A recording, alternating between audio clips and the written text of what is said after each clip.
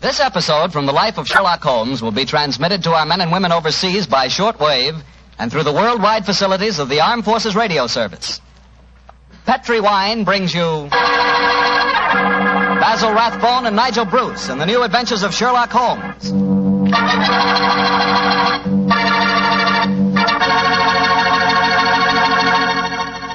The Petri family, the family that took time to bring you good wine, invite you to listen to Dr. Watson tell us another exciting adventure he shared with his old friend, that master detective, Sherlock Holmes. Tonight, instead of joining the doctor at his home, we're all meeting here at Camp Roberts in California, where the doctor's going to tell his story before a large audience of GIs, and as usual, I'm going to tell my story right now. It's about Petri, California sherry. And I want you to know that Petri sherry is the best beginning a good meal ever had. Before you sit down to dinner some evening soon, just pour yourself a glass of Petri sherry. Look at that rich, dark amber color. Just smell the fragrance of those wonderful grapes. And then taste that Petri sherry. Is that ever good?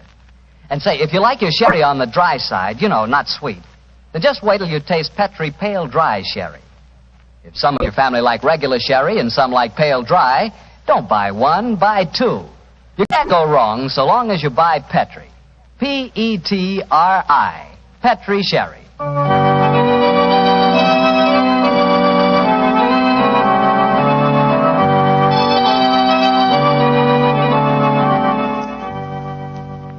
And now let's join Dr. Watson and get on with our story. Good evening, Mr. Bartell. Well, Doctor, your study seems a little bigger than usual this week. Yes, my boy. I felt that as tonight's new Sherlock Holmes adventure was rather an exciting one, the men here at Camp Roberts might like me to tell it to them in person. I'm sure they will, Doctor. Which particular story have you selected? One that I call The Strange Case of the Murder in Wax. It concerns one of the most sinister mass murderers who ever threatened the peace of London. It was in the summer of 1900, and the city had been rocked by a series of ghastly murders on Hampstead Heath. Hampstead Heath? Yes, Hampstead Heath. That's a large rambling park in the suburbs of London, Mr. Bartell, and noted as a rendezvous for young lovers. It was here that the elusive murderer, knife in hand, was wont to roam at night time, searching for his prey. All of his victims were young girls, and despite the frantic efforts of the police, each murder seemed to be as baffling as the one that preceded. Finally, of course, as usual, Scotland Yard came to Sherlock Holmes for help. It seems almost like yesterday, Mr. Bartell, that Inspector Lestrade stood in our Baker Street rooms, imploring Holmes to handle the case.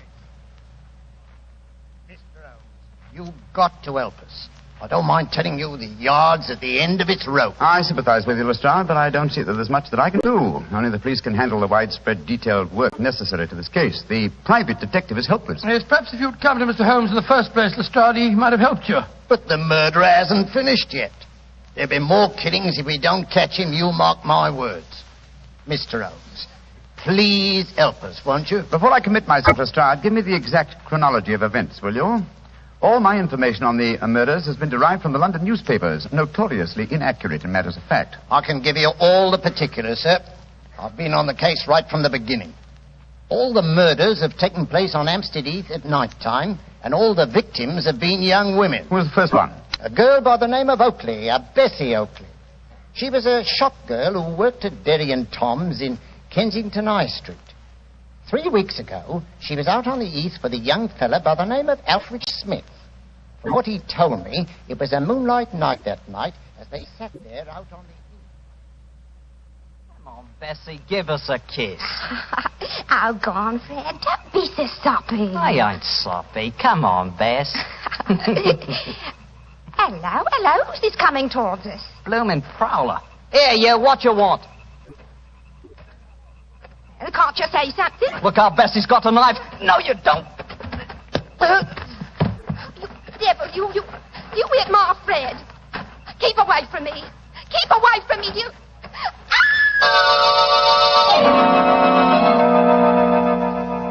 And that's all I know, Inspector Lestrade. I never got a good look at him.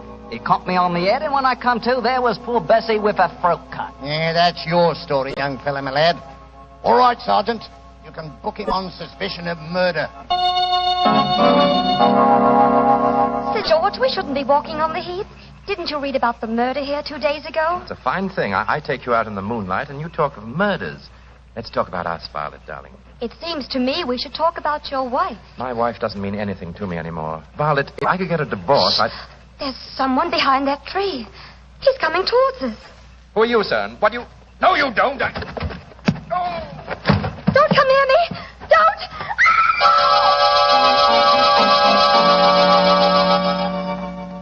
Inspector Lestrade, she's dead, poor girl, I know, but a scandal can't bring her back. If there's any way to keep my name out of the papers, Yeah, I'm afraid you'll have to take your chances, Sir George. Oh, and Sergeant. Yes, Inspector? You can turn that boy loose, Weevil, for questioning. The man who did this is obviously the same killer. I'm afraid we're going to hear a lot more from him. Light edition evening paper. Hampstead Heath murderess strikes for 5th time. 9 girls murdered on Hampstead Heath. Light edition evening paper here. Now, look here, miss. You can't go walking by yourself on the heath. It ain't safe. Thank you, Constable, but I'm not frightened. I want to be by myself, and I want to think. Well, I can't stop you by law, I suppose, but you shouldn't do it. Yeah. I don't know how to handle these modern young things, and that's a fact. Inspector Lestrade, he must have killed her the moment she got out of my sight. I searched the old ruddy heath, but I couldn't find the murderer. But it did startle him. He left his knife in the body. Good, Jackson. The body's not been identified yet, eh? No, Inspector. We'll print her photograph in all the papers. We've got to find out who she is.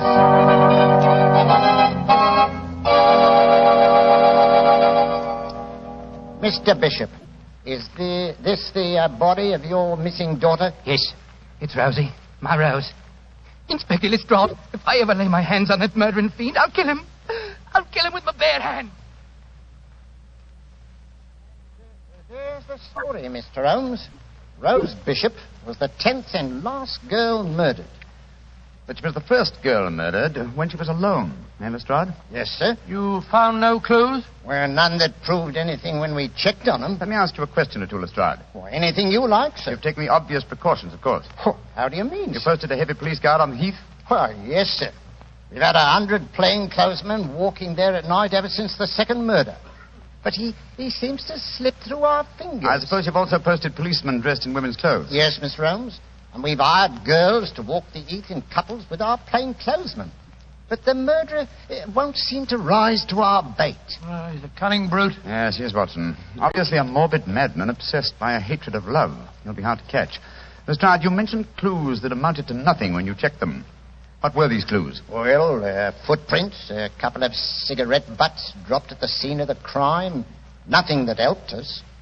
The only important clue was the knife we found in the body of Rose Bishop, the last girl murdered. Of course, the experts at the yard examined it. Yes, sir. Didn't tell us a thing, though. You had the knife with you? Here it is, Mr. Holmes. I knew you wouldn't trust us. You'd want to look at it yourself. Thank you, Lestrade. Yes. Mm-hmm. Interesting. What is it, Holmes? This knife is a collector's item. It's at least 100 years old, I should say. May I keep this overnight, Lestrade? I should like to conduct a few experiments of my own. Why, of course you can, sir. Then you're going to take on the case, Holmes? Now, let us say that I'll take it under advisement. I'll do my best, Lestrade. I'll do my best. Well, thank you, sir. If any further developments occur, communicate with me at once, will you? Yes, sir. In the meanwhile, I'll smoke a few pipes on the problem. But I promise nothing, my dear fellow. I promise absolutely nothing.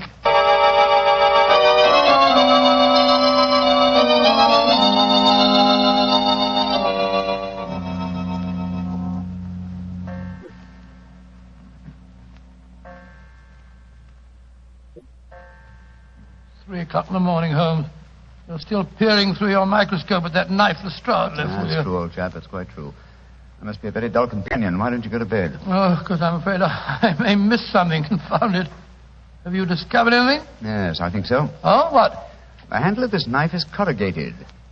On the underside, I observed a slight diffusion in the markings.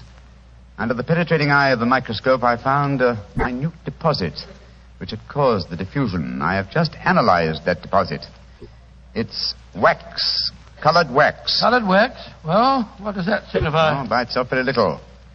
But when you combine it with a knife that definitely belongs to another century, it does suggest a certain origin. I got an idea. Perhaps it came from the theater. An 18th century dagger could belong in a period play.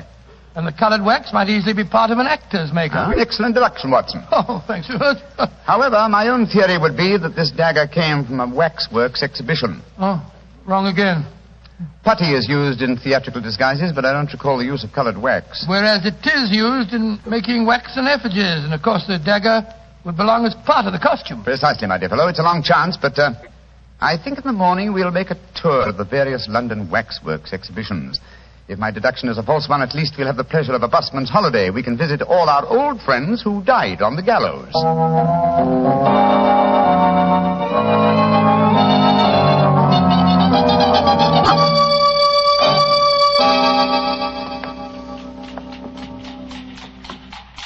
Getting tired, old chap? I must say I'm a little weary. This is the fourth waxworks exhibition that we've been to.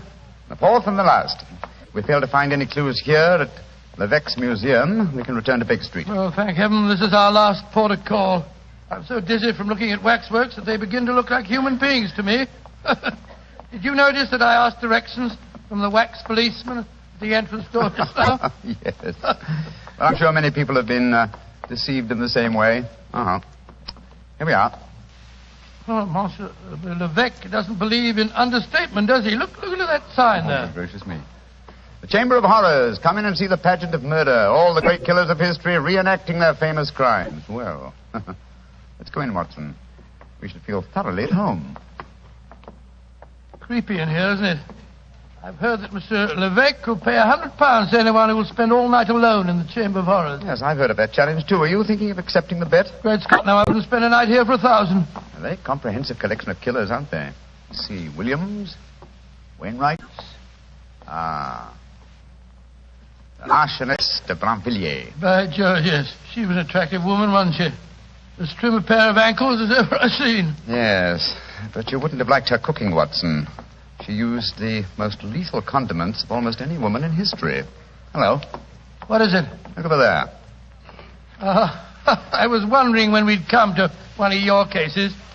Dr. Grimsby Rylott and the murder at Stoke Moran.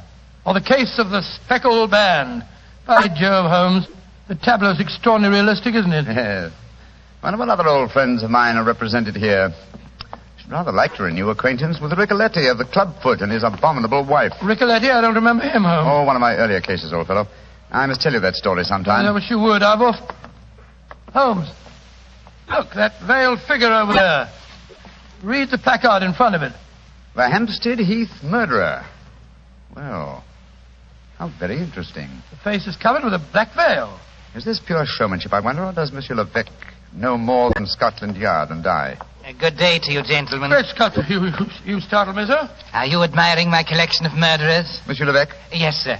And haven't I the distinction of addressing Mr. Sherlock Holmes? That is my name, and this is my friend, Dr. Watson. How do you do? How do you do, Doctor? I am greatly honored to meet you both. What do you think of my Chamber of Horrors? Oh, it's very impressive. We're particularly interested in this veiled figure of the Hampstead Heath murderer. Yes, indeed we are, sir. Is there a face beneath that veil? I'll let you in on a trade secret, gentlemen. There are no recognizable features behind that veil. This is purely for publicity purposes. The public always expects to see the latest horrors here. And I thought I'd titillate their morbid palates by having a mysterious figure representing the killer. Of course, if he is captured, I shall add his effigy to my collection.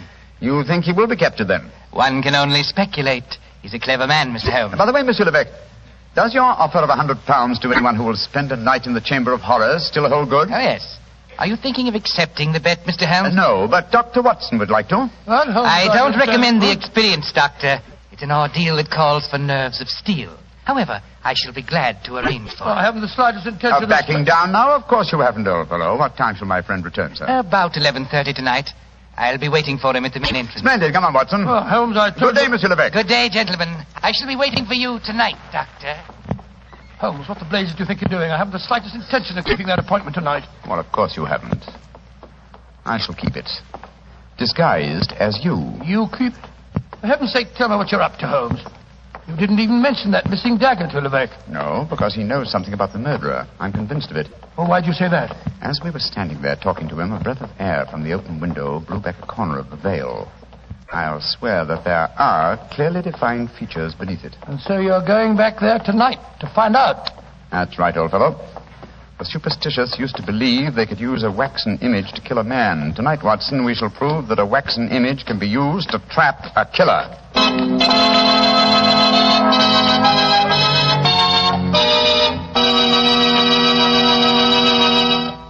Dr. Watson will continue his story in just a second, so I'm just going to remind you that there are lots of ways to make good food taste better. But the easiest way is to serve that food with a good wine, a Petri wine. If you like a white wine with chicken or with fish, you'll love that wonderful Petri California Sauterne. If you like a red wine, then rich, hearty Petri California Burgundy is your wine. But if you don't know which you prefer, why not try them both? Petri Burgundy and Petri Sauterne, red and white. Don't buy one, buy two.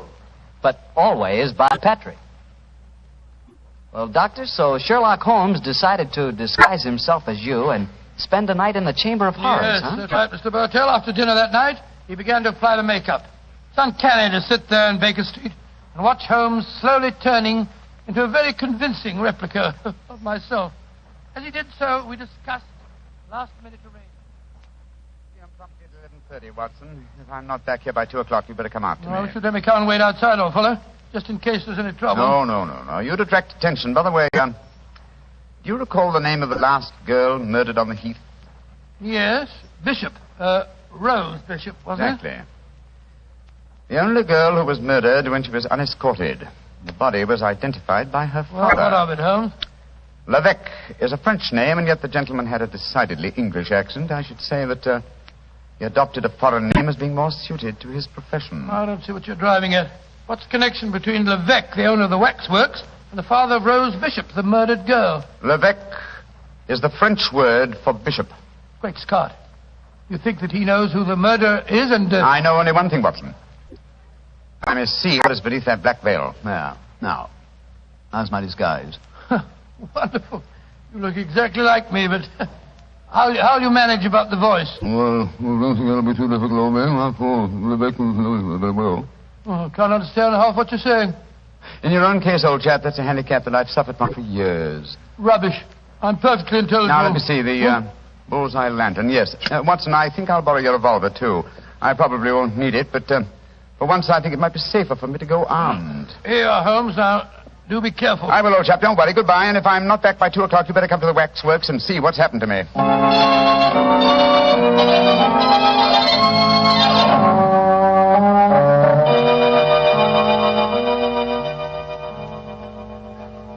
Dr. Watson, you don't mind if I search you? Oh, gracious, no. Of course not. No lantern, please. The moonlight will give you all the illumination that you need. Oh, dear me. A revolver in your pocket. I'm afraid I can't allow that. Oh, no. Once before, a young man who unwisely accepted my bet left bullet holes in some of my finest waxworks before he finally went raving mad. Gracious me, raving mad, did he? Miss Holmes, we're here. Don't be frightened, Dr. Watson. Many of the waxwork murderers here are all friends of yours. They'll be good company. I shall come and release you at 8 in the morning. Yes, but no. How about if I'm quite I've sealed all the windows with string and wax. I shall seal the door behind me as I leave. Well, it's very unkind of you. Midnight. The bet is on, Doctor. You still wish to go through with it? I suppose so. Very well, then. I shall leave you now. Good night, Dr. Watson. Good night. Pleasant dreams. Pleasant dreams.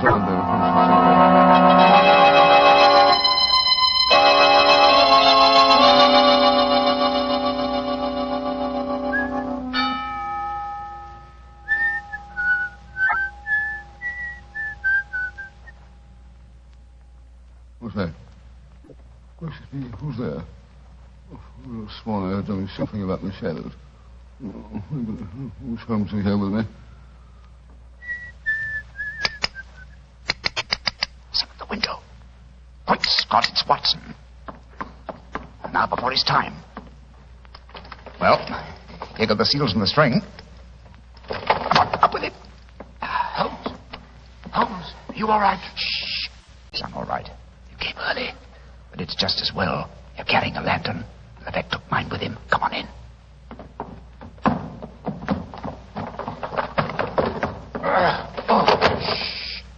There we are. Go on, open or quiet. I'm glad to see you, Watson. But what made you decide to come here so early? After you left, the Start came to Baker Street. He told me there was another murder on the Heath at 7 o'clock tonight. Another murder, eh? I started worrying about you, Holmes. I had a premonition of impending danger, and I decided to come over here. You're not angry with me? Oh, of course not, my dear fellow. I'm glad of your company, and I appreciate your concern. Have you looked under the veil of the waxwork figure of the Hampstead Heath murderer yet? No, I was just about to. Your lantern will be most useful. Come on, Watson.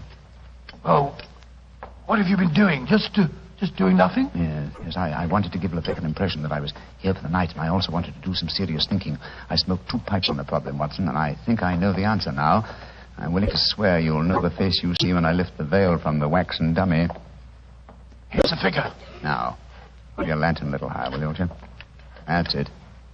I lift the veil, and who do we see? Good Lord, it's the waxwork figure of Levesque himself. Precisely, Watson. An unparalleled example of the self-betrayal inherent in criminal egotism. Levesque couldn't resist the... Holmes, the waxwork is moving. It's alive. Yes, gentlemen.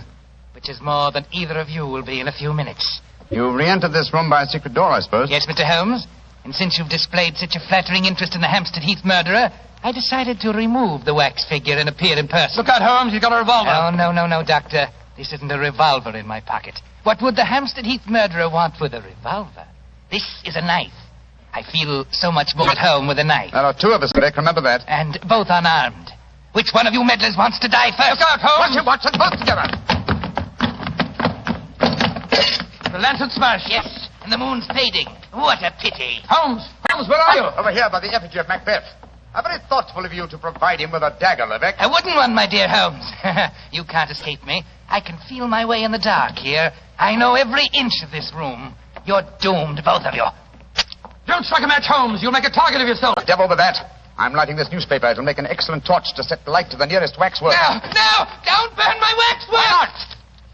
Wax on a wooden frame should blaze brilliantly. There we are. Oh, you devil! You're destroying my life's work! Holmes, that burning wax is pouring all over the floor. The curtains are catching light. The whole place will burn down. Oh, my beautiful museum! I thought this would smoke you out. Quick, Watson, at him again. What's that knife, Holmes?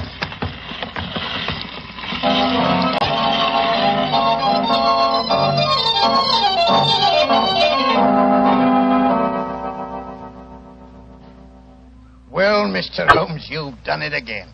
You've solved the case in a blaze of glory. Get the point, sir. A blaze of glory. Yes, Lestrade, I get the point. Thank you very much. Pass that marmalade, will you, Watson? Holmes, is that the morning paper you brought with you, Lestrade? Yes, Doctor. Want me to read you the headlines? Yes, please do. Yeah. Hampstead Heath murderer captured in fire that destroys waxwork exhibition. You know, Mr. Holmes, you and the doctor were lucky you weren't burned to death. Never mind the chance you ran of having your throat cut by that maniac. It was fortunate that the police and firemen were on the scene as quickly as they were. Levesque had the strength of 10 men. Yes, the strength of a madman. He'll never stand trial, of course. No, Doctor. He'll end up in an asylum where he belongs. Mr. Holmes, what made you suspect Levesque? You first gave me the clue yourself, Lestrade. You told me that all the murdered girls were accompanied by men when they were attacked. All of them save one, Rose Bishop. Therefore, if the murderer was venting a hatred of love, he had to be someone very close to Rose Bishop to know that she was a suitable victim. That point alone, which I was shockingly slow in observing, should have told us to focus our attention on the father, Mr. Bishop, alias Levesque. Well, your theory was certainly right, Mr. Holmes. You should have heard his ravings after the arrest. He swore his daughter had been ruined, and so he'd killed her, too. Holmes, the waxwork figure of the killer, the one with the veil over its face, the features underneath were those of Levesque himself, weren't they? I'm certain of it, old fellow. You see, he had 2 great prides. The first, his natural pride as a fine craftsman in wax. The second, his perverted pride as a prominent and successful murderer. These 2 prides combined suggested to his crazed mind that he make a waxwork figure of himself and range it with the other great killers of history. Yes, but he was cunning enough to protect himself by placing a veil over the face. Precisely, my dear fellow. And when he saw us yesterday and we accepted the wager, he undoubtedly became suspicious and removed the wax figure last night and made his personal appearance as the murderer with every intention of killing us both. Yes, we were very lucky, old chap. Yeah, if you ask me, Mr. Holmes, you've been very smart. No, I quite agree, Lestrade. I think you solved the case brilliantly, Holmes. No. I've been very sluggish. I Solved by circumstance and melodrama what should have been a purely intellectual problem. I'm not pleased with myself. Lestrade, I hope that my name has not been used in that newspaper report. No, it hasn't, sir. Excellent. I want no credit in this case. Well, do you mean to say that you're going to let Scotland Yard get the praise for catching him, Holmes? Why not? Well, that's very generous of you, Mr. Holmes. It'll make things a lot easier for me. Yes, it certainly will. Holmes, I can't see why you reproach yourself. Because, my dear Watson, like the Hampstead Heath murderer, I, too, have my pride as a craftsman. This case had a clearly defined pattern, and I was unable to recognize it. If you should have occasion to chronicle this story, Watson, and I should prefer that you didn't, I would like you to entitle it The Education of an Idiot. Oh, come now, Holmes. The education of an idiot? That's absurd. I know. But if you do tell this story, it'll probably end up as The Strange Case of the Murderer in Wax.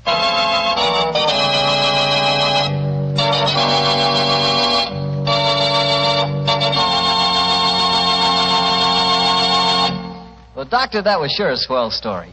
You know, that's the kind of story I like. Lots of action. Well, that's the kind of story I like to tell. You know, Mr. Bartell, although our broadcasts were heard overseas every week through Armed Forces Radio, this is one of the few occasions that I've had the privilege of really telling my story directly to the boys. And it's been a great pleasure for me to be here at Camp Roberts. Well, that not only goes for you, but for me, too, Doctor, and for the Petrie family. There are no words to describe how much our country owes our servicemen. And to all of you, the Petrie family wants to say, just as every American wants to say, thanks for a swell job. Well, Dr. Watson, what story are you planning to tell us next week? Next week, Mr. Bartell, I'm going to tell you one of the strangest adventures that ever happened to Sherlock Holmes. It takes place in a monastery high in the mountains of Tibet and concerns itself with an avalanche, an execution, and a murder.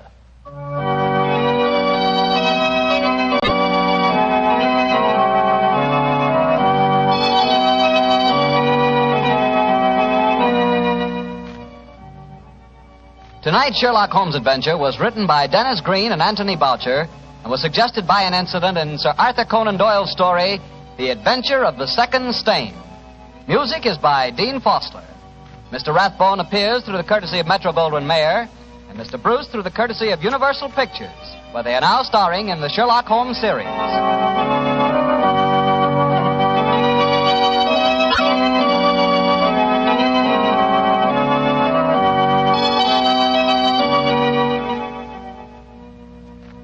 The Petrie Wine Company of San Francisco, California, invites you to tune in again next week, same time, same station.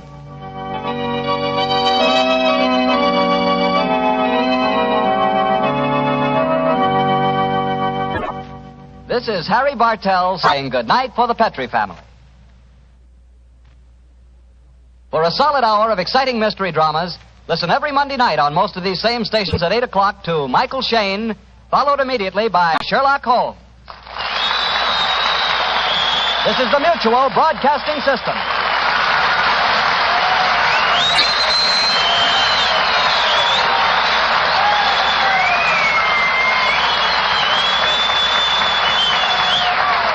Petrie Wine brings you Basil Rathbone and Nigel Bruce in the new Adventures of Sherlock Holmes.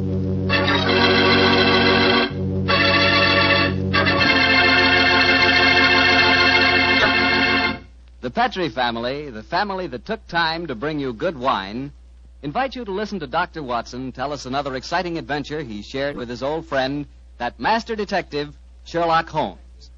And I'd like to talk about an adventure myself, an adventure in good eating.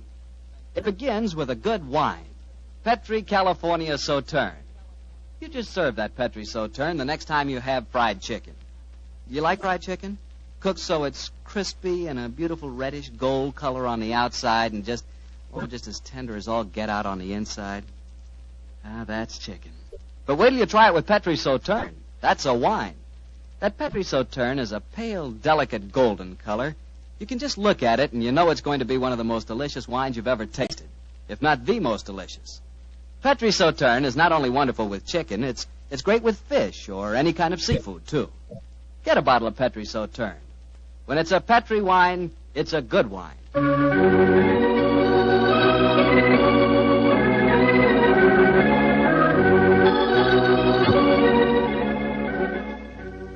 now I'm sure Dr. Watson's expecting us, so let's go in and join him. Come in. Ah, there you are, Mr. Bartell. Good evening, Doctor. Good evening. Draw up your chair by the fire. That's it. The tobacco's in the jar beside you over there. Thanks. Well, Doctor, all ready for tonight's new Sherlock Holmes adventure? Yes, Mr. Bartell. Though on this occasion I'm going to tell the story a little differently. You see, I didn't take part in it myself, so I shall act as a narrator and recount the adventure as it was told me some years after it actually took place. Told you by Sherlock Holmes, I suppose. Yes. At the time the story happened, the whole world, including myself, believed that my old friend had been dead for 3 years.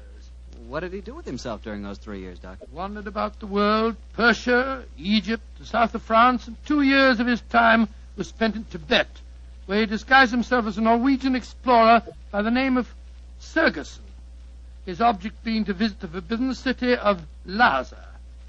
The story began as Holmes stood on the outskirts of a tiny encampment, high in the Tibetan snows, disguised as the Norwegian Sergerson. Surrounding him was an excited group of native guides, their fur-capped faces and shaggy sheepskin coats making them appear like strange, wild animals as they stood there gesticulating wildly. The freezing wind whirled great clouds of snow away from the mountaintop that loomed above them. And Holmes told me that he felt a premonition of impending disaster.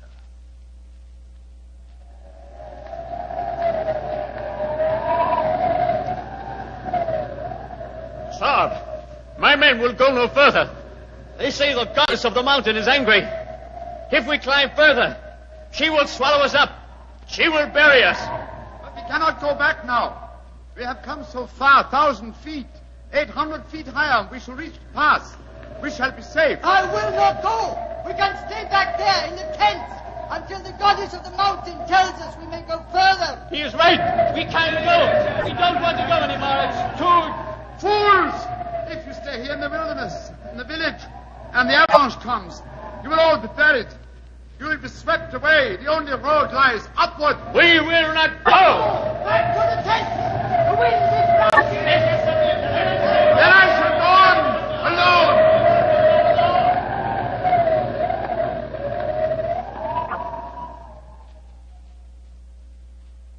Holmes was the only one who survived. He struggled up the pass that led to safety, the icy gale whipping round him in a frenzy. A few moments after he reached the top, the avalanche occurred. The tents, the guides, and all their equipment were buried beneath hundreds of feet of hurtling, thundering snow. The way behind him was closed. He could only forge ahead. Alone, unaided, he descended the path that led to the plateau beyond. But the goddess of the mountain was still angry. Through the knifing wind and snow he battled on, without food and without, as he told me later, much hope. Even Holmes was helpless in that battle of man against the elements. What happened in that 36 hours he never really knew, except that the wind howled and the driving snow slashed at him without mercy. Finally, his mind began to wander, and he became delirious.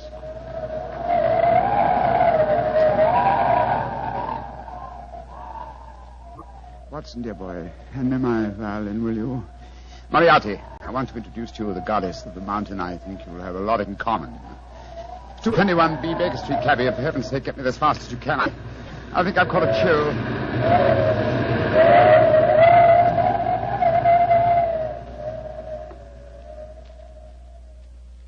Though his mind was wandering, his great strength combined with instinctive urge for self-preservation must have kept him on his feet.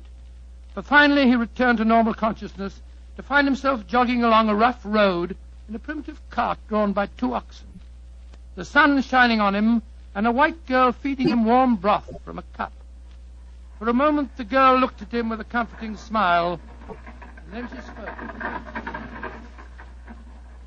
No wonder you look puzzled, poor man. You can't make up your mind whether you're in this world or the next. Who are you?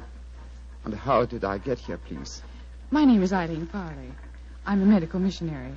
I found you wandering out of your mind 2 days ago, and I've taken you under my wing.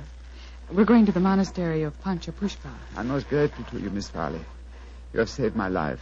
Permit me to introduce myself. My name is Sigerson, Olaf Sigerson. I'm a Norwegian explorer. Oh, no. No, your name is Sherlock Holmes, and you're a famous English detective. Please, I don't understand you. Mr. Holmes, you've been delirious for the last 2 days.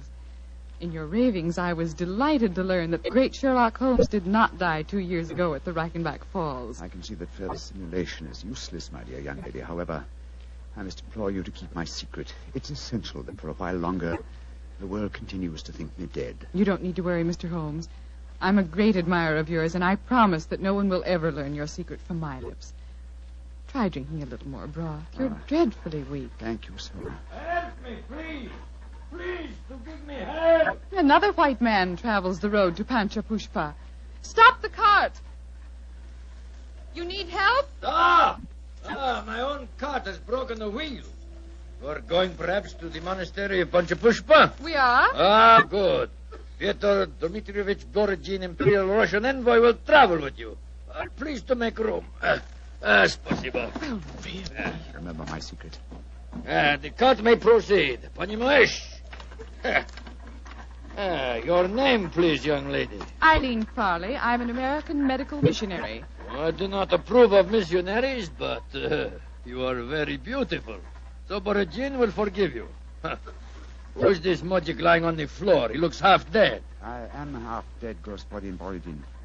My name is Sigerson. I am Norwegian. What is a Norwegian doing in Tibet? I have been exploring the mountains. And what, may I ask, is a Russian doing in Tibet, Господин Borodin? What is a Russian doing? You shall see, my friend. To Holy Mother Russia shall belong Tibet. But now let us be gay. We have some hours ahead of us. You like vodka, Miss Farley? I'm afraid I don't drink. Borodin will teach you to drink. Then he will sing you songs of his native Russia. We shall be happy. Ay, chiki, chiki, chiki, gor, vashni, more, dyastri. Singing. Holmes told me that every note jarred his aching, weary head. After a few hours, the strangely assorted trio arrived at the gates of the monastery. An edifice, as Holmes told me, of great antiquity and of breathtaking beauty, and built in the shadow of a giant mountain. He was fed and bathed, and shortly afterwards he found himself together with his 2 companions in the presence of the head abbot himself, a man of great age and infinite wisdom.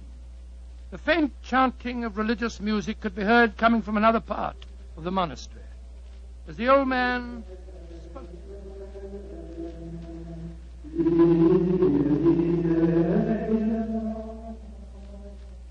My dear Miss Farley, my dear gentlemen, I have welcomed you to the monastery, and yet each one of you has come to me separately and asked that he be given permission to go to the sacred city of Lhasa. I cannot give that permission, my children. Borodin has traveled a long way. Russia will be most unhappy if he does not get the permission. I am an explorer, Reverend Sir. Will not that fact entitle me to some consideration? I, too, have traveled a great way, sir. My children, I realize your claims, but the permission is not in my power to grant. Tibet is ruled by our Chinese overlords. In any case, I will ask you to turn your heads. The gentleman approaching us has preceded you in residence here. He also wishes to tread the road to Lhasa. You have new visitors, I see. Yes, my son. Permit me to introduce you. Sir Harvey Forrester, and this is Miss Eileen Farley. How do you do? How do you do, Sir Harvey? Господин Borodin from Russia. How do you do? One cannot travel the world without meeting an Englishman.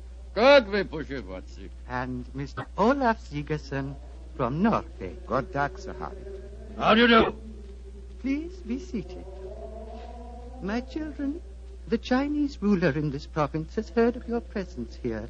He has announced his intention of visiting you. Before he arrives, I should like to ask you each a question. 4 of you, all from different countries, have traveled here to the mountains of Tibet. At this monastery, I can offer you refreshment, the opportunity of acquiring wisdom and peace. What more do you seek in Lhasa? I shall ask you each that question in turn.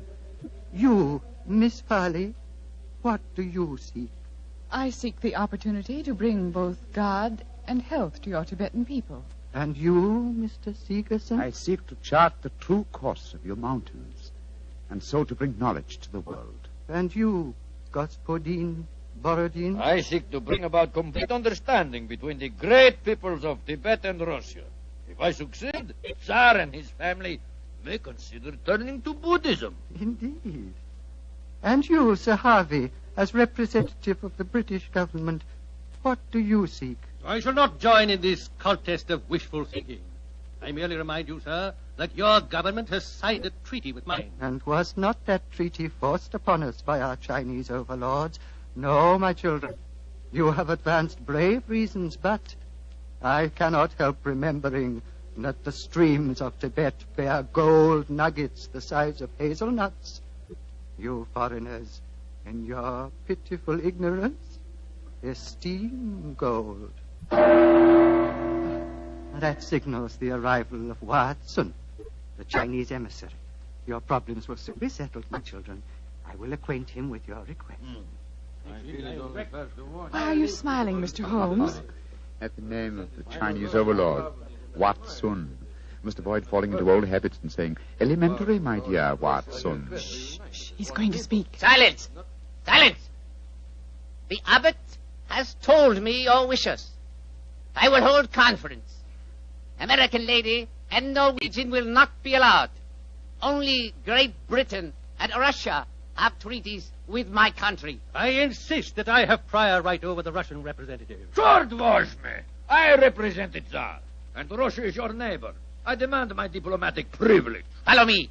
I will decide these things, not you. I shall inform the British consul in Peking if proceedings... This is an insult to the Tsar. Holy Mother Russia will never... Well, Mr. Holmes, it looks as if you and I, at any rate, don't get to Lhasa. No. You look worried. Does the journey to Lhasa mean so much to you? It isn't that. I'm worried about the potential danger that hangs over this monastery. Violent forces are at work. What do you mean, Mr. Holmes? As you know, Miss Farley, I have some specialized acquaintance with these matters, and I tell you that I have rarely seen more clearly exemplified that emotional tension which leads to one thing, murder. That is what I'm afraid of, young lady. Murder.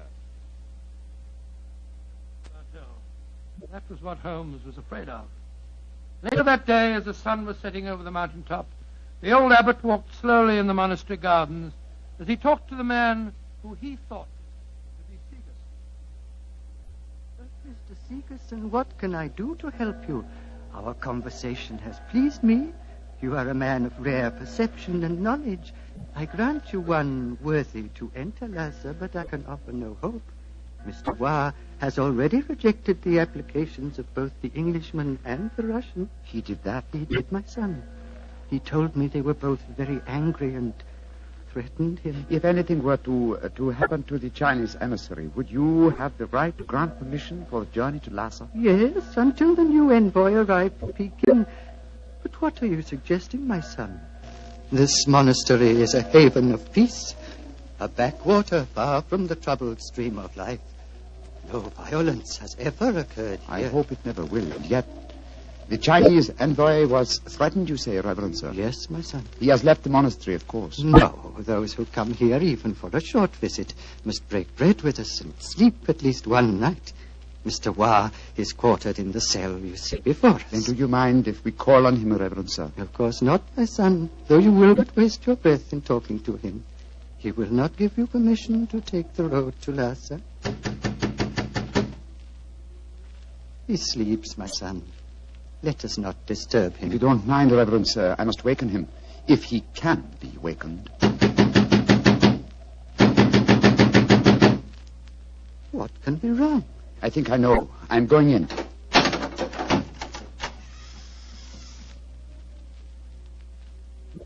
There is your answer, Reverend Sir. He is dead. Yes, sir. Strangled with his own cue. Oh, the poor misguided man has taken his own life, my son. No, sir. Look at those marks on his shoulder. He has been murdered. But what are we to do?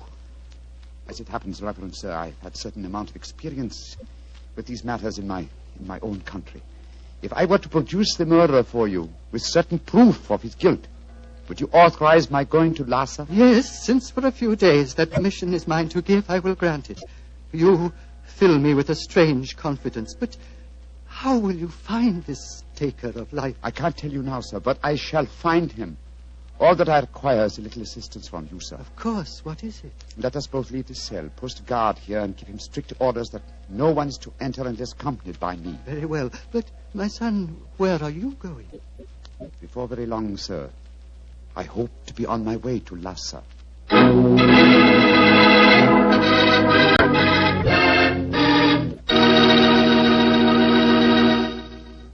Dr. Watson will tell us the rest of his story immediately, so I'll just take a second to remind you that hamburgers, hamburgers, are practically an all-American food. We all love a good hamburger, but wait till you taste a juicy hamburger together with a glass of Petri California Burgundy. Boy, that Petri Burgundy is a hearty red wine that's just the best friend a hamburger or steak or any kind of meat dish ever had.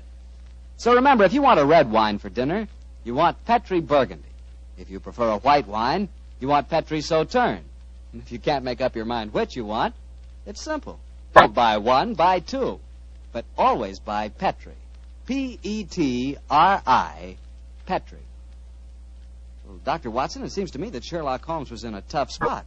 There he was, thousands of miles from England. A murderer was running loose. Holmes was in disguise. And he hadn't got you to help him on the case. Oh, thank you, Mr. Bartell. I must say I think that I always was useful to my old friend.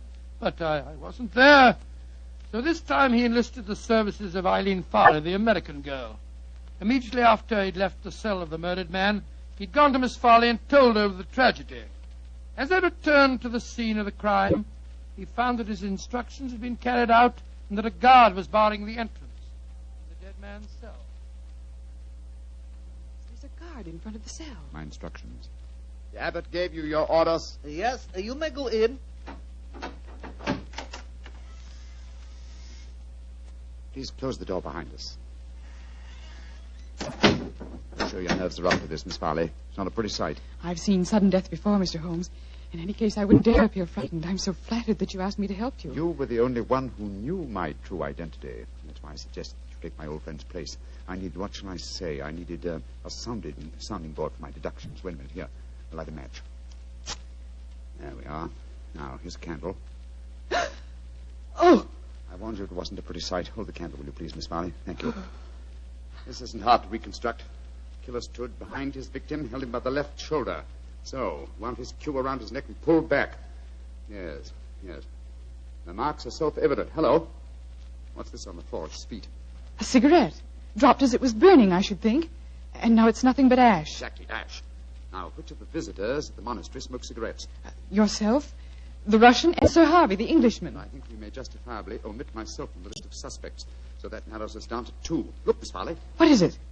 There are clear traces here to the naked eye, not only of tobacco ash and paper, but of cardboard. But what does that signify, Mr. Holmes? The case is nearly solved. Come on, young lady. We must pay a visit to Borodin's cell at once.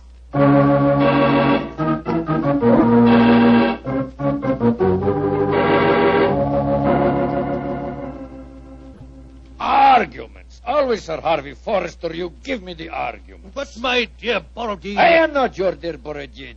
I'm Pyotr Dmitrovich Borodin, ambassador of Holy Mother Russia. I'm no friend of yours.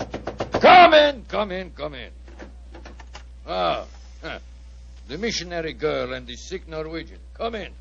We will drink vodka, and I will sing Russian songs for you. We haven't come here to listen to songs. The Chinese envoy was murdered tonight. So we have been told, my dear. And Sir Harvey and I are very happy because of his death, are we not? Well, I won't pretend I'm heartbroken. Rasputin Borodin. What is it, Norwegian? You were in the cell tonight at the time of the murder. Huh? That's a lie. I can prove it. In that cell, I've just found ashes, of totally burned cigarette ashes that included fragments of cardboard. Only a Russian cigarette has a cardboard mouthpiece. What you can or cannot prove is of no interest to me, Sigerson. He's very obstinate tonight, Sigerson. We've just been having a political argument. Couldn't agree on a single point, except on the danger of the common man. He was telling me of the most extraordinary revolution in his estates. Do you know they chopped off one of his hands? Dreadful. Your hand, Borodin. Which one? As God was merciful, my left hand. The one beneath your glove? Is made of wax, my good Norwegian. Is made of wax. Well, see for yourself. Extraordinary. It's more than that. It is conclusive proof. What do you mean, Mr. Sigerson? I cannot tell you now. I must leave you here. Let me warn you, the three of you will be well advised to keep an eye on each other. Meanwhile, I must see the abbot. Why, Mr. Sigerson? Because now I know who murdered Wat Sun.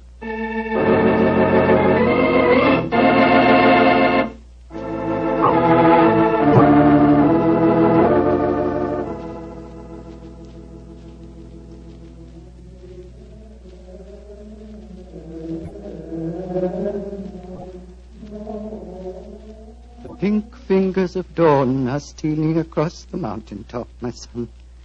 Soon you will be on your way to Lhasa. Yes, Reverend Sir. You have kept your promise. You kept yours, Mr. Sigerson. The Chinese soldiers have arrived, and the taker of life has been given into their custody. Before you leave, my son, I want you to do something for me. Anything, Reverend Sir. What is it? The hooded figure in the corner is that of the monastery scribe. He keeps our annals. I want you to explain for our records how you knew which one of the three was the taker of life. It was not difficult, sir. The killer had gripped Wat Sun's shoulder with the left hand, while the right was used to strangle him. Therefore, the Russian Borodin could not be the killer, since his left hand was artificial. Quite so. It was, as you told me, made of wax. Then... But the clue of the cigarette pointed directly to the Russian. Therefore, it had obviously been planted there deliberately to incriminate him. Now, there is no trained police force in Tibet. We need no police. There is no crime here, my son. But continue. Why should the cigarette be planted to incriminate the Russian? Unless there was someone capable of making the deduction from a handful of cigarette ash. Therefore, the murderer was the one person who knew my true identity. Miss Eileen Farley, supposed missionary. No missionary, as it transpired when she confessed, and no American. No, a Secret Service agent of German origin, seeking to reach Lhasa before the Russians, and infuriated by Wat Sun's denial of passage. Any Secret Service is better off without such employee. She will pay for her mortal sins. May she redeem herself in her next place on the wheel. My son. Yes, Reverend Sir. You are about to leave me, and I shall never see you again. Though evil and death came to Panchapushpa and to my monastery in the caravan that brought you here, I shall miss you, my son. I shall miss you greatly. And I you, Reverend Sir. Would you consider staying here? I can only offer you peace, a shelter from the outside world, and quiet companionship. 3 great gifts, sir. But I cannot take them. My work is not done. I must go on. Of course, my son. It was an old man's dream. One last question. What is it, sir? You spoke of your true identity just now. Who are you, my son? Reverend Sir, I cannot tell even you the answer to that question. One day, perhaps, but not now. Let us just say that I have wandered through a world of trouble, just as you have remained tranquil in a world of peace. I hope, sir, that we shall meet again. I hope so, too. Goodbye, my son. Goodbye, Reverend Sir. Goodbye.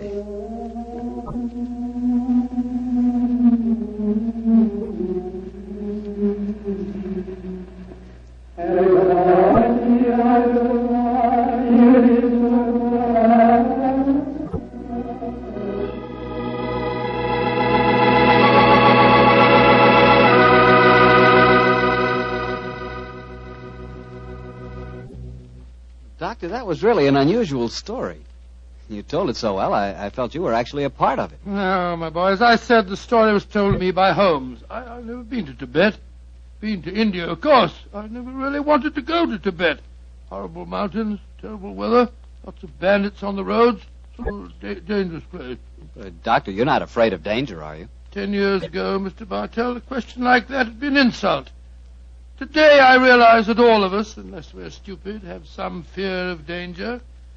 I would say that I'm definitely not a coward, nor am I a thrill seeker, but I've done with searching for something new. Me too, Doctor. I'm through searching for something new also.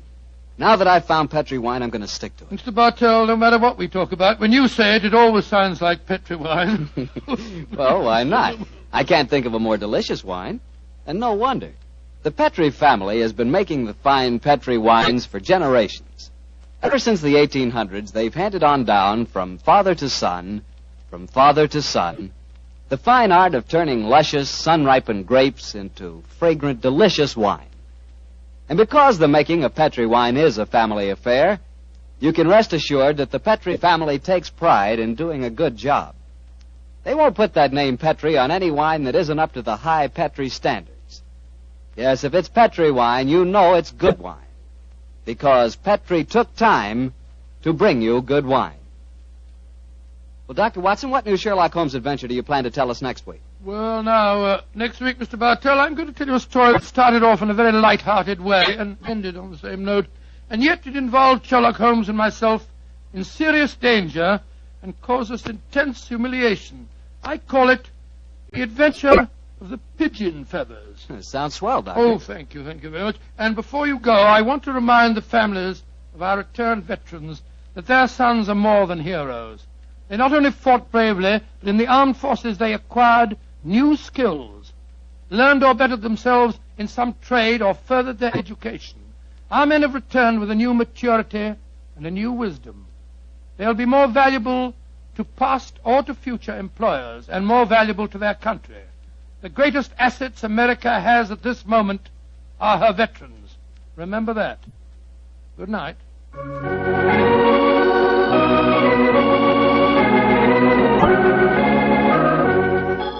Tonight's Sherlock Holmes adventure was written by Dennis Green and Anthony Boucher and was suggested by an incident in the Sir Arthur Conan Doyle story, The Adventure of the Empty House. Music is by Dean Fossler. Mr. Rathbone appears through the courtesy of Metro-Goldwyn-Mayer, and Mr. Bruce through the courtesy of Universal Pictures, where they are now starring in the Sherlock Holmes series.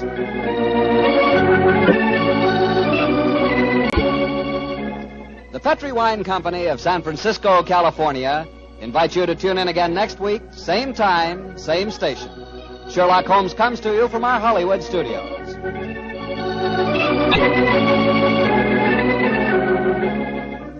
This is Harry Bartell saying goodnight for the Petri family. For a solid hour of exciting mystery dramas, listen every Monday night on most of these same stations at 8 o'clock to Michael Shayne, followed immediately by Sherlock Holmes. This is the Mutual Broadcast.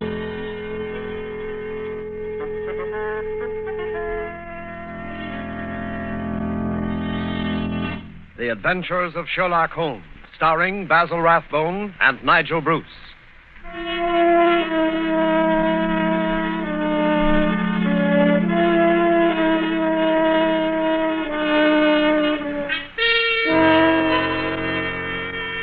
The makers of Grove's bromoquinine tablets bring you another adventure of Sherlock Holmes with Basil Rathbone as Sherlock Holmes and Nigel Bruce as Dr. Watson. A cold is a miserable thing. A cold may become a dangerous thing. Even a so-called light cold can take a serious turn. Be prompt, be decisive in your treatment of a cold. At the very first sign of a cold, take Grove's bromoquinine tablets. Bromoquinine tablets quickly check the symptoms of a cold, quickly relieve the distress of a cold. They give you speedy results, which are very important. Don't monkey around when you can get such a dependable preparation as Grove's bromoquinine tablets. And now, here we are again on our usual visit to Dr. Watson. He's waiting for us in his study, a cheerful blaze crackling on the hearth. I'm very relieved to see you, Mr. Manning. Hasn't the weather been atrocious today? I was beginning to wonder if you'd be able to get here tonight through all this fog. Yes, it certainly is what you Londoners call a regular pea souper. Yes, indeed. It reminds me of the adventure of the missing submarine plans. A case that was solved in the underground. Underground? What you Americans call a subway. Yes, but what has a solution in a subway got to do with a foggy night? Well, you see, the affair started in weather exactly like this. It was the third week in November, the year 1895, to be exact. On Monday, a dense yellow fog had settled down upon London. On Thursday, it was still there, thicker and murkier than ever. At first, Holmes had turned his nervous energy to cross-indexing his huge reference books. But when, after pushing our breakfast chairs back for the fourth morning, we saw the greasy brown swirl still drifting past the windows, Holmes's patience snapped.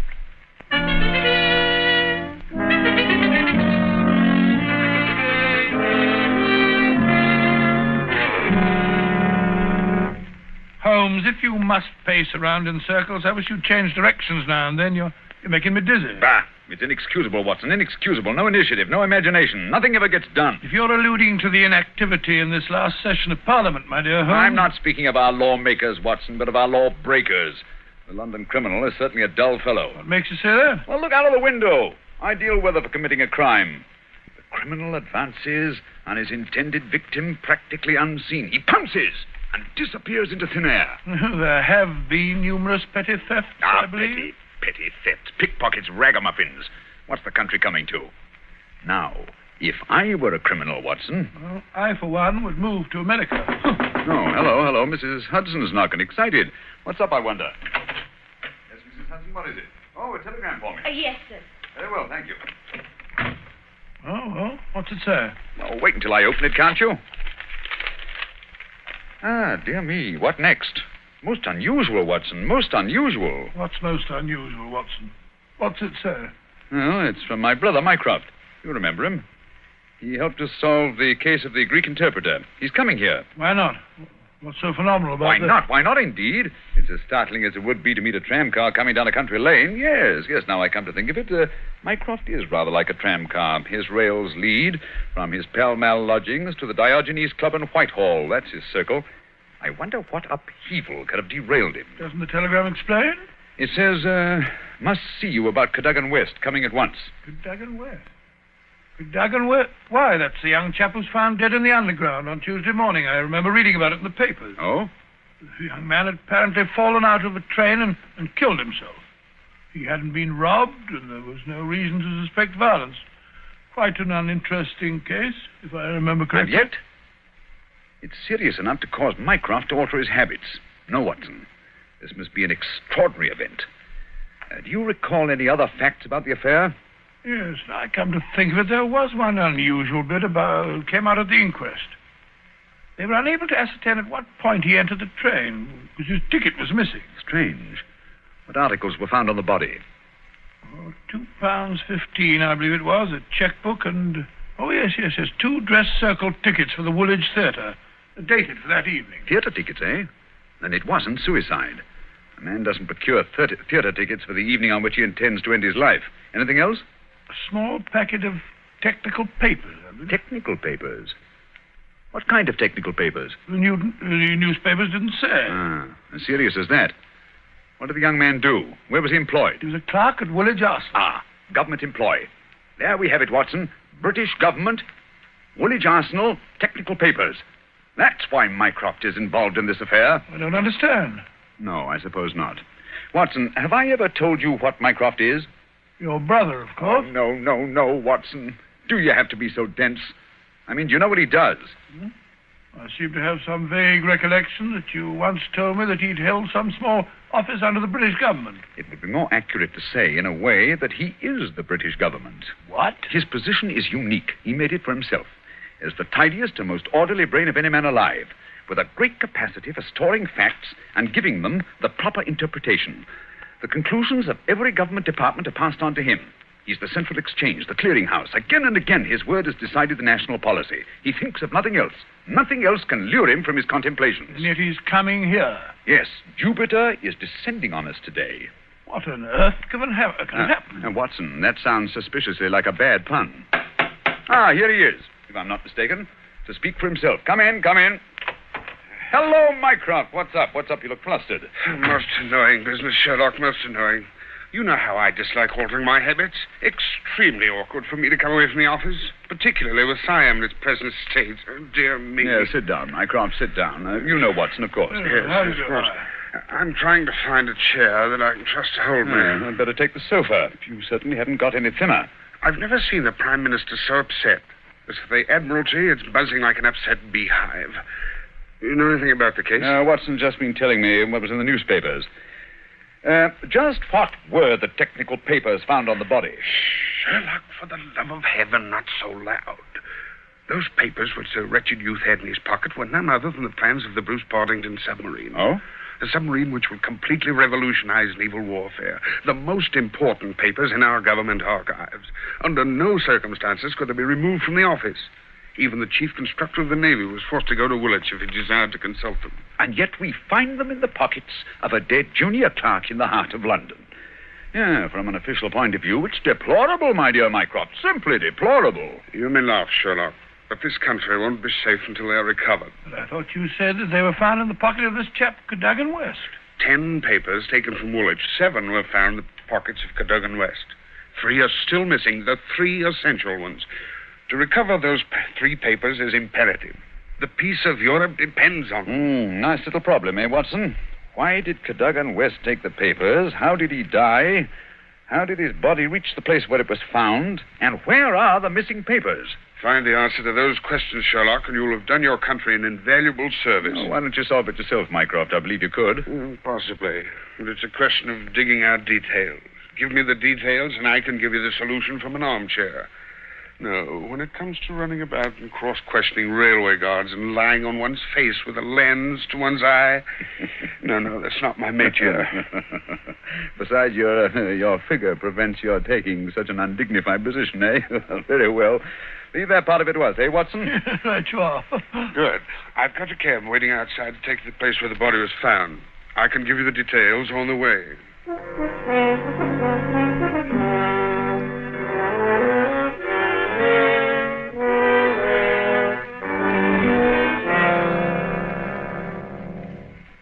Now, Mycroft, who was the official guardian of these famous papers? No less a personage than Sir James Walter, a gentleman who's grown grey in the service. His patriotism is beyond suspicion. A bachelor, if I'm not mistaken. Lives with his brother. Yes. He was at the house of Admiral Sinclair at Berkeley Square during the whole of the evening when this accident occurred. The Admiral vouches for him. He's one of the 2 who have the only keys to the safe. And his key was with him all evening? Right. His key, the key to the building, and the key to the room. Who was the man with the other key? The senior clerk, Mr. Sidney Johnson. Man of 40, married, silent, morose, with an excellent service record. Any alibi? He, too, had his key with him and seems to have spent the evening playing a game of draughts with the green grocer around the corner from his lodgings. Of course, he has only the word of this green grocer to back him up. Oh, come, my dear Mycroft. No class discriminations, please. The word of a greengrocer is often just as good as that of an admiral. What about Cadogan West? He had a good reputation. A bit hot-headed, but straight and honest. At least, everyone thought so. He was next to Sidney Johnson at the office. His duties brought him into daily personal contact with the plans. No one else ever had the handling of them. Oh, it's perfectly clear. He must have taken... Not so fast, Watson, not so fast. Who locked them up that night? Mr. Sidney Johnson. They were of value, commercially, I mean. Oh, yes. There's no doubt that West could have got several thousands for them very easily. And yet, only a small amount of money was found on the body. Perhaps the buyer took it back after he'd murdered West. What puzzles me is, how did West obtain possession of those papers? To do so, he must have had a false key. Several false keys, Sherlock. He had to open the building and the room as well. Oh, well. Several false keys, then. Let me see. Suppose West did take the papers and went into town. And on the way back to Woolwich, where he is hoping to replace the papers, he's killed and thrown from the train. But the spot where the body was found is considerably past the station for London Bridge, which is the route to Woolwich. That's interesting. Also, if young West did make an appointment with some foreign agent to sell the papers that night, why didn't he keep the evening clear? Why buy 2 theater tickets? Exactly. Furthermore, he actually escorted his fiancée halfway there before he disappeared. Blind. That's what it looks like to me. Why did he take the papers at all? Why not copy them out in the office and sell the copies? He certainly had plenty of opportunity to do so. And why the absence of his underground ticket? Perhaps the ticket would have shown us which station was near the agent's house. So the murderer destroyed it. Good, Watson. Very good. And yet, I wonder. Well, here's the underground station. The railway authorities have sent a man round to show the exact place where the body was found. You won't change your mind and come with us? Well, crawling round that black hole on my hands and knees, not very likely. Well, I shall expect a report on your efforts this evening. Never expect too much, Mycroft. Never expect too much.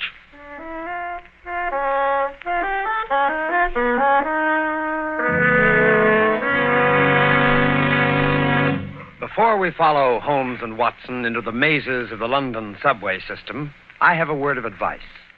Every year, colds cause a lot of sickness. Every year they cause a lot of expense and time lost from work. Always regard a cold seriously. Always treat it earnestly. At the first sign of a cold, take Grove's bromoquinine tablets. Bromoquinine tablets are famous relief for the distress of a cold. Their efficacy has been fully established. Bromoquinine tablets go right to work on a cold symptom. They don't waste any time. They don't pull any punches. They quickly relieve the misery of a cold. They help reduce the fever of a cold. Thousands of people keep bromoquinine tablets handy all winter. Thousands of people depend on them as their relief for colds. No other preparation enjoys greater confidence than bromoquinine tablets. Follow the example of millions, and at the first sign of a cold, take Grove's bromoquinine tablets. Get them at any drugstore, a few cents a box. Ask specifically for Grove's, Groves, Bromo, Bromo, quinine, Quinine, Grove's bromoquinine tablets.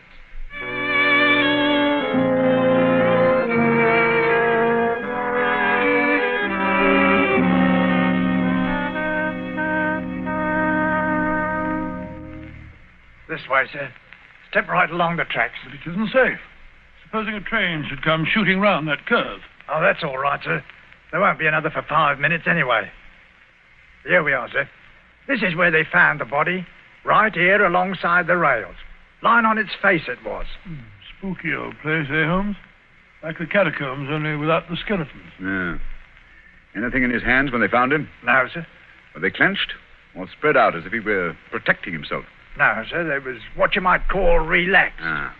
What time did all this happen? Well, sir, the train he was hoisted out of, as near as we can figure, passed along here about midnight on Monday. All the carriages have been examined for signs of violence, I suppose. They didn't find nothing, not even the missing ticket. There was a passenger to Aldgate on the ordinary train. About 11:40 it was. He said he'd heard a heavy thud, like something striking the line, just before the train reached this station. But it was so foggy, he said he was blessed if he could see what it was. Holmes, what's the matter? What are you staring at? The curve, Watson. What curve of it? Of the rails. What of it? What do you mean?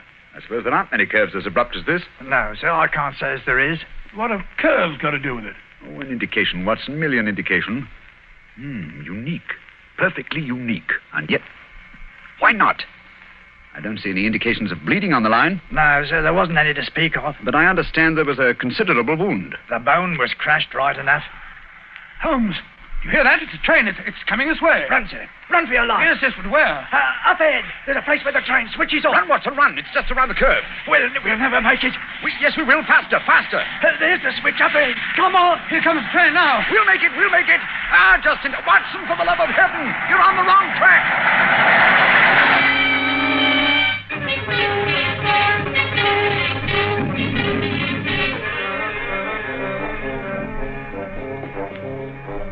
Well, that was a narrow escape, Holmes. I must say my knees are still shaking. Look at the shoulder of my coat where you pulled at me. Lucky thing for you that I did. Where are we off to now in this fog? Yes, it's a nice afternoon. Suppose we pay a few calls. I think Sir James Walter claims our first attention. After that, we might drop in on Miss Westbury. Miss Westbury? Who's she? She is Cadogan West's fiancée and the last person to see him alive. Holmes, we seem to be going around in circles. We've accomplished absolutely nothing so far except to get ourselves nearly annihilated in the underground. After all, it's perfectly obvious that the young man had a quarrel with someone, in all probability the agent, to whom he sold the papers, and got himself thrown out of the railway carriage for his pay. I disagree with you, my dear Watson. His body fell from the roof of the carriage where it had been placed. Cadogan West met his death elsewhere. The roof of the train? Consider the facts, Watson. A, the curve in the tracks. The body is found at a spot where the train pitches and sways as it comes around the points. B, there was no ticket. C, there were no signs of bleeding on the line because the body had bled elsewhere. Of course. Everything fits together, but where was the body placed on the train? I think I can make a fair guess at that, my dear Watson. Here we are. This is the famous official villa of Sir James Walter. And that, if I'm not mistaken, is his brother, Colonel Valentine, just coming out of the house. What's the matter with the man? He looks positively haunted. Oh, pardon me, Colonel Valentine, but can you tell me if Sir James is at home? Sir James, sir? Sir James is dead. Good heavens, dead? He died this morning. It's terrible. Terrible. How did he die? Oh, it's this horrible scandal. My brother, sir, was very sensitive of his honor. He couldn't survive the disgrace to his department. It broke his heart. Pardon me, gentlemen, I must go. It broke his heart. Most appalling development. Eh, Holmes? I wonder if his death was natural, or if the poor fellow killed himself.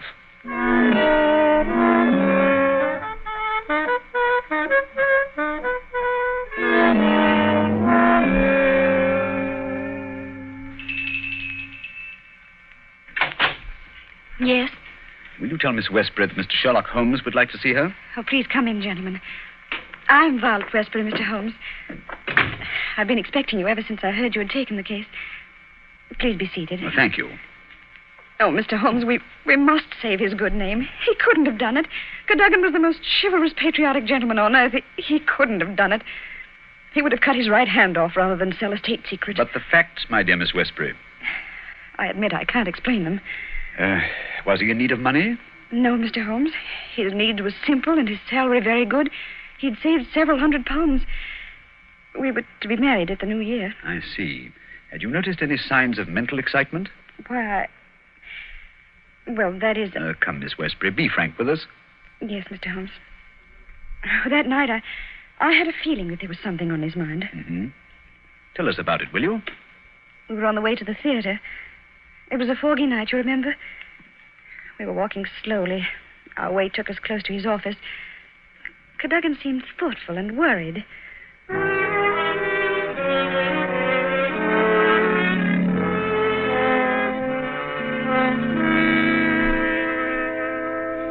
Darling, what's the matter? You haven't said a word for the last 5 minutes. Have I said or done something? Of course not, silly. It's just that I've got something on my mind. Oh, why not tell me about it? Perhaps I can help. It's no use, Vi. It's too serious for me to talk about, even to you. You know, sometimes, Caddy, I feel just the least little bit jealous of that old job of yours when you're cooped up in that building all day. Oh, now you're not going to be jealous of a building. Well, not really. But it is funny to think of a husband having secrets he can't tell his wife. Mighty important secrets, I can promise you. There's one in particular that any foreign spy would pay good money to get hold of. How thrilling. Well, I don't know. They're awfully slack about some things over there in that building, Violet. What's too slack? It would be too confounded easy for a traitor to get his hands on those plans. What plans? Never mind, darling. I guess I'm getting a bit melodramatic. But there's something been worrying me. Hello, what's that? What's what? Over there, that shadow moving along the side of the building. It's a man. So that's it. I always suspected... Oh, what's the matter? You're so excited. What's wrong? Stay here, Violet. There's something I have to find out. Stay here.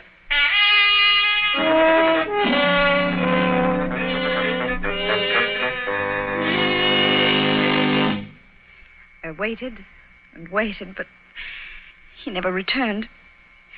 Oh, Mr. Holmes, if you could only save his honor, it meant so much to him. We shall do our best, Miss Westbury. This shadow, this man moving along the building. Did you see it, too? I think I did, Mr. Holmes. But the night was so foggy, I can't be sure. But there must have been a man. Another man. It couldn't have been Cadogan. Surely character goes for something. Let us hope so. Come along, Watson. We must return home. I'm expecting an answer to some telegrams I sent Mycroft earlier this afternoon. We've done enough for one day.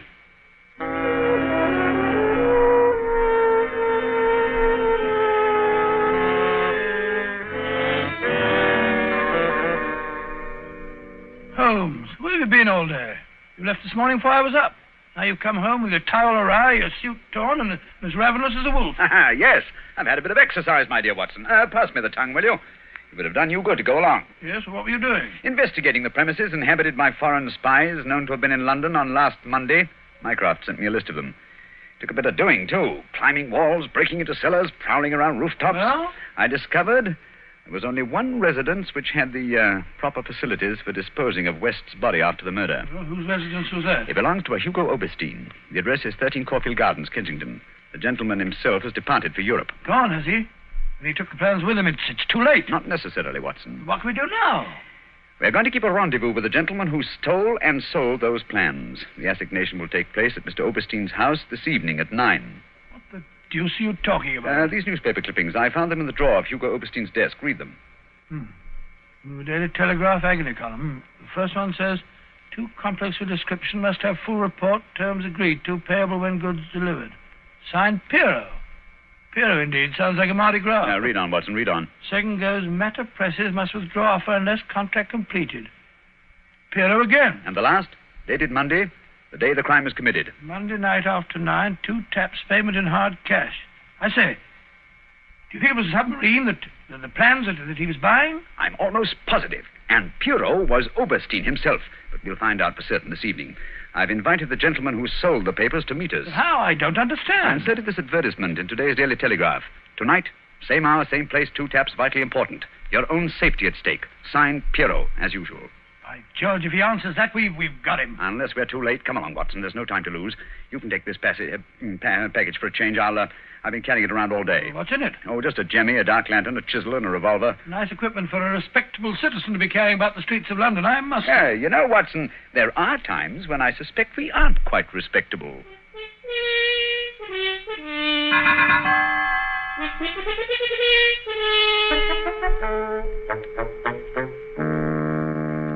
Here we are. This is Caulfield Gardens. Thank heavens, it's still foggy.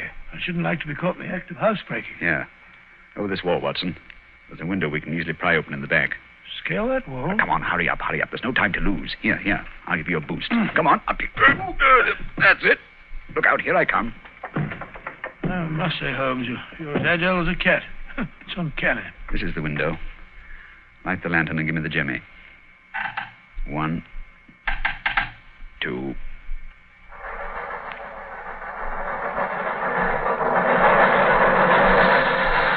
Holmes, the underground runs right past here, almost on the level of these windows. I could have reached out and touched it. Yes, quite convenient, wasn't it? It was here the body was placed on the roof of a train. Look on this windowsill. You can see the soot is blurred where they rested the body. And here, look. This brown stain is blood. Nasty, eh, Holmes? Let's get on into the house. Very well, then.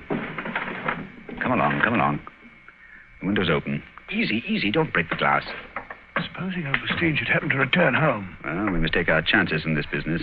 Come along, Watson, come along. Our visitor will expect to be let in by the front door. I wish these stairs didn't squeak so. 9 o'clock. We can expect him at any moment now. You take your position on one side of the door. I'll be on the other. We can punch on him when he enters. I'll throw my greatcoat over his head. I wish he'd hurry. Shh, Watson. What if he doesn't come? There he is. Ready now. I'll open the door. You wanted me? No, you don't. Take that. What the... Easy, Watson, easy. All right, Holmes, I've got him. Well, let's take a look at our catch. Take the overcoat away, Watson. Right. Hi, it's Colonel Valentine Walter, Sir James's brother. Quite. Well, sir, what have you to say for yourself? Why did you steal the Bruce Partington plans? Who are you? What do you know about this? I am Sherlock Holmes, and I know everything. Oh, this is terrible. I'm lost. I didn't realize their importance until my brother killed himself. But I needed the money. I had to have it. Oberstein offered to give it to me if I'd let him see the plans. So you took an impression of your brother's key, opened the safe, and procured the papers. Cadogan West saw you leaving the building, followed you here, and you killed him. No, I didn't do that. I swear I didn't do it. No? Then perhaps you'd better tell us who did murder Cadogan West and placed him on the roof of the railway carriage. I'll tell you. I promise you I will. I did the rest. I confess it, but not that. Very well, then. How did it happen? I got the papers, as you've discovered. Made my way through the fog until I reached the door. Once or twice, I fancied I was being followed. I could hear footsteps on the pavement behind me.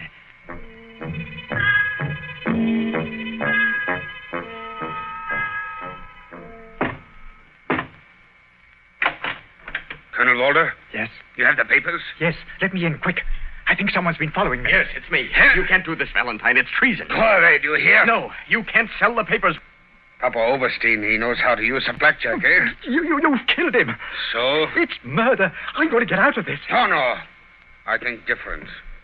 You will come in here if you do not wish to taste a blackjack, too. But That is better. Oh, what can we do? They'll find the body. I have an idea. First, I look at those papers. I take the ones I want, and the rest we put in the pocket of this foolish young man.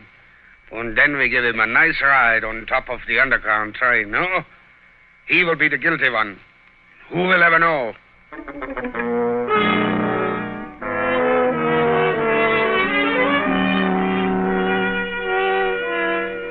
What a thoroughly unpleasant gentleman. What a pity that he got away with the papers, Dr. Watson. Oh, but he didn't. Oberstein had left a Paris forwarding address with Colonel Walters. That gentleman sent him a letter dictated by Holmes. saying that he had discovered that one essential detail in the plans was missing, and that he had procured a tracing which would make it complete for a price. And did Oberstein swallow the bait? Did he swallow it? He was arrested as he got off the boat at Folkestone. Some weeks later, I learned, incidentally, that Holmes had spent a day at Windsor Castle and returned with a remarkably fine emerald tie-pin. When I asked him where he got it, he answered it was just a small present from a certain gracious little old lady for whom he'd been able to do a small favor. Yes, and I think I can guess the lady's august name. Elementary, my dear Mr. Manning, elementary. I see. Ladies and gentlemen, in just a moment, Dr. Watson will be back to tell us about next week's story. In the meantime, let us repeat. Watch out for colds. At the first sign of a cold, take Grove's bromoquinine tablets. Bromoquinine tablets are made especially for the relief of colds. In other words, they're specialized medication, and that's what you want. Yes, at the very first sneeze or sniffle, go right to your druggist and get a package of Grove's bromoquinine tablets. Now, Dr. Watson, next week? Next week, I think I'll tell you the story of the lion's mane. The lion's mane? What was that, Dr. Watson? Well, the answer to that question, Mr. Manning, almost stumped Sherlock Holmes himself. Suffice it to say that they were the last words gasped out by a dying man as he lay writhing in agony on the sands of the Sussex coast.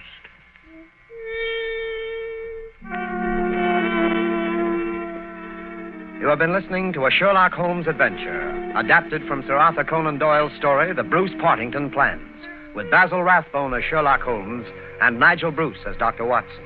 The dramatization was by Edith Miser. This program is presented from Hollywood every week at this same time by the makers of Grove's bromoquinine tablets. Quick relief for colds. This is Knox Manning speaking.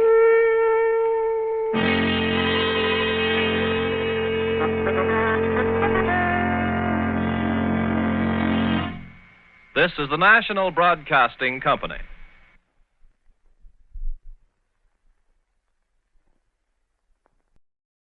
This episode from the life of Sherlock Holmes will be transmitted to our men and women overseas by shortwave and through the worldwide facilities of the Armed Forces Radio Service.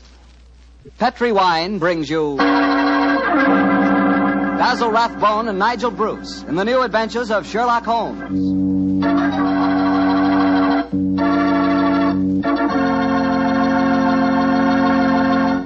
The Petri family, the family that took time to bring you good wine, invites you to listen to Dr. Watson tell us another exciting adventure he shared with his old friend, that master detective, Sherlock Holmes. And if you don't mind, I'd like to suggest something that you might share with your friends. And that something is a glass of sherry before dinner. Naturally, a glass of Petri California sherry. I say Petri sherry because it's the perfect before-dinner wine. You couldn't think of a better way to begin a meal. That Petri sherry has a beautiful, inviting color, like dark amber. And for flavor, well, you've heard sherry described many times as having a rich, nut-like flavor. But if you want to learn for the first time what those words rich and nut-like really mean, you just taste Petri sherry.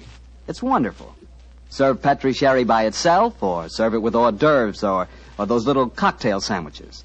And incidentally, if you prefer your sherry dry, not sweet, just ask your wine merchant for Petri Pale Dry Sherry. Well, the important thing to remember is if you want sherry, you want Petri sherry, because that means good sherry.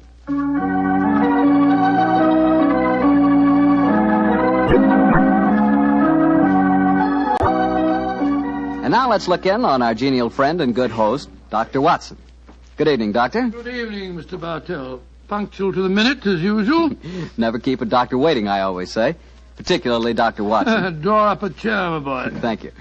That's it. All ready to tell us the Sherlock Holmes adventure of the speckled band, Doctor? Yes, I'm all ready, Mr. Bartell. Say, Doctor, just what does a speckled band mean? You wait until I've told you the story, young fellow, my lad. You'll find out for yourself. Sorry. The floor is all yours, Doctor. The adventure of the speckled band began on a rainy April morning in 1883. An urgent call from one of my patients had kept me up most of the night before, and in consequence, I came down to my breakfast rather later than usual to find that Holmes had already left our house some hours earlier. As I sat there reading the morning paper and consuming my 2 lightly boiled eggs, there was a knock at the door.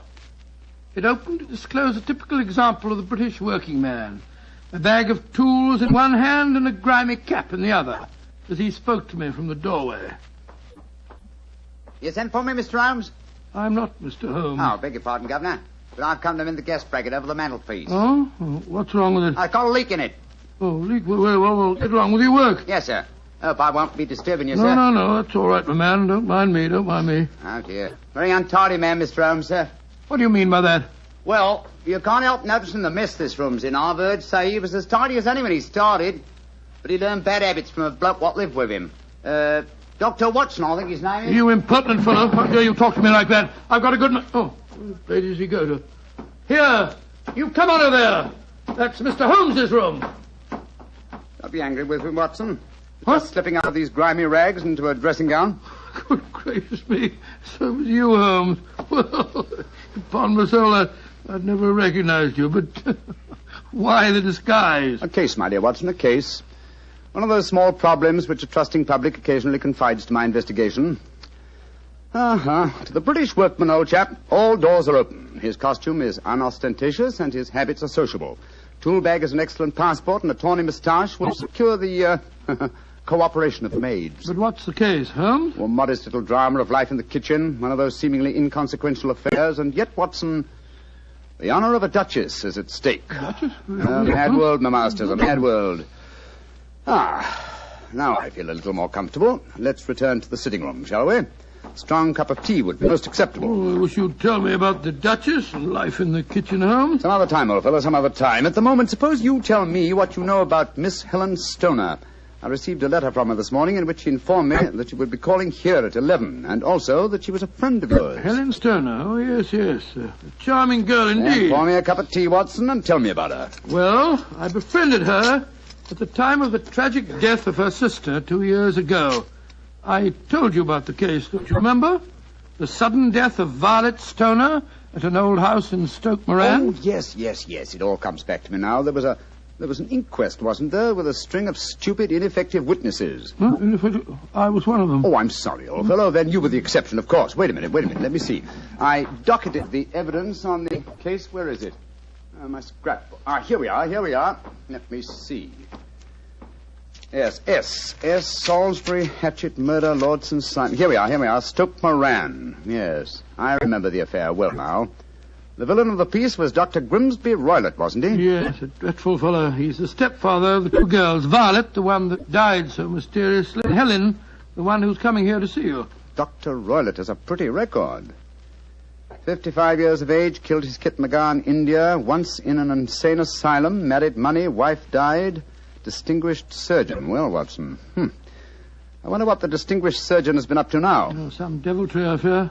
Why do you say that? You remember that Miss Violet Stoner's death followed close upon the announcement of her engagement? Yes. Well, I met Miss Helen Stoner on the streets a few weeks ago. She told me that she'd just become engaged to a young fellow in the army who was leaving for the Far East. She was very upset at the thought of being alone with her stepfather at Stoke Moran. Oh, naturally she was. Dr. Roylott stands to lose a considerable sum of money in the event of his stepdaughter's marriage. Yes, they both had a trust fund which he administered only as long as the girls were unmarried. That fact was brought out at the coroner's inquest 2 years ago. But if Roylott did poison the other stepdaughter, and I'm pretty convinced that he did, it seems unlikely that he'd try it again. 2 sudden deaths in the same household could hardly pass the coroner. Oh, no, my dear Watson. You're making the mistake of putting your normal brain into Roylott's abnormal being. Oh, that must be Miss Stoner now. Yes, let me see. It's precisely 11 o'clock. Well, let's see what we can do for her. Well, I hope you can help her, Holmes. She's an extremely nice girl. Come in. Yes, Mrs. Hudson? There's a Miss Helen Stoner to see you, sir. She says she has an appointment. Show her in, please, Mrs. Hudson. Aye, sir. Come in, my dear. Thank you. Miss Stoner, I'm so glad to see you again. How do you do, Dr. Watson? And this must be your friend. Yes, Miss Stoner, I'm Sherlock Holmes. Sit down by the fire, won't you? Yes, please do, my dear. Hello, you're trembling with cold. It's not cold that makes me shiver. Tell me, Mr. Holmes, has my stepfather, Dr. Grimsby Roylott, been here? No, he hasn't. He saw me in the street.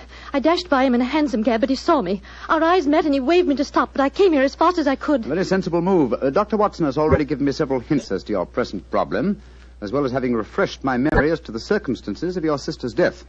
My problem is a simple enough one, Mr. Holmes. I'm waiting to be murdered. No, my dear Please be girl. a trifle more explicit, Miss Stoner. Very well, Mr. Holmes. My fiancé is leaving for the Far East today. When he leaves, I shall be alone with my stepfather at Stoke Moran. He plans to murder me just as he murdered my sister. What makes you say that, Miss Stoner? Many strange things have happened recently. For instance, he's just moved me into the bedroom in which my sister died. Well, what reason did he give for changing your room? That my old one needed repainting. It didn't need it, but Dr. Roylott did need to move me into that horrible room. And other things have happened. I've heard the music again. Music? What music? My sister first heard it a few days before she died. I heard it myself on that dreadful night she breathed her last. Oh, Mr. Holmes, I'm terrified. Don't worry, my dear. Please don't worry anymore. You have friends to help you now. Do you mind if I ask you a few questions? No, of course not. Now, this music. Does it seem to come from inside the house or outside? Well, it's hard to say. It sounds so faint. What's it like? A sort of soft droning sound. Like a flute or a pipe?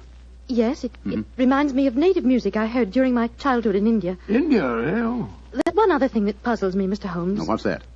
My sister's dying words. As she lay in my arms, she gasped out 2 words. Oh, what were they? Banned and speckled. You remember that evidence from the inquest, don't you, Dr. Watson? Yes, I do. I couldn't make head or tail of it. So? Banned, speckled, Indian music. Miss Stoner, do you sleep with your door and windows fastened? Yes, Mr. Holmes, but so did poor Violet. It didn't save her, though. What did you gather from your sister's dying allusion to the band, the speckled band? Well, sometimes I thought it was merely the wild talk of delirium, and sometimes that it referred to a band of people. Oh, yes. I remember that there were some gypsies encamped quite near us at the time of Violet's death. Gypsies, eh? Yes, and it occurred to me that the spotted, gaily-coloured kerchiefs, which so many of them wear over their heads, might have suggested the unusual adjective which my sister used. Miss Stoner, how long is it since you heard this strange music that you've told us about? I heard it last night. Your fiancé leaves today, you say? Yes, Mr. Holmes. Well, Miss Turner, I shall do everything I can to help you. If we were to come to Stoke Moran today, would it be possible to see over your rooms without the knowledge of your stepfather? I think so. He told me this morning that he intended to take a late train home tonight. Ah, that's splendid. Watson, out with the timetable, old fellow, and look up the trains to Stoke Moran. Right, you are, Holmes. That's my stepfather. I know it is. Oh, yes. Yes, there he is on the doorstep. Oh, Mr. Holmes, he's followed me. Oh, what shall I do if he finds me here? Don't worry, Miss Stoner. Please don't worry. There's a private exit through that room there. Watson, show her the way, will you? Come along with me, my dear young lady. And you will come down today, Mr. Holmes? Certainly, my dear Miss Stoner. I'll telegraph you the time of our arrival. Goodbye and courage, my dear. Goodbye, Mr. Holmes, and thank you. Come along, Miss Stoner, quickly. Come in. Yes, Mrs. Hudson? It's a gentleman, sir. I told him you wouldn't see anyone without an appointment, but he... Out of the way, woman! Don't push me like that. I'm sorry, Mr. Holmes. That's all right, Mrs. Hudson. You can leave us. What kind of gentleman does he call himself pushing an old lady? So you're Sherlock Holmes. You have the advantage of me, sir. Your name is... My name, sir, is Roylott. Dr. Grimsby Roylott of Stoke Moran. Oh, yes, of course. A charming place out here, and obviously good for the lungs. You won't trifle with me if you know what's good for you. Watson, there you are. And how was the experiment? Very successful, Holmes. Good day to you, Dr. Roylott. I haven't seen you since I gave evidence at your stepdaughter's inquest. Yes, I remember you, Dr. Watson. Now listen to me, you two. My stepdaughter's been here. I've faced her. What's she been saying to you? A little cold for this time of the year, isn't it? You answer me! I hear that the crocuses promise well. You dare to try and put me off, do you? I know you, you scoundrel. You're Holmes the meddler. Am I? Holmes the busybody. I believe that a man should occupy his time. Holmes the Scotland Yard Jack in office. When you go out, close the door, won't you? There's a draft. I'll go when I've had my say. Keep your nose out of my affairs, do you hear? Oh, yes, my hearing is excellent, thank you, and your diction and delivery most forceful. But time flies, my dear doctor, time flies, and life has its duties as well as its pleasures. Goodbye. Insolent rascal. Here, see this poker? Oh, the fire doesn't need poking, thank you, Doctor. But I should be obliged if you'd put some more coal on for me. You laugh at me. You don't know my strength. Look. There. Your poker's bent double. And that's what I'll do to both of you. If you don't keep out of my affairs. I had a presentiment that he'd slam the door. Phew. He's an ugly customer, eh, Holmes? Literally as well as figuratively. Watson, I'd be much obliged if you get your revolver. It may prove to be an excellent argument with a gentleman who twists iron pokers into knots. The fellow's amazingly strong. Just look at it. I don't want to appear flamboyant, but, there we are. Great Scott, Holmes. You straightened the poker out again. Yes, it was utterly useless in its former shape. And now Watson, the timetable will catch the next fast train to Stoke Moran.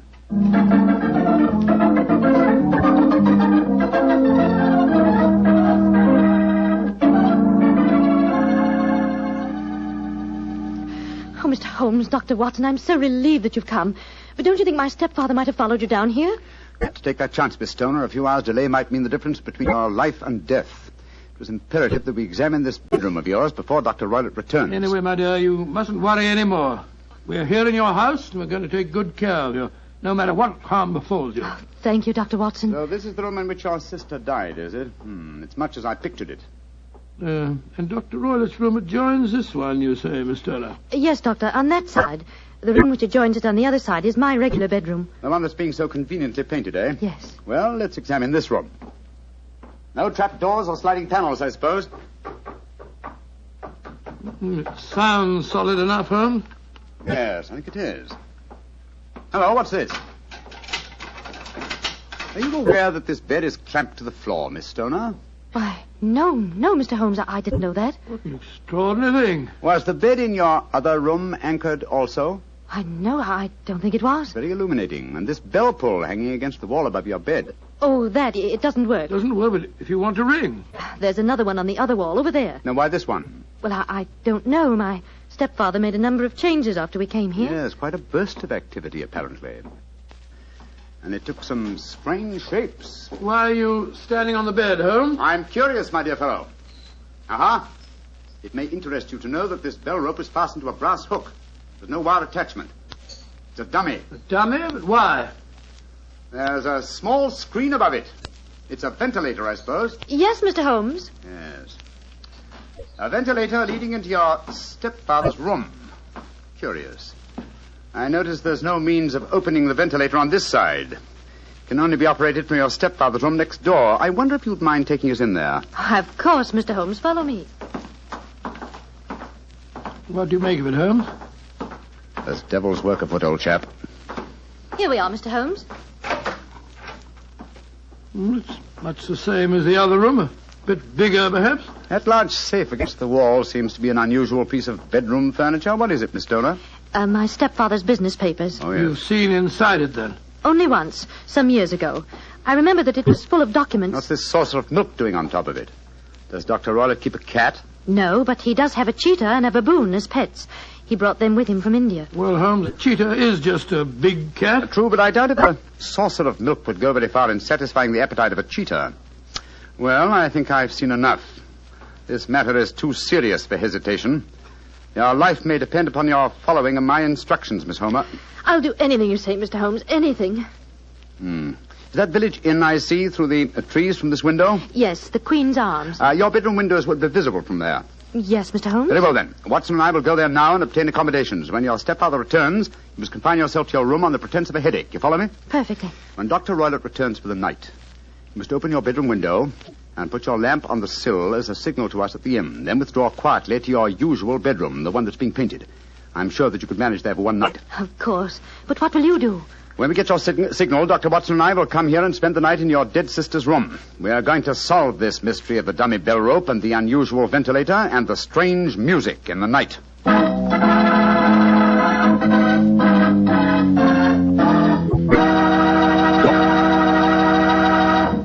You'll hear the remainder of Dr. Watson's story in just a second, so I'm just going to point out that at any really important dinner, like when diplomats get together, you'll find wine on the table. Because for years it's been a known fact that good wine makes good food taste better. Prove that to yourself tomorrow night by having your dinner together with a glass of Petri wine. If you prefer a red wine for any meat or meat dish, try a Petri California Burgundy. That rich, hearty red Petri Burgundy is really out of this world. Now, if you'd rather have a subtle, intriguing white wine, let's say to go with chicken or fish, then try Petri California Sauterne. But Sauterne or Burgundy, to make sure it's good, make sure it's Petri, won't you? Well, Doctor, it's a rattling good story so far. What happened next? You went to the local inn, I guess, and waited for that lantern to appear in the bedroom window at Dr. Roylott's house? That's right, Mr. Bartell. We had an early dinner at the Queen's Arms and then retired to our upstairs bedroom and sat there side by side, puffing away at our pipes, our eyes straining through the darkness for that telltale lantern to give us the signal that there was dangerous work ahead for us. As we sat there discussing the various aspects of the case, I remember that Holmes was very concerned about my own safety. You know, Watson, I really have some scruples about taking you with me tonight. This is an infernally dangerous business. What about that poor girl, alone in the house with that fiend Roylott? I can handle the case by myself, old chap. I'm coming with you, Holmes. You speak of danger. We haven't seen more in those rooms than was visible to me. No, but possibly I've deduced a little more, and I imagine you saw all that I did. No, I saw nothing remarkable except the bell rope, and what purpose that could answer, I confess, is more than I can imagine. You saw the ventilator, too. Yes, but I don't think it's such an unusual thing to have an opening between two rooms. It's so small that a mouse could hardly pass through it. True, but at least you will admit there was a curious sequence of coincidences. A ventilator is constructed, a bell cord is hung from it, a lady sleeps in a bed directly below the ventilator, a bed that is anchored to the floor. The lady dies. Well, I begin to see what you're driving at, Holmes. Look. There's the lantern in Miss Toner's window. That's our signal, all right. Come on, Watson. Our night's vigil begins.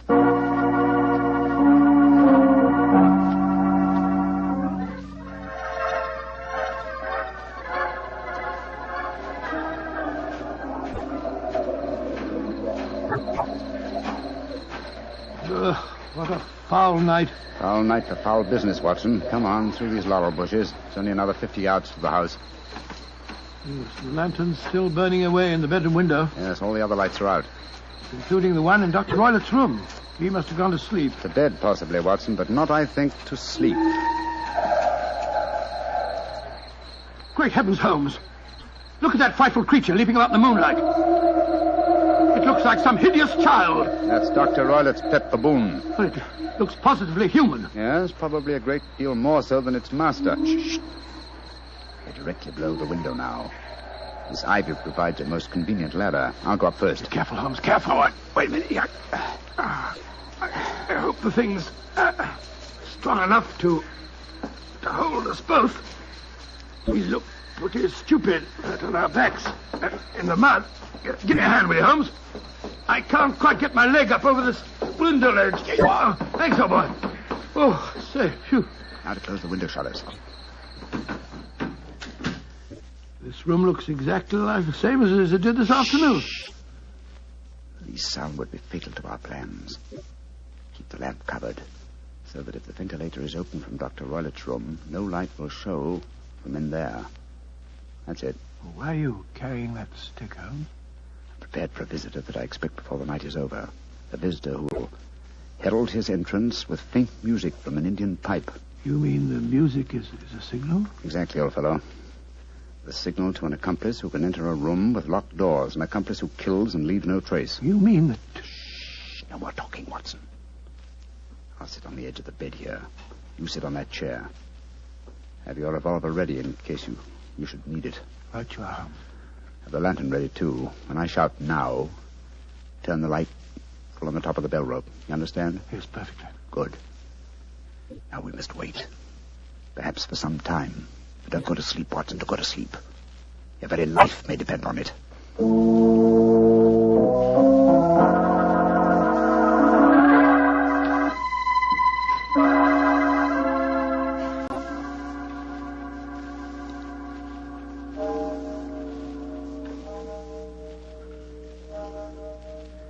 Watson. Yes? You're not smoking, are you? No, Holmes. I smell tobacco smoke. Must be drifting through the ventilator. Exactly. Dr. Roylott is up. Look. There's a tiny shot of light showing up in the ventilator. Shh. Listen. There's the music. Yes. Heralding the messenger of death. Have your lantern ready, Watson.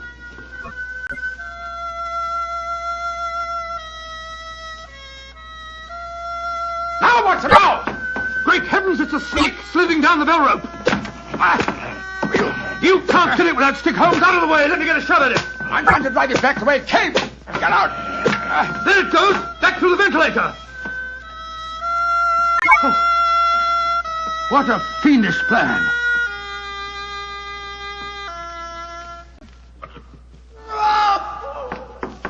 Scott, what's that? I think the devil has turned on its master. Come on, Watson, into Dr. Roylott's room. Dr. Roylott! Dr. Roylott!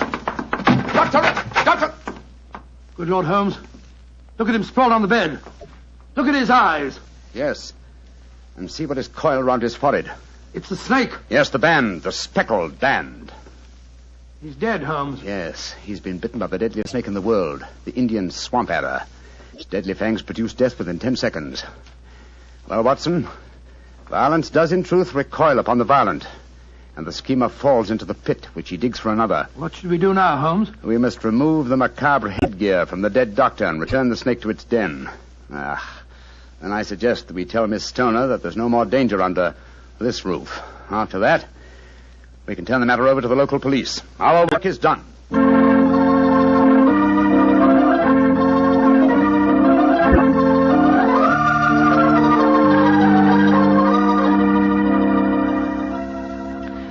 Holmes, Dr. Watson, I can't tell you how grateful I am that you brought me back into Baker Street. Stoner, it would have been inhuman to leave you in that house of horror and death. We have a spare bedroom, and Mrs. Hudson is a motherly and understanding woman, and I can assure you that Dr. Watson and I will be delighted to have you stay with us here until you've decided on your future plans. Yes, of course we will, my dear. As a matter of fact, it'd be rather refreshing to have a touch of youth about the place. You're both so kind.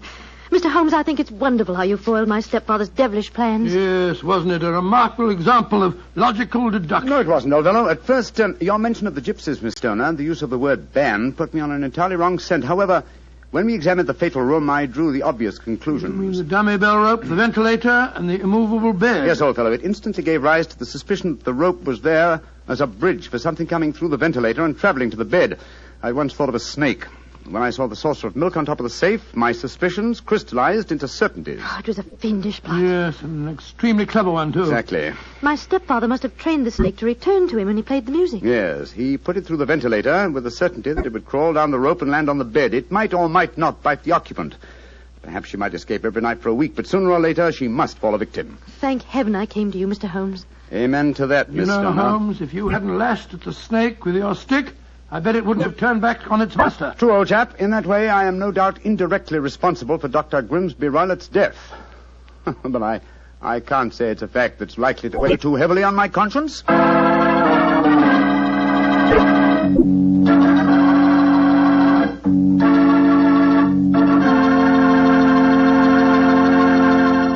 Doctor, that was quite a fascinating story. You know something? I'm not exactly a coward, but no kidding, my toes really curl when I get mixed up with snakes. Oh, you're not alone in that respect, Mr. Bartell. I must admit that I like to have a revolver and at least 20 feet between me and any snake that wants to cross my path. Well, if you want a revolver and 20 feet, I'll take a cannon and 20 miles. It's fortunate that you're a wine expert, Mr. Bartell, not a detective. I'm afraid you wouldn't, shall we say, find detecting to your liking? We certainly shall say it. And incidentally, I'm not a wine expert, Doctor. All I know about wine is that it either tastes good or it doesn't. And I also know that Petri wine always tastes good. The Petri family sees to that. The name Petri on the label is the personal assurance of the Petri family that every drop of wine in that bottle is good wine. And they know how to make it good because they've been making fine wine for generations. Handing down from father to son, every secret, every skill of the winemaker's art. Yes, the Petri family took time to bring you good wine. That's why, no matter what type of wine you wish, you can't go wrong with a Petri wine. Well, Dr. Watson, what new Sherlock Holmes story are you planning to tell us next week? Now, let me see. Now, next week, Mr. Bartell, I think I'll tell you an adventure that took place at a gambling casino in the south of France. It's a strange story of sudden tragedy and death. I call it The Adventure of the 00. Sounds swell. We'll all be listening. Yeah, now, Mr. Bartell, before I go, I want to say that every one of our friends bought war bonds to help our boys win the war. Now let's all buy victory bonds to help bring our boys back home again. Yes, and let's buy victory bonds to make sure that the men who were wounded will get the finest possible care. those same victory bonds will help make the GI Bill of Rights a success, too. And they'll help provide for the families of those men who gave everything, including their lives. The men of our armed forces finished their job. Now let's finish ours. Buy victory bonds.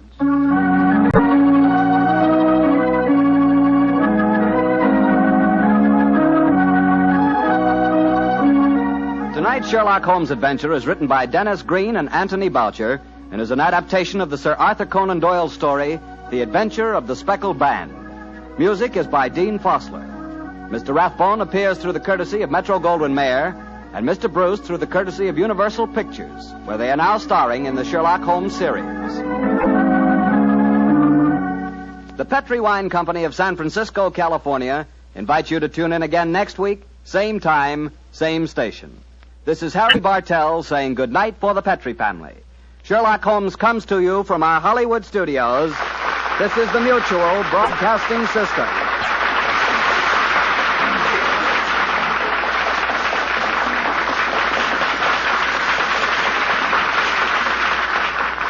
I only caught a glimpse of her at the moment, but she was a lovely woman with a face that a man might die for. So says Sherlock Holmes in one of the most popular of the Conan Doyle adventures, A Scandal in Bohemia.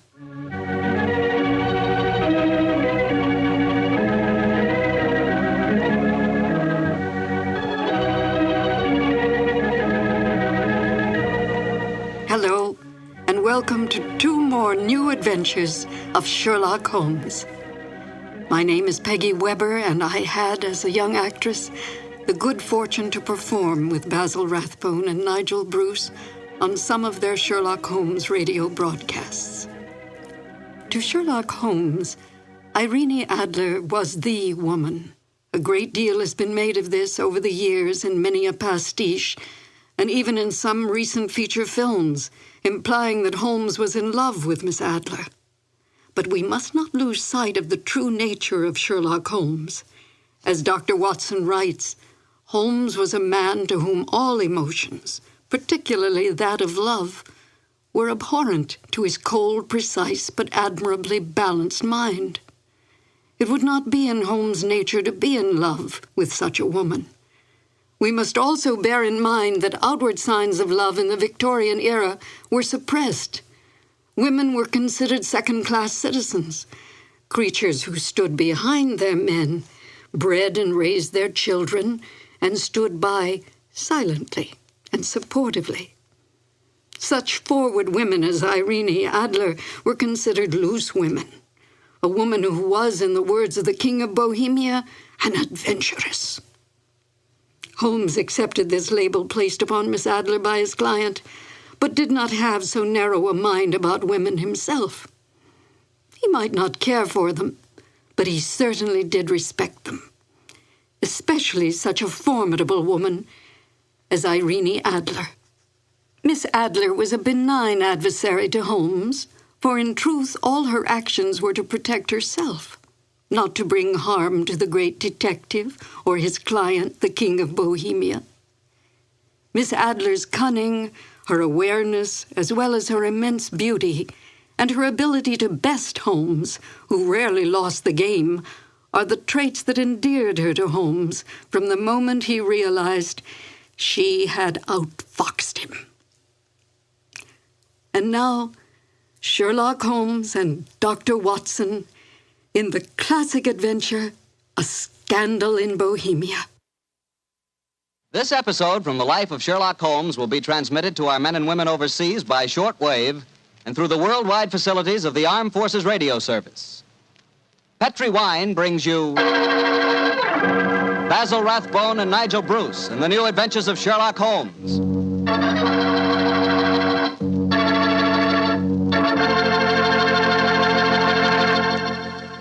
The Petri family, the family that took time to bring you good wine, invites you to listen to Dr. Watson tell us another exciting adventure he shared with his old friend, that master detective, Sherlock Holmes.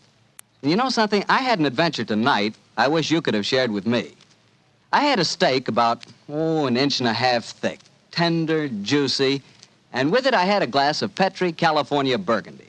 Now, there's a combination. Steak and Petri Burgundy. That Petri Burgundy's a perfect mealtime wine. It's a rich red wine that's hearty and full of flavor. Flavor that comes right from the heart of the grape. And don't think that Petri Burgundy is only good with steak. It'll make a hamburger sandwich taste like a feast, too. Try Petri Burgundy with any meat or meat dish. It's just wonderful. And serve it proudly, too, because after all, the name Petri is the proudest name in the history of American wines.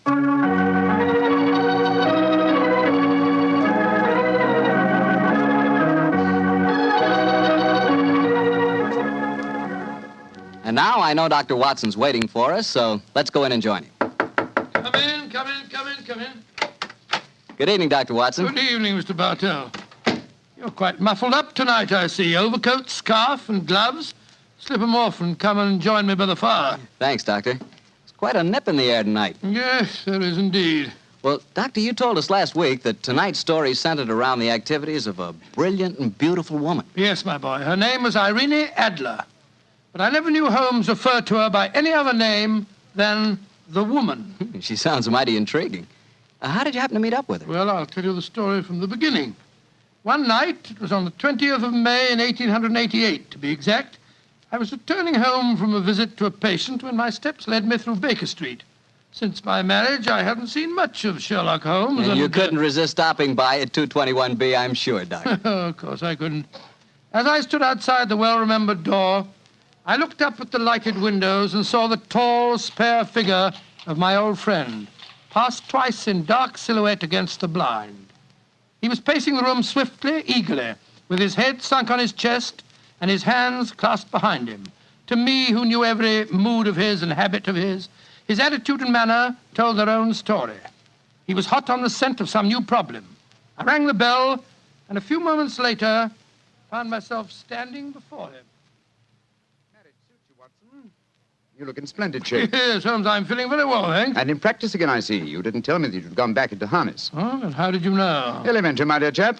If a gentleman walks into my rooms smelling of iodoform with a black mark of nitrate of silver on his right forefinger and a bulge on the left side of his hat to show where he's secreted his stethoscope, I should be dull indeed if I didn't pronounce him to be an active member of the medical profession. Just the same as ever, Holmes. By the way, I'm not interrupting you. Well, you are, old fellow, but it's a most welcome interruption. You're working on a new case? It looks like it. This letter arrived by the last post today. It's undated and has neither signature nor address. Read it. Let's have a look.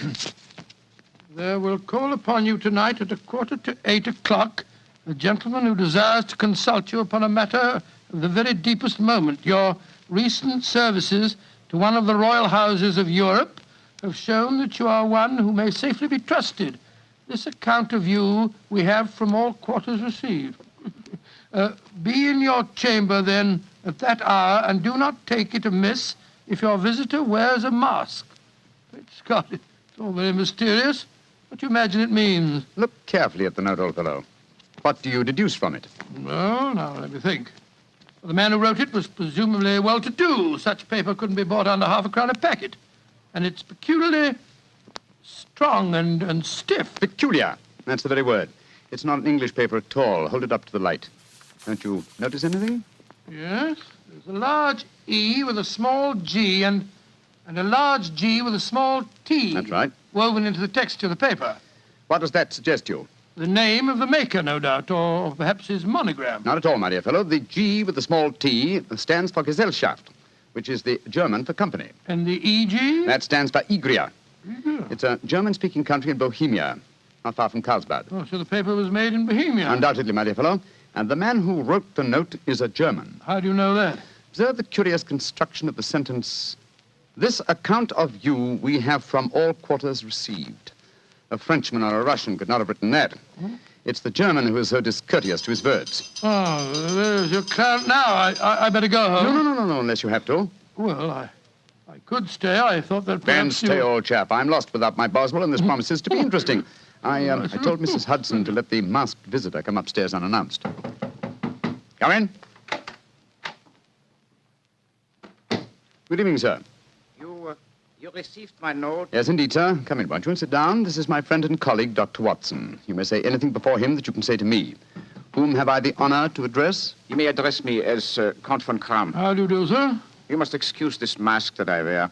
The august person who employs me wishes his agent to be unknown to you, and I may confess at once that the title by which I have just called myself is not exactly my own. I'm well aware of that fact, sir. You see, Mr. Holmes, the matter I am about to discuss implicates the great house of Ormstein, hereditary kings of Bohemia. That has not escaped me either, sir. In fact, if you will state your case, I shall be the better able to advise you. Your Majesty. How did you... Yes. Yes, I am the king. Why should I attempt to conceal it? Why, indeed? I shall remove the mask. There. Mr. Holmes, I have traveled incognito from Prague for the express purpose of consulting you. Then pray consult. Briefly, the facts are these. Some 5 years ago, during a visit to Warsaw, I made the acquaintance of the well-known adventuress Irene Adler. Irene Adler? We know of her, Your Majesty. Look her up in the index for me, will you, Watson? Yes, it's right beside you on the desk there. I imagined that the name would not be unfamiliar to you. Here we are. Abrahams, Acton Green, Hatchet Murders, Adler. Splendid, old fellow. Hand me the file, will you? Yeah. Thank you. Irene Adler, born in New Jersey in the United States in 1858, contralto. Prima donna Imperial Opera of Warsaw. Retired from the operatic stage, living in London. Quite so. And here's a recent notation. Your Majesty, as I understand, became entangled with this young person, wrote her some compromising letters, and is now desirous of getting those letters back. Precisely so, but how did... Was there a secret marriage? None. No legal papers or certificates? No. Then I fail to follow, Your Majesty. If this young lady should produce her letters for blackmailing purposes, how is she to prove their authenticity? There is the handwriting. That could be a forgery, Your Majesty. But it was private notepaper. Stolen. My own seal. Imitated. My photograph. Bought. What? We were both in the photograph. Oh, dear. That's very bad. Your Majesty has indeed committed an indiscretion. Did you inscribe the photograph, Your Majesty? Yes, Dr. Watson, I'm afraid I did. Precious me. Mr. Holmes, it must be recovered. Perhaps if you were to pay enough, the photograph might be bought. She refuses to sell. Stolen, then? 5 attempts have been made. Twice burglars in my pay ransacked her house. Once we diverted her luggage when she traveled. Twice she has been waylaid. There has been no result. Oh, dear. It's quite a pretty little problem. It is a deadly serious one to me. Your Majesty, what does Miss Adler intend to do with the photograph? To ruin me. Oh, how? Well, I'm about to be married to the second daughter of the King of Scandinavia. She is the soul of delicacy. A shadow of a doubt as to my conduct would bring the matter to an end. And Irene Adler threatens to send the photograph to your fiancée, I suppose. Yes, and she will do it. Rather than let me marry another woman, there are no lengths to which she would not go. None. Are you sure that she's not already sent it, Your Majesty? I am sure. Now, why, Your Majesty? She said that she would send it on the day my betrothal is publicly announced. That day will be next Monday. Splendid. Then we have still 3 days yet. Your Majesty will, of course, stay in London for the present. Certainly. You will find me at the Langham Hotel, registered as Count von Kram. Just 2 questions before you leave, sir. What are they? Is the photograph large or small? Quite large. And it was in a heavy frame. I see. And what is Miss Irene Adler's London address? Briony Lodge, Serpentine Avenue, St. John's Wood. Thank you, Your Majesty. Good night, and I trust we shall soon have some good news for you. I am placing all my hopes in you, Mr. Holmes. Good night. Good night, Dr. Watson. Good night, Your Majesty. Fascinating problem, Holmes. I wish I could help you with it. You can, my dear chap. Huh? I shall be glad of your company. Oh, splendid. What's our first move, Holmes? Well, a good night's rest, I think. We'll meet here at 10 o'clock tomorrow morning. And then? Then, my dear fellow, we will see what we can find out about Miss Irene Adler, late of the Warsaw Imperial Opera Company and at present residing at Briony Lodge, Serpentine Avenue, St. John's Wood.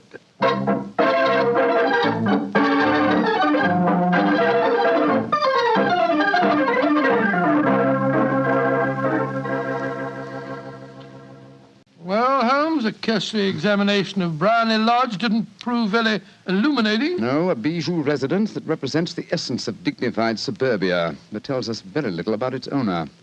I think a visit to the local public house might prove more instructive. Come on, old chap. I see the door to the Coach and Horses inviting us from across the road. Well, our disguises shouldn't cause any suspicion, Holmes. That's why I suggested them. In the character of a couple of stable hands, I felt that we might inspire confidence. This is a horsey neighborhood. There's a wonderful sympathy and Freemasonry among the fraternity. There we are. Better let me do most of the talking. Yes, I will indeed. I'm sure that your accent will be more convincing than mine. Let's go in, shall we?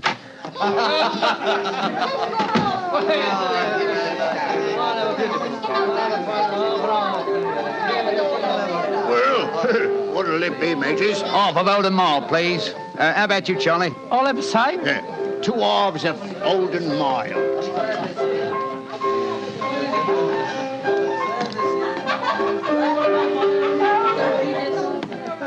Well, here you are, mateys. That'll be a tenner. Have a drink with us, Governor. Oh, don't mind if I do. I'll have a Guinness. You blokes new round here? Yes, that's right. Came over from Clapham. Clapham, eh? Well, here's looking at you. Hunting for jobs? That's right.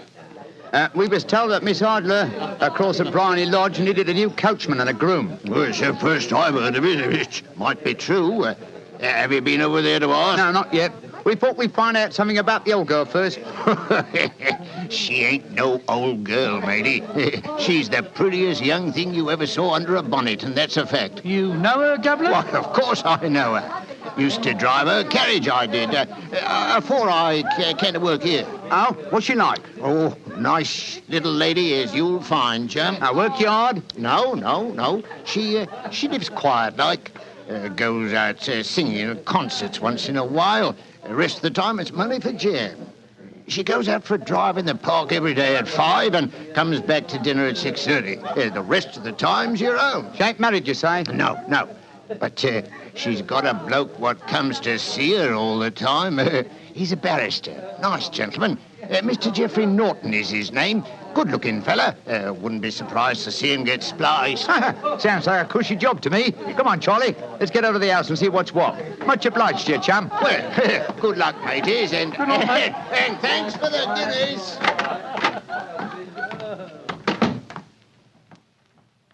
What's our next move, Holmes? Let's stroll back to Bryony Lodge.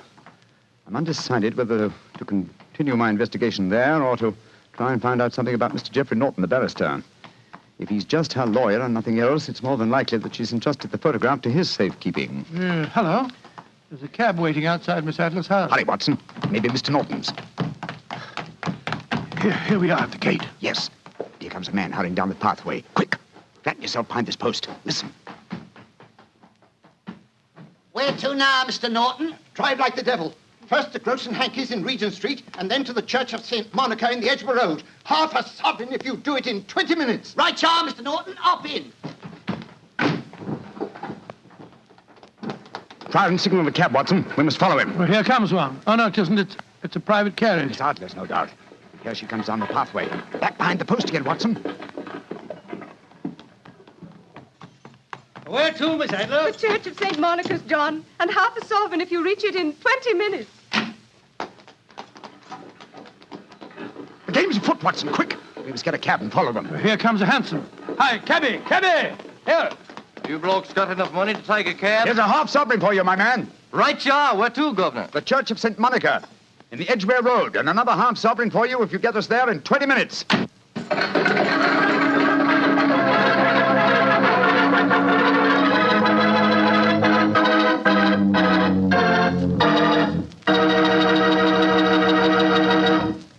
We'll hear the rest of Dr. Watson's story in just a second, but let me tell you something. If you're going to have chicken for dinner tomorrow night, or any night, don't forget to serve that chicken with Petri California Sauterne. Believe me, Petri Sauterne is just about the last word in white wines. It's beautifully golden in color, it's delicate and intriguing in flavor, and it's just, well, you taste it and see for yourself. If you want a delicious white wine, you certainly want a Petri Sauterne. Well, Doctor, once again, you broke off your story at the most exciting point. Did you and Sherlock Holmes reach that church inside the 20 minutes? Yes, Mr. Bartell, we did, but the other carriages were there before us. Holmes went into the church after telling me to guard the outside. I must have waited for 10 minutes or more before Mr. Geoffrey Norton and Miss Adler came out, spoke a few words to each other, and then left in their separate conveyances. A moment later, Holmes, still dressed as a stable hand, came striding out of the church and down the steps towards me. He was obviously very excited. Watson! Have they left? Yes, in separate cabs. I overheard him say that he was going back to his office. And she said, I shall drive out in the park at 5 this evening. Splendid, old fellow. Then come on. We can return to Baker Street. What happened inside the church, Holmes? They were married. Married? Of course. The ceremony would have been illegal if it had been performed after noon. That accounted for their wild dash to the church. Jump into the cab. Where to now, Governor? 221B Baker Street. Oh, so they got married, eh? Yes, and it may amuse you to know that I acted as witness at the ceremony. Oh, you did? But how did that happen? Their own witness had failed to appear, and I was dragged into the breach. The bride gave me this sovereign as a memento. I think I'll wear it on my watch chain in memory of the occasion. What an amazing situation. Things begin to look better for the king, don't they? Yes. Now that she's Mrs. Norton, the chances are that she won't want to expose His Majesty after all. I hope so, Watson, I hope so. But we can't afford to take any chances. I think the time is right for us to come to closer grips with the lady.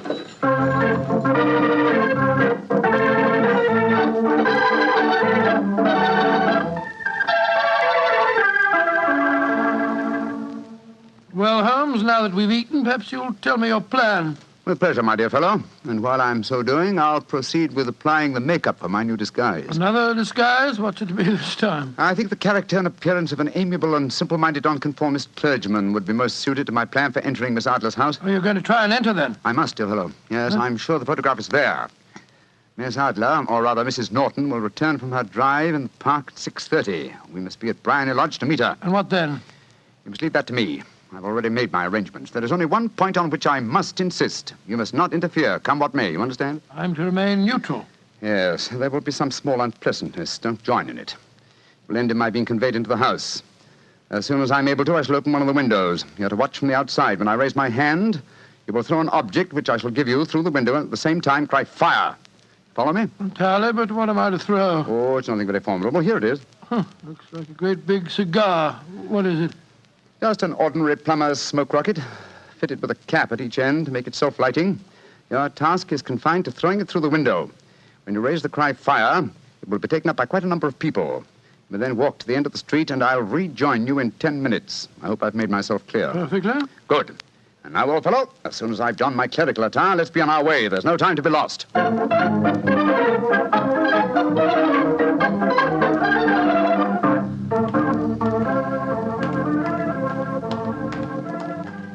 It's nearly 6:30, Holmes. We've been pacing up and down in front of her house for half an hour now. I hope she does come back. I'm sure she will. There seem to be a lot of loafers hanging around her gate. All part of my conspiracy, old chap.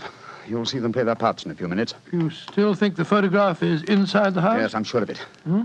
It's most unlikely that she carries it about with her. Remember, the king told us it was a large frame picture. And also remember that she'd planned to use it within a few days. It must be where she can lay her hands on it. It must be inside her house. But her house has been burgled twice. They don't know how to look. Well, how will you look? I won't. I'll get her to show me. She'll refuse. No, she won't be able to. Shh. Here comes the carriage now. Remember, Watson, carry out my orders to the letter. Yes, you can trust me, Holmes. Good luck.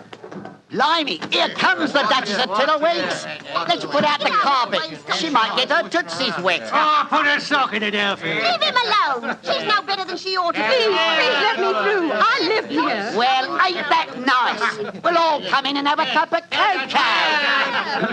Move out of the way, please, and let the lady through. Mind your own business. Just 'cause your collar's turned the wrong way, you can't spoil our fun. That's right, Eddie. Keep your nose out of it, parson. Please don't fight about it. I tell you to stop molesting the lady.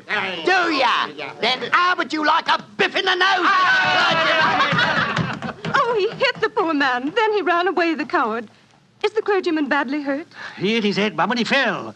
If you asks me, he's hurt bad. He's bleeding something terrible. Can we bring him in, Mum? He can't lie here in the street. Why, of course. Bring him in. Right you are, Mum. Here, Bert. Right out. Give us a hand. Coo, poor fella. Do you see what happened to him, mister? Yes, I saw, my good woman. A very convincing demonstration. What you mean? Weren't you paid by a certain gentleman for this performance? Oh, you knows about it, too. Yeah, you must be a friend of Mr. Sherlock Holmes. Yes, I am. Nice gentleman. He give us £5 bob apiece for tonight's work. It ain't through yet, though. We got to start yelling fire when somebody tells us. I'm that somebody, my dear lady. Where's Mr. Holmes now? He's inside the house. Yes, he's opening a window. Now he's raising his hand. That's my signal. Now to throw the rocket. There we are. Fire!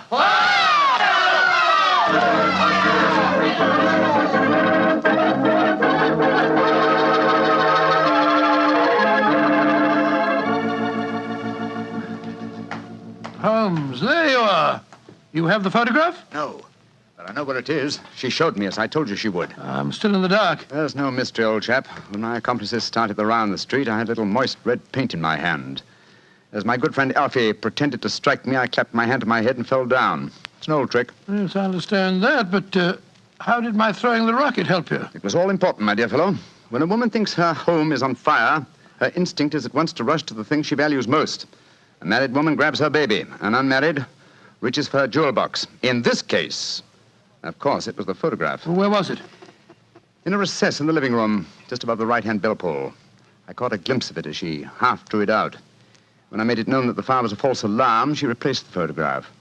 As soon as I was able, I assured her that I was feeling well enough to leave. You didn't take the photograph, then? No, I felt that over-precipitance at this stage might ruin everything. And what do we do now? Drive to the Langham Hotel and inform His Majesty of what has happened. Then return with him here. After that, my dear chap, the case will be ended.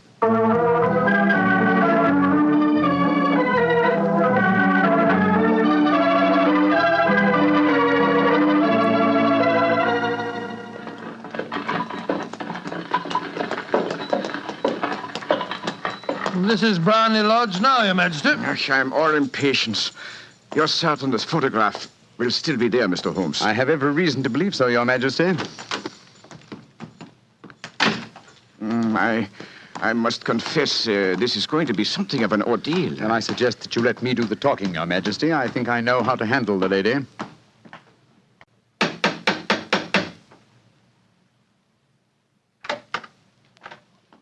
Mr. Sherlock Holmes, I believe. Yes. I am Mr. Holmes. How did you know? My mistress told me that you would be likely to call. She has left for the continent with her husband. You mean she's left England? Never to return. Then the papers, the photograph. All is lost, Mr. Holmes. We'll soon see. Follow me. She said you've been looking for something. I hope you find it. This was the bell pull. There's a sliding panel behind it somewhere. Ah, here it is.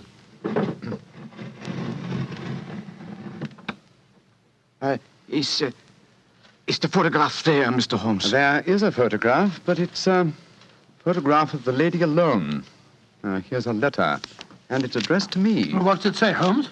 My dear Mr. Sherlock Holmes, you really did it very well. Until after the fire alarm, I had no suspicion. But then, when I realized how I had betrayed myself, I began to think. I'd been warned that if the king employed an agent, it would certainly be you. May I congratulate you on your disguise as the dear old clergyman? Great Scott, you was far more clever than you thought, Holmes. Yeah, go on. What else does it say? Let me see. My husband and I both thought that the best recourse was flight. So you will find the nest empty. As to the photograph of the king and yourself, His Majesty may rest in peace. Thank goodness for that. I love and am loved by a better man than he.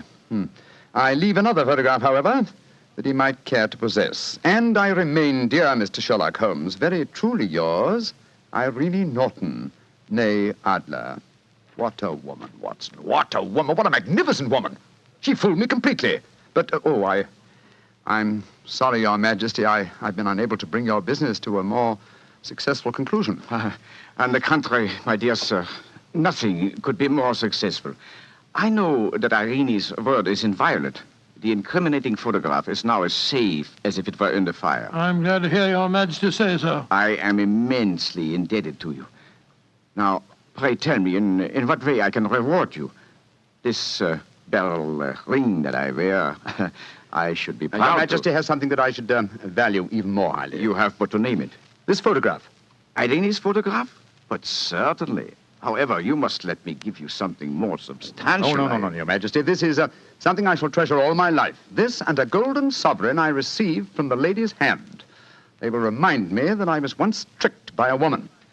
A woman that I shall never forget.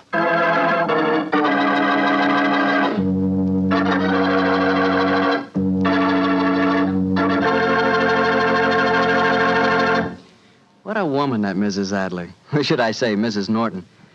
That's the kind of woman I could really go for, Doctor. Yes, you could. Just between ourselves, I sort of, I sort of could go for her myself. She was intelligent. Yeah, she was rich. Beautiful. That's the kind of woman you want sitting next to you in front of a cozy fire on a nippy fall night. Just the three of you. The three of you? Mm-hmm.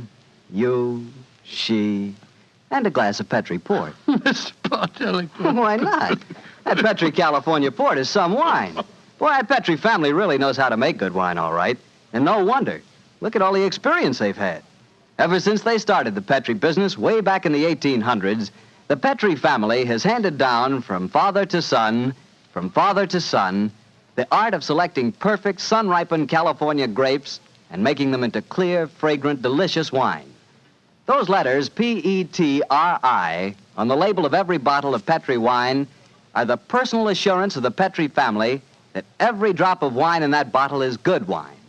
It's got to be, because Petri took time to bring you good wine.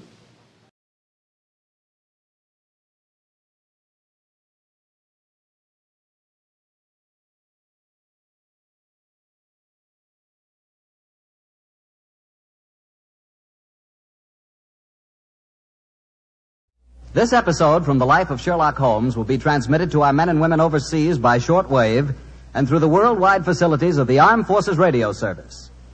Petri Wine brings you Basil Rathbone and Nigel Bruce in the new adventures of Sherlock Holmes.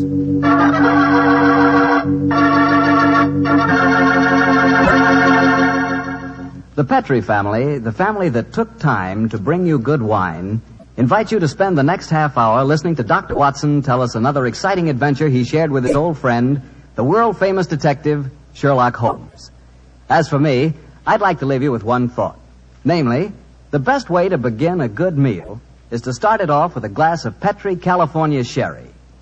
While you're waiting for dinner to be ready, just sit back, take it easy, and sip some of that wonderful Petri sherry. Now, there's a wine. Hold that Petri sherry to the light and look at that rich amber color. Smells good, too, doesn't it? And just wait for that first sip. What a flavor. No kidding, you'll find that Petri sherry can turn the usual before-dinner lull into a real event. Petri sherry is the best beginning a good meal ever had. Try it. And say, if you like your sherry dry, not sweet, just ask for Petri California Pale Dry Sherry. But no matter how you like it, you're sure to like it if the label says Petri. See for yourself.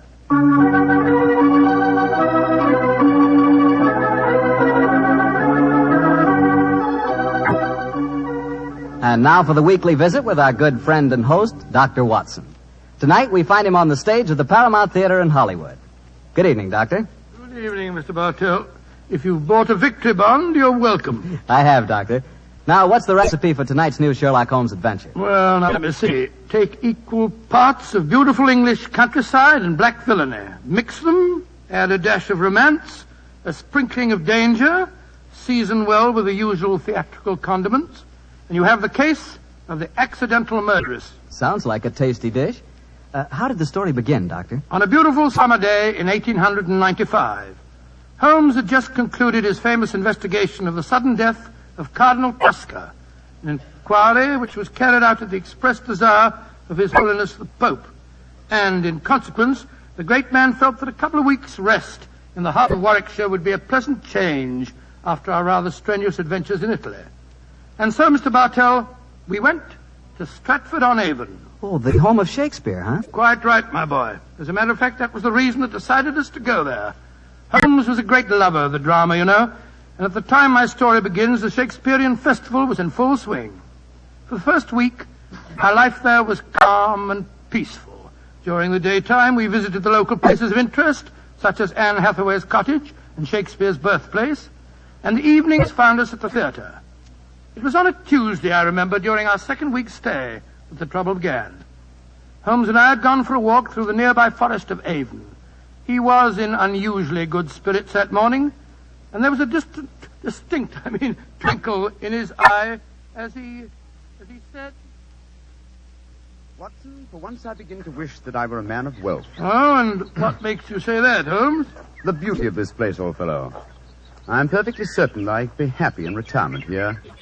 It's rather depressing to think that in a week or two the sordid necessity of making money will demand my return to Baker Street in a world of criminals. No, I must say that in an environment like this, it is a little hard to think of crime. How does the old saying go?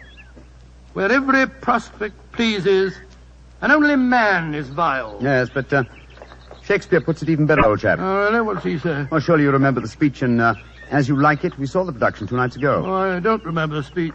How did it go? In this setting, it's really remarkably apposite. Are not these woods more free from peril than the envious court? Here feel we but the penalty of Adam, the season's difference. Don't you remember? Sweet are the uses of adversity, which like the toad, ugly and venomous, wears yet a precious jewel in his head. And this our life exempt from public haunt finds tongues in trees, books in the running brooks, sermons in slones, and good in everything. I would not change it. Upon my soul, you read that much better than the fellow on the stage the other night. Don't tell me I adopted the wrong profession, Watson. Oh, dear me, wait a minute. Path seems to end here. Nothing but dense trees ahead of us. There's another path over there. I think it leads down to the river. Then let's follow it. The Avon is always... Great Scott, that was a... Holmes! Holmes, you hurt? Yes, I think I am. Bullet hit my shoulder. I think it's only grazed it. Well, get off your coat quickly. Let's have a No, look. it's only a scratch. First, let's find out where it was fired from. I heard the thud of a bullet in the tree behind me. Yes, here we are. Give me a penknife, old fellow, will you? There you are. Thanks. Do you suppose that shot was deliberate? Well, I can't imagine someone mistaking me for a rabbit, Watson. And by the way, there was a curious echo to that shot. I don't know whether you noticed it. Uh-huh. Here's the bullet. Now, let me see. I was standing there. A line from this bullet hole in the tree through the spot where I was standing would indicate that the shot was fired from that cluster of trees over there. Come on, Watson. Let's see what a search discloses. Yes, I wish you'd let me look at that shoulder before you start galloping all over the countryside, Holmes. You're bleeding quite profusely. Oh, plenty of time to look at it when we... Hello. Look over there. A man and woman running towards us across the clearing. Yes, and carrying guns. Yes, it looks as if it was an accident after all. Was anyone hurt? Yes, sir. My friend was hit in the shoulder. Oh, how dreadful. It's not a bad wound, is it? Oh, it's only a scratch, madam, I hope. But the blood on your coat. Well, just, how did this accident happen, sir? Well, we were out rabbit shooting. I was teaching my wife to use a rifle. I saw a rabbit scurry across the clearing. I raised the rifle and fired. It seemed to me, Geoffrey, that as I did so, you jolted my arm. Yes, I'm afraid I did, Alice. I was going to fire too, but as I raised my rifle, I jolted your elbow and sent your shot wild. I can't tell you how sorry I am, sir. Here's my card. Of course, we'll take care of any expenses that may be entailed. Well, the first thing to do is to find out how much damage has been done. You'd better take your coat off, old fella. I don't think I can. Oh, he's badly hurt. No, it's just that... The man's fainted. Oh, this is dreadful. I have a horse and trap down the road. Jackson, give me a hand with him, will you? I must get him to a hospital as fast as possible.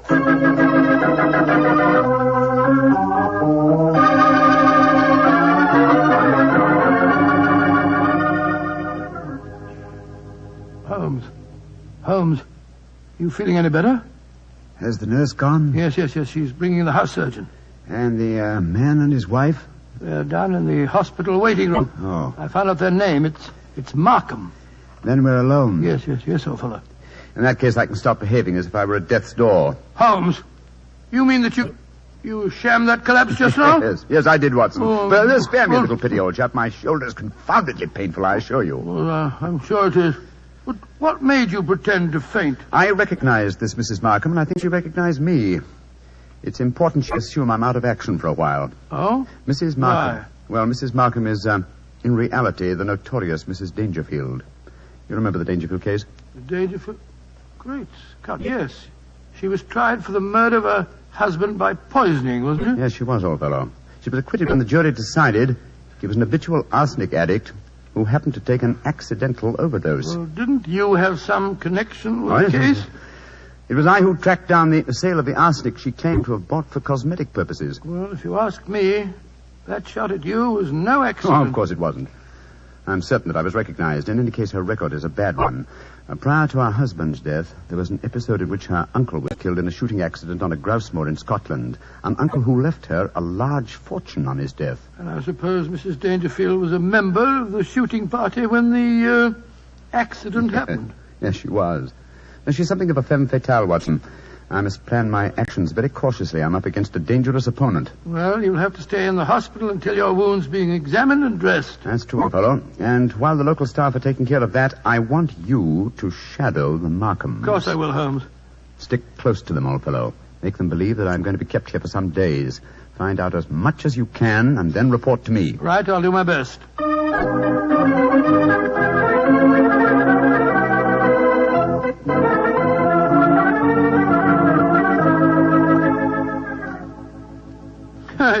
It's awfully kind of you, Mrs. Markham, to insist on having me back to your house for lunch. My dear Dr. Watson, after injuring the famous Mr. Holmes, it's the least I could do. Of course it is. Geoffrey, dear, will you bring us some sherry? It's Ada's day off, you know. Very well, Alice. Is anyone else coming to lunch? Only Dennis Romney. Oh, Lord, that fellow seems to live here. Well, I'll go and get the sherry. Sit down, won't you, Dr. Watson? Thank you, madam. Thank you. You say that you think Mr. Holmes will be in the hospital for some days? I'm afraid so. The wound wasn't serious. He lost quite a bit of blood. Oh, I feel perfectly dreadful about it. Well, you mustn't blame yourself too much, madam. It was an accident. Yes, but I might so easily have killed him. Well, you haven't, and that's all that matters. Did you say that Dennis Romney was coming to lunch? Is that the actor fellow from the Memorial Theatre? Yes. Have you seen him on the stage? Yes, several times. Holmes and I have been going to the festival regularly since we came down here. A fine actor, isn't he? A shame they give him such poor parts. Well, it was really good. Imagine them letting that frightful Basil Grant play Hamlet last night, while Dennis only played Laertes. Dennis is 3 times a better actor. I suppose he is. He's coaching me in acting. Oh, coaching you? Really? Yes, he thinks that I may be able to get small parts here next season. I've always had a great urge to go on the stage, but no one's ever encouraged me before. Oh, here's Geoffrey. This sherry's rather special, Doctor. Jerez de la Frontera. Only a few bottles left. Oh, that's very nice of you, sir. Oh, that must be Dennis. I'll go let him in. We might as well have a drink. You'll find it'll help making this actor fella more tolerable. I take it, Mr. Markham, that you're not an admirer of Mr. Dennis Romney. Can't bear him. He's always quoting Shakespeare and behaving generally as if he were another Irving. He's got Alice completely fooled. Here's a glass, Doctor. Oh, thank you, sir. Thank you. Dennis, I want to introduce you to Dr. Watson. How do you do, Mr. Romney? How do you do, sir? Hello, Geoffrey. Want a glass of sherry? Thanks. That'd be very nice. Are you a disciple of the theatre, Dr. Watson? Well, hardly a disciple, sir, but I've been attending the festival during the last week.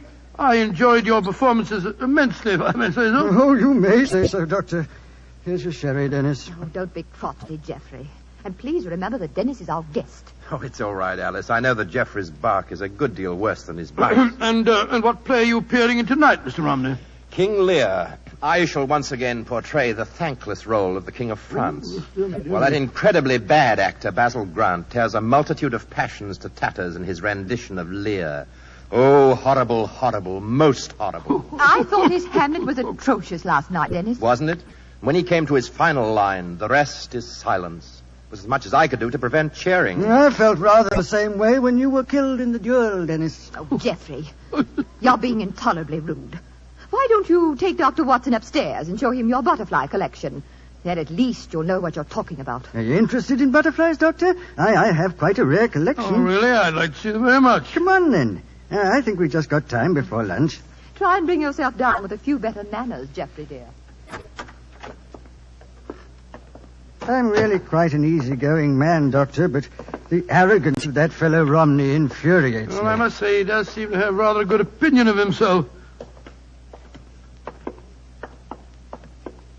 Don't put too much weight on that balcony rail. It's absolutely full of wormholes.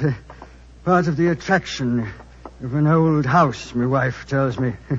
But I regard it as confoundedly dangerous. Yeah, and this is my little museum. In these cases, I think you'll find some of the finest specimens of Lepidoptera you've ever seen. It's my hobby, and I may say that, with the exception of the Natural History Museum, I doubt if you'll find a finer collection. It must have taken you years to collect them. It has. Many years, many disappointments, and a great deal of patience. Look at this fella. He's my prize specimen, a North American monarch. North American monarch? Beautiful. Yeah, isn't he? And this is an admiral. Yes, of course I know Very him. rare. And this is a perfect bee-hawk moth. And here's an emperor. Ever see more exquisite markings? Well, never. Tell me, Mr. Markham, when you captured a butterfly, how'd you kill it without marking it in any way? With poison. Oh? What poison? Cyanide. Not arsenic? You heard me say cyanide, Doctor. The only reason I mention it is that a friend of mine collected butterflies once, and I'm certain that he always used arsenic to kill them. Why'd you keep talking of arsenic?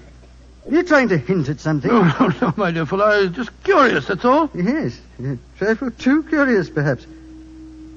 There's the luncheon gong. Let's go downstairs again. I say, old man, I didn't mean to offend you. No, of course you didn't. But my nerves are a little on edge today. Must be that accident to your friend that's upset him. I really must get that balcony rail mended. Shh. What is it, sir? My wife. And young Romney. They're going into lunch. Listen. But, darling, why won't he understand? Arthur, you expect it to Dennis. Jeffrey has no imagination. He's never understood it. Well, Doctor, they say that listeners never hear good of themselves. You know, sometimes I wonder if my wife wouldn't like me out of the way. Let's go down to lunch, shall we?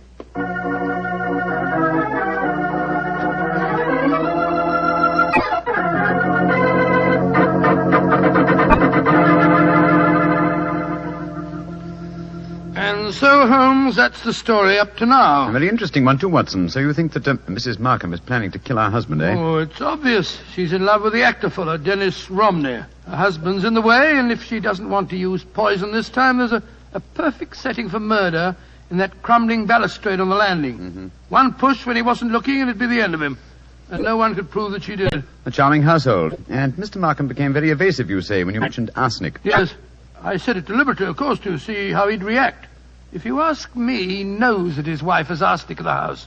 And he was trying to protect her. You've exerted your charm sufficiently to arrange to see them again, I trust. Well, yes, as a matter of fact, I have. They're taking a picnic tea and going boating on the Avon this afternoon. They asked me to join them. Of course, I agreed. I just rushed back here to the hospital to report to you first. You've done splendidly, Watson, splendidly. Oh, thanks so much, man. But I've been so busy telling you what I've found out that I haven't asked you about you. How are you feeling? Oh, I'm fine, old fellow, fine. What did the house surgeon discover? A very interesting fact. Look in the drawer beside my bed, will you? Great Scott, it's a bullet. A bullet that the house surgeon removed from my shoulder. But we found a bullet in the tree also. Precisely. Therefore, 2 bullets were fired. But, good Lord, that means... It means, old chap, that we have a dangerous task ahead of us. Not to solve a murder, but to prevent one.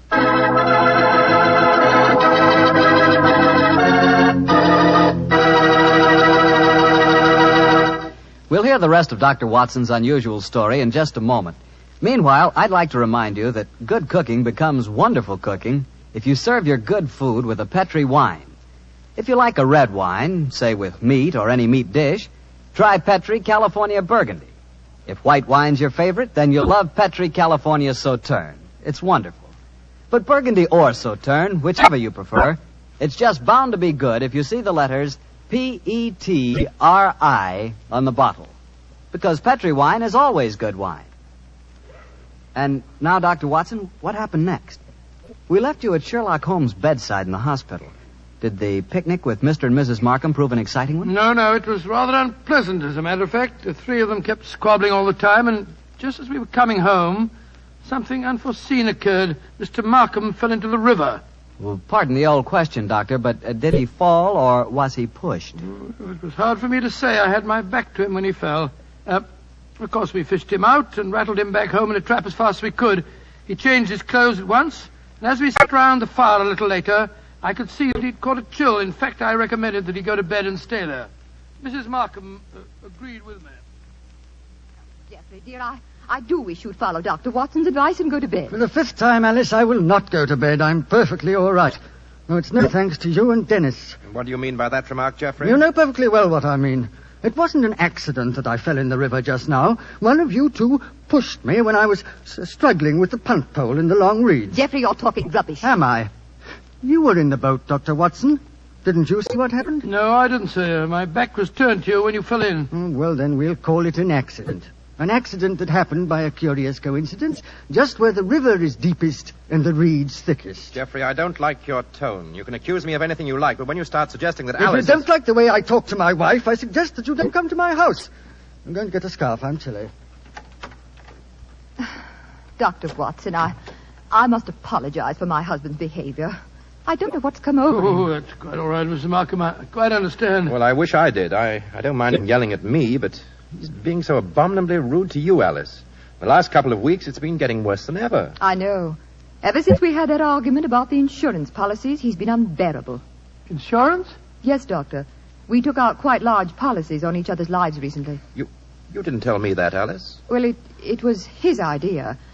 And yet when the insurance man came here, you'd have thought I was forcing him into taking out the policy. Insurance? Great Scott, I... You what, Doctor? Nothing, Mr. Markham. Nothing at all. Sounds as if you don't approve of insurance, sir. Oh, it's not that, Romney. It's just that I... Who can that be? I wasn't expecting anyone. Answer the door, Dennis, will you? Yes. Sounds as if Geoffrey has already done so. Alice, we have a visitor. Holmes, you shouldn't be up. Good evening, Mrs. Markham. Hello, Watson. Well, I'm delighted to see you, Mr. Holmes. Though I understood from your friend that you'd be in the hospital for several days. The constitution of an ox and the obstinacy of a mule, two characteristics of mine, have combined in making possible an early departure from the hospital. How do you do, Mr. Romney? I think I've seen you at the theatre. My name is Sherlock Holmes. How do you do, sir? You'll stay to supper, I hope. If it's not inconvenient, Mrs. Markham. Of course it isn't. I'll go in and arrange for it. Upon my soul, Holmes, I'm glad to see you. And are you, old fellow? Let's take a stroll on the terrace, shall we? It's rather warm inside this evening. You can go out through the French windows. Oh, thank you, Mr. Markham. Holmes, are you quite sure that you're well enough to go walking about? Of course I am. You must tell me, Watson, what the latest developments are. In the meantime, I myself have not been idle. Yes, Watson, I think our stage is set, and I have a feeling that I may contribute to a rather dramatic last act curtain.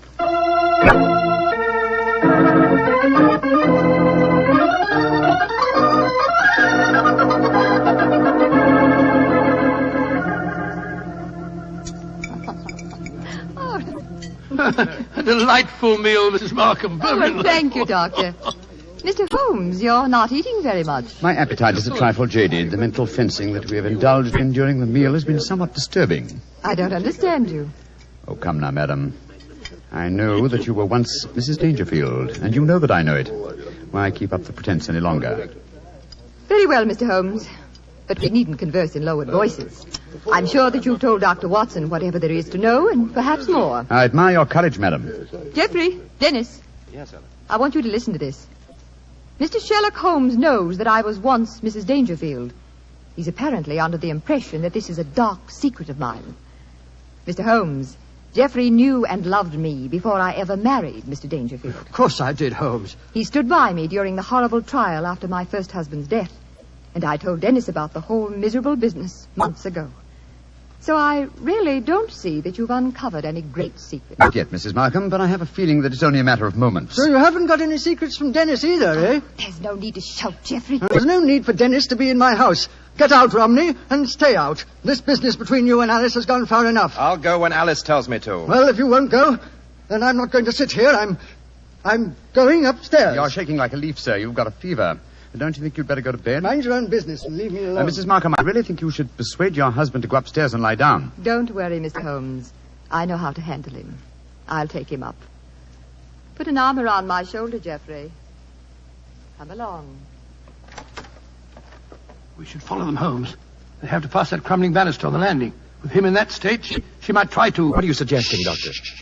Come and watch, both of you.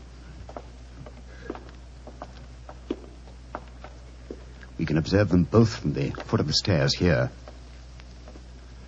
They're on the landing. She's on the outside. Look. Markham stumbled against her. He's pushed her against the railings. Look out! Geoffrey, be careful! Come on, up the stairs. Alice, are you all right? Yes, but Geoffrey tried to push me through the railing. That's a lie. No, it isn't, sir. The three of us were watching you from below. But the railing held. I don't understand. I can explain that, Watson. This afternoon, while you were all at your picnic, I came here with a local carpenter. You had informed me, old fellow, that it was the maid's day off, and I took the liberty of reinforcing that decaying woodwork. What the blazes do you think you've been up to, Holmes? Preventing murder, sir, and finding the true solution to the Dangerfield case. What do you mean, Mr. Holmes?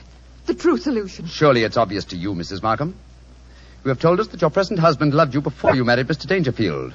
It was he who accidentally killed your uncle so that you might inherit a fortune. It was he who accidentally gave your first husband an overdose of arsenic. Arsenic that he obtained for the purpose of destroying butterflies. Yes, and it was he who tried to send you to your death by pushing you through those railings. And all the time, Mrs. Markham, I thought that you were the potential murderer. You fellows have got hold of the wrong end of the stick. All I've been trying to do is to conceal the fact that my wife was a murderess. Geoffrey, how can you say that? Markham, if you were Just a moment, Mr. Romney. I'm not through with him yet. This talk is all very dramatic, Mr. Holmes, but I wonder how you're going to be able to prove it. Dr. Watson, Mr. Romney, and I will testify to the attempt that you've just made on Mrs. Markham's life. Yes, and what about the attempt on your life, Holmes? Obviously, it was Markham who fired at you in the woods. But my wife has already admitted firing the shot. True, sir. But 2 shots were fired. The one that your wife fired, we found in the tree. The one that you fired was extracted from my shoulder in the hospital. Then the 2 shots were fired simultaneously. You remember, Watson, that I commented at the time on a curious echo. Mrs. Markham told us that her arm was jolted as she pulled the trigger. That was when the other rifle was fired. Mr. Markham didn't want me on the scene when he staged his latest accident, and so he tried to kill me. What kind of a devil have I been living with all these years? I think I'm going to kill you, Markham. Don't come near me. Keep him away from me. Leave him to the law courts, Mr. Romney. British justice may be slow, as indeed it was in the Dangerfield case, but in the long run, it is sure. You'll find that out, Mr. Markham, on the gallows.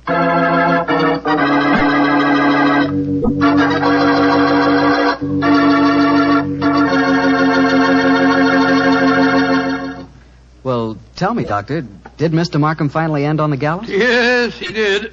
And it might interest you to know that Mrs. Markham and Dennis Romney were married. A nice chap and a fine actor, that boy. Maybe that's what I should have been. An actor. To be or not to be, that is the question. Whether it is noble in the mind to suffer. Well, what's the matter, Doctor? Don't you like it? The words are beautiful, but your delivery of them... Not good, huh? No, not good, Mr. Barlow. Okay. I'd rather talk about Petri wine anyway. Now, there's something to really talk about. Petri wine. A wine with generations of winemaking behind it. That's a fact, you know. The Petri family started making Petri wine generations ago. Way back in the 1800s. So they've had the time to develop the art of winemaking, and they've been able to hand down that art from father to son, from father to son. Yes, the Petri family really knows how to turn luscious, sun-ripened California grapes into clear, fragrant, delicious wine. And those letters, P-E-T-R-I, on the bottle, are the personal assurance of the Petri family that every drop of Petri wine is good wine. It's got to be. Because don't forget, Petri took time to bring you good wine. Well, Dr. Watson, what new Sherlock Holmes story are you going to tell us next week? Well, now, let me see. Next week, Mr. Bartell, I'm going to tell you an exciting adventure Holmes and I had in North Africa. It begins at the headquarters of the Foreign Legion and ends with a strange death in the Cafe of 1,000 Sighs. I call the story Murder in the Casbah.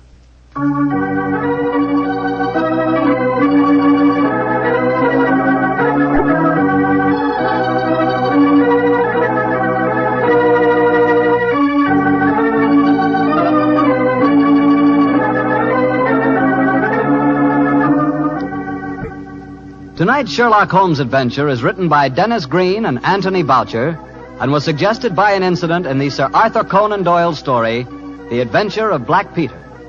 Music is by Dean Fosler. Mr. Rathbone appears through the courtesy of Metro-Goldwyn-Mayer and Mr. Bruce through the courtesy of Universal Pictures, where they are now starring in the Sherlock Holmes series.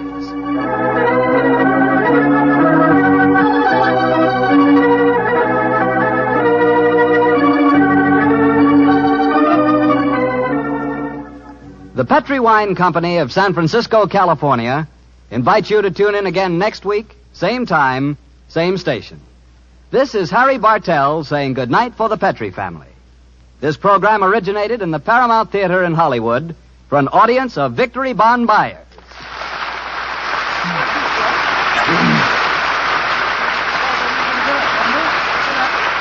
This is the Mutual Broadcasting System.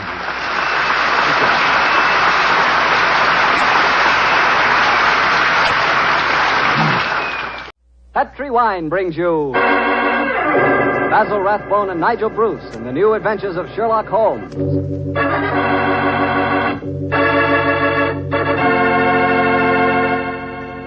The Petri family, the family that took time to bring you good wine, invite you to listen to Dr. Watson tell us another exciting adventure he shared with his old friend, that master detective, Sherlock Holmes. And I want to ask you something. You know, every now and then I've told you about the good old American custom of serving a glass of sherry before dinner, particularly Petri California sherry. And I wonder if you've tried that Petri sherry. Really, a glass of Petri sherry is the best beginning a good meal ever had. Petri sherry is clear, fragrant, and truly delicious. It's a wonderful wine whose flavor is the essence of luscious, sun-ripened grapes. And Petri makes two kinds of sherry wine, a regular sherry and Petri Pale Dry. If you don't know which you prefer, try them both. Don't buy one, buy two. But remember, always buy Petri, because Petri wine is always good wine.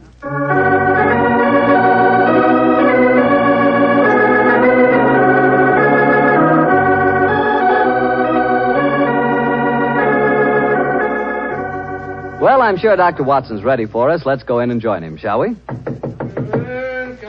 in. Good evening, Mr. Bartell. Good evening, Doctor. Quiet, Willie. Quiet, Monty. Lie down. The dogs seem very pleased with themselves tonight. Did they have a good day? Yes, the three of us did, my boy. Go on, run off out in the patio. I took a 7-iron and some old golf balls on the beach this afternoon. I improved my game, I think, and the dogs had a great time chasing the golf balls. On the way home, the little rascals had a furious battle with an elderly pelican, so their day was complete.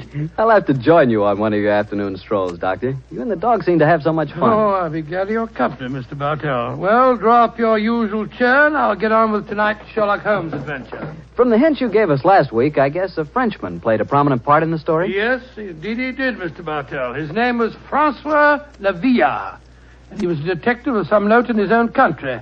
The time my story begins, it was in 1889, to be exact. Lavillard had come over to London to discuss with Holmes the difficulties of translating some of his monographs into the French language. At this particular time, I was in the early days of my marriage, Mr. Bartell, and this fact, combined with a busy practice, meant that I saw very little of my old friend. He must have missed you, Doctor. Oh, he did. Well, of course, he'd never admit the fact, but to get on with my story. One cloudless June afternoon, I found myself in the neighborhood of Baker Street, and I couldn't resist paying a visit to Holmes. Mrs. Hudson was out, but having retained my old latchkey, I let myself in and mounted the familiar stairs. It gave me a strange feeling as I raised my hand to knock on what once had been my own living room door. Come in. Oh, hello, Holmes. Monsieur Holmes. Oh, I beg your pardon. I didn't know you were... Watson, my dear fellow. How very nice to see you again. It's great to see you, Holmes.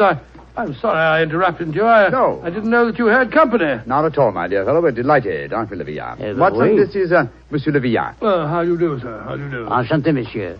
I have often wished to meet the so charming Dr. Watson. Holmes has told me a great deal about you. Oh, it's very nice of you, sir. That it suits you, Watson. You look splendid, old fellow. Gained a little weight, haven't you? Oh, yes, a few pounds, I mean. Here comes you. Sit down, won't you? You sure that I'm not interrupting you in some important discussion? Oh, no, mon cher docteur. We were having a good-natured argument on the relative abilities of the French criminal compared to the English. Oh, interesting. You must lend me your support, Watson. Monsieur Lavillard is convinced that the English criminal is a very dull dog indeed. Well, we've met some far from dull ones in our time. I assure you, Monsieur Lavillard. The exceptions rather than the rule, I fear, mon cher docteur. You're stubborn, aren't you, Lavillard? Believe me, my dear friend, that I will yield to no one in my admiration of your knowledge and skill. That is why I wish I could persuade you to practice in Paris. There you would find opponents really worthy of your steel. What can happen to interest you in this land of grey fogs, boiled potatoes, and pots of tea? Gracious me for my soul, sir, you're not very flattering. Oh, don't be so insular, Watson. Oh, I meant no offense, my friend. Well, you say that the English criminal is dull. Well, perhaps if you were to read a published story of mine called A Study in Scarlet, you'd think differently. It tells of a very exciting adventure that Holmes and I had. I have read it, my friend. Oh, you have? An extremely gripping story, but surely you will admit that the crime was essentially of American origin. He's right, Watson. He's perfectly right, dear me. What can I do to vindicate the dishonor of the London criminal? Let me see. Oh, yes, of course. A copy of today's Times. That's fine. I shall introduce you to a section known as the agony column. Where is it now? Oh, yes, here we are. This should convince you of the color and variety of English life. The agony column? Mm-hmm. It sounds most painful. What is it, pray? A personal column is liable to contain anything from a lover's frantic appeal to his lady love to a ransom note. In my profession, I've frequently found it an invaluable medium for contacting the underworld. Yes, now, here we are. Here's something. Dear me. Oh, dear, no. Today's column seems rather uninspired, I'm afraid. May I examine it? Of course, here you are. Merci. If the lady who helped my little boy across the road at the corner of Threadwell Street and High Auburn last Wednesday at 4 will get in touch with Box 845, she will learn of something to her advantage. We can be more colorful than that in Paris, my friend. Yes, I think we can do better than that, too. Yeah, look at this, will you? The printer must have been half asleep when he set up the type for this advertisement. Will any gentleman interested in discussing cryptography and cipher writing please communicate with Box XQL 696, the time? Oh, I fail to find this message any more stirring than the preceding one. You notice the execrable printing, don't you? Indeed I do. It is all mixed up. The first word, will, starts with a capital W and a capital I. The second word, any, starts with a small a, and then has a capital N and Y. It is a shocking example of typography. And when it occurs in a paper noted for its excellence in typesetting, one realizes that this is no mistake. What do you mean, huh? This is undoubtedly a code message. Come now, my friend. I defy even you to make a mystery out of a printer's negligence. I accept your challenge, my dear Leviat. If you recall, the Baconian bilateral cipher depends upon the use of two sizes of type. If we group the letters in units of 5, the arrangements of small and capital letters within the group should give us the message. Now, let's see. 2 capitals followed by 3 small gives us the letter H. Then 2 capitals, 1 small, 2 more. That gives us E. H. I still think you are trying to make an adventure out of a mere printing accident. No mere printing accident could so readily fall into one of the great traditional ciphers. Now, let's see. This message reads H-E-L, help, Q, too small, Q-U-I, quilter, help, quilter, L, too small and large, elms, help, quilter, elms, there it is, yes, penge, help, quilter, elms, penge. Help, quilter, elms, penge. What does that mean? Presumably that a man named Quilter, who lives at a house called the Elms, in the village of Penge, needs help. I see it now. A helpless victim held prisoner. He smuggles out this message as a harmless personnel, with strict instructions that it be printed on this art form. He knows that the amateurs of cryptography, to whom it is addressed, will decipher this call for help. Et voilà. Monsieur Villa, you seem ready to grant that adventure can exist in London, after all. The advantage, my dear Watson, of a more mercurial temperament than we Englishmen possess. Well, Villa, what about it? Shall we set off for Penge and rescue the ingenious Mr. Quilter from whatever dire fate awaits him in the elms? I'm all impatience. Splendid. Watson, I suppose you're too busy to join us. Too busy? Well, I'm in your practice. I'm sure that you have patience to attend to. Yes, of course. Yes. As a matter of fact, I have 2 further visits to make today. One to a peppery old miser who has gout, and the other to a wealthy society woman who has acute attack of hypochondria, as they call it. To blazes with them, to hell with both of them. I'm coming with you, Holmes, if you want me. Bravo, Watson. Then grab your hat and coat. The game's afoot.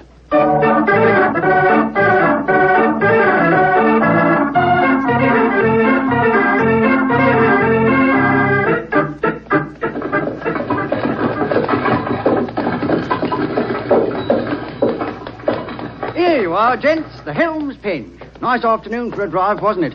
afraid it'll cost you 15 bob, though. There's a sovereign for you. You can keep the change. Oh, me, thank you, Governor. Top of the evening to you, gents.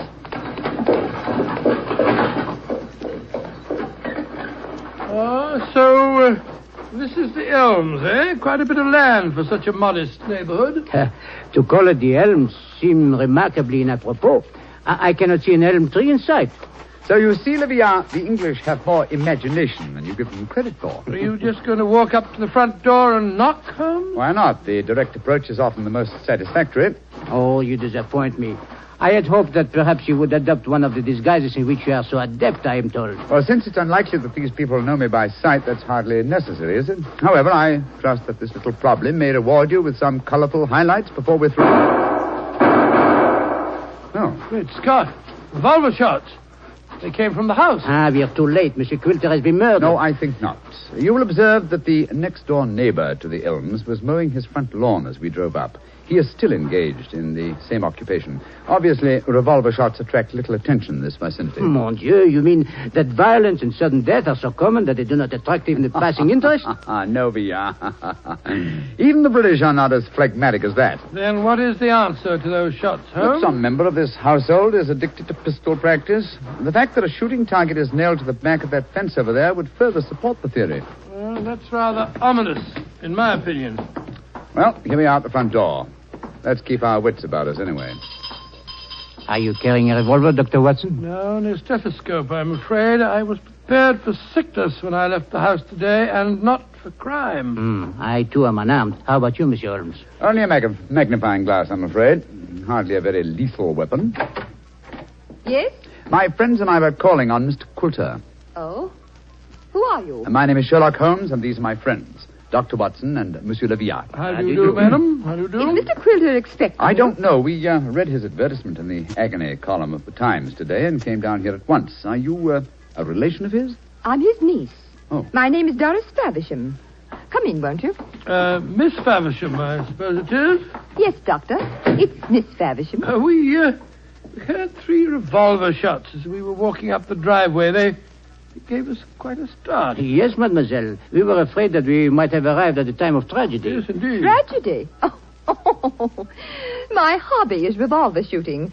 I was doing some target practice in the back garden as you arrived. Revolver shooting, Miss Faversham. How very interesting. I flatter myself that I'm something of a marksman myself. Oh, really? Mm-hmm. Well, perhaps we can have a match.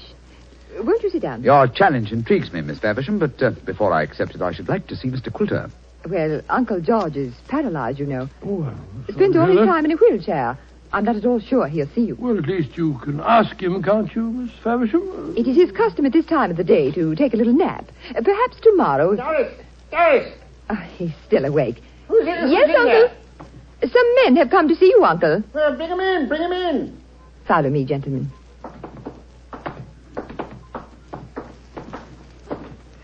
Uncle, this is Mr. Sherlock Holmes, Dr. Watson, and Monsieur Leviat. And Monsieur Leviat. How do you do, sir? How do you do? Sherlock Holmes, eh? It took you long enough to decipher my message and get here, didn't it? Your brother's a much faster worker, isn't he? Oh, what makes you say that, Mr. Quilter? Received this telegram from him at 11 o'clock this morning. Read it for yourself. Oh, well, what's it say, huh? Suggest you consult my brother Sherlock, and it's signed Mycroft Holmes. Yes, Mr. Quilter, my brother is a much faster worker. Or shall we say that he suffers from the unfortunate habit of early rising. He undoubtedly read the agony column 3 hours before I did today. Don't know about that, but I've been expecting you all day. I imagine you know why I inserted that advertisement. Well, I had the impression that you were under some form of restraint, that you were in need of a rescue party, as it were. Rubbish. My advertisement was a piece of subtle bait. The only person that could decipher the message would obviously be someone who knew the Baconian cipher. Very logical deduction, Mr. Quilter. You see, I'm convinced, as any sensible man should be, that the so-called Shakespearean plays were written by Sir Francis Bacon. Oh, I see. But I felt that it needed a clever man to prove the fact. Mm-hmm. I was sure that anyone who was able to decipher my message was the man I needed.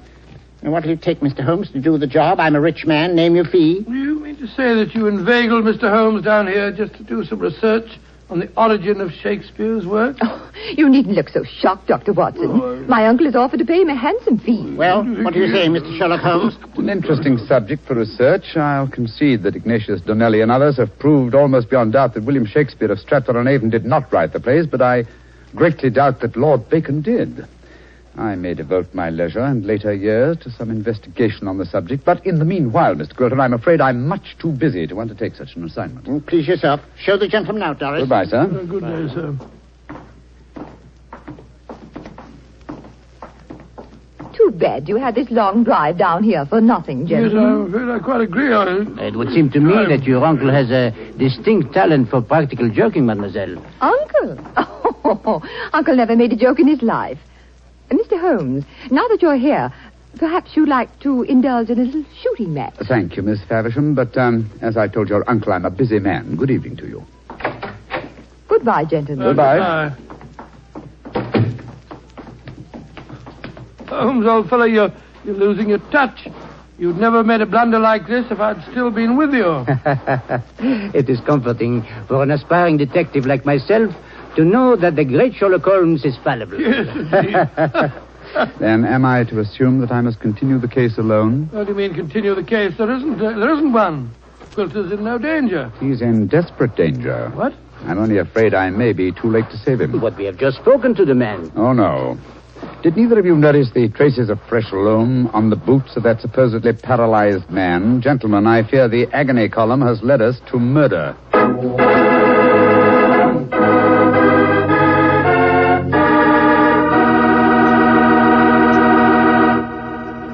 You'll hear the rest of Dr. Watson's story in just a second. Time enough for me to mention that any meal is a better meal when it's served with a Petri dinner wine. If you're having chicken or fish, use Petri California Sauterne. Petri Sauterne is a subtle, delicately flavored white wine that looks and tastes like captured sunshine. If you're having a roast or chops or any kind of meat or meat dish, then by all means serve Petri California Burgundy.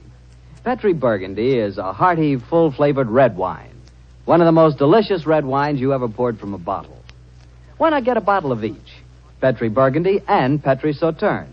Then, no matter what you have for dinner, you'll surely have the right wine, a Petri wine.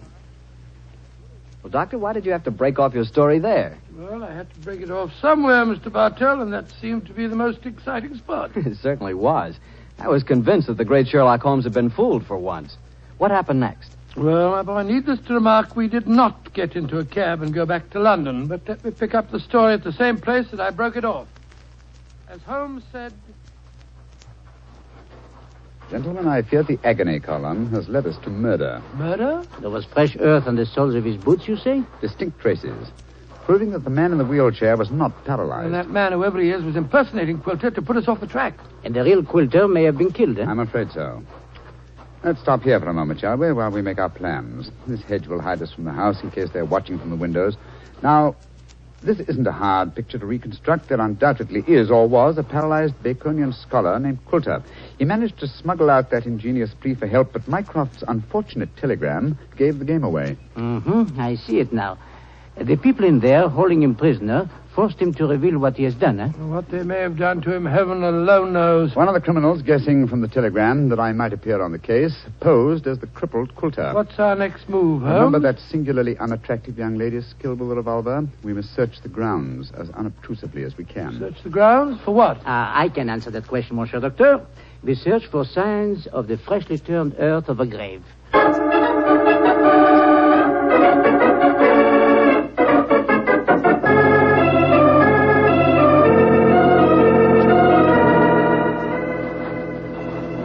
We didn't find any traces of the poor devil's corpse, thank heaven. No.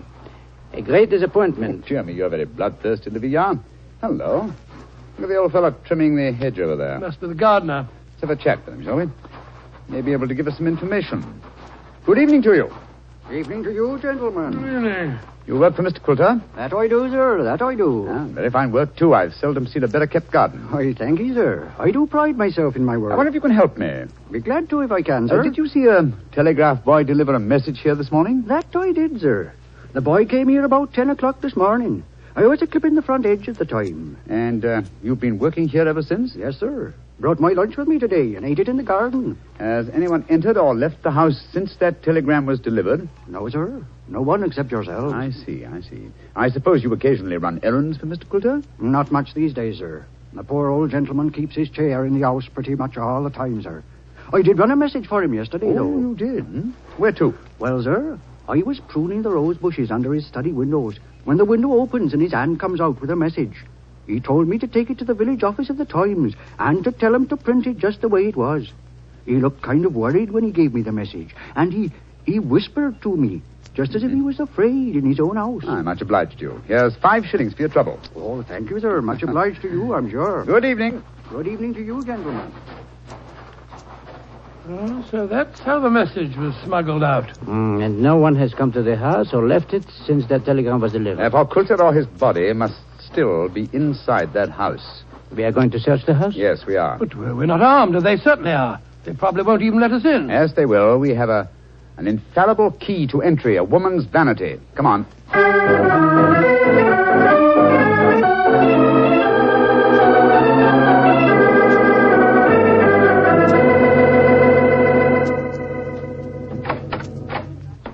Oh, so you came back. I thought you wouldn't be able to resist my challenge to a pistol match, Mr. Holmes. Exactly, Miss Faversham. We had difficulty in finding a cab and decided to take a train back to London.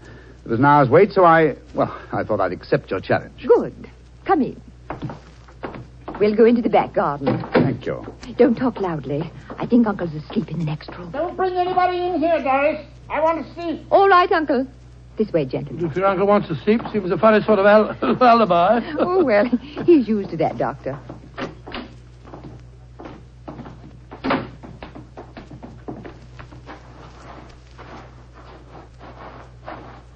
Here we are.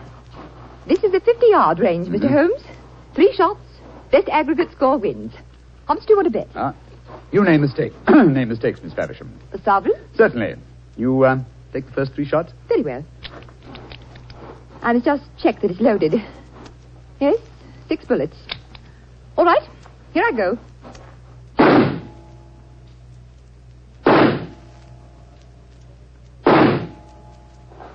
Bravo, Miss Faversham. Splendid. A bullseye and 2 winners. I can do better. Your turn, Mr. Holmes. Doris, who are these men? Friends of mine. I'll introduce you in a minute, Geoffrey. We're in the middle of a match at the moment. Your turn, Mr. Holmes. The revolver, please. Here you are. Thank you. You're sure you know how to handle a revolver? Oh, quite sure, thanks. Then why are you pointing it at me? Because I want you to raise your hands above your head. You too, whatever your name is. Doris, who are these men? Put up your hands. I shan't hesitate to shoot, I assure you. Come on. That's it. What in heaven's name do you think you're up to? Finding out what became of the real Mr. Quilter. Search the man, Watson. Right you are, Holmes. Pierre, go into the house, will you, and search it. Yes, but of course. Well, I know this man had a revolver on his hip. Keep him covered with it. Here, stand still, you. Now, sir, who are you? From your resemblance to the man in the wheelchair that we saw earlier, I should say that you're a member of the same family. We're both relatives of Mr. Quilter. That's right. My name's Davis. I'm from the Australian branch of the family. Relatives, yes. And doubtless you stood to inherit his estate in the event of Quilter's death. You moved in on this defenseless old man, terrorized him, lived off him, and finally found it necessary to destroy him. You're talking absolute rubbish. He's telling the truth, and you know it. I can tell by your expressions. Move back into the house, both of you. Come on. And keep your hands raised. All right, that's it. Come on. Lead the way into the study. The man posing as Mr. Quilter is still there. We heard him call out as we came in. Yes, we might as well confront the 3 of them together. Yes, he's still seated in the chair. He seems to be asleep. Leah! Did you find anything? Not a trace of the missing men, Monsieur Holmes. Davis, what did you do with Mr. Quilter? I didn't do anything with him. Of course not. He's sitting there in that chair. Well, it's no good lying to us. We know that man's an imposter. This is a fantastic situation. Nobody has left this house since the telegram arrived, and nobody has come to it, yet Mr. Quilter has vanished. Good Lord, how can he sleep through all this talk? You'd think he'd been drugged. Sophia! We're idiots. You are unquestionably the most promising detective in France, and some people have been kind enough to grant me a similar status in England, and yet my old friend Watson has just solved the case. Oh, well, it was nothing. I was just too happy to... What? Solved it? Well, how? Listen to the breathing of that man in the chair. What? He's been drugged. There sits the real Mr. Quilter, the persecuted victim who sent a cipher message for help. The man we spoke to earlier. Was you, Mr. Davies, impersonating Quilter. After you'd received us, you took off your disguise, adopted an Australian accent, and then hid your drug victim by placing him in his own wheelchair, knowing that would be the last place we'd look for him. And they would have kept him here until we had gone and then murdered him. What a devilish plot. Well, what have you got to say for yourselves? It was Jeffrey's idea, not mine. I didn't have anything to do with it. That's a dirty lie.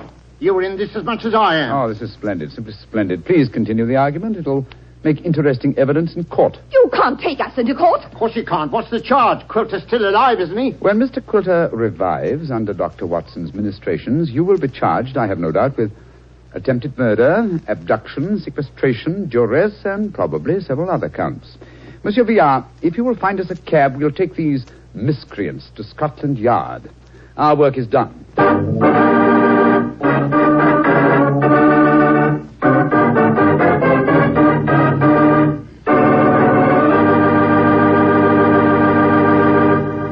Well, Doctor, that was a fine story. What are you fidgeting for? Fidgeting me? Well, I'm expecting a guest. I thought I heard him just now the front door. A guest? Now, you're being as mysterious as Mr. Holmes. Oh, not quite. You see, come in. Dr. Watson, how are you, you old rascal? Gregory, my boy, it's great to see you again. Mr. Bartell, meet my friend, Mr. Gregory Hood. Not the Gregory Hood. Mr. Bartell, I like the way you say that. Yes, Mr. Bartell, this is the Gregory Hood. Mr. Bartell, if you listen to Dr. Watson, he'll lead you to believe I'm much more important than I am. I'm quite a simple person, really. I'm kind to dogs, just love little children, and always help old ladies cross the street.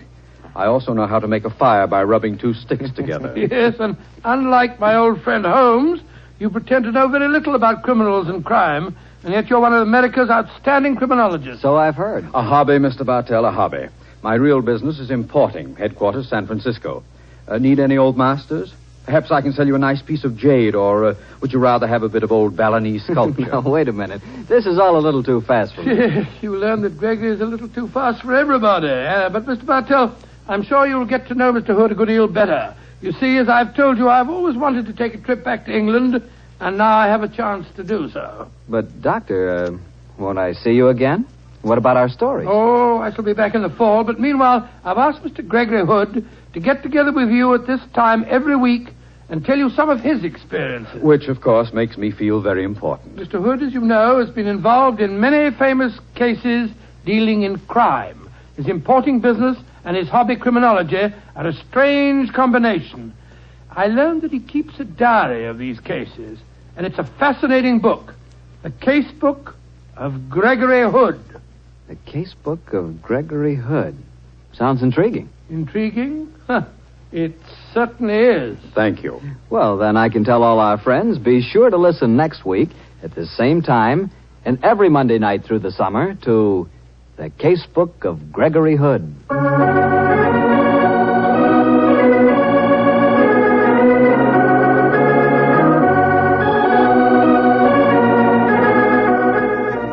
Tonight's Sherlock Holmes adventure was written by Dennis Green and Anthony Boucher and was suggested by an incident in Sir Arthur Conan Doyle's story, The Sign of Four. Music is by Dean Fossler. Mr. Rathbone appears through the courtesy of Metro-Goldwyn-Mayer, and Mr. Bruce through the courtesy of Universal Pictures, where they are now starring in the Sherlock Holmes series.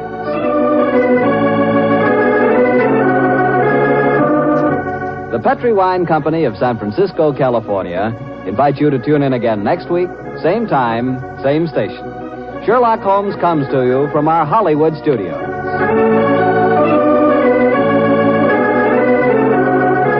This is Harry Bartell saying goodnight for the Petri family.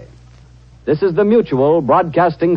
This episode from the life of Sherlock Holmes will be transmitted to our men and women overseas by shortwave and through the worldwide facilities of the Armed Forces Radio Service. Petri Wine brings you Basil Rathbone and Nigel Bruce in the new adventures of Sherlock Holmes.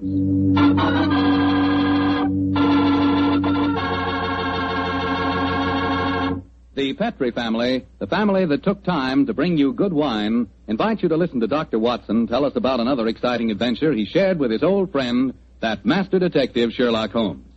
It began on a summer evening in 1906. I'd been for a long walk in the park, I remember, and when I returned to Baker Street and entered our rooms, Holmes looked up at me with a twinkle and spoke. You look positively glowing with health, Watson. Well, I had a splendid walk, my dear fellow. You should have come with me. The park was looking particularly beautiful. Well, chap, during your absence, I've decided to write another monograph. Oh, well, what's the subject this time? Occupational liability to murder. For instance, the mortality rate is naturally high among policemen and detectives. Physicians are murdered with fair regularity, but the murder of a dentist is rare. And who ever heard of a murdered veterinary surgeon? It's quite true, but what's the occasion for this little homily? I've been browsing over my newspaper clippings. Yeah? You recall ever hearing of a murdered tobacconist, Watson? No, I can't say that I do. Oh, why? And yet my clippings inform me that no less than 3 tobacconists have been murdered in the past 6 months, and all the murders have occurred in the same small shop at the East End of London. Now, why do you suppose 3 tobacconists would be murdered in the same shop? Come now, old fellow. Give me a logical solution to the problem, will you? Well, let me see. You say that the shop's in the East End? Yes. Is it near the river? As it happens, it's on the water's edge. And supposing the tobacconist's shop was the headquarters of a smuggling ring. Perhaps boxes of cigars were unloaded from the dock and brought to the shop. Cigars containing pearls or opium or something. Watson, my dear fellow, you're doing splendidly. You must walk in the park more frequently. You're positively scintillating. Oh, no, you're making fun of me. I assure you I'm not. You're expecting anyone home? No, probably a visitor from Mrs. Hudson. Go on with your fascinating theory. Now, why are 3 tobacconists murdered? Well, because they know too much. Perhaps they demand a share in the profits, so the head of the ring decides to kill them. Plausible enough, Watson. I really must congratulate you. I can see that I'm very lucky in having a biographer with such a lively imagination. Thanks very much. Come in. That's very nice of you. Imagination. Oh, hello, Lestrade. Lestrade, I'm glad to see you. I hope I'm not intruding. Not at all, my dear fellow. Come along, sit down. Thank you, Miss Holmes. Anything remarkable on hand? No, Miss Holmes. Nothing very particular. Then tell me all about it, Lestrade. Can't hide anything from you, can I, sir? Yes, there is something on my mind, and no mistake. And it concerns the 3 murdered tobacconists, I see. Splendid. Now, how the blazes did you know that? Yes, Holmes, that's pure magic.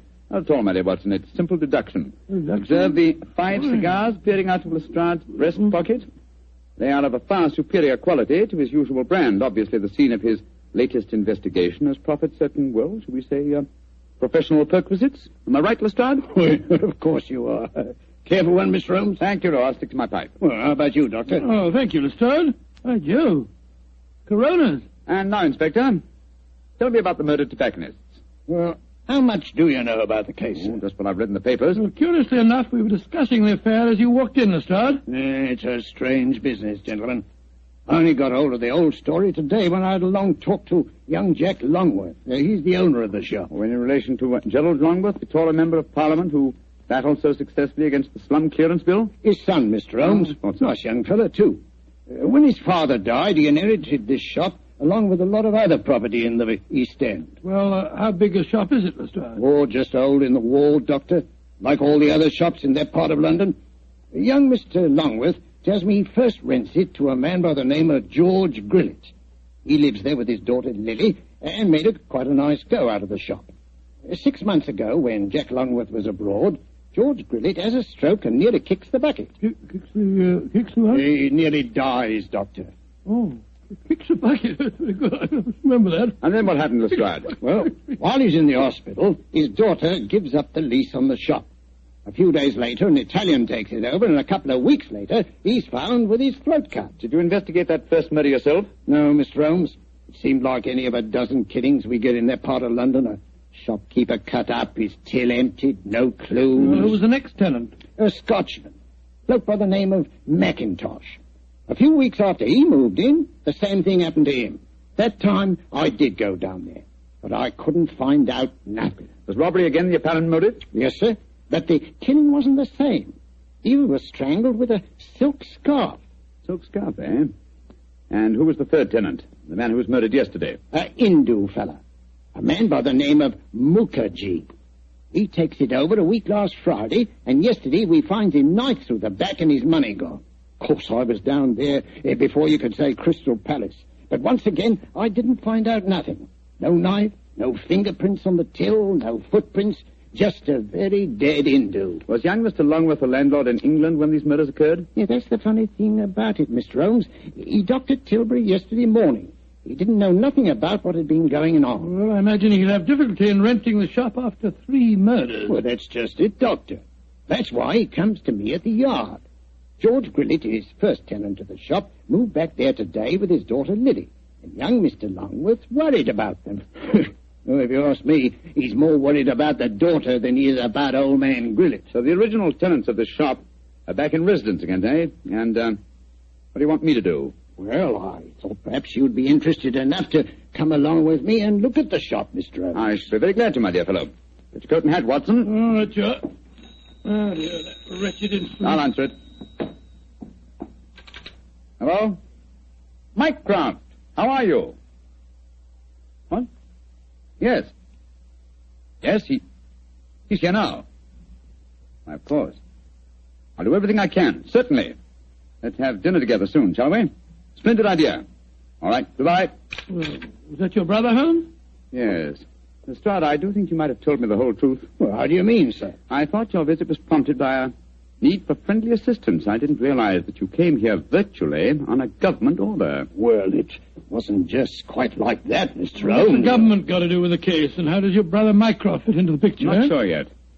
But of one thing we may be certain. There's obviously a great deal more in this case than Lestrade would have us believe. Why do you say that, Holmes? You must bear in mind, old fellow, that occasionally Mycroft is the British government.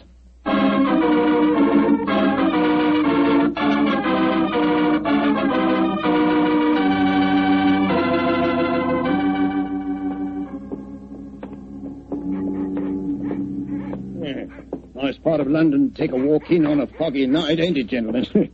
All our policemen work down here in pairs, you know. Yes, I don't blame them. It's a vile neighborhood. There's the shop just ahead of us, with a sign hanging out. Hello, there he is again. Oh. See that bearded Hindu skulking off around the corner there? Oh, yes. He's been haunting the place ever since I came down here. So a bearded Hindu haunts the place, eh? Yes, and yesterday, Holmes, the Hindu proprietor of the shop was murdered. Exactly. Well, here we are. I'll go in first. Depressing-looking place, huh?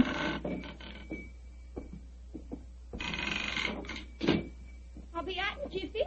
That's Lily, George Grillet's daughter. Helps him with the shop. Sorry to keep you wet. Oh, it's you, Inspector Lestrade. Yes, Miss Lily. I brought some gentlemen to see your father. This is Mr. Sherlock Holmes and Dr. Watson. Pleased to meet you, I'm sure. How do you do, Miss Grillet? How do you do, young lady? Is your dad home? No, Inspector, he won't be in till after dinner. Went down at the docks, he did, to see about some cigar shipments. Mr. Longworth's here. If you want to see him, we were just having some tea in the back room. Yes, I'd like these gentlemen to meet him. Jack, come out in the shop, Jack. What is it, Lily? Oh, Inspector Lestrade. And this must be Mr. Sherlock Holmes and Dr. Watson, I'm sure. How do you do, sir? How are you, Mr. Longworth? I'm very glad the inspector was able to persuade you to come down here, Mr. Holmes. I'm dreadfully worried about this business, particularly since Lily's father insisted on coming back here. I'm afraid they're in great danger, but I can't make Mr. Grillet see it. Young lady, I wonder if I might ask you a few questions. Well, of course, Mr. Holmes. Before your father had his stroke, did he receive any threats concerning his occupancy of the shop? Well, if he did, he never told me about him. But it wouldn't surprise me. I often told him his biggest enemy is himself, if you know what I mean. Yes, I think I do, Miss Grillet. When your father had his illness, who decided to give up the lease on the shop? I did. No money was coming in, and, well, it looked like Dad might be an invalid for life. Of course, I couldn't run the shop by myself. Anyhow, I never did like this part of London. It wasn't the right business for Father. What was his reaction when you told him to give up the lease? Oh, he was awful angry with me. Said I'd no right to do it without asking him. By the way, we saw that bearded Hindu again as we walked up just now. He's been hanging around ever since we came back here, Inspector. Well, has he actually come into the shop, Miss Grillet? No, but he keeps walking by and looking in the window.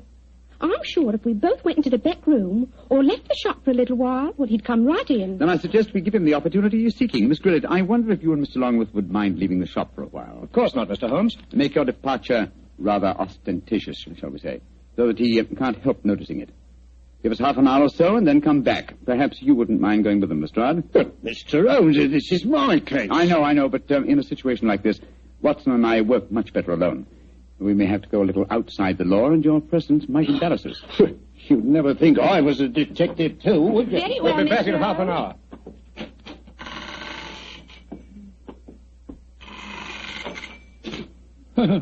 Poor old Lestrade. He gets very touchy as the years roll by. See, I blame him. I'm leaving him completely in the dark. Come on, Watson. Behind the counter. No, my dear fellow. Not under it, old chap. We lift the flap. So. Now it's just to be crouched down behind here. Come on. That's it. Have you got your revolver, Watson? Yes, it's in my pocket. Good. Meantime, make yourself as comfortable as these cramped quarters will permit. We may have quite a wait ahead of us.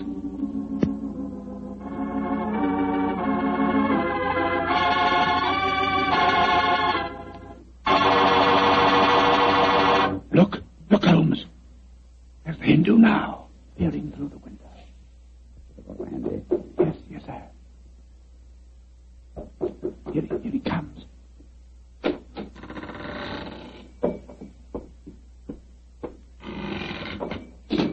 All right, Watson. Put your hands up. I've got you covered with this revolver. Now, my man, what are you doing here? Who are you? Never mind who I am. Just answer my question. I do not speak very good English. तुम हिंदुस्तानी बात बोल नहीं सकता?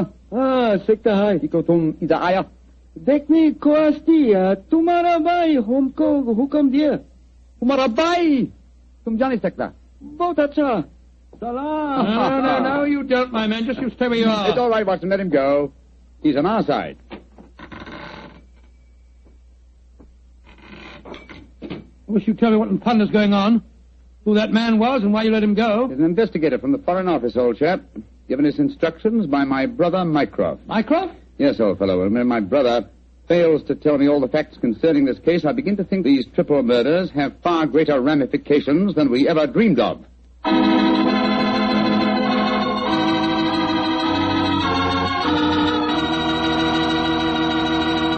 Dr. Watson's story will continue in just a second. Just about time enough for me to mention that any meal becomes a better meal when you serve it with Petri wine. And say, you'll find that Petri California Burgundy and Petri California Sauterne are just made to go with food. That Petri Burgundy is a rich red wine that's bosom pals with any meat or meat dish. Boy, what a flavor. And that Petri Sauterne is the delicate white wine that's just perfect with chicken or with fish. Yes, sir, with food, you just can't beat a good Petri wine.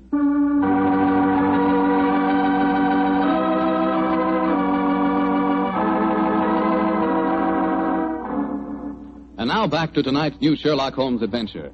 A puzzling case is occupying the attentions of Sherlock Holmes and Dr. Watson. 3 murders have taken place in a small tobacconist shop in the East End of London. As we rejoin our story, it's late at night, and Sherlock Holmes and Dr. Watson, accompanied by Inspector Lestrade, are once again walking toward the ill-fated shop.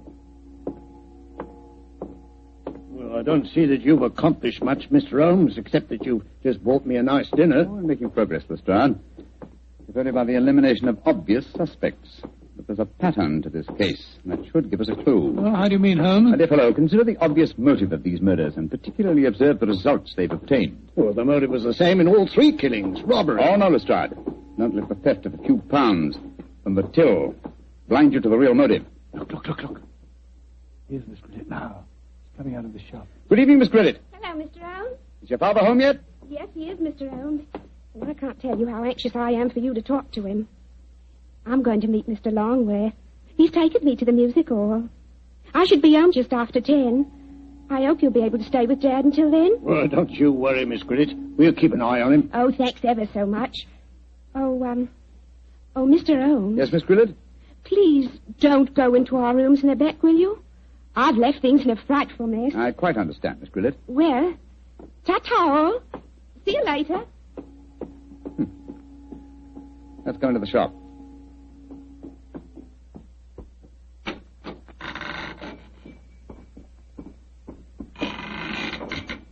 Oh, is it? Oh, it's you, Inspector. Yeah, these gentlemen, Mr. Sherlock Holmes and Dr. Watson. How do you do, sir? Good evening, sir. Good evening. Did you meet young Lily just now? Yes, she told us she was going out to the music hall with Mr. Longworth. Yes. I'm afraid we had quite a set to about that.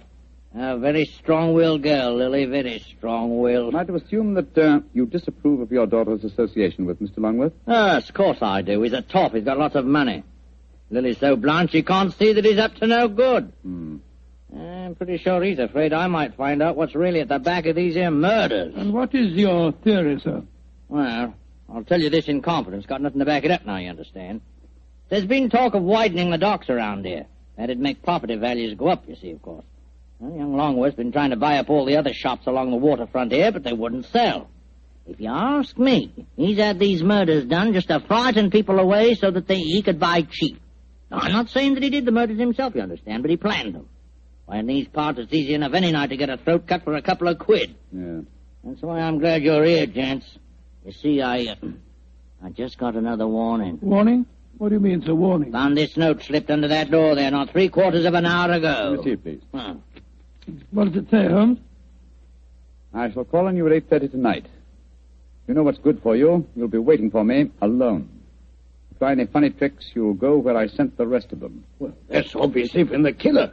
Possibly. What's the time now? Look, it's 8:20. I was hoping you gentlemen would wait in our rooms back of the shop. You can hear what's going on in here, and if he tries any rough stuff, you can pop in and nab him. Just what I was about to suggest myself, Mr. Grillet. Either way, will you? Oh, yes. Just step behind the counter, gents. Through here. Here we are. Ain't exactly Buckingham Palace back here, but you can make yourselves comfortable, can't you, gents? Oh, don't you worry about us, Grillet. Oh, I better turn out the gas. If this bloke spots a light under the door in here, he might smell a rat. Now, there we are. Now, as soon as I see him coming in the shop, I'll knock twice on the door, like this. And that'll give you the signal that he's here. Is that right? Right, you are, Grillet. All right, now keep your ears open, gents. I may need your help. Where are you, Holmes? I can't see a thing. Over here, Watson. You know, I've got another theory why Jack Longworth might be at the back of all this.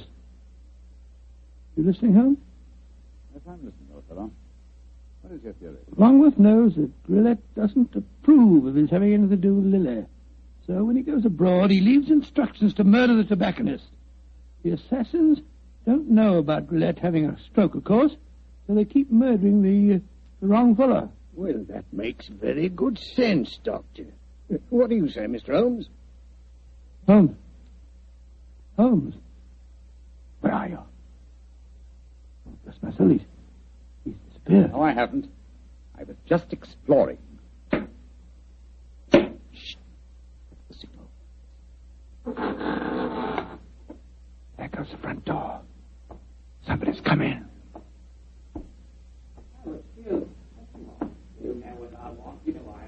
We'd better go in. Right, Watson, listen. Take your hands off me, don't you do that. Here, stop me. Help me. We've got to get in there at once. Open the door.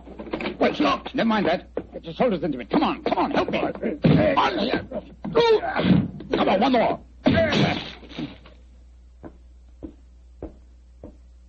Poor devil.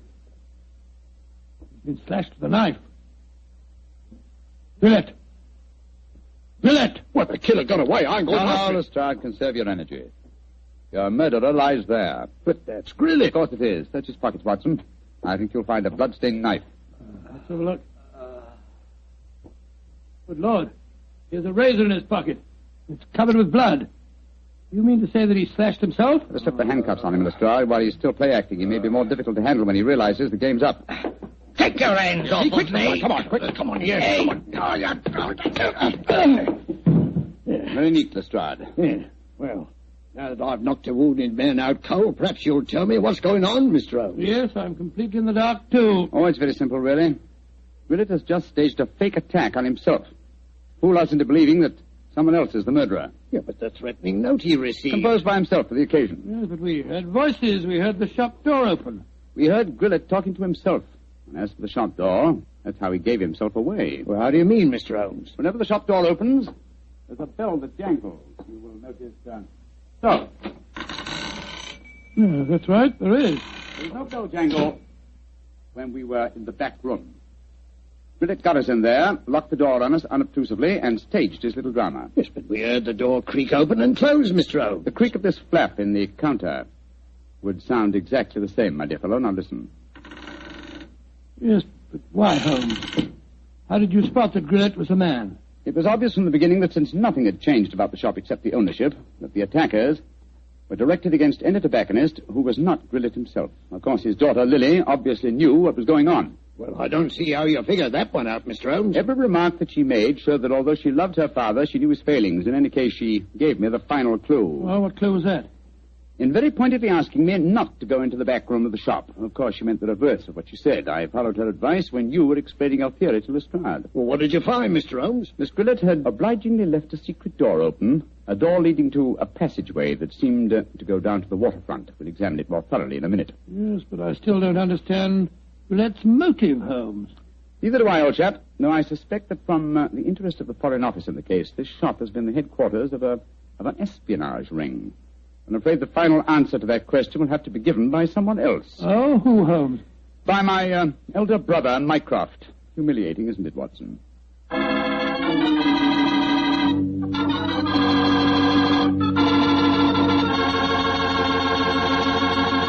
And what was the final answer to the question, Dr. Watson? Well, Holmes was right as usual, Mr. Foreman. The shop had been the headquarters of a spy ring operated by Grillet. Many international criminals had been smuggled in England or foreign ships moored up the river. And did Mr. Grillet hang for his crime? No, he didn't, my boy. Before he came to trial, he had another stroke and he died. Probably just as well for his daughter's sake. Oh, his daughter. Lovely girl. Did she marry Longworth? Indeed she did. As a matter of fact, I danced at her wedding. It was a very wonderful wedding reception. See, you would have been there yourself, Mr. Foreman. In fact, you'd have liked it very much. They served a pretty good wine. Was it a Petri wine by any chance? Oh, well, it was so good it easily might have been. You mean because Petri wine is the kind of a wine you can't forget? That's exactly what I do. Well, that's because the Petri family really knows all there is to know about the fine art of turning luscious, sun-ripened grapes into fragrant, delicious wine. You see, the Petri family's been making wine ever since they started the Petri business way back in the 1800s. And they've been able to hand on down in the family from father to son, every bit of their skill and experience. That's why Petri wine is so good today, because Petri took time to bring you good wine. And say, don't forget to take a moment yourself and send for your free recipe calendar. Remember, send to Petri Wine, San Francisco 26, California. This offer is intended to apply only in those states and other localities where its acceptance is permissible by law and regulation. And now, Doctor, do you feel like giving us a hint about next week's story? Yes, I do. Next week, Mr. Foreman, I'm going to tell you a strange adventure that happened to Holmes and me in the West End of London. It concerns the death of a famous actor who was portraying the part of an equally famous man, Sherlock Holmes. Thank you, Doctor. See you next week.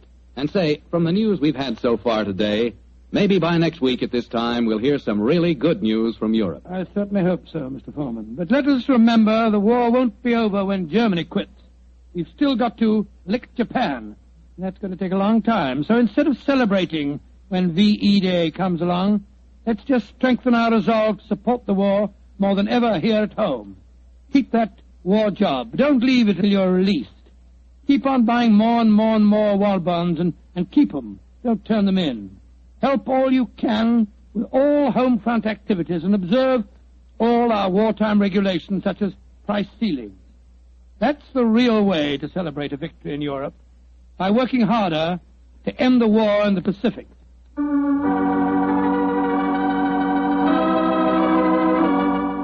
Tonight's Sherlock Holmes adventure is written by Dennis Green and Anthony Boucher and is based on an incident in the Sir Arthur Conan Doyle story, The Adventure of the Six Napoleons. Mr. Rathbone appears with the courtesy of Metro-Goldwyn-Mayer and Mr. Bruce with the courtesy of Universal Pictures, where they are now starring in the Sherlock Holmes series. The Petri Wine Company of San Francisco, California invites you to tune in again next week, same time, same station. Meanwhile, don't forget to take advantage of our offer of a free recipe calendar. Oh, the Petrie family took the time to bring you such good wine. So when you eat and when you cook, remember Petrie wine. To make good food taste better, remember... Petrie wine. This is Bill Foreman saying goodnight for the Petrie family. Sherlock Holmes comes to you from our Hollywood studios. This is the Mutual Broadcasting System.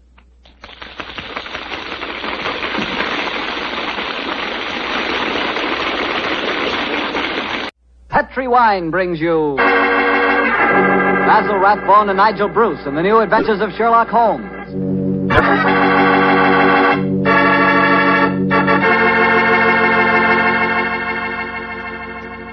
The Petrie family, the family that took time to bring you good wine, invite you to listen to Dr. Watson tell us another story about his old friend, that master detective, Sherlock Holmes. And incidentally, I'd like to tell you about a swell American custom. The custom of serving sherry wine just before dinner. Petrie California sherry. You know, especially when you have guests, while you're waiting for that call to the dinner table, there's nothing better than a good glass of that good Petrie sherry. You don't need fancy glasses for Petrie sherry. No, sir. That wine tastes good out of any glass. And it looks good, too. Beautifully clear and the color of precious amber. Just try that Petrie sherry and you'll feel like smacking your lips after every sip. Oh, and say, Petrie makes two kinds of sherry. The regular sherry and Petrie pale dry sherry. Just to make sure you get the perfect sherry for the whole family, don't buy one, buy two. But do be sure the sherry you buy is Petrie sherry. Petrie, the proudest name in the history of American wines.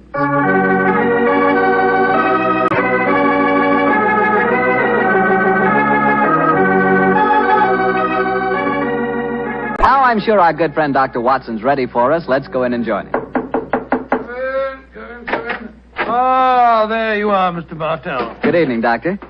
Say, where are the puppies this evening? Mr. Bartell, don't you think it's about time you began to refer to them as the dogs? They're almost a year old, you know. I stand corrected. Where are the dogs this evening? Well, they had another furious battle with a dead seal on the beach today. My housekeeper, Mrs. West, is giving them a much-needed bath. They certainly have an aversion to seals, don't they? Well, Doctor, are you all ready with tonight's new Sherlock Holmes adventure? Yes, my boy, and as yesterday was St. Patrick's Day, I decided to tell you a story that took place in Ireland a few years before the turn of the century.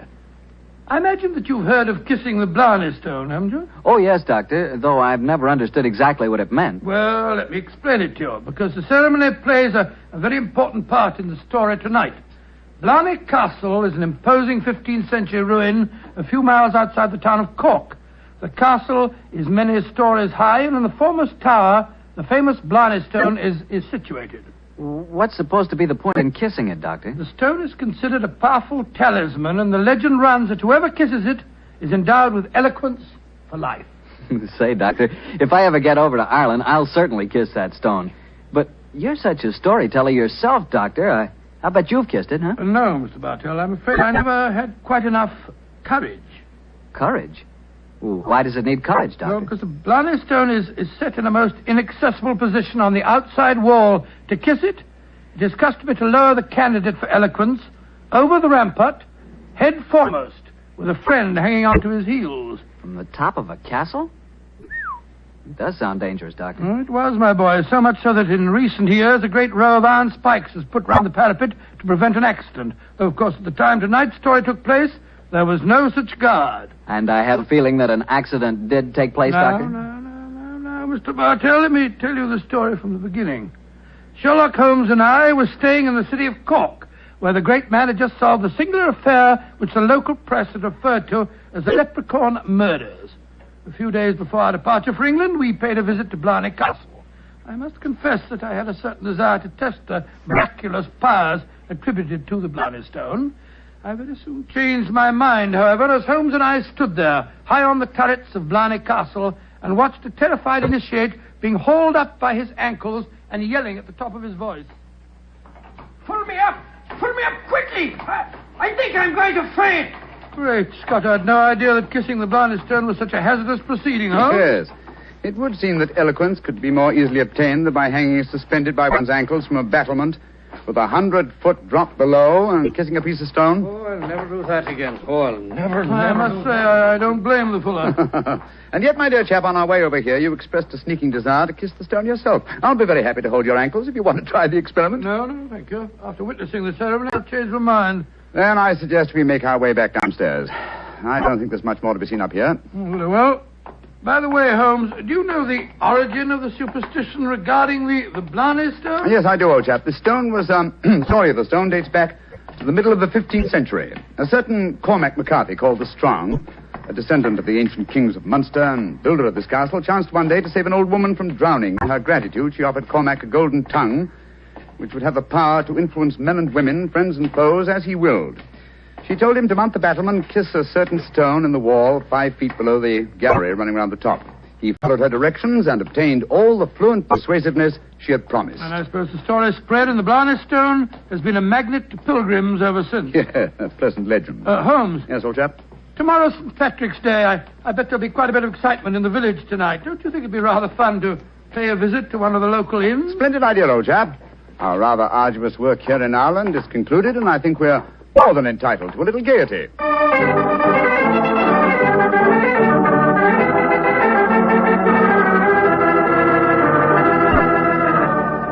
In Dublin's fair city, the girl so pretty, 'twas there that I first met sweet Molly Malone. She wheeled her wheelbarrow. Charming, quite charming. A waiter and singing at his work. Singing very well, too. Just the same, I wish someone would come and take our order. Oh, there's a barmaid. I'll see if I can catch her eye. Hi, miss.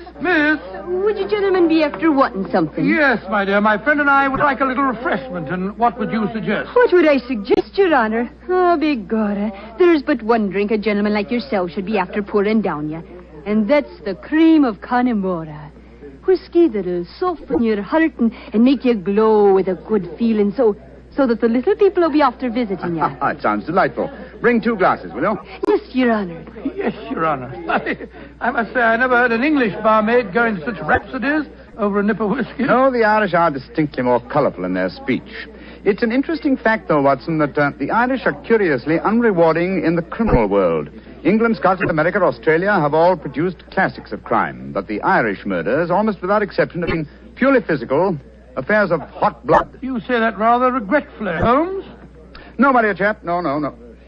Mr. Watson, look at this rather florid-looking gentleman coming towards our table. It looks to me as if he's a little under the weather. You fellas have got to have a drink with me. Oh, thank you, sir, thank you, but we've just ordered one. Well, you've got to have it with me. I went to the races at Cork today and made a killing. I'm going to buy all the drinks here tonight. I'm afraid that... Nothing to be afraid of. I'll sit down with you for a moment.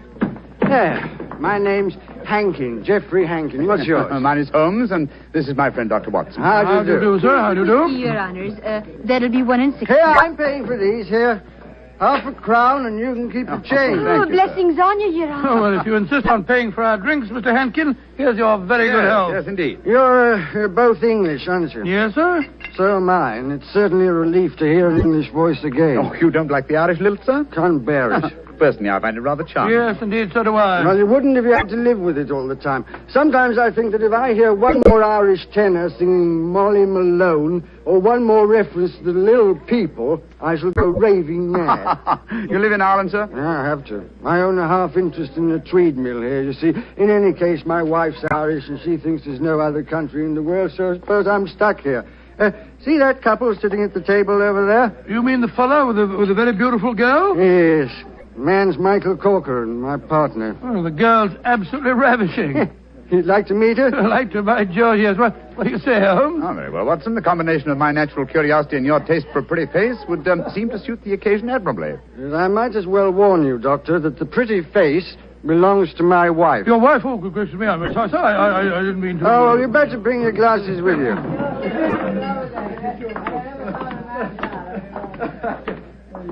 Molly, my dear, I want you to meet 2 English friends of mine, Mr. Holmes and Dr. Watson. How do you do? How do you do, Mr. Holmes, Dr. Watson? Won't you sit down and join us? And this is my partner, Michael Corcoran. How do you do, Mr. Corcoran? How do you do, sir? I'm glad to meet you.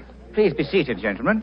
Are you visiting here in Cork, Mr. Yes, Holmes? Mrs. Hankin, but we're returning to England in a few days. You've been to Blarney Castle, I hope. Oh, yes, we were there this afternoon. And did either of you have the courage to kiss the Blarney Stone? No, we didn't. I'm afraid it's an athletic feat that's beyond me. It's a lot of rubbish, that's what it is. Kissing a slab of stone. Have you the courage to do it, Geoffrey? Well, of course I have, but I don't want to make a fool of myself.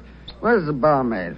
Kathleen. I'll make a wager, Geoffrey, that you haven't the courage to kiss the stone. How much will you bet, Michael? I'll wager a £10 note on it. It's a bet, and you fellas witnessed it. I'll kiss the Blarney Stone at noon tomorrow, and you'll be £10 the poorer, Michael. And I suggest that Mr. Holmes and Dr. Watson be present as well. They can act as referees. Geoffrey, dear, don't get so excited. Well, I don't like it when Michael suggests I don't have courage. You want some more drink, Mr. Henkin? Yes, all of us want some. No more for me, thank you, Mr. No more for And me, I thank you. think you've had enough, Geoffrey. Don't tell me when I've had enough, Molly. In Dublin's fair city, the girls Oh, no, are so not that pretty. filthy song. Firstly, Mr. Hankin, I find the traditional Irish melodies quite beautiful. And I find them revolting. Stop!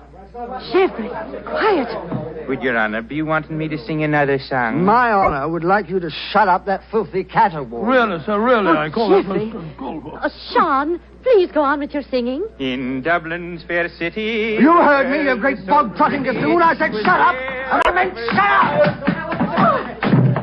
Geoffrey, I'm leaving here at once. Michael, please to take me home. It'll be my pleasure, Molly. You're an ugly man, Mr. Henkin. Knocking down poor Sean when he was singing just like a bird. Oh, the devil with him, and all of you. No Irishman will be after forgiving you for this night's work. No, not the little people of old Ireland either. You've made more enemies, Mr. Henkin, than you'll ever see. But you'll be knowing they're there. Fiddlesticks, you can't frighten me with your stupid Irish superstition. Well, bless my soul, that was a charming little party, I must say. Englishmen like Hankin are a disgrace to their country. Fortunately, they're not represented, though. Yes, I must say I'd hate to have a curse put on me like that barmaid laid on him. Watson. Yes? Did you see the glances which Mr. Hankin's partner and his wife exchanged as the brawl started? There was more menace to him in those glances than in all the threats of all the little people in Ireland. Yeah. I thought that there was something between them. I say, Holmes, that bet about Hankin kissing the Blarney Stone at noon tomorrow, do you suppose... I suppose nothing, old fellow. But there are forces at work here that I don't like. I think, Watson, that you and I will be at the Blarney Stone at noon tomorrow. It's possible that the bet made tonight is all part of a definite plan, and I have a feeling that the bet is still on.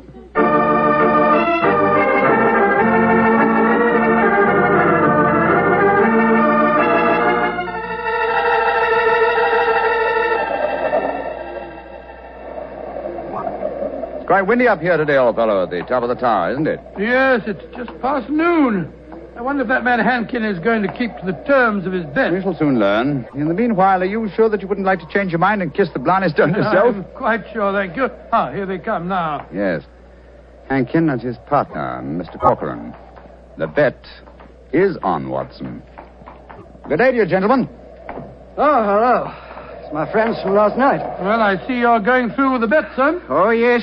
Geoffrey set his mind on the £10 of mine. Your wife didn't accompany you, Mr. Hankin? No, she didn't. I'm afraid I'm rather in disgrace for my behavior last night. Molly made me go round and see that waiter fellow that I hit. I offered him money, but he wouldn't take it. Did you offer him an apology? Apologize? To a waiter? I should say not. Well, come on, let's get this stupid farce over with.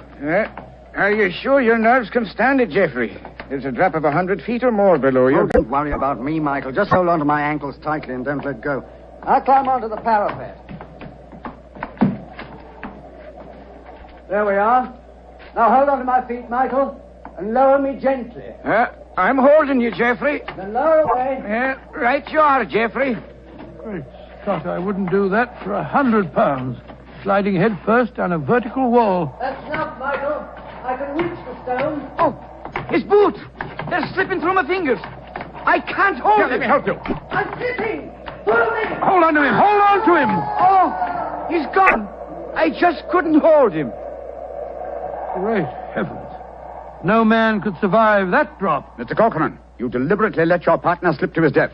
This is murder. Yeah, but I don't understand.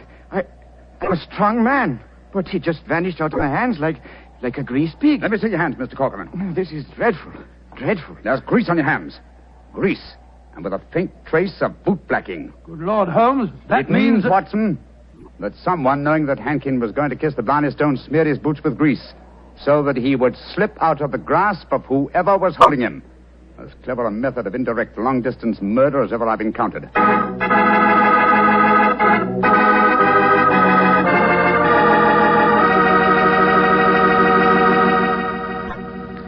You'll hear the remainder of Dr. Watson's story in just a second, so I'm going to remind you that Petri California Sherry is not only wonderful before dinner, but it's good almost any time. If you had to choose just one wine for almost any occasion, that wine would be Petri Sherry. Petri Sherry is a perfect wine to serve in the afternoon or in the evening. It's good before dinner, yes, but it's swell after dinner, too.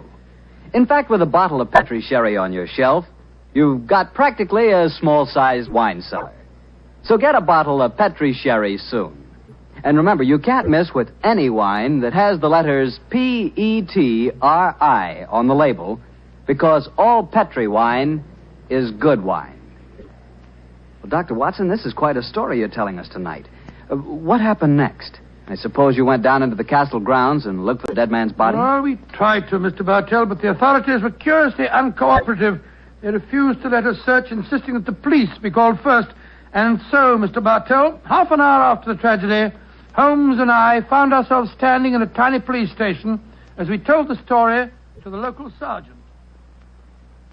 Sure the saints be praised, Mr. Holmes. 'Tis a terrible story you've told me. Tomorrow I'll be after arresting Sean O'Flaherty. Sean O'Flaherty? But he's the waiter at the inn, the one who sings. That he is, and he sings like a breath of spring.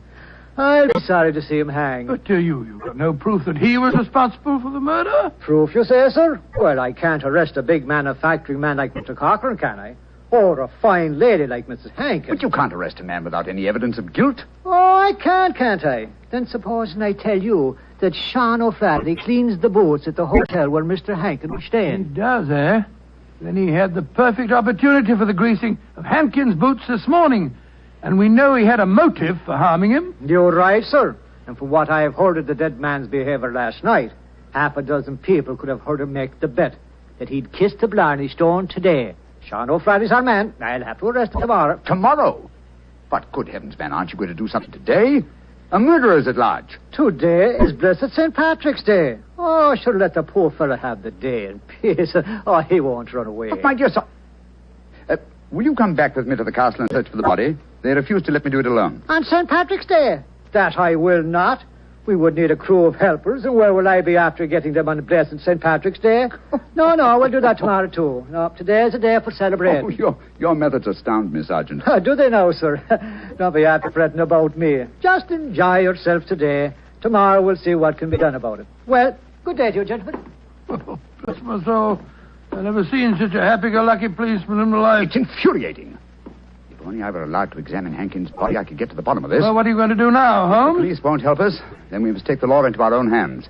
I think we'll start off by going to the hotel and seeing what we can find out from Sean O'Flaherty.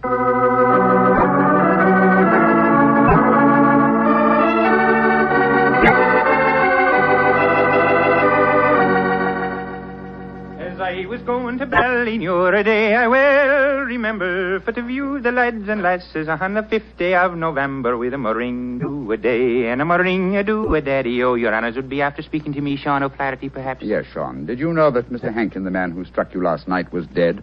Dead? Well, if ever a man deserved to be beneath the sod, 'twas Geoffrey Hankin himself. A mean, ugly man. The saints be praised that he's gone. How did he die, sir? He was murdered. Murdered? Well, but, Dad, I'm not surprised to hear it. Who murdered him, sir? At the moment, the police seem to think that you are the culprit. Myself? Well, how would I be after murdering the man, sir, when I don't even know how he died? He died when he fell from the top of Blarney Castle as he was trying to kiss the stone. He fell because Mr. Cochran, his partner, couldn't hold on to his feet. His boots had been greased. And we know that you have been cleaning his boots, Sean. That I have, sir. I cleaned them this very morning. But I put no grease on them, if that's what you'd be after suggesting. I'm suggesting nothing. I'm trying to establish a few facts. Do you know Kathleen, the barmaid? Oh, and why shouldn't I know her, sir? She's to be me wife before the winter sets in. She pronounced a curse on the dead man last night, just after he had knocked you down. It's possible that she may... Here she comes, huh? Sean, my darling, what are the fine gentlemen doing here? Oh, Kathleen. They've come to ask me questions about the death of Mr. Hankin. He fell off Blarney Castle today and got himself murdered, they say. The saints be praised. But what has that to do with you, my darling? Well, the gentlemen tell me that the village police think that I might have greased his boots so that he slipped to his death. The village police is as stupid as my father's big sow. If Mr. Hankin fell to his death today because his boots were greased, I can tell you who did it. Indeed, who? The little people. I warned Mr. Hankin last night that the little people would be after him. He insulted the Irish. Oh, come, my dear. You don't seriously expect us to believe in the little people? And why not, Your Honor? We have them here. Oh, there be those that say the fairies all be dead, but I know different. I've seen them. When I was a slip of a girl, close to where I live, there was a rat. That's a fort, you know. And the rat was a fairy's fort.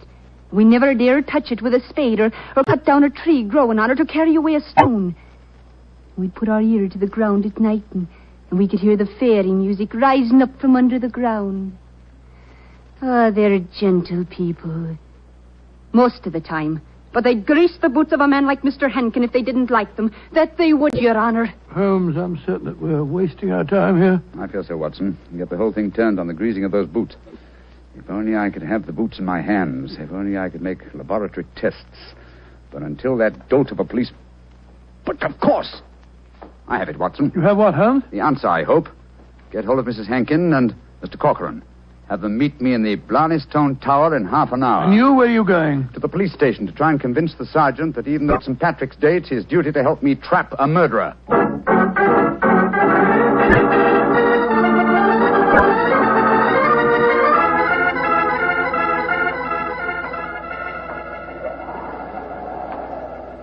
Do you know, Mr. Holmes, you're an obstinate man. It's blessed St. Patrick's Day, and yet you insist that we meet here on the top of Blarney Castle. What do you think you can prove? Who murdered Geoffrey Hankin? Yes, but why do Molly and I have to be here? Yes, Mr. Holmes. And poor Geoffrey's body's still lying somewhere below us. Mrs. Hankin and Mr. Corcoran, I asked Dr. Watson to bring you here for a good reason, I assure you. You ready, Watson? Quite ready, Holmes. Good. Sergeant. Yes, sir. You asked me why I've assembled the three of you here. I'm going to reconstruct the crime. I shall play the part of the victim. My friend Dr. Watson will represent you, Mr. Corcoran. Now, I straddle the parapet. So. Watson, hold on to my feet, will you? I've got him, Holmes. And lower me down the face of the wall. Right, you are. Holmes, hold tight to the wall. Oh. Try and push yourself back. The murderer's tried to get you. Your boots are covered in grease. Stand back. Come away. Grab my trouser legs, Watson. I've got him, Holmes. Come, up you come. There we go. Oh, Joe, that was a near thing. Devilish plot, Sergeant, and very cleverly carried out. My boots were ungreased when I entered the castle, and yet someone has been able to apply grease to them without my knowledge within the last few minutes. Sure, and how is that possible, sir? I don't know, Sergeant, I must confess. Holmes, you stumbled as you came up the darkened staircase. Do you remember that? That's true, old chap, I'd forgotten. And you, Mrs. Hankin, and you, Mr. Corcoran, were kind enough to assist me to my feet. An excellent opportunity to apply the grease. Now we know that one of you two is the murderer. I must have a jar of grease somewhere. Sergeant, will you search the lady while I search Mr. Corcoran? But this is ridiculous. Of course it is. How could we be guilty? Well, if you're not guilty, you've got no objection to being searched, ma'am. Well, upon my word, here in your purse, Mrs. Hankin, is a jar of grease. What? Now, what have you to say of yourself? What can't you say, Sergeant? Except that she engineered her husband's murder and tried to engineer mine. Oh, no, I knew nothing about Geoffrey's murder. Oh, Michael, darling, I swear to you. Don't worry, my darling. I'll not let them hurt you. I'm telling you, you're wrong, Mr. Holmes. I was the murderer. Oh, no, Michael. You mustn't sacrifice yourself for me. I think this little play acting has gone far enough. Mr. Corcoran, you have just offered us what you think we will accept as a false confession. But I've established the one thing I wish to know, that you love your late partner's wife and she you. I'm proud to admit that, Mr. Holmes. And now that she's a widow, I can say it in the open. But what are you implying? That you murdered your partner. But the grease on your own boots, sir. I just found a jar of it in Mrs. Hankin's handbag. Oh, that, my dear Sergeant, was all part of my little plan. As to the grease on my boots, I confess I placed it there myself. Just as I planted the jar of grease in your bag, Mrs. But why, Holmes?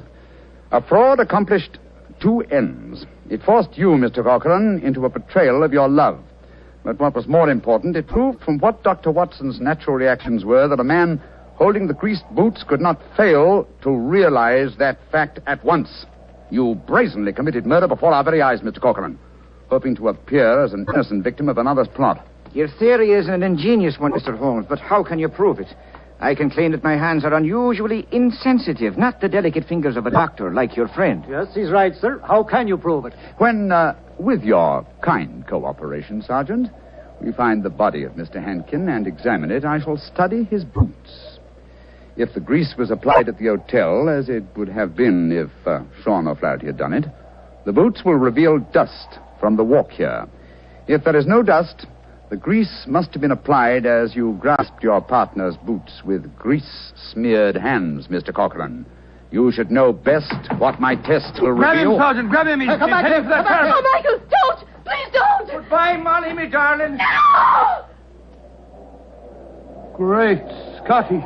He jumped off the parapet. Now, Mr. Holmes, you can see that I was right, sir. Wasn't I? What do you mean, Sergeant? In waiting until tomorrow to get the search party. Now we can be after finding both bodies at the one time.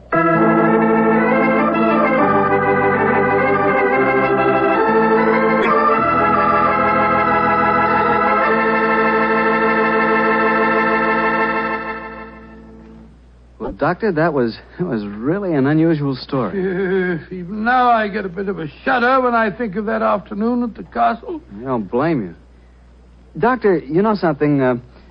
Earlier this evening, I said that if I ever got to Ireland, I'd certainly want to kiss the Blarney Stone, remember? Yeah? Well, I've changed my mind. I'd no more want to hang by my heels, kiss that stone than... Well, just let's forget it. But, my boy, don't forget if you kiss that stone, you get the gift of eloquence. You'd be the most convincing fellow in the world. So? So, well, whenever you talked about Petri wine, you would really do people a favor because they wouldn't be able to resist trying it. Oh, talking about Petri wine isn't important, Doctor. The best way to determine just how good Petri wine really is to taste it. One sip and there's all the proof you need. That's because the Petri family has developed the art of winemaking to a truly fine point. They've been making wine for generations. And all the things the Petri family knows about turning luscious, sun-ripened grapes into fragrant, delicious wine have been handed on down in the family from father to son, from father to son. That's why whenever you want a swell wine, for any occasion, you can't go wrong with a Petri wine, because Petri took time to bring you good wine. Well, Dr. Watson, what new Sherlock Holmes story are you planning to tell us next week? Well, now, let me see. Next week, Mr. Bartell, I'm going to tell you a story in which that arch-criminal Professor Moriarty played a most important part. It deals with the theft of a famous painting, of a strange night that Sherlock Holmes and I spent trapped in the interior of a giant metal vault, and of mysterious bloodstains in an empty room.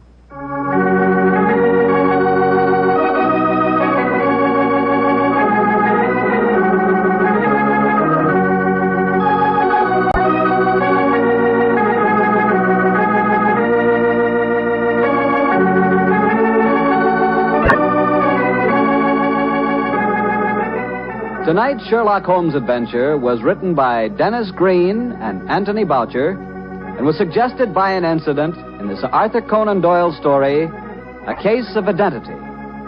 Music is by Dean Fossler.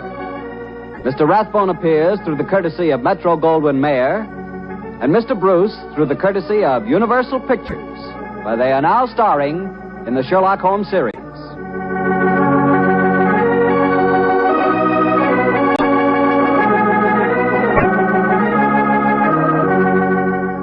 Petri Wine Company of San Francisco, California, invites you to tune in again next week, same time, same station. Sherlock Holmes comes to you from our Hollywood studios.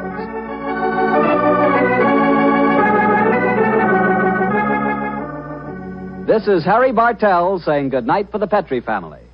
For a solid hour of exciting mystery dramas, listen every Monday on most of these same stations at 8 o'clock to Bulldog Drummond, followed immediately by Sherlock Holmes.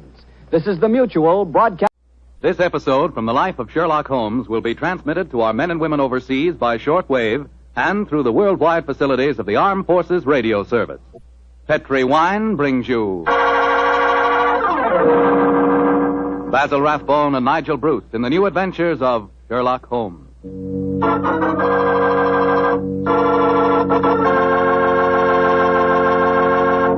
The Petrie family, the family that took time to bring you good wine, invite you to listen to Dr. Watson tell us about another exciting adventure he shared with his old friend, that master detective, Sherlock Holmes. Say, and I've got a little something to tell you myself. I want to tell you that if you haven't sent in for your free recipe calendar, I think we've still got enough on hand to take care of you if you hurry. The requests have been pouring in like mad, literally by the thousands. No wonder. It's really a terrific offer. It's a calendar for 1945 and 46. It's in full color, and it tells you all you have to know about cooking with Petrie wine. Write to Petrie Wine, Petri, Petrie Wine, San Francisco 26, California. San Francisco 26, California. But better hurry so we can get your recipe calendar to you immediately.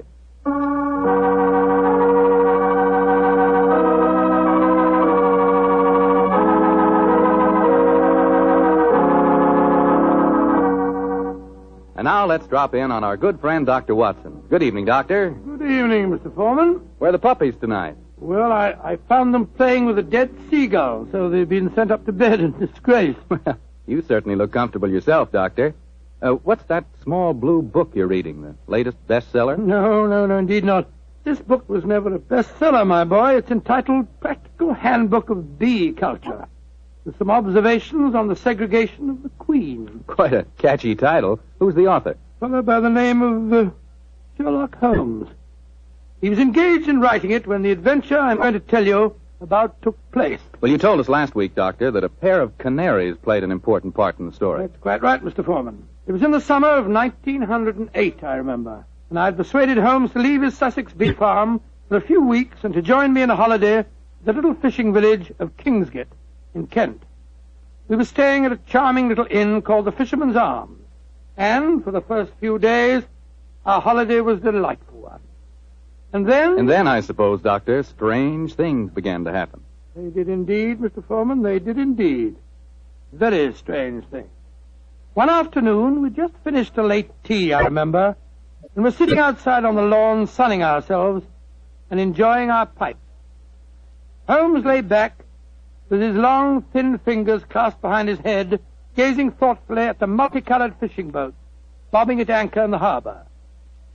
After a moment or two, he spoke to me. Watson, you're really a splendid companion. I can't think of anyone else who would let me smoke my pipe in silence for half an hour without asking me what I'm thinking about. That's not very surprising, Holmes, after all the years that we've been together. Well, nevertheless, the gift is a rare one, old chap, and I appreciate it. Oh, thank you, old fellow. By the way, since the half hour's up, what have you been thinking about? The lack of enterprise of a modern criminal. Audacity and romance seem to have passed forever from the criminal world. Read this note I received this morning, old fellow. See for yourself how low I have sunk. All right, have a look. Mr. Holmes, I am staying in the same inn as yourself, and as I have had a very frightening experience, so to speak, I thought perhaps you would help me. Please do. It's signed Mary Victor. An exciting document, isn't it? Written on lavender notepaper, reeking of perfume, and the handwriting is obviously that of an adolescent girl. You haven't bothered to answer, of course. Oh, yes, I have. I sent a message back by our good landlord that I would be glad to see her. Why, Holmes? You came down here to complete your handbook on bee farming. Oh. Confound it. Those two wretched canaries are getting their sunbath on the windowsill above us. Oh, I think it's rather jolly to hear those fellows chirping away up there. Oh, I find the sound most distracting. Let's go inside. You know, Holmes, those birds are owned by a charming couple, a Mr. and Mrs. Wainwright. I was chatting with them on the stairs this morning. I'm afraid their charm will escape me as long as their pets continue to tweet in that irritating manner. You've spoken of the peace and quiet of the country inn, Watson, and yet I find that... Come in. Ah, Miss Mary Victor, I presume. Yes, Mr. Holmes. Please come in and close the door, won't you? Thank you. This is my old friend, Dr. Watson. You may speak quite freely in front of him. How do you do, Miss Victor? How do you do, Doctor? Now, sit down, young lady, and tell me what's troubling you. Mr. Holmes, I came down here from London to get away from someone, but I've been followed. I've been afraid to leave the inn. Until last night I felt I couldn't stand being cooped up any longer. So I went for a walk on the seashore. Someone followed me, Mr. Holmes. I ran back here as fast as I could, but now he knows where I live. and I'm frightened. Please help me. My dear Miss Victor, I'm afraid you must be much more specific before I can help you. Who has followed you down here, and why are you afraid of him? I'll tell you the whole story. It'll sound strange to you, but I swear it. Oh, there he is again, down by the gate. I'm going to my room. Now. Don't you be frightened, Miss Victor. I'm sure we'll be able... Oh, Basil. Extraordinary thing. I don't see anyone outside who might have frightened her. There are 2 or 3 fishermen loitering about. Wait a minute. Here's a young fellow walking up the path. Come on, Watson. Out through the French windows again. Oh, gracious me. Here we go again. I think we'll take the liberty of accosting him. Excuse me, sir. Yes? Are you looking for Miss Mary Victor? Is she young and pretty? Yes, sir. She is. Extremely so. Then I'm looking for her. Where can I find her? I can see you're being facetious, sir. Well, there's no harm in that, is there? By the way, who are you gentlemen, may I ask? My name is Holmes, and this is my friend Dr. Watson. I'm Basil Carter. You're not Sherlock Holmes, are you? That is my name. I thought you seemed familiar. I know your brother, Mycroft. Oh, indeed. Then I presume you're connected with the Foreign Office. Yes, I'm in the consular service. Are you staying at the inn, young man? For a few days. It's funny that I should run into the great Sherlock Holmes. Why, may I ask? I was planning a murder. Oh, really? But with you gentlemen here, I see that I shall have to be very discreet. Who is your intended victim, may I inquire? There are 2 of them. The 2 canaries in the room next to mine. Oh, canaries. For a moment I thought that you were really serious. But I am serious. The wretched creatures have been driving me mad. Yes, I quite sympathize with you, sir. I've been thinking of committing a slight case of mayhem on them myself. We can take one apiece, Mr. Holmes. Well, I'm glad to have met you both. I'll probably see you again. Goodbye. Goodbye, sir. Goodbye. I don't like that fellow, Holmes. If you ask me, he's the man who's been frightening the poor girl that came to us. He had a peculiar look on his face when you asked him if he was looking for Mary Victor. Well, there's only one person who can settle the question, and that's the young lady herself. Come on, old fellow. Let's go back indoors. Shh.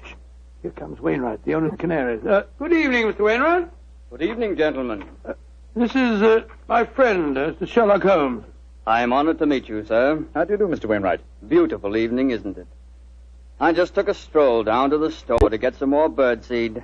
By the way, Mr. Holmes, I hope our canaries don't bother you.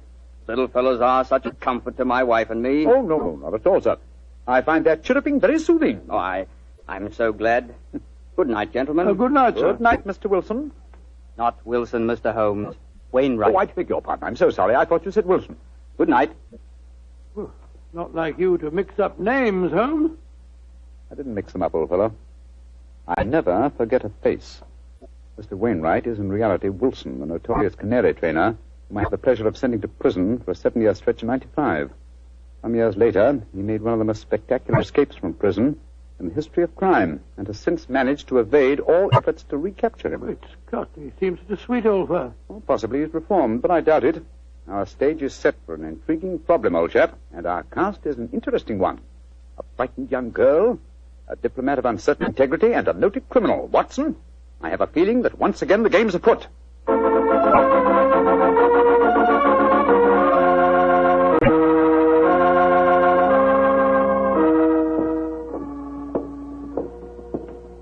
Holmes, why are we strolling along the pier instead of staying at the inn? I thought you said that you were expecting trouble. I am, old chap, and I'm sure it'll find us out. You know, Holmes, I'm still completely mystified by the behavior of that girl, Mary Victor. I knocked at her door last evening, again this morning. I couldn't get any answer. And the landlord told me that she was not seen at dinner last night, nor at breakfast this morning, and yet her room has not been vacated. Curious. Hello, there's the village constable, sunning himself at the end of the pier. Yeah.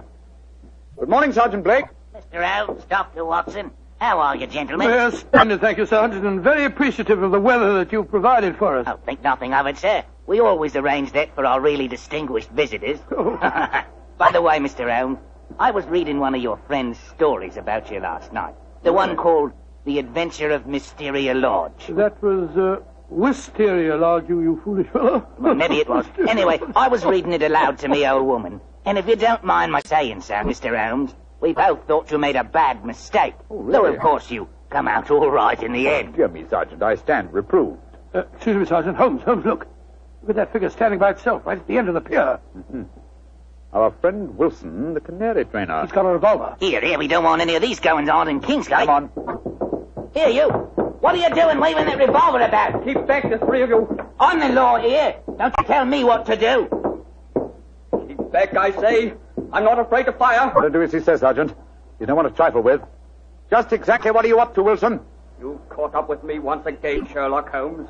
But this time you're not going to send me back to a prison again, and maybe the gallows. If I can't escape you, then I'll take my own way out with this revolver. Wilson, what in thunder are you talking about? The murder at the inn last night. I did it. Murder? I'm confessing in front of the three of you, so you leave my wife alone. She didn't know anything about it. Now, I hope you're satisfied, Mr. Sherlock Holmes. He's pointing the revolver as he hits. Wilson, you fool, stop it! Strike me pink. He done it. Over the pier and into the sea. Get help, Sergeant. It's possible he isn't dead. Right, sir. Come on, Watson. We're going back to the inn, I suppose. Of course we are. We've just heard a murder confession, but we don't know who has been murdered.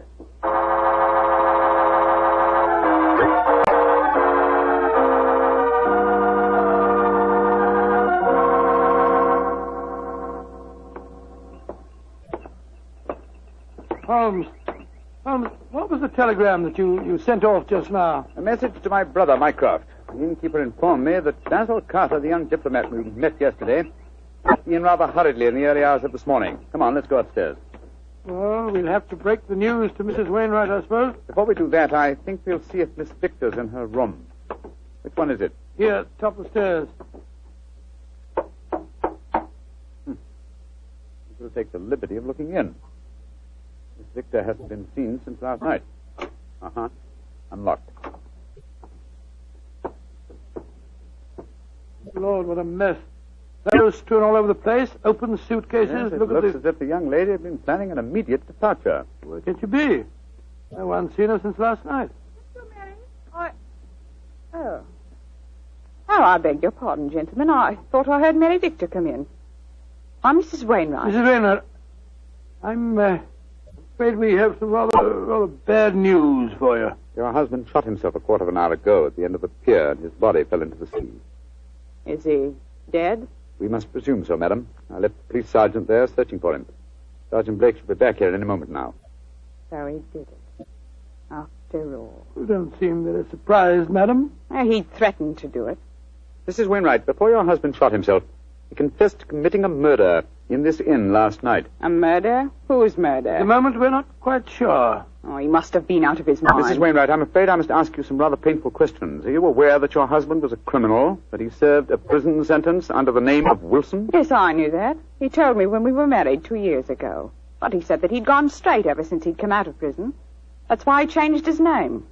He was trying to make a fresh start. You know of no reason for his planning to kill anyone at this inn? None. And unless you find someone murdered, I wouldn't give too much thought to it. Yes, if you'll forgive my saying so, madam, you seem remarkably unmoved by your husband's tragedy. Why should I pretend? We were very unhappy together. This might be the best way out of it for both of us. Oh, my soul. My husband carried quite a large amount of life insurance. In the event of suicide, would that be payable? Depends on the policy, madam. But I must say that from your attitude, I begin to doubt whether your husband is dead. What do you mean? I mean that if Mr. Wilson, or if you prefer it, Mr. Wainwright, wished to disappear in spectacular style, what could be simpler than to pretend to shoot himself, drop into the sea... Mr. Elm! I'm up here, Sergeant. Ah, did you find him? Yes, Mr. Elm. We fished him out right away. Dead as a doornail. Shot himself to the head, he did. Well, that disposes of your last theory, Holmes. Did you find the revolver, Sergeant? Yes, ma'am. Got it right here with me. One bullet missing. Have you found out if anyone here's been murdered, Mr. Elm? I found out very little as yet. Wait a moment. Listen. I don't hear anything. Exactly, you hear nothing. Yet we're within a few feet of the Wainwright's room. What do you mean, Mr. Elm? I mean that there is one sound we should be hearing very clearly at the moment. Why didn't I think of it before? The sound of your canaries chirruping. You've heard little else for days. Come on, Watson. Where are you going? Your room, madam. I'm afraid I must dispense with asking your permission. You're already in my room. It seems a little late even to mention the subject. Here's the bird cage and the windowsill. Oh, the birds are gone. No, old chap. If you look more closely, you'll see them on the bottom of the cage. Let me open this door and get one of them out. By Jove, Holmes. They're dead. And yet when we entered the inn a few minutes ago, they were still chirruping. But who on earth would want to kill a couple of birds? That, my dear fellow, is one of the things we have to find out. So far, I must admit, I'm puzzled. We have a self-confessed murderer, and the nearest thing we can find to a corpse is a pair of dead canaries.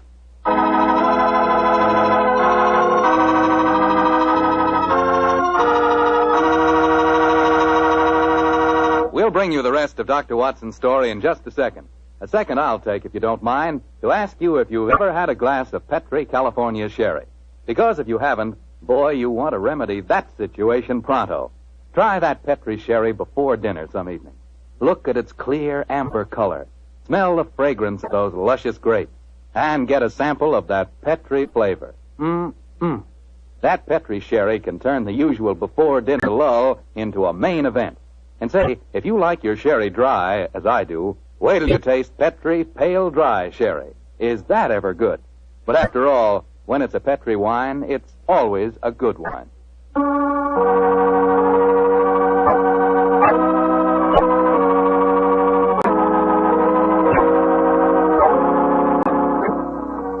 And now, back to tonight's new Sherlock Holmes adventure.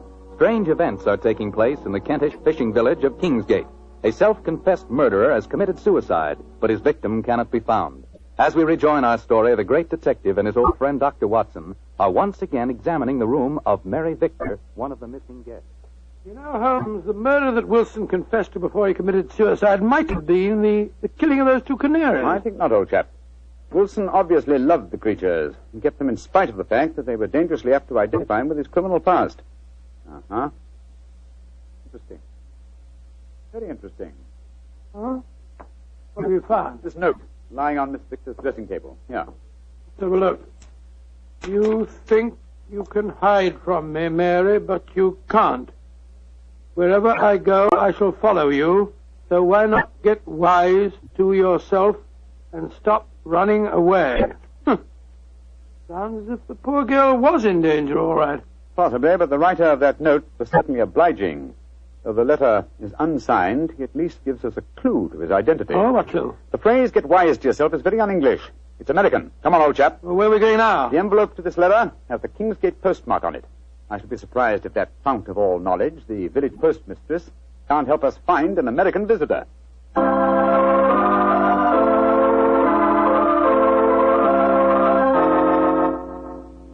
Yes, I know the young man you must be looking for, gentlemen. His name's Walter C. Bunker. He's been in here to send telegrams, and his accent's so strong you could cut it with a knife. Just like one of the Red Indian fellows you read about, you know. Can you tell me where he lives, madam? Well, that I can, sir. He's been rooming at Mrs. Bell's house.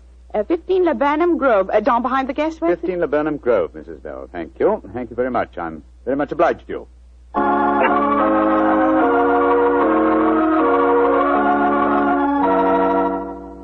You, Mrs. Bell? Yes, sir. What can I do for you, gentlemen? Well, we understand that Mr. Walter Bunker has been staying with you, madam. That he has. A nice young American gentleman. Is he at home, may I ask? No, sir. And I'm worried about him. This morning, when he goes out, he asks me what the nearest cemetery is. Cemetery? Oh, gracious me. Huh? I tell him, and then he gives a queer kind of laugh. I'm not sure I'll see you anymore, he says. And then he walks off, and I haven't seen him since. I tell you, I'm worried about him, gentlemen. And where is the nearest cemetery, Mrs. Bell, the one you directed him to? About 3 miles from here. Mm-hmm. Just this side of Branson Wood. Thank you, madam. Come on, Watson.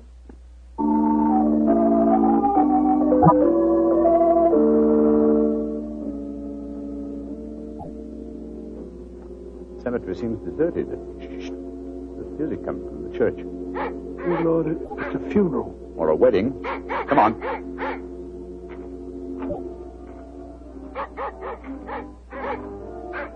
By Jove, it is a wedding, Holmes. I'm afraid we're on the false trail, but we'd better make sure.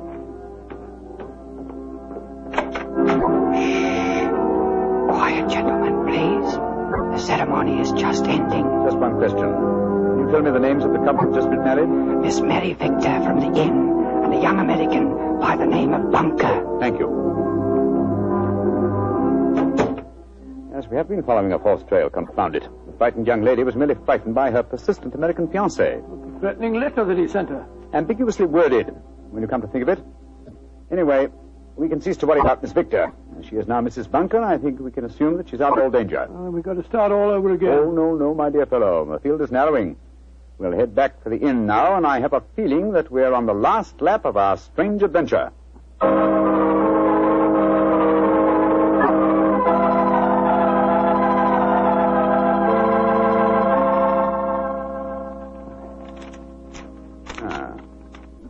Yes, here's another suspect eliminated. This telegram is from my brother Mycroft. I telegraphed him earlier on today to check on the movements of Basil Carter, the young man who left the inn so mysteriously in the early hours of this morning. His answer informs me that the gentleman in question was recalled to the Foreign Office suddenly and arrived quite safely a few hours ago. Well, now I'm completely puzzled. And I, old fellow, at last see daylight. Wish I did, Mr. Holmes. Sergeant, go upstairs and get that man's widow and bring her to my room, please. And then I think I can give you the solution to this problem.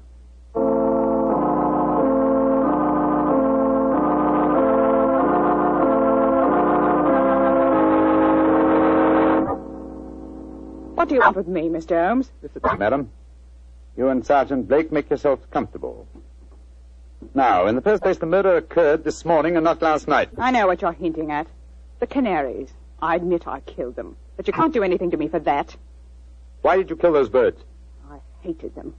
As much as my husband loved them. And when I knew he was dead, their singing drove me mad. And so I killed them. But they must have been already dead when we told you of your husband's suicide. True, Watson, but the lady was fully aware that her husband was dead when we informed her of the fact. You see, she murdered him. You're talking rubbish. Yes, Mr. Holmes. How could she have murdered him? We saw him shoot himself before our eyes. Because when Wilson raised that revolver to his head, he was convinced that it contained blank cartridges. Unfortunately for him, his wife had deliberately replaced the blanks with live cartridges. But great heavens, why? How? Let me reconstruct the case for you. Wilson, with the connivance of his wife here, had contrived a disappearance plot. He knew that I had spotted his real identity, and so he planned this rather dramatic exit. Confessed to a non-existent murder, and then, well, had his plan materialized, he was to shoot himself with a blank. Fall from the pier, and apparent suicide. What a fantastic scheme, but how did he plan to get away? Well, he would have swum under the water, safe distance, and so made his escape. Oh, his plan couldn't work possibly. No, probably not, not. But at least it was ingenious. He would have destroyed his true identity, and have had his revenge on me by making me search for a murder that had never been committed. Unfortunately for him, his wife was his accomplice, and saw in the scheme an excellent way of killing her husband. You think you're so very clever, Mr. Holmes, but even if it were true, how could you prove it? Observe this revolver, Mrs. Wilson. It's the one your husband shot himself with. What can you prove from that? Ever hear of fingerprint tests? I've heard of them. But that revolver's been underwater. True, quite true. But thanks to the researches of my excellent friend, Dr. John Thorndyke, an infallible test has been discovered for recording fingerprints even after immersion in seawater. What? I applied the test to the prints on the revolver and the bullets and compared them with some that we found on the water glass in your room. They are the same, Mrs. Wilson. Now, does a man let his wife load his suicide weapon? Sergeant Blake, I think it's obvious that the time has come for you to take over the case. All right, so I did change the bullets. I hated him. I'm glad he's dead. And what's more, I'd do it again.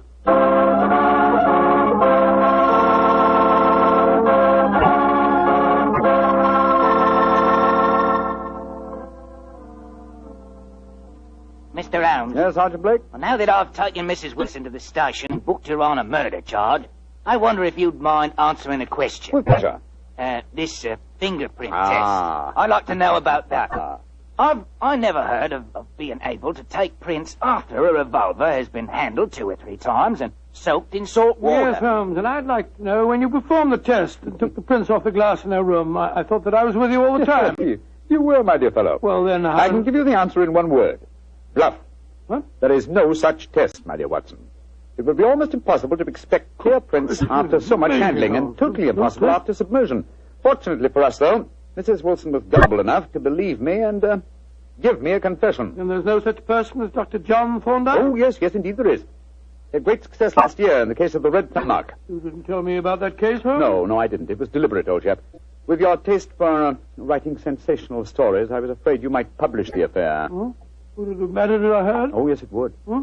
You would have given away, what shall I say, professional secrets. You would have provided the public, and in particular the criminal public, with a complete education on fingerprints. And when that happens, my dear Watson, we shall have no tricks left. That will be a sad day for detectives.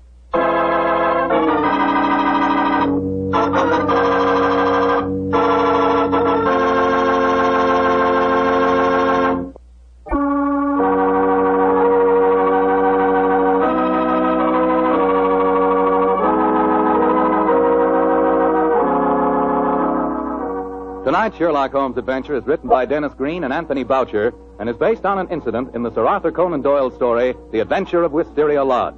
Mr. Rathbone appears through the courtesy of Metro-Goldwyn-Mayer, and Mr. Bruce through the courtesy of Universal Pictures, where they are now starring in the Sherlock Holmes series.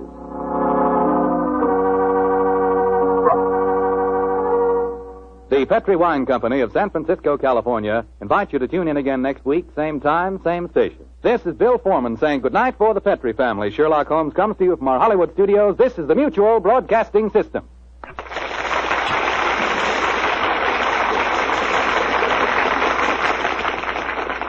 Sherlock Holmes and Dr. Watson. Murder, mystery, and intrigue at the turn of the century. Welcome to the new Adventures of Sherlock Holmes. My name is Ben Wright.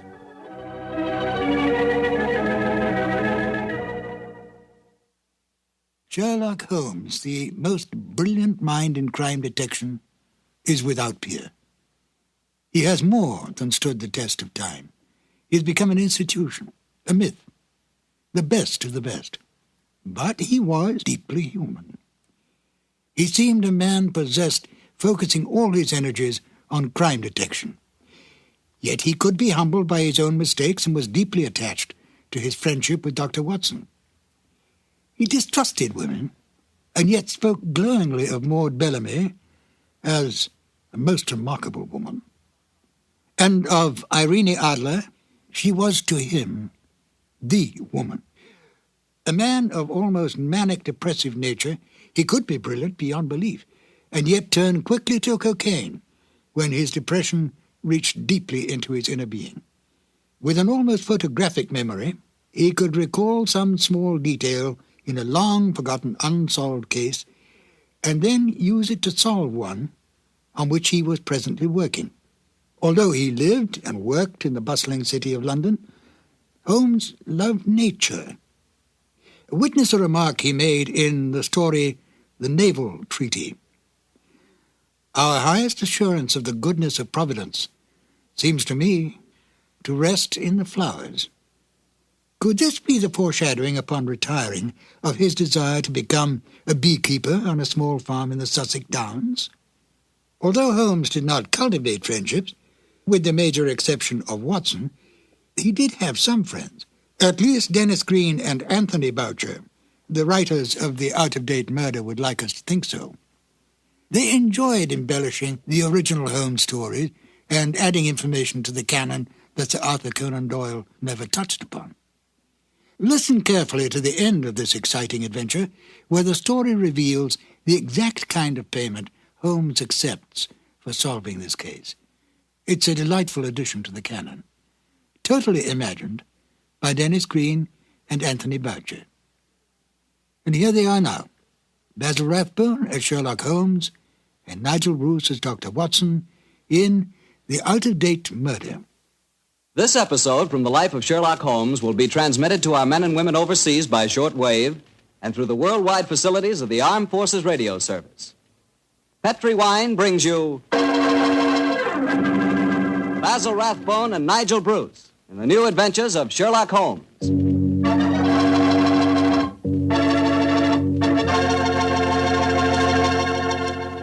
The Petri family, the family that took time to bring you good wine, invite you to listen to Dr. Watson tell us another exciting story about his old friend, that master detective, Sherlock Holmes. And we'd also like to tell you something you really ought to know. The fact that the one sure way to make good food taste better is to try that good food together with a glass of good Petri wine. Did you ever try Petri wine with dinner? No kidding, that's one bandwagon you sure want to hop on. Take, for instance, a deep red, hearty Petri California Burgundy. Wait till you taste that Petri Burgundy with, let's say, a delicious old-fashioned beef stew. Or maybe try a glass with spaghetti. I'm telling you, when you add the luscious flavor of that Petri Burgundy to the flavor of your favorite foods, you're really living. You're finding out for the first time what good eating really means, on the level. So better keep a bottle of that Petri Burgundy right on the dining room table.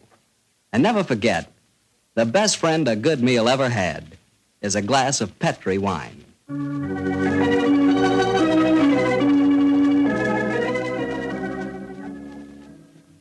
And now for our weekly visit with the good Dr. Watson. May I come in, Doctor? No, Mr. Bartell. You know me better than that. Of course you can come in. I'm expecting you. I always look forward to these Monday evenings together, you know. Me too, Doctor. In fact, I always say this is the one doctor's appointment that never scares me. Oh, that's very nice of you, my boy. Draw up your chair and make yourself comfortable. Thanks. And what prescription do you have in mind for us tonight, Doctor? Well, now, let me see. Take one measure of subterranean peril, one of aristocratic lady in distress, a sprinkling of assorted villains, a corpse or two, and a little more than a dash of Sherlock Holmes and Dr. Watson. Shake the mixture well, and you have the case of the out-of-date murder. Well, how did the adventure begin, Doctor? Exactly enough. It was in September of 1900. I remember that Holmes and I went to Eastbourne for a much-needed rest. First couple of days we spent in soothing idleness.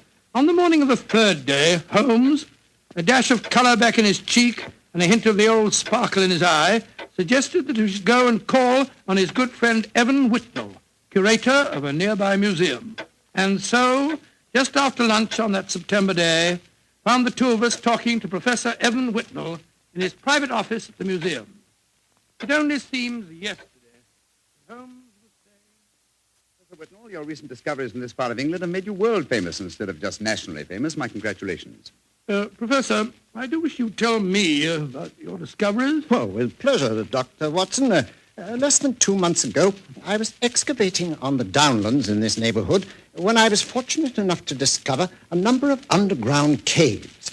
Caves saturated with a heavy deposit of lime that gave clear evidence of having the property of rapidly mummifying any flesh, human or animal, deposited in them. Good gracious me, it's interesting. And what treasures have you unearthed, Professor? Well, a number of mummified specimens of animals clearly belonging to bygone eras. My prize specimen is the body of a large wolfhound. The inscription on its collar identified the animal as having belonged to some local squire in the year 1748. Amazing. I didn't know that limestone had such qualities of preservation. Come in.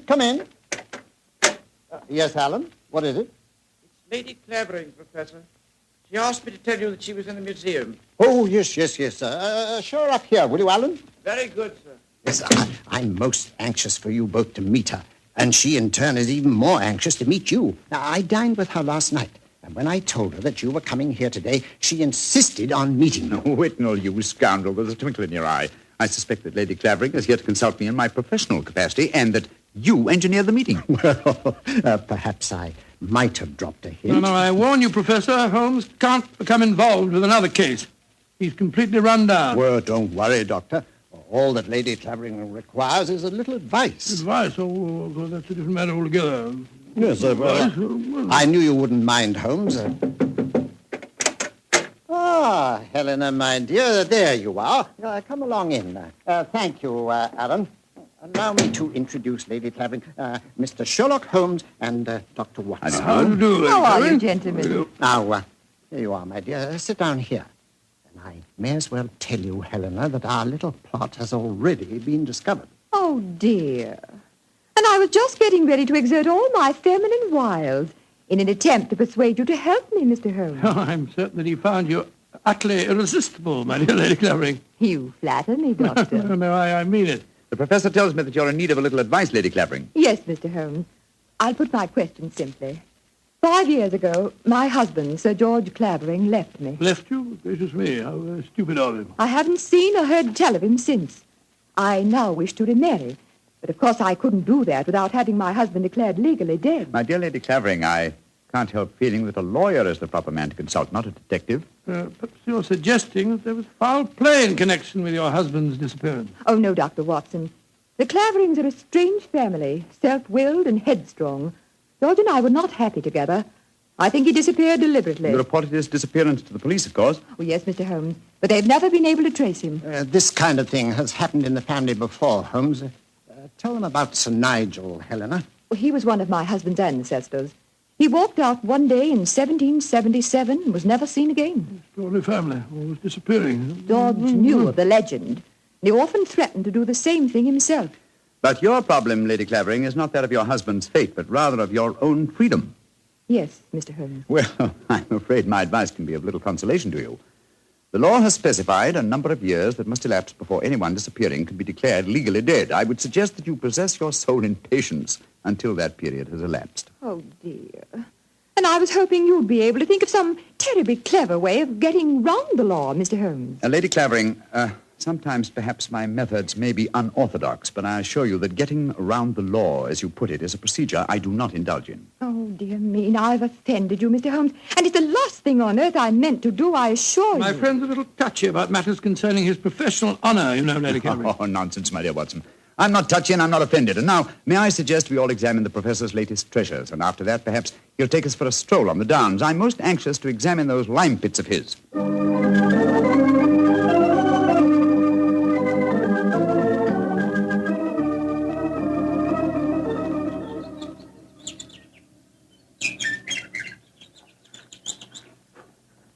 The lime pits are about a mile from here. It's a nice walk across the cliff tops. Well, I'm sorry Lady Clavering didn't want to come with us. She's a charming woman, even though she did rub you up the wrong way. A beautiful woman, Watson, but I must confess her charm eludes me. Her lack of concern about her husband's fate seemed completely unnatural. Yeah, not if you'd known her husband, Sir George Clavering.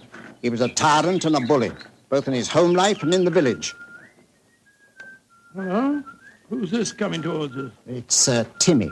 Daft Timmy, they call him in these parts. He isn't quite right in the head, poor fellow, but he's perfectly harmless.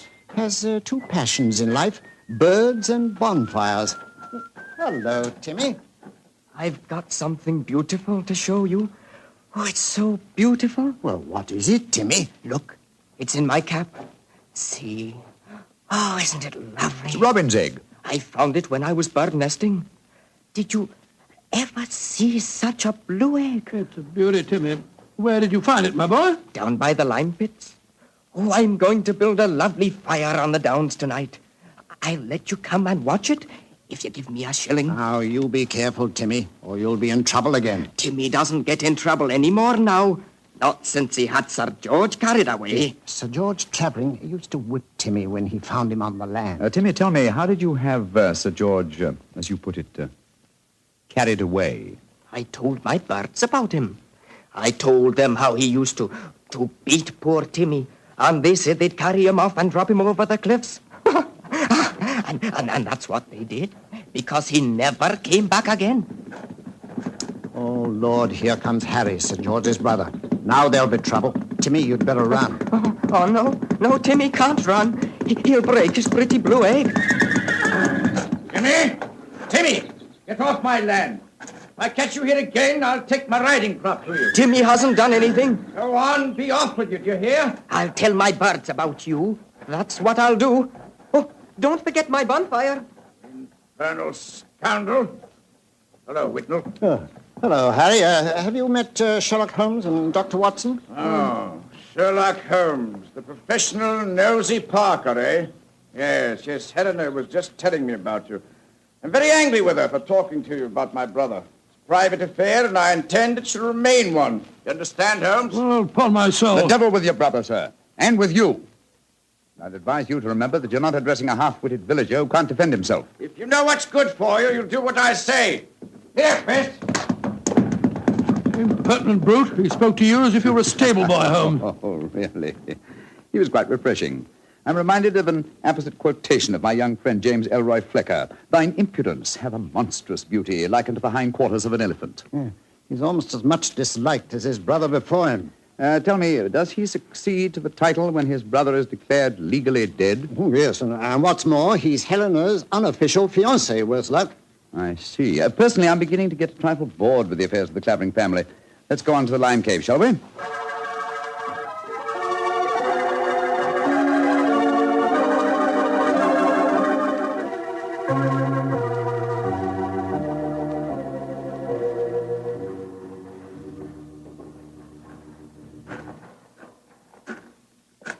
These caves are amazing. We must be 50 feet below the level of the ground, aren't we, Whitnell? Well, more than that, I should say. Rock formation is most unusual, a series of caves connected by a veritable honeycomb of tunneling. Yes. I think I'll light the lantern now. It's getting darker in here, and I haven't explored this particular cave before.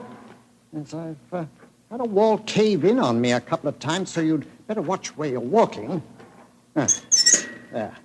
Now we can see better. Let's go deeper, shall we? But do watch your step. It's eerie down here, isn't it? Hello. Oh, what's this in the crevice here?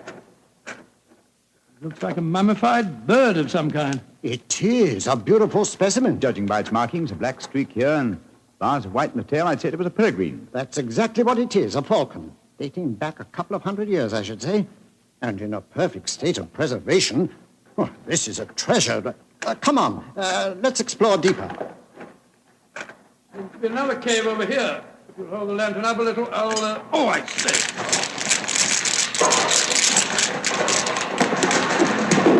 Good Lord, the whole wall's collapsed. Watson, you're not hurt, are you? No, Holmes, I'm all right. Why, you've unearthed another cave, Dr. Watson. Let's go in. I think we can just manage to crawl through. Great Scott, I don't believe my eyes. Magnificent. Whitnell, this is a treasure indeed. A perfectly preserved body dressed in 18th century costume, powdered wig and all. Yes, and there's no mistaking who it is. Look at that typical beak profile. It's a Clavering, and it isn't hard to identify which one. By George, you mean the one that Lady Helena told us about this afternoon? Exactly.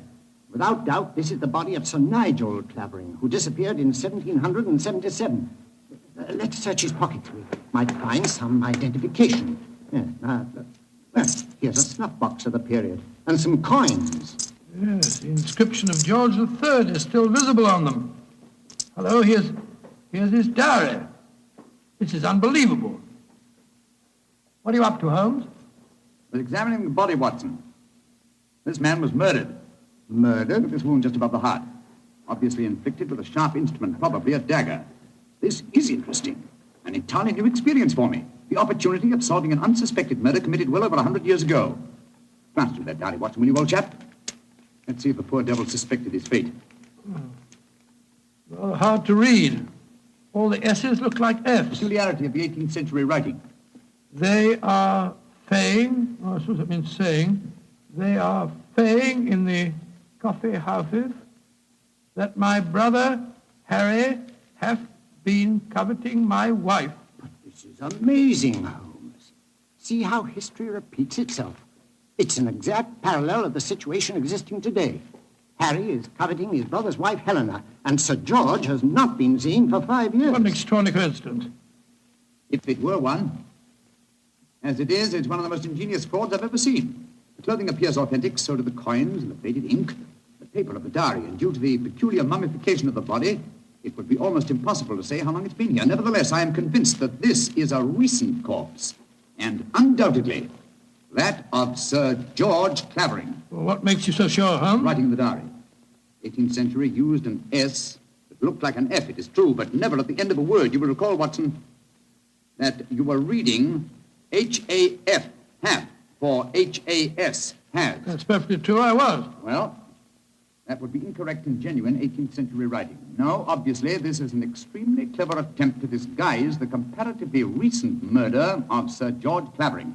It's incredible, Holmes. And yet I believe you're right. I'm sure of it. Well, what are you going to do about it? You and I, old chap, will mount guard over the body. You, my dear Whitnell, if you don't mind, will be good enough to go and fetch the police.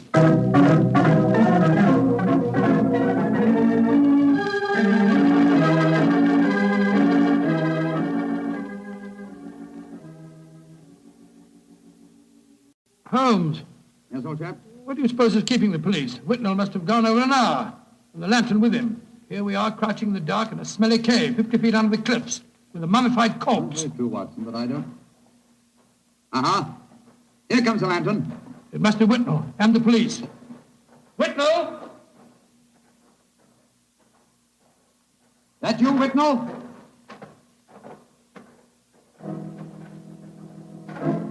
That lantern's blinding me. Is that you, Whitnell? Answer, can't you? Look out, Watson!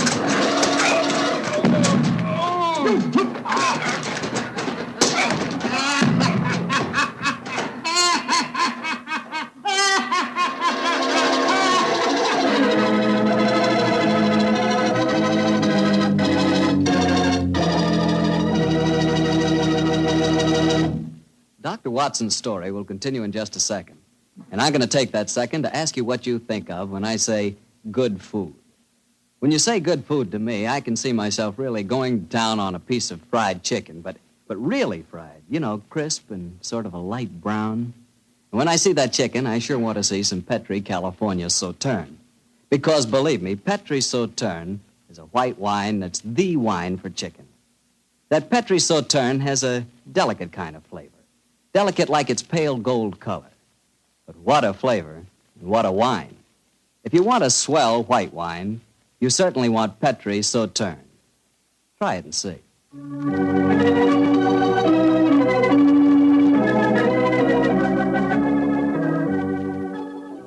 And now back to Dr. Watson and tonight's story, The Case of the Out-of-Date Murder. Well, Doctor, you certainly had me on the edge of my chair during the first part of the story. Oh, I'm glad of that, my boy. Say, what happened when Sherlock Holmes yelled out at you in the cave? I was struck from behind with a spade and knocked out. A second later, the same thing happened to Holmes.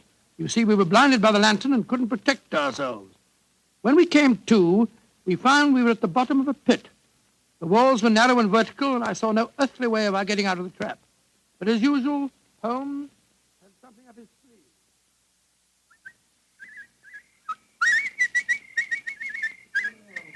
Oh, Lord, my head's throbbing. Never mind that for the moment, old chap. Get the coat off in your shirt. Come on, off with it, old boy. Come on, off with it. I've already removed mine and tied them together. Oh, what for? Oh, dear me, that blow on your head must have been unusually severe. I'm trying to make a kind of rope, Watson, a rope to get us out of here. Oh, what's the good of a rope unless there's someone on the ledge above us to haul us out? If you think you're performing the Indian rope trick. My dear Watson, this is no time for your rather heavy-handed humor. Why do you keep whistling like that? You've been doing it for the past 20 minutes. I'm whistling for help. Well, why not shout? Whistle carries further. Oh, dear. Who's going to hear that? Daft Timmy, I hope. Remember, he was having a bonfire on the cliff-tops tonight. My whistle is that of a nightingale, a song unheard in Sussex at this time of the year. If he does answer it, I'm sure it'll bring him down here. Oh, dear. Well, I hope you're right. Seems to me that Whitnell and the police will never find us here. We shall mummify, just as the filthy murderer intended us to. Courage, Watson. I'm sure... It's worked! It's Timmy! Cutting a burning log. We're down here, Timmy! Nightingale, pretty birdie, what are you doing down there? Timmy! I've tied these clothes together to make a rope. I'm going to throw them up. You ready? Catch. Good. He's caught it. Now, Timmy, lower it to us. Oh, I shouldn't do this. They'll whip me. No. Nobody will whip you, Timmy. And we both want to give you a shilling to come up and see your bonfire. Oh, that's different. 2 shiny shillings. I'll lower the rope. Here it comes. That's it. All right, now then. You first. All right, Timmy, pull away. Here I go.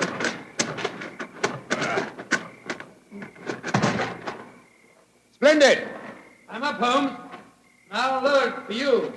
All right. I've got it. Look out now. Here I come.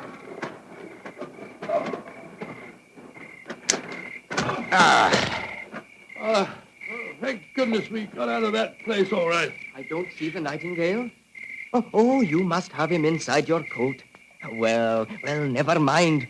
We'll all go up to my bonfire and get warm. It's such a pretty bonfire.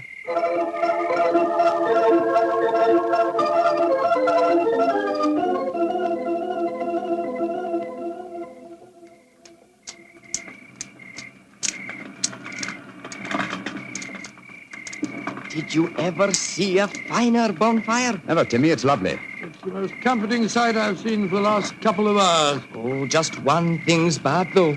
Somebody tried to burn a book in my lovely fire. It must have been when I was off getting more wood. I found it when I came back, and I pulled it out of the fire and stamped on it. See, here it is. Let's have a look. Hello, it's the diary that we found on the body in the lime pits. Precisely, Watson. Now I begin to see daylight. People shouldn't burn books. Books are nice. Books are like birds and bonfires. Well, they're nice to be near. Oh, your nightingale must be cold. I'll get some more twigs to burn. Well, now that fellow's gone away for a moment, I can see why we were attacked tonight. The murderer knew that we were going to the caves. He was afraid that his devilish plot wouldn't stand up under your scrutiny. So he watched us. When we discovered the body and sent Whitnell off for the police, he knew that he'd got to get rid of us. And who do you think that somebody is, old fellow? Oh, that's easy. There's only one person strong enough to have knocked us both out and shifted our bodies. The dead Sir George's brother, Harry Clavering. I think not, old fellow. Didn't you observe as we entered the caves that pickaxes and wheelbarrows were much in evidence? Yes, that's right. They were, of course. Strength was not required under the circumstances. We were extremely vulnerable in the darkness. Any man with a modicum of cunning could have disposed of us, or any woman, for that matter. Good Lord, you're not suggesting that... Watson! Oh, Whitnell! Why, thank heaven you're safe. I've had the police with me for the last hour, but we couldn't find you. You went where I left you. True. Whitnell, I want you and the police to take me to Lady Clavering's house at once. After that, I wish to lodge information and make a charge of assault and possibly a charge of murder.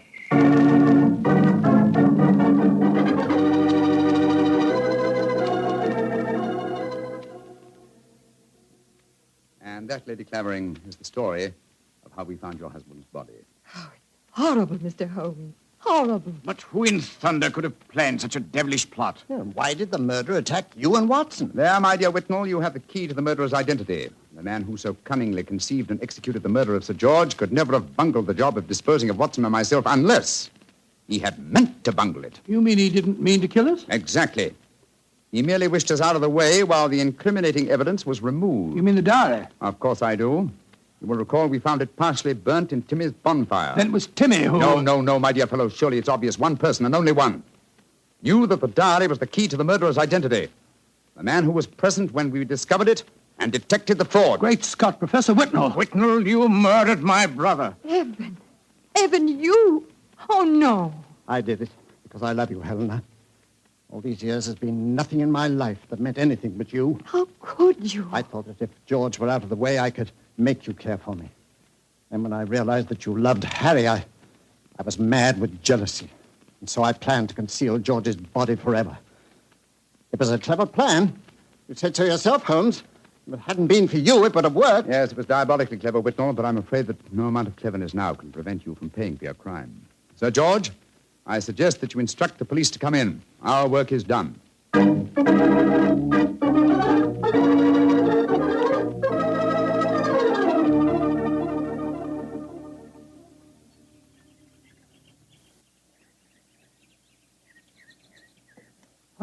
Holmes, look there on the point.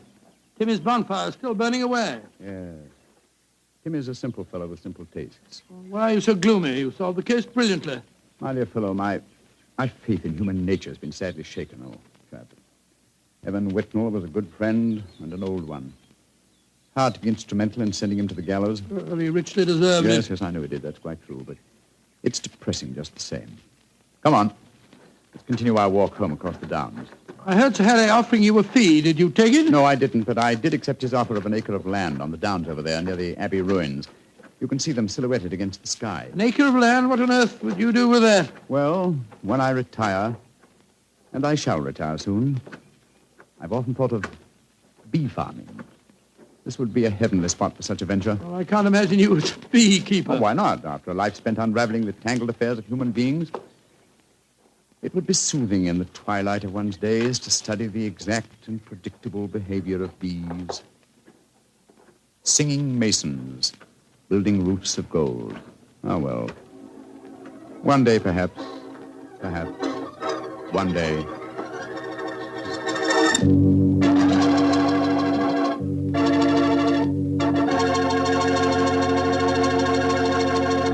Well, Doctor, that was a swell story. You know, I'm sure glad we get together like this once a week. Oh, thank you very much. Next week, why not come over a little earlier for dinner? Oh, no, I wouldn't think of having you go through all that trouble. Oh, well, of course, if you feel that way. Well, say, aren't you going to coax me? Well, to tell you the truth, I knew I wouldn't have to coax you. Mr. Bartell, I was just going to show you the 2 thick steaks that I've got frozen in my refrigerator. Oh, no. Oh, yes. I'll also put aside a bottle of Petri Burgundy. Well, in which case, I'll bring along a very hearty appetite. If you pick the steak, I know it's good, and when it's Petri wine, you know that's got to be good, too. Because the Petri family has been making fine wine for generations. They've owned and operated the Petri business ever since its inception, way back in the 1800s. During all that time, they've sure learned plenty about the fine art of turning luscious grapes into clear, fragrant, delicious wine. And they've been able to take this experience and hand it on down from father to son, from father to son. That's why, when you want a wine for any occasion, you can't go wrong with a Petri wine. Because Petri took time to bring you good wine. Now, Dr. Watson, what story do you have lined up for us next week? Well, now, let me see. Next week, Mr. Bartell, I'm going to tell you an adventure that occurred to Holmes and me in the shadowy depths of the Limehouse district in London. It's a strange tale of death and terror. I call the story The Eyes of Mr. Layton. Well, Doctor, we'll be sure not to miss it. And meanwhile, don't you forget you promised to contribute to the National War Fund. National War Fund? Of course, Mr. Bartell. It's a must. The money you give to your war fund not only helps the men and women in our armed forces, and it not only helps our allies, but that money goes to work right in your own community, helping make possible many relief and welfare agencies in your own hometown. So let's all be generous in victory. Give to your community war fund. Tonight's Sherlock Holmes adventure is written by Dennis Green and Anthony Boucher and is based on an incident in the Sir Arthur Conan Doyle story, The Adventure of Wisteria Lodge. Mr. Rathbone appears through the courtesy of Metro-Goldwyn-Mayer, and Mr. Bruce through the courtesy of Universal Pictures, where they are now starring in the Sherlock Holmes series. The Petri Wine Company of San Francisco, California, invites you to tune in again next week, same time, same station. Oh, the Petri family took the time to bring you such good wine. So when you eat and when you cook, remember Petri wine. To make good food taste better, remember... Petri wine. This is Harry Bartell saying goodnight for the Petri family. Sherlock Holmes comes to you from our Hollywood studios. This is the Mutual Broadcasting System.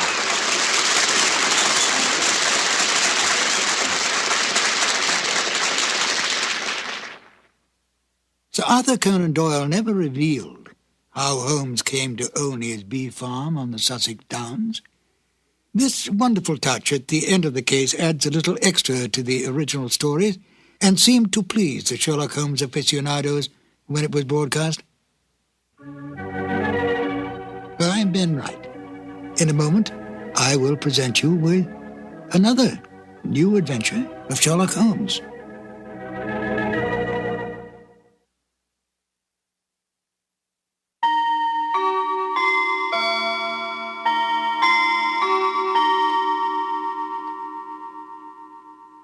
This episode from the life of Sherlock Holmes will be transmitted to our men and women overseas by shortwave and through the worldwide facilities of the Armed Forces Radio Service.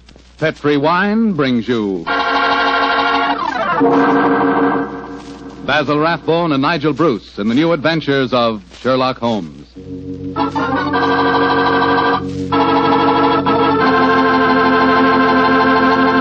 The Petri family, the family that took time to bring you good wine, invite you to listen to Dr. Watson tell about another exciting adventure he shared with his old friend, that master detective Sherlock Holmes.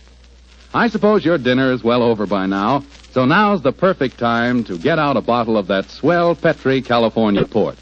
You know, Petri port was just made for a time like this, after dinner when you're just taking things easy. If you've ever tasted Petri port, you know what I mean. It's a hearty, full-bodied wine with a deep red color and a flavor that's just about out of this world. I think that if you had only one wine to choose and the whole world to choose from, chances are you'd pick port. Petri port. That's how good I think it is. That's saying plenty, I know, but I think Petri port will easily live up to all I say about it. Try it and see, and share it with your friends. You can serve Petri port proudly because the name Petri is the proudest name in the history of American wines.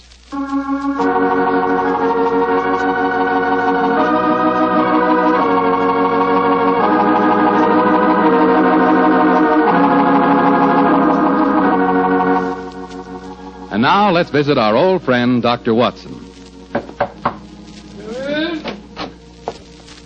I'm up here on the patio, Mr. Foreman. Come on out and join me. Admiring the sunset, eh, Doctor? Yes, my boy. It's a particularly beautiful one. Where are the puppies this evening? Asleep on a favourite tweed coat of mine that's just come back from the cleaners.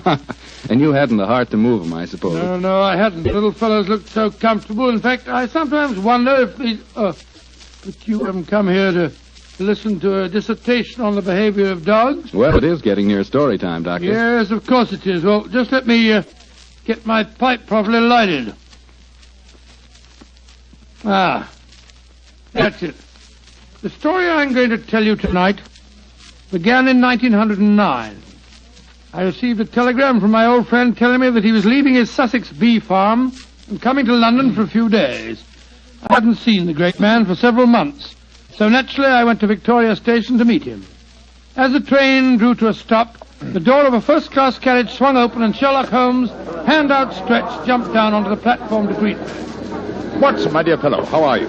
Oh, Holmes, my dear fellow, it's good to see you again. I've missed you. And are you, old chap? Carry your bag, sir? Yes, Porter, and get us a hansom cab, will you? Right, Shark, Governor. I wish I'd got a spare room for you. Don't worry, Watson. I shall be very comfortable at the Diogenes Club. By the way, I trust you're free this evening. Yes, naturally. What are your plans? I thought we'd go to the theatre. The theatre? Oh, what play do you want to see? Well, I thought we'd go to the Savoy Theatre and see the Sherlock Holmes play. I hear it's enormously successful. Yes, I know it is, but I've avoided it. I'm told that Sir Claude Horton takes great liberties with your character, and as for the actor portraying me, my friends tell me it's a travesty. He makes me nothing but a bumbling old fool. Therefore, a visit to the play might be a salutary experience for both of us. In any case, my trip to London is a response to an urgent telegram from Sir Claude himself. Seems to need my help rather badly. Oh, what's his trouble? Well, he wasn't specific in his telegram. He suggested, however, that we attend tonight's performance and discuss the matter with him afterwards. I see. Well, I suppose if you can sit through it, I can. Of course you can, old fellow. In any case, you yourself are partly responsible for the play's existence. How do you mean, Holmes? Those sensational stories you wrote of my modest problems, I should have seen where they would eventually lead to. In time, no doubt, we shall be portrayed on the cinematograph as well. Nonsense, Holmes. That newfangled thing's only a toy. I think not, Watson. We're on the edge of a strange new mechanical world. In fact, I begin to feel a certain concern about the rumored developments in wireless telegraphy. But enough of these predictions. Here comes our porter with a cab. We'll tell the driver to take us straight to the Savoy Theatre.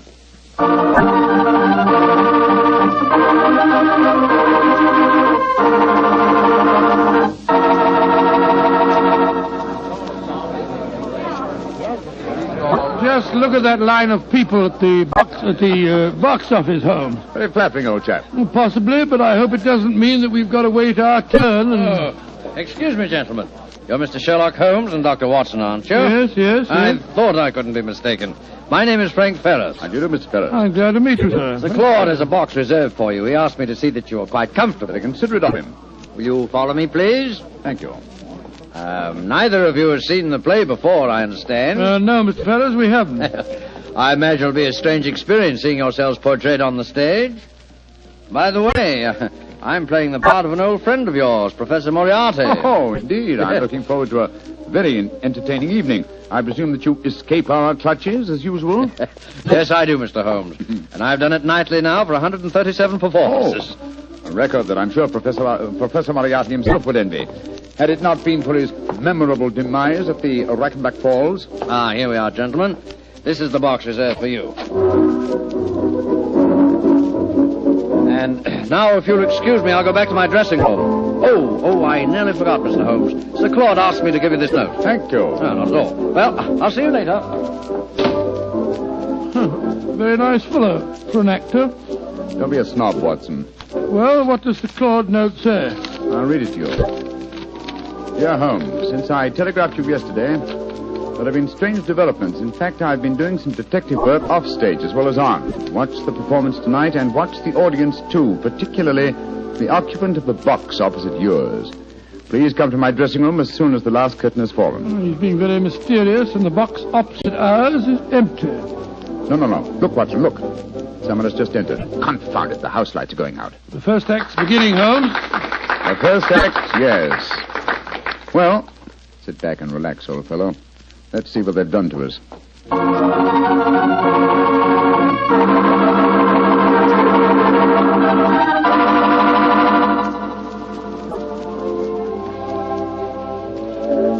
Well, what did you think of the first act, Holmes? Huh?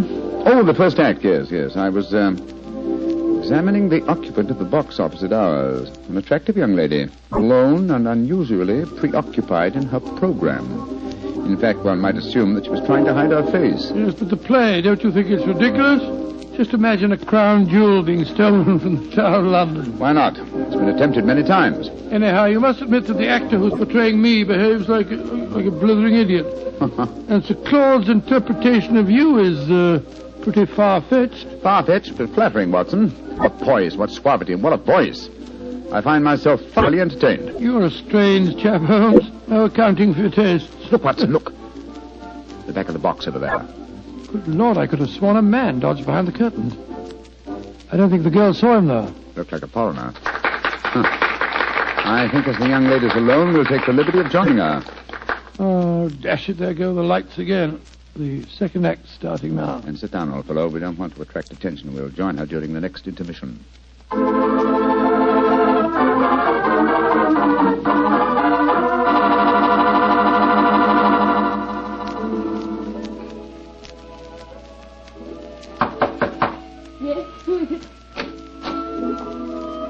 are you? What do you want with me? My name is Sherlock Holmes, and this is my colleague, Dr. Watson. How do you do, young lady? I hope you'll forgive this intrusion, but Sir Claude requested that I keep an eye on you during the play tonight. Please come in and sit down, won't you? Thank you. Oh, this is very kind of you. You must forgive my abruptness just now. When I've just been watching Sherlock Holmes and Dr. Watson being impersonated on the stage, it's rather startling to have the real couple walk into my bar. Yes, I quite understand. By the way, just before the curtain went up on the second act, I thought I noticed a man come into the back of this box and then disappear again. Were you aware of his presence? No, I didn't see him. But I know who it is. He's been following me for weeks now. Perhaps you'd like to tell us about it, Miss... Henshaw. Alicia Henshaw. Yes, I would. As a matter of fact, that's why I'm here tonight. Sir Claude Horton's an old friend of my father's. I went to ask his advice. He did some investigating himself for a few days, and then he found himself a little out of his depth, so he decided to telegraph for you, Mr. Holmes. We were going to meet in his dressing room after the performance tonight. Splendid. And now, Miss Henshaw, what is your story? It's a strange one, Mr. Holmes, though I didn't realize just how strange until I first saw this play a few nights ago. You see, my story concerns a stolen ruby. Good Lord, and tonight's play revolves around the same thing. Exactly. I might as well tell you how it all started. My brother's an officer in the British Army stationed in Egypt. Early this year, he saved the life of a very important native personage in some uprising in Cairo and was rewarded with a magnificent ruby. This jewel he sent to my Uncle Timothy and me. We're the last of the Henshaws, you see. Did your brother tell you the name of this personage? He didn't know it, Mr. Holmes. Apparently, the whole affair was hushed up. I see. Please continue. Well, the trouble began shortly after Uncle Timothy and I received the ruby.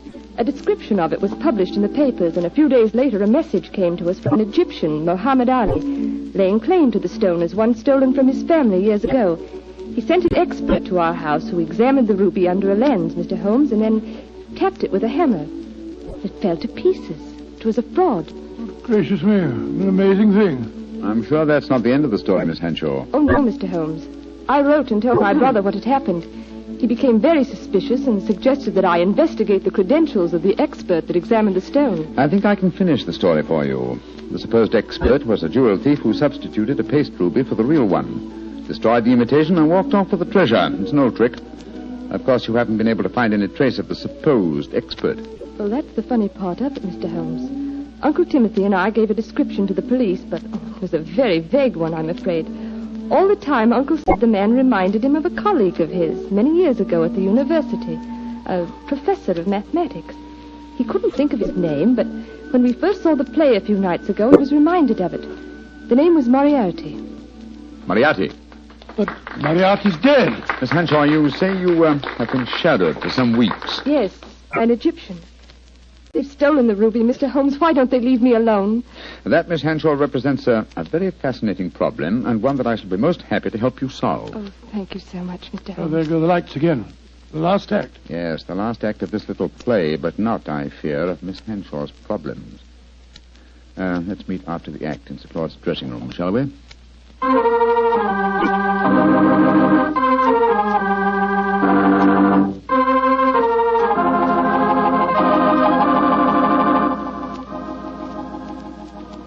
Well, Holmes, how did you enjoy the play? Very much, Sir Claude. May I introduce my old friend, Dr. Watson? How do you do, Sir Claude? How are you, Doctor?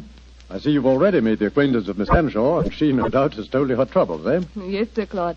And Mr. Holmes has promised to help me. Splendid. Tell me, Watson, how did you like the play? It was very interesting, Sir Claude. Not quite accurate, of course. Well, you have to allow us a little dramatic license, you know. What did you think of Rodney, the man who was portraying you, Doctor? Well, since you mention it, I think the fellow needs to study diction. He mumbles so much I couldn't understand a word he said. Oh, come now, old fellow. I think there are times when you're a little hard to understand yourself. Oh, rubbish. Sir Claude, I hope you'll meet us at the Diogenes Club, and then we can go out and have some supper. Excellent idea. I'll join you there after I've taken off my makeup. Splendid. I think I should be going home now, Sir Claude. I gave my address to Mr. Holmes so he knows where to get in touch with me. Very well, Miss Henshaw, and don't worry. I shall give your problem my undivided attention. I'll take you to your cab, my dear. Oh, there's no need to, Sir Claude. Nonsense, I insist. Goodbye. I'll be back in a moment. Right, Miss Henshaw? Good night, good night. Strange business, Holmes. What do you make of it all? Very little as yet, but it's a fascinating problem. Sir Claude really seems to have identified himself with the character of Sherlock Holmes. He gave me the impression that he feels quite capable of solving the case by himself. Oh, hello. Claude hasn't left, has he? Oh, no, Mr. Ferris. He's coming back in a moment. How'd you like the play, gentlemen? Very much. Your own performance as Moriarty was most convincing. Yes, indeed, sir. Congratulations. A couple of times there I had a strange feeling that you really were Moriarty. Well, that's very flattering, Doctor. Oh, hello. Well, it sounds as if there's some trouble at the stage door. Hey, excuse me. Come on, Watson, let's follow him. Right. Hello, it's Sir Claude. He seems upset about something. Yes. What's happened, Sir Claude? Oh, there you are, Holmes.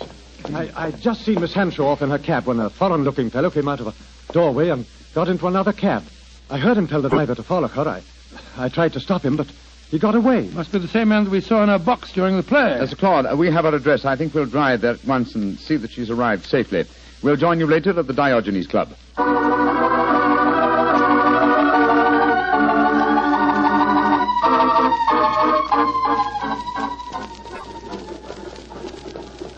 Well, Holmes, here we go. Off on another adventure. Yes, and one that may give us an opportunity of crossing swords with Moriarty once more. Oh, Moriarty's dead. He was killed when you and he fell over the precipice in 91. He was supposed to have been killed, just as I was, but his body was never found. It's impossible, or rather possible, that he returned to pour into the ears of Colonel Moran a story as unlikely and as true as the one I related to you on that April evening in 1894. One can never be sure of death, old chap, until one has touched the cold skin of a corpse.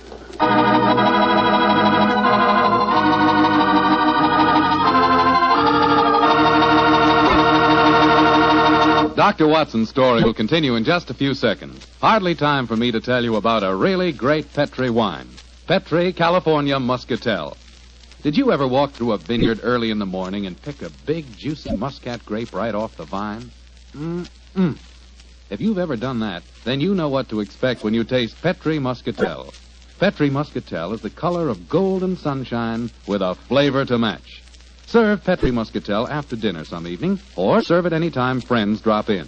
It's a wonderful way to express your hospitality with a wonderful wine, a Petri wine.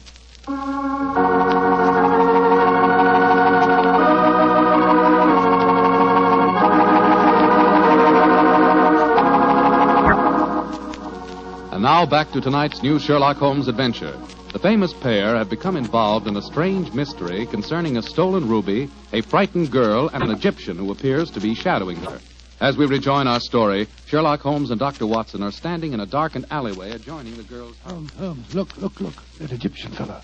He's pacing up and down in front of the house. Yes, therefore we may assume she's safely inside.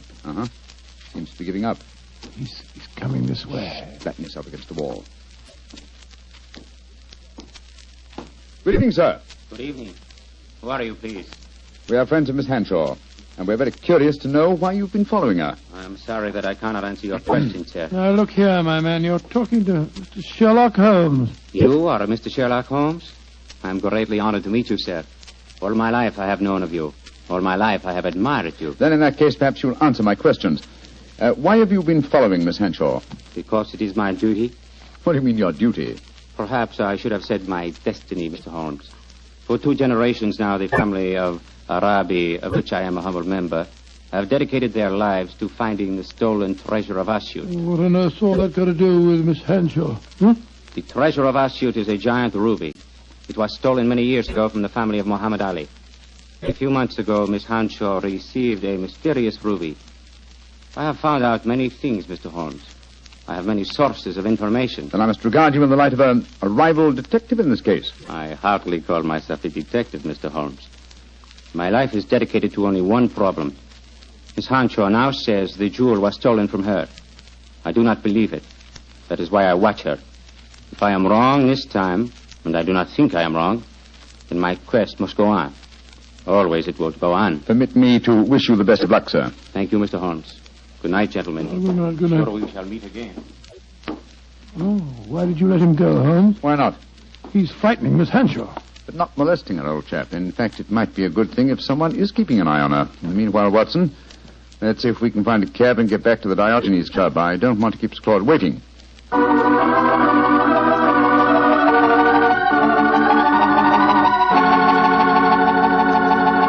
Has Sir Claude Horton arrived yet? Yes, Mr. Holmes. He and another gentleman came in about 5 minutes ago. They went up to the library. The other gentleman has just left. I see. Thank you. This way, Watson.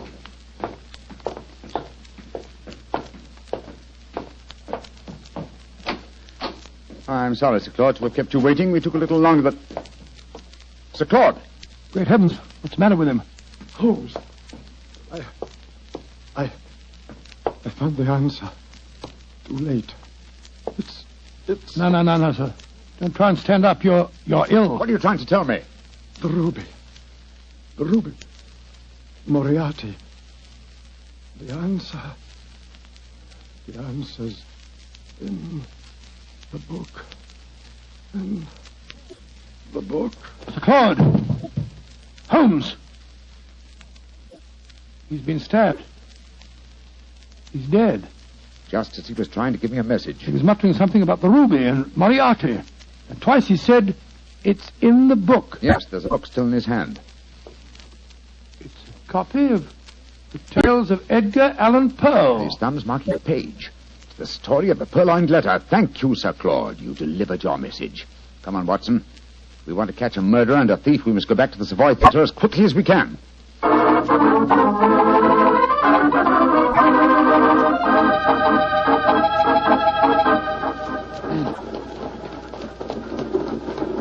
Why do you suppose Sir Claude was murdered? Because I was too curious. Been investigating the problem of the stolen ruby and found out something. Something that he promised to tell me at supper, you remember? And so he was killed by a man who came with him to the club tonight. Fortunately, he gave me a clue by indicating Poe's story of the purloined letter. But I still don't see how that helps you. Well, it leads us to the ruby. The premise of Poe's story is that the most obvious hiding place is the safest. Now, what physical object was most prominent on the stage in tonight's play? By Jove. A ruby. Exactly. How better can you hide a stolen ruby than by exhibiting it night after night as a stolen ruby before the eyes of thousands? Well, you mean you expect to find it in the property room backstage? Precisely. That and a murderer. Wait for us, Gabby. Come on, Watson. You have your revolver, old chap? Yes, I do. Well, keep it handy. Our visit may not be unexpected. Unlocked. That's good. Come on. Look, Holmes, look. The doorkeeper. He's slumped over his desk. He's been given chloroform.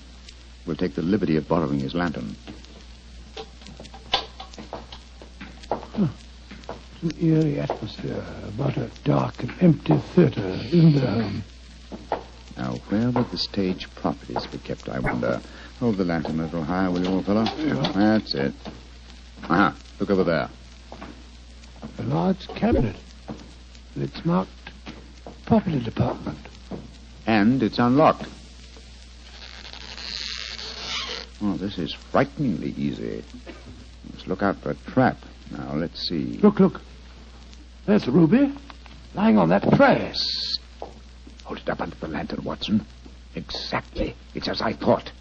This is no paste stage property. It's a genuine ruby. In the light of this lantern, it's very hard to... Down, Watson, quick! He nearly got us. Smashed our lantern. Yes, he's got an air rifle, a powerful one, too, confound it. There's no flash to indicate where he's firing from. Of course, he's baited his trap so neatly that he knows exactly where we I'm are. going to take a shot at him. I can't see anything, but at least it'll let him know we're armed. Now move your position quickly, Watson. Just missed me, Holmes. This is hopeless shooting in the dark. Yes. I've got to switch the stage lights on. Keep him occupied, old fellow, will you? While I try to find the light switches. I've got him. But he can still shoot, confound it. Yes, well, I found the light switch. Keep your eyes skinned, Watson. I'm turning it on. There he is, Holmes. Up in that box. Getting away. After him, Watson. We can jump over the footlights into the box.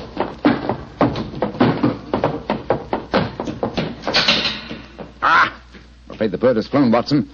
I should have remembered that theater exit doors always open from the inside. No, he didn't get away, Holmes. Look on the floor there. It's that Egyptian fellow. I hope you haven't wounded him too badly, No, old I don't chap. care if I have. He was trying to kill us.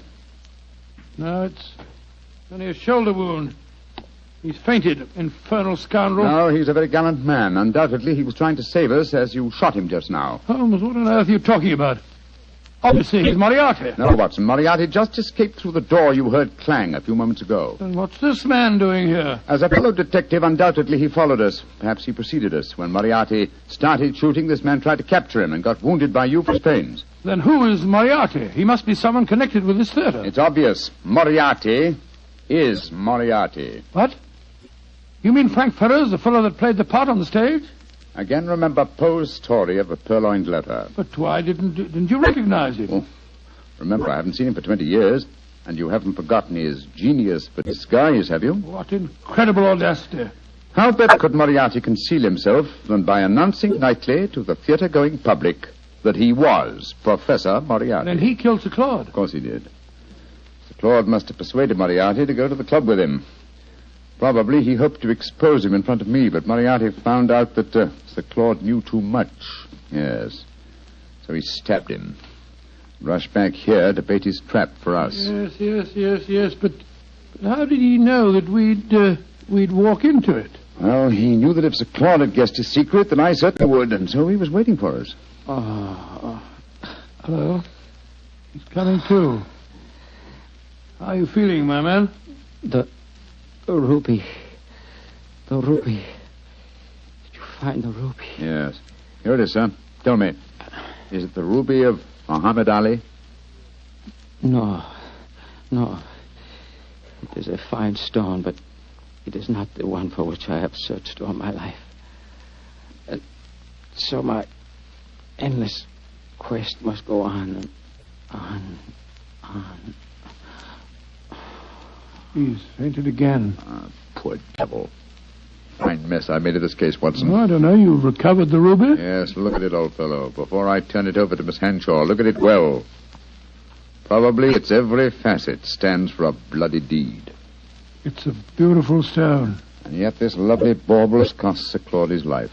And that devil Moriarty still goes free. But one day, Watson, and may the day come soon, I shall meet Moriarty again. And when that happens and I finally bring him to justice, then and only then can you write fini to the character of Sherlock Holmes.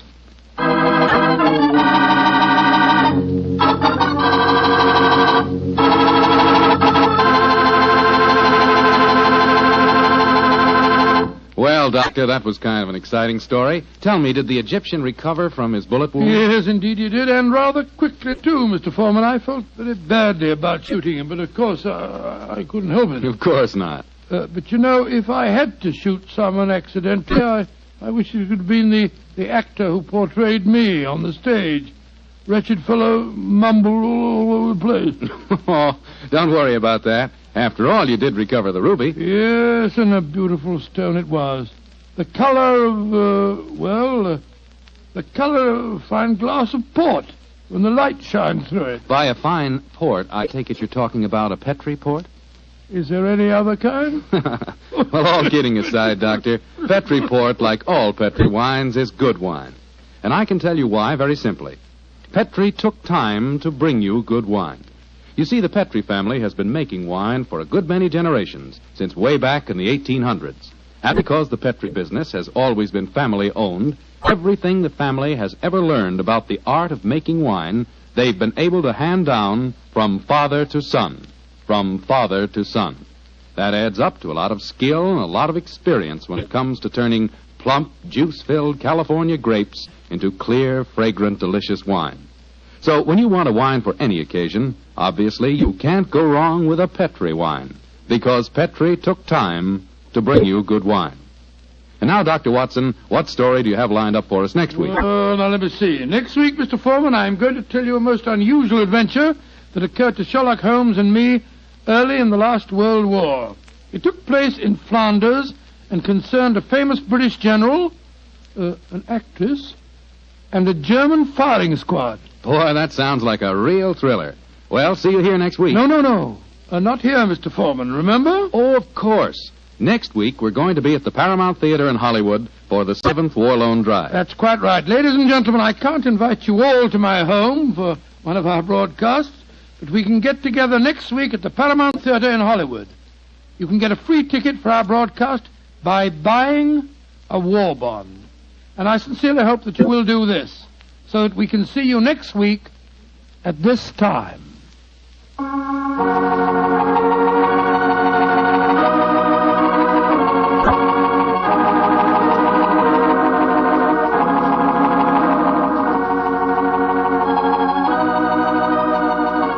Tonight's Sherlock Holmes adventure is written by Dennis Green and Anthony Boucher and is based on an incident in the Sir Arthur Conan Doyle story, The Adventure of the Second Stain. Mr. Rathbone appears through the courtesy of Metro-Goldwyn-Mayer and Mr. Bruce through the courtesy of Universal Pictures, where they are now starring in the Sherlock Holmes series.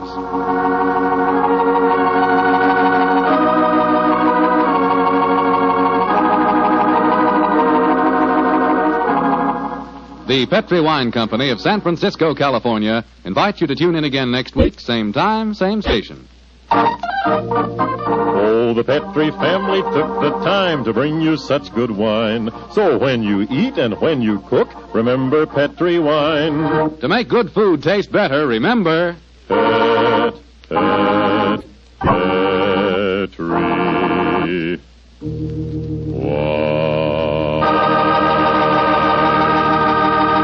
Bill Foreman saying goodnight for the Petri family. Sherlock Holmes comes to you from our Hollywood studios. This is the Mutual Broadcasting System.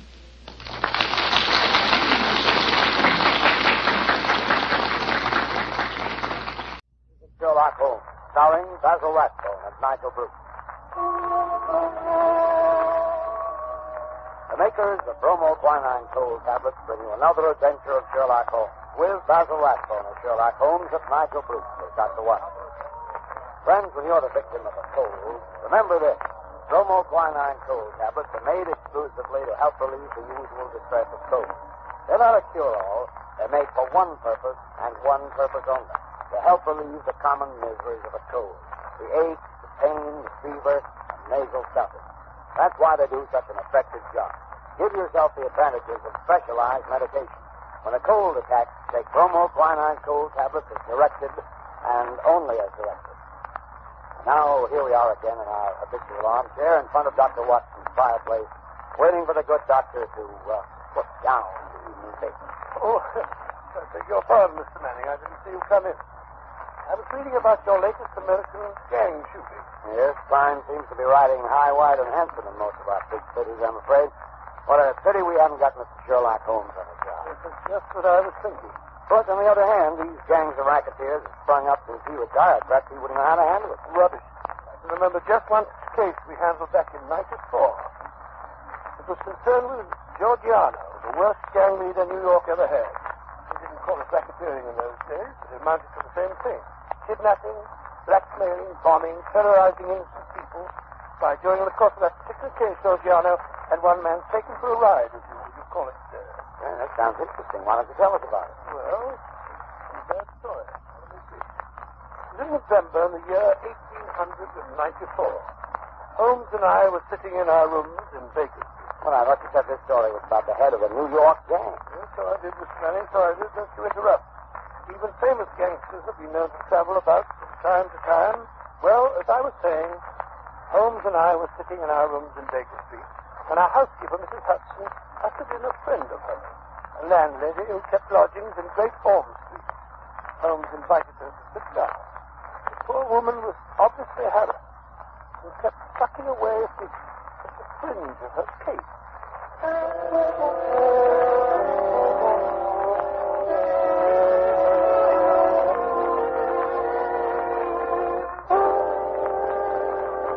Mrs. Hudson tells me that you've been having some difficulty with the lodger, Mrs. Warren, that's thank you, Millie, sir. No, Mr. Holmes, you couldn't call it difficulty I'm having. And there was a lot that was easier to do for. It's just that I don't see him from one weekend to the other. Oh, come now. That's nothing to be uneasy about. My best to Mrs. Warren, if I were your lodger, there would be many occasions when you wouldn't see me for weeks at a time. I work a good deal at night, you know, and do my speaking by day. No doubt, Mr. Holmes. This is different. He never goes out, not even at night. I've waited up to find out. I never see his face, not even when he pays his bills. Not a sign of him ever seen for the last 3 weeks. And how do you know he's still there? Like he's trying to get away from something? Oh, it frightens me, Mr. Holmes. I can't sleep for fright. When did this lodger first come to you? 3 weeks back it was. He asked me to turn to my 50 shillings a week. You see, there's a fine sitting room and bedroom all complete like at the top of the house. Yes, indeed. Go on. Well, Mr. Holmes, he said to me, I'll pay £5 a week if I can have it on my own terms. He took a £10 note out of his pocket then and give it to me 2 weeks in advance. Then he says he's to be left entirely to himself and never for any excuse are we to disturb him. So he took the rooms and hasn't been out since? Oh, yes, sir. What? But I thought you said that he... Just what it was, sir, that first night. He went out and returned very late. He was all in bed, but I heard him walking up the stairs. And his door shut and locked. And he kicked it locked. And I ain't seen him since. But his meals? How does he get his meals? Well, when he rings, I take a tray up and leave it on a chair outside his door. Then when he rings again, up I goes and take the tray away empty. If he's wanting anything else, he writes it on a slip of paper and puts it on the tray. I see. Have you brought any of those slips of paper with you? Yes, Mr. Holmes. There's in 3. Good. Here they are. Uh-huh. When today? Most interesting.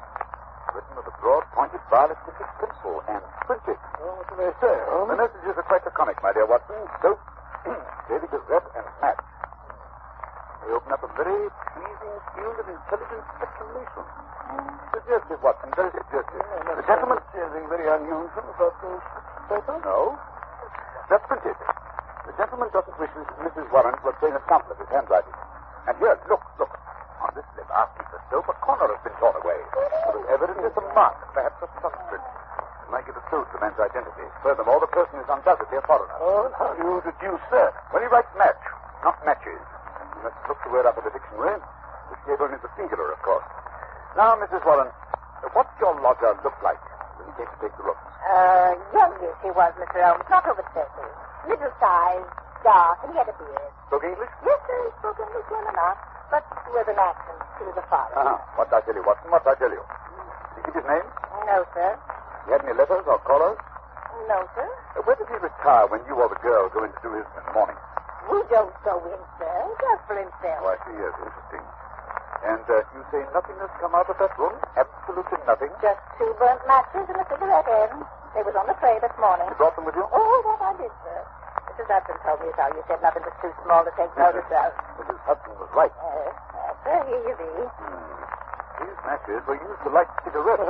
Steady. How can you tell what the matches were used for? Quite obvious, my dear. Wasn't quite obvious. The shortness of the burnt end. At least half a match is consumed in lighting a pipe or a cigar. Hello. Well. This cigarette is certainly remarkable. Yes, Mrs. Warren. The gentleman who is now living in your rooms is not the gentleman who engaged them. No, Holmes, you can't tell us that.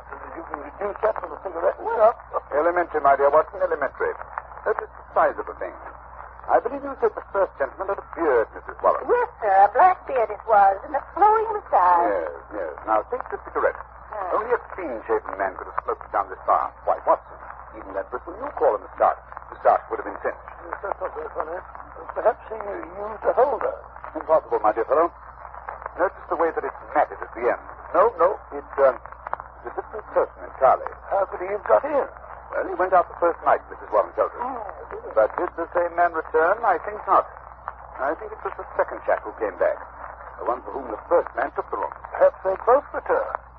Possibly that there are 2 men in those rooms. Excellent, my dear Watson, excellent. You're coming along. Now, tell me, Mrs. Warren, how much does the fellow eat? Would it be enough for 2? Oh, no, sir. He eats so little I often wonder if he can keep life in one. Well, that settles that. Oh? Now, Mrs. Warren, there seems to be nothing more to be done for the moment. I hardly think the situation is dangerous, at least not for the present. But keep us informed of any further developments. Oh, thank you, Mr. Holmes. I feel easier in my mind already. Thank you, sir. Thank you. Not at all. Good day, gentlemen. Good day. Good day, Mrs. Warren. Look here, Holmes. You're not going to go puttering about in this affair. The man is probably just a harmless eccentric of some sort. You never know, Watson. You never know. Whoever he is, he's living in terror. Huh? Terror of what, I wonder? Oh, rubbish. Besides, who's going to foot the bill? What do you expect to get out of a case like this? Education? Look, the pursuit of knowledge, Watson, is my great hobby. Pursuit of knowledge of afoot. Curiosity, that's what it is. Plain, unadulterated curiosity. Oh, possibly, Watson, possibly. Education, pursuit of knowledge, curiosity. Perhaps they all amount to the same thing. Where are you going to look for your education in this case, if I may ask? In the Daily Gazette, my dear fellow, in the Daily Gazette. A newspaper is often a very storehouse of knowledge.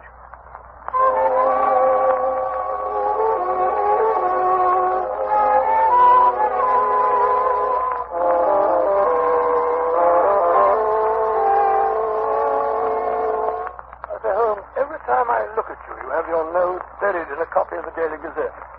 Why the fondness for that yellow rag? Yeah. The Daily Gazette is the paper Mrs. Warren's mysterious lodger asked for, remember? Well, what of it? What can you discover from a common newspaper? The answer is nothing. Nothing at all. Here it is 4 days since we heard of that mysterious gentleman, Mrs. Warren. What have you unearthed? Nothing. Absolutely nothing. No, you're wrong as usual, my dear Watson. I don't know. We interrupt this program to bring you a special bulletin from the NBC newsroom in New York. President Roosevelt will address the joint session of Congress at noon tomorrow. We return you now to the Adventures of Sherlock Holmes. My chief is enemies to the hiding place of the mysterious lodger. How would you go about keeping in touch with him?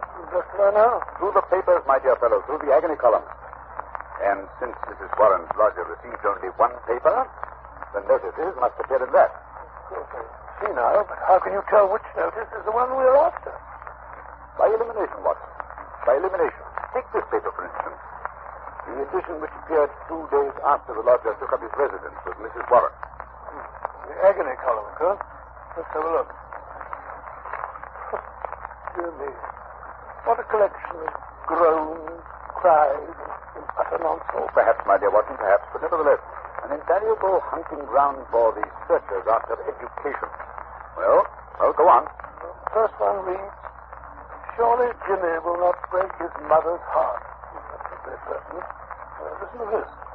It's the lady who fainted in the Brixton bath. Disregard that. The lady doesn't interest me. Here's another. Every day, my heart longs. Oh, bleach, Watson. Unmitigated bleach. Go on, please. Well.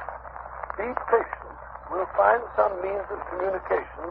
Meanwhile, watch this column. It's signed G. Sounds more plausible, eh? Are there any others? Yes. 3 days later, we picked up the trail again. Here it is. Now, that one. And making successful arrangements, patience and prudence, the clouds will pass. G again. Yes, nothing for 2 weeks after that. Then comes something more definite. Here. The park is clearing. If I find chance to signal, remember code. A1, B2, and so on. You'll hear soon. Oh, what's 4G? By Jove. Things are warming up. See who that is, will you, Watson? Sure. Yes, I'm sure he wanted it much. Thank you so much. Well. What is it? It's the afternoon copy of the Gazette that has just arrived. This is how Good. See if there's anything in it. House of Parliament in heated session. Actress has pearls still. Oh, come on, give me that paper. Look, Holmes, you tell. Snatching a paper out of a fellow's hands like that. Nice manners, I must say. Here we are, Watson, here we are. High red house with white stone facing, third floor, second window left after dusk. G. That's definite enough, Watson. That's definite enough. Hello, what's that? Look out of the window, will you, Watson? Your friend, Mrs. Warren. I said it. She must be excited. Her hat's on the side of her head, and she's puffing like a steam engine. There's Mrs. Hudson. Just let her in. Yeah, something's happened. We weren't there. Confound it, Watson. I hope nothing finished. Come in. Oh, Ah, Mrs. Warren, what's up? Oh, Mr. Holmes, sir, I come as best as I could. Well, here, take a chair and get your breath. Oh. Now, wait a minute. Sit down. Oh. That's better. Now then, what's happened? It's a police matter, that's what it is. I'll have no more of it, and I won't. I'll pass him on bag and baggage. I'm at the end of my patience, I am. When it comes to knocking my old man about... Oh, Mr. Warren, well, cut you off anyway. Who did that? Well, that's what we want to know. It was around 11 this morning. There was a fog, you remember? Well, I sent Mr. Warren around to get me some money in for the tea we were to have for lunch. Well, he says he got no more than 10 paces down the road when two men come up behind him, threw a coat over his head, and bundled him into a cab that was standing beside the curb. 12 o'clock, 1 o'clock, and he don't come back. And there am I and me stew left waiting for the onions. Well, at 2 o'clock, they come up a stew anyhow. And you know what a stew is like without onions. Yes, like tea without... Yes, that's fine. Well, tea without milk is about that. One of the most... Go on, Mrs. Warren, go on, never mind. Yes, well, at 3 o'clock, my old man comes home, all black and blue, and his coat torn. At first, I think he's been in some pub. He's got a weakness for a drunk now and then. Yes. Well, go on, and pretty soon, I see he's not drunk, just dazed, and he tells me he's been driving around for 2 hours with a couple of men threatening him, and finally they opened the door and shoved him out. And when he comes to, he found he was on Hampstead Heath, so he took a bus home, and there he lies now on the sofa, moaning and groaning. Indeed, most interesting. Did he notice the appearance of the men? Did he hear them talk? No, Mr. Holmes. He's clean dazed. He just knows he was lifted up as if by magic and then dropped again. Is it by magic? Yes, sir, that's right. And you connect this attack with your lodger? Well, sir, we've been living there 15 years now, and those happenings ever came before. I've had enough of it. Money's not everything. I'll have him out of the house before the day is Now, done. wait a minute, Mrs. Warren. Wait a minute. Don't do anything rash. The matter's becoming more and more interesting. It's clear that these men mistook your husband for your lodger, and the heavy fog this morning, and when they discovered their mistake, they released him. They threw him out, they did, on his ear. Yes, well, wait a minute. The important thing is that your lodger's enemies have found him. They're on his track. They'll be back. I suggest you return to your home at once before anything serious has a chance to happen.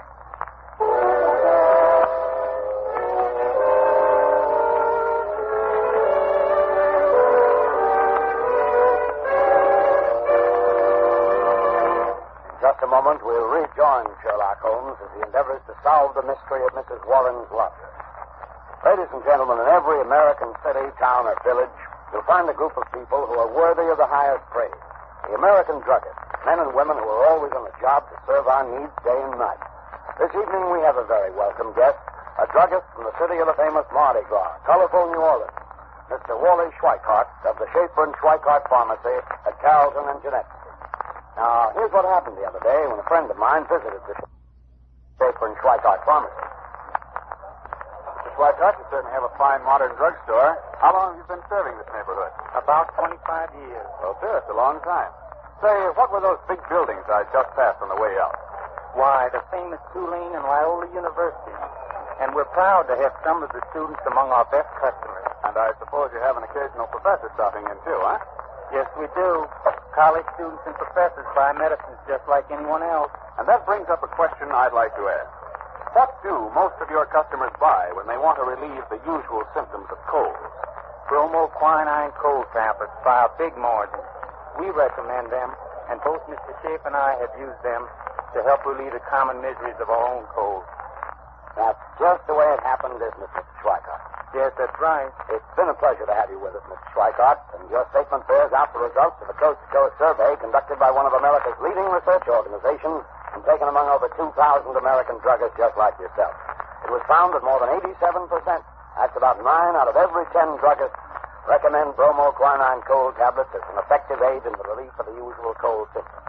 And in addition, the majority of these druggists said that bromoquinine cold tablets were their largest selling tablets made exclusively for the common distress of cold. Friends, when you have the usual symptoms of a cold, get the preparation your druggist probably recommends.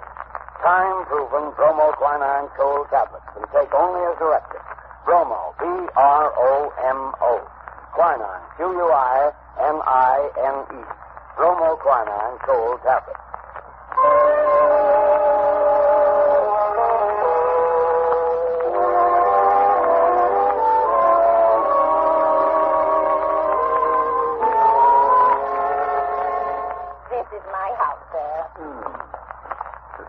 Very tidy indeed. Starched curtains, polished doorknobs. I do my best, Mr. Holmes. Now, where do I put my key? Those windows on the top floor where the lamp is lit. Those are the lodger's rooms, I take it? Yes, sir. Oh, here's the key. You slipped inside the linen and the bag. Will you Come in, gentlemen. Holmes? Oh, the door's open. Come on in. I say, why are you staring at that house across the street? You see it, Watson? You see it? Of course I see it. I'm not blind. High red house with white stone facing. Of course. The message. Yes. Watson, that is undoubtedly the signal station. Notice the to let sign in the window? An ideal spot, my dear fellow. An ideal spot. I dare say we're supposed to be gone inside. We're keeping Mrs. Warren waiting. Right, Watson. Practical as usual. Well, Mrs. Warren, what now? I don't rightly know, sir. I suppose we begin by taking a look at this mysterious lodger of yours. How are you going to manage that if he keeps the door locked? When do you take his next tray up to Mrs. Warren? Usually I do see around 4:30. 4:30, eh? It's almost that now. Is there any chance, another room with a door opening onto his corridor? No, sir, that is. Oh, wait a minute, sir. There's a cupboard. A big cupboard almost opposite his door. Yes? Excellent. What you and I will secrete ourselves in that cupboard while Mrs. Warren fixes the gentleman's tea tray. Very good, sir. I'll do it right away. It's the top floor, Mr. Holmes. You can't miss it. The cupboard door is the first one to the right, at the head of the stairs. Good, thank you. Come on, Watson. You do think it's nice spying like this? Watson, you've too many scruples to be a first-class detective. Oh, come on. Stairs, they creak like a rusty. Now what are you doing? Removing my shoes. You better follow my example. That way you have a much better chance of being undetected. Very well, but I feel like a criminal myself. Oh, not I can't get this shoelace undone. Well, for goodness sake, break it. We can't sit here all night. All right. Oh, there you are. Come along now. Quiet. You sound like the charge of the light brigade. I'm not making any more noise than you are. Easy now. Cupboard door. Yes, let's go. What? What you said was the large. Oh, good thing. Please, squeeze here. Close the door. Look at the crack. That's not too through. I can't do the best thing pushed here like this. Well, not supposed to. I'll do this little band bit of it myself. Here comes Mrs. Warren now. Stop that noise, Watson. You're talking like a grappler. Yes, here she is.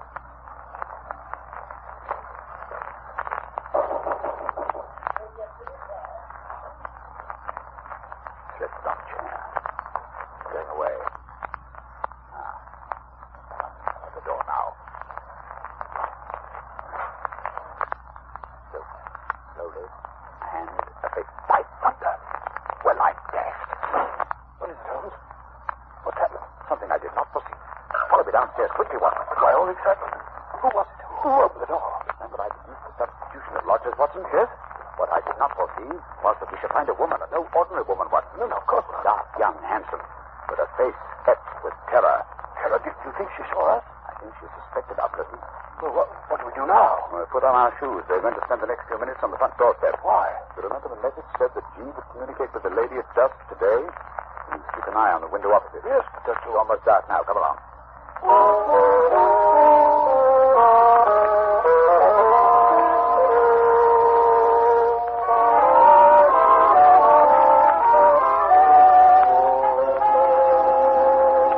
Holmes, we've been here for half an hour. My fingers have practically numb.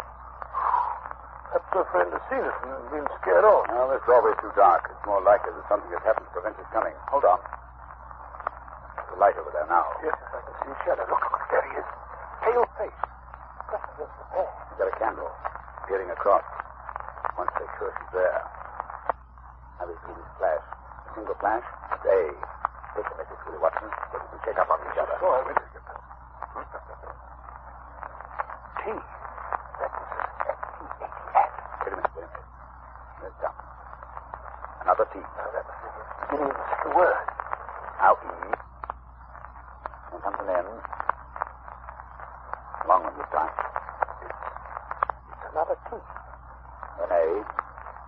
It's not. Well, surely that's not all.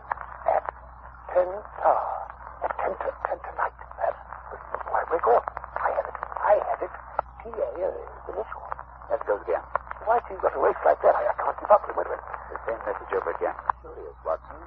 Attenta. Must be in cipher, Holmes. Not a very obscure cipher, Watson. It's Italian. Attenta means beware. It must be urgent. Very good, scared. Still the same message. Attenta. Hello. You've broken off. The light's gone out. broken the window. What's that? Quick, Watson. We must get in there. Something violent is happening.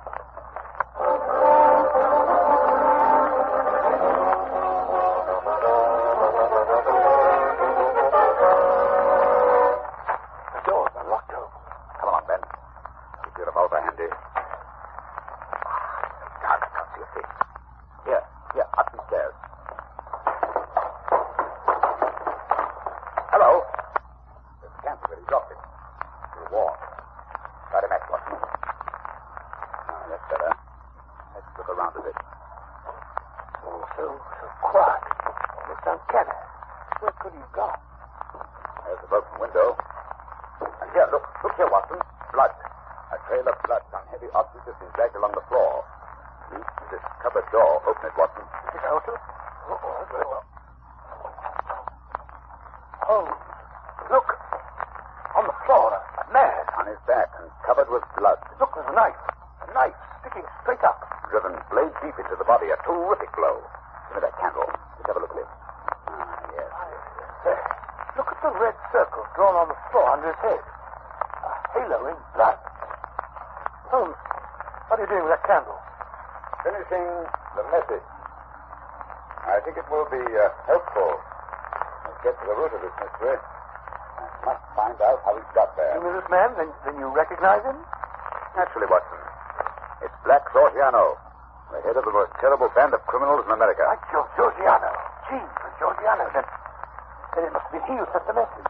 What's he doing over here in England? That's the question you must ask a lady from across the street. We should be here in a moment. I signaled her to come. Here she is. Carissimo, I have come. Ah, fool! What is it? What have you done with me? You must prepare yourself for a nasty shock, madam. My husband, what has happened? What are you hiding from me? Who is that on the floor? I beg of you not... Oh, let me see. Georgiano. You nearly have killed him. He is dead. Please don't be so upset, madam. But it is wonderful, marvelous. What? You are a policeman. You have killed him. Oh, I'm so happy. You have killed him. He was dead when we found him. How so? But it was my Jenna who killed him. My wonderful Jenna. He has done it to protect me. He has saved me. He is magnificent. But where is he? Just now he sent a message for me to come. It was I who sent the final message.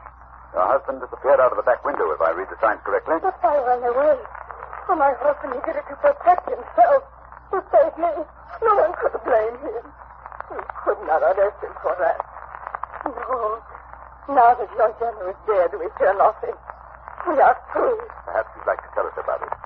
I may be able to arrange matters with Scotland Yard. Jenna is my husband. Gennaro Luca. I am Amelia Luca. My husband and I, we live in New York. We are happy until my Geno's brother, he meets this Georgiano. He was a devil. A monster. There is no judge in the world who would punish my husband because he killed me. Yes, I understand he had rather an unsavory character. He was a king. He makes the young Italian men join in his society. Gennaro's brother was one of his men. He cannot break away. He must do the most terrible thing. And then one night he say no. He was shot in the back. In the back? Quite a sportsman, huh? Oh, quiet, Watson. After that, this Georgiano, he say my husband must join his gang.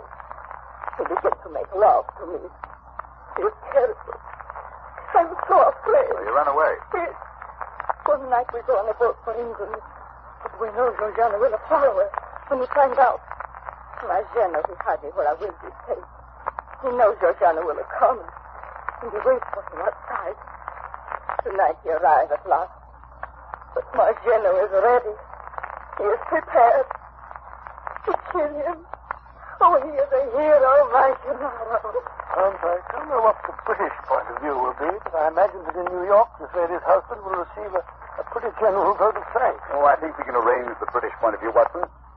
Scotland Yard has been on the lookout for this Georgiano since they heard he had landed. Mr. Luca has just taken a little bit of work, that's all. And now, Mrs. Luca, if you'll come with me, I believe we can arrange matters satisfactorily. I'm so happy. Well, it's been an interesting case, Holmes, but I still can't for the life of me see what you expect to get out of it. Education, Watson, a little more education. Always seeking knowledge at the old university.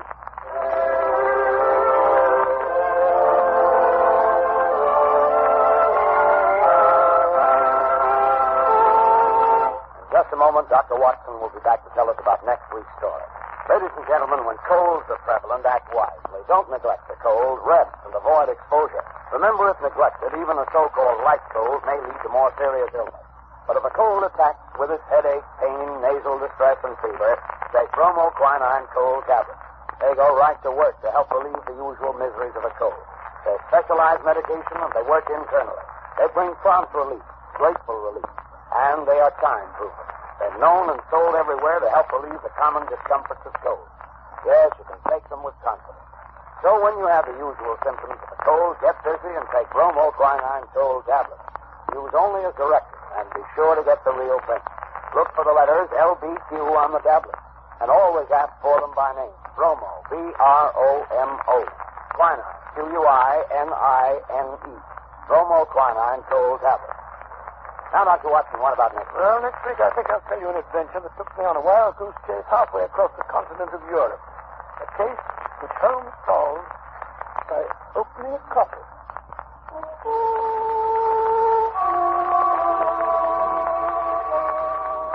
You have been listening to a Sherlock Holmes adventure adapted from Sir Arthur Conan Doyle's story, The Adventure of the Red Circle, with Basil Rathbone as Sherlock Holmes and Nigel Bruce as Dr. Watson. The dramatization was by Edith Miser, musical interludes composed and conducted by Lou Kosloff. This program is presented from Hollywood each week at this time by the makers of bromoquinine cold tablets, prompt relief for cold distress. This is not Manning speaking. Christmas seals are the stamps that help fight tuberculosis. Your contribution to the health and strength of our nation. Buy your Christmas seals today. This is the Red Network of the National Broadcasting Company.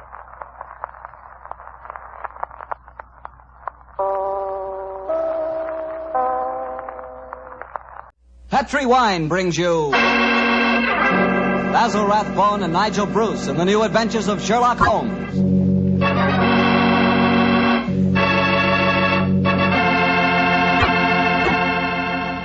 The Petri family, the family that took time to bring you good wine, invite you to listen to Dr. Watson tell us another exciting adventure he shared with his good friend, that master detective, Sherlock Holmes. And I'd like to tell you about my favorite time of day. It's just before dinner. You know when the family's all sitting around in the living room and wonderful things are cooking in the kitchen? Ah, that's for me. And boy, that's the time for a glass of sherry. Because Petri California sherry really makes waiting for dinner a pleasure. That Petri sherry is the perfect before-dinner wine. Just look at its beautiful amber color. And then taste that wonderful Petri sherry. What a flavor. Petri sherry has a rich, nutty flavor that's right from the heart of sun-ripened grapes. And if you like your sherry dry, you know, not sweet, you'll want to get Petri Pale Dry Sherry. Or better yet, taste them both. Don't buy one, buy two. Those letters P-E-T-R-I on the label are the personal assurance of the Petri family that Petri sherry is truly good wine.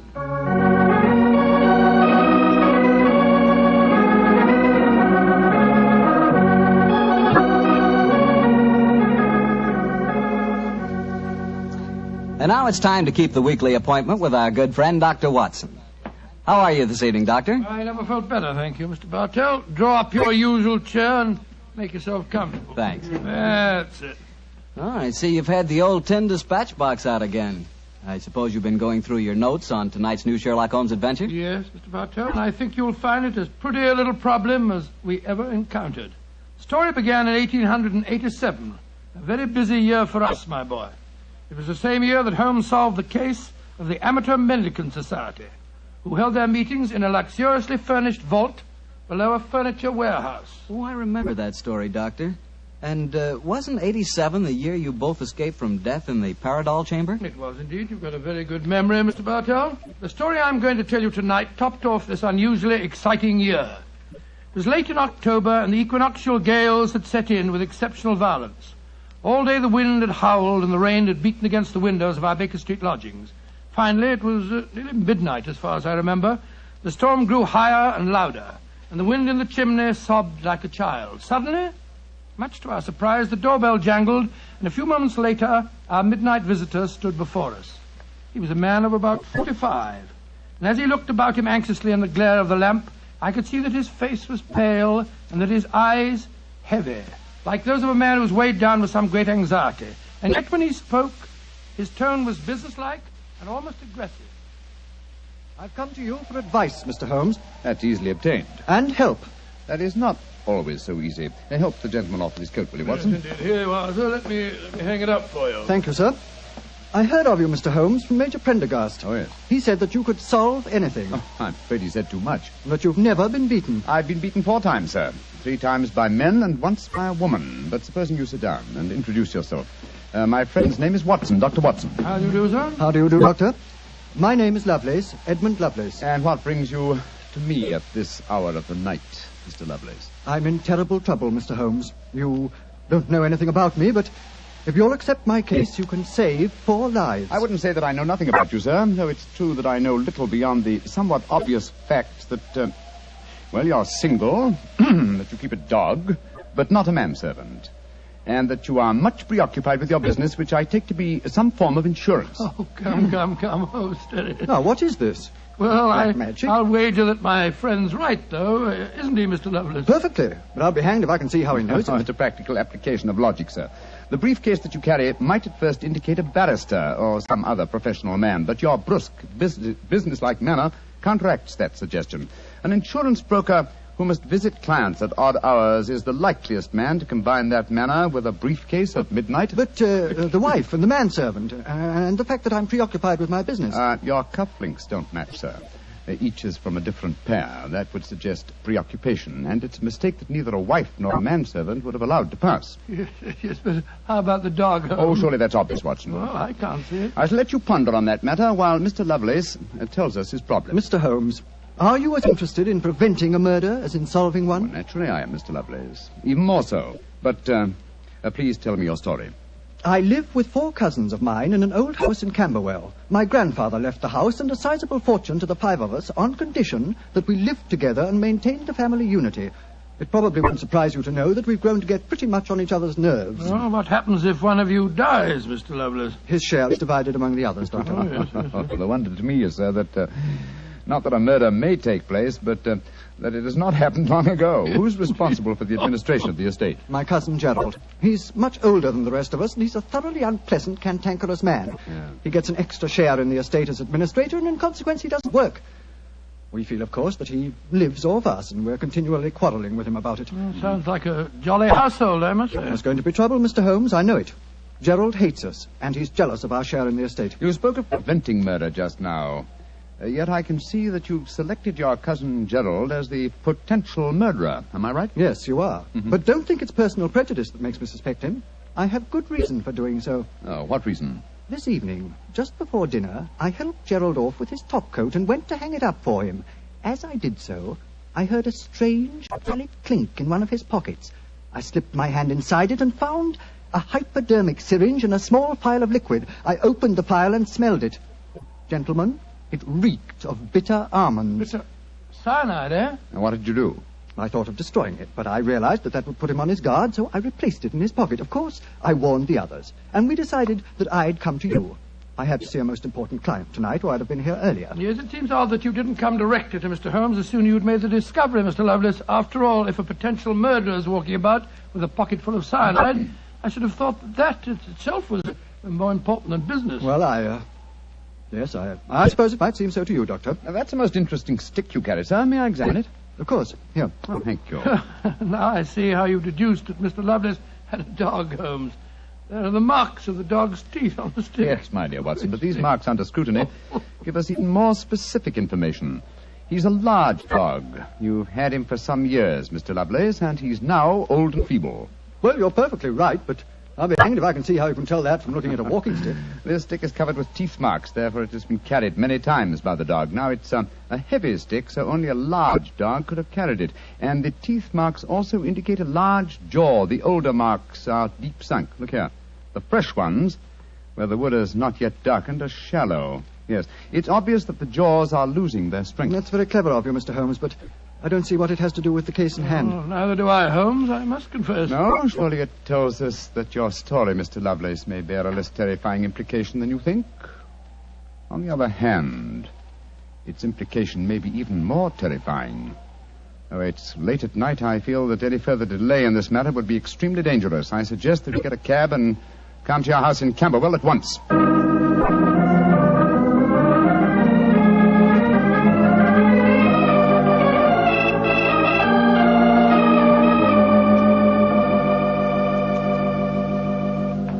Alice, Randolph, I'm glad you're still up.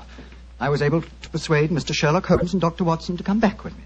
Gentlemen, this is my cousin, Alice Harley. How do you do? How do you do, Miss Harley? How do you do? And my cousin, Randolph Lovelace. How do you do? How do you do, sir? How do you do, Mr. I've Lovelace? told him about the whole business, Randolph, so we can all speak perfectly freely. Let's begin by sitting down, shall we?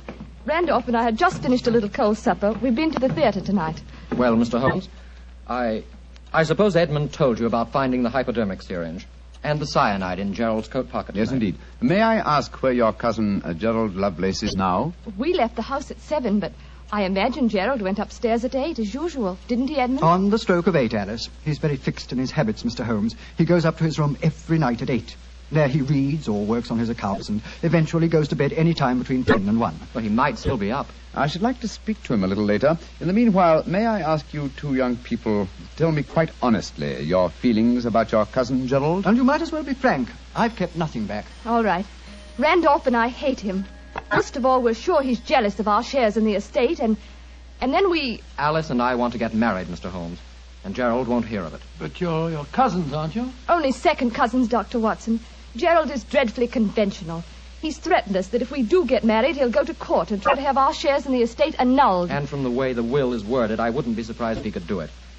So you can see why we have no great love for him, and why we're afraid of him. Well, he sounds an extremely unpleasant person to me.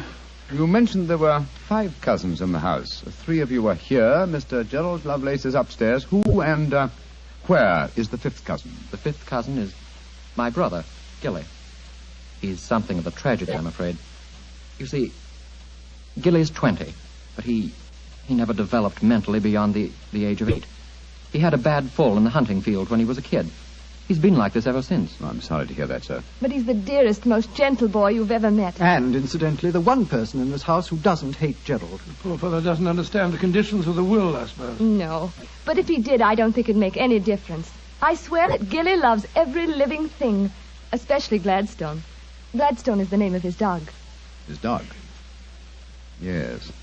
The dog may be the key to this whole matter. The dog? What makes you say that, Holmes? When a man brings a quick and painless poison home to a household containing an old and feeble dog, it's more than possible that he has obtained that poison, quite legitimately, to give the dog a merciful death. To kill Gladstone? Oh, no! After all, Alice, dear, he is old and almost blind But, now. Mr. Holmes, if you think Gerald brought home the poison to put Gladstone out of the way, well, and I admit it sounds perfectly logical, what made you decide to come here tonight?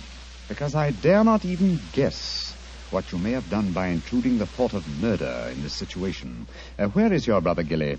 In his room upstairs, asleep. I wonder if we might go up to him. I should like to talk to him, if you don't mind. And after that, I want a few words with your cousin, Gerald Lovelace.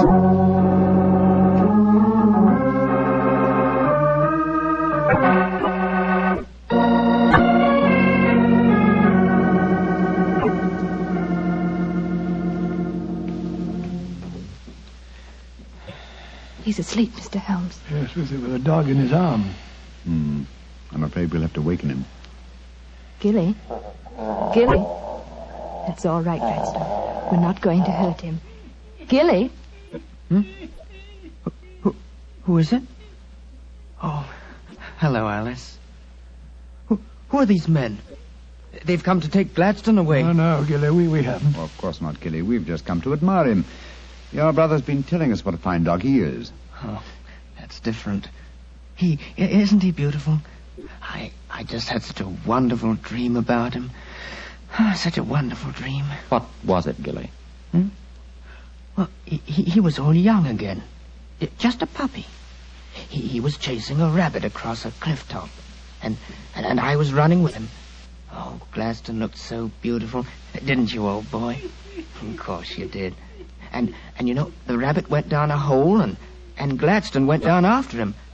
And I went down after Gladstone. And we all had tea with the rabbits. Oh, it's so funny. They all had little green hats on. Hats with feathers. I wanted Gladstone to try one on, but he wouldn't. sleepy. Come on, Gladstone. Let's go back to the tea party. Poor kid. His world may be a great deal more pleasant than ours, Watson. That's what I'd like to think, Mr. Holmes. Now I'd like to have a few words with your cousin Gerald. His room's at the end of this corridor. I'm afraid Gilly wasn't much help to you, Mr. Holmes. On the contrary, young lady, he told me exactly what I wanted to know. Here we are. This is Gerald's room. There's no light under the door. He must have gone to sleep. And I'm afraid we must waken him, too. Must be a heavy sleeper. But he isn't. He's a remarkably light one. Come on, let's go in. Strike a match, will you, old fellow? Sure. The gas mantle's at the head of his bed, Dr. Watson. Yeah. Well, he's lying on the outside of his bed. He must be... There's blood on the pillow. Great Scott, Holmes. The back of his skull smashed in. He's been murdered. Oh, no. Horrible. Yes, Watson, but not with the blows on his head. Look here on the table by his bed. A hypodermic syringe and a broken file. Yes, a broken file. Reeking of bitter almonds. Poor devil. Well, I won't pretend I liked him. But what a ghastly way to die. All they that take the sword shall perish with the sword. So the scriptures say, Mr. Lovelace.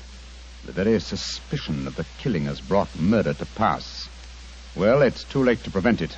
Our job now is to find the killer and see that he's brought to justice.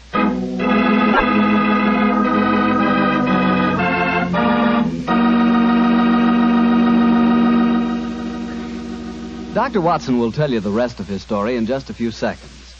Just time enough for me to tell you that if there's one wine that's perfect for any occasion, it's Petri California Sherry. With a bottle of that rich, amber-colored Petri Sherry on hand, you can make that time before dinner a main event. And Petri Sherry is the perfect answer to the question of what to serve when company comes. Serve Petri Sherry alone and let its full, wonderful flavor speak for itself, or serve Petri Sherry with hors d'oeuvres or party sandwiches. And remember, you can serve Petri Sherry proudly, because Petri is the proudest name in the history of American wine. Well, Dr. Watson, so you found Gerald Lovelace dead in one of the bedrooms of the house in Camberwell. What did you do? Send for the police? Not at once, Mr. Bartell. Sherlock Holmes persuaded the remainder of the household to give him the opportunity of examining the scene of the crime carefully before the police were sent for. And so, a few minutes before 1 o'clock that October night, Holmes and I stood alone in the room of death. Turn the gas a little higher, will you, old chap? Right you are. You know, Holmes, I think you should have sent for the police right away. In a case like this, Watson, I prefer to be my own police. When I have spun the web, they may take the flies, but not before. What are the results of your medical examination, old chap? Well, it's exactly as you reconstructed it, Holmes. He was first beaten on the head with that poker lying on the floor. Then he had the full phial of cyanide injected into his left wrist. Can you estimate the time of death at all accurately? No, this room's confoundedly hot. He might have died any time from 1 to 5 hours ago. Yes. It's now 1 o'clock, and we know that he was alive at 8. Mr. Edmund Lovelace saw him leave for his room at that hour. Yes, if he was telling the truth. One thing we do know for a fact is that this man was murdered at the exact moment he was going to bed. He's wearing his nightgown and nightcap, but his bed has not been slept in. Well, isn't it possible that the murderer might have killed him shortly after 8 and then dressed him in his night clothes to confuse us? No, my dear chap. You will notice that the hypodermic needle passed through the sleeve of his nightshirt. Here. Also, the nightcap is crushed and bloodstained from the blows of the poker. No, Gerald Lovelace had prepared for bed. Yes. Look at the glass of water on the night table and the prayer book and the watch. Yes. Signs of a prosperous and meticulous man. Mm-hmm. Very fine gold watch and in excellent condition. Aha. There's the answer, Watson. What do you mean, there's the answer, Watson? I just wound this watch 1 turn, and then it was fully wound. That provides us with a time schedule for our murder. Come on. We'll send a servant for the police, and while they're on the way, if you'll call everyone together, I should like to put a few more questions to this family.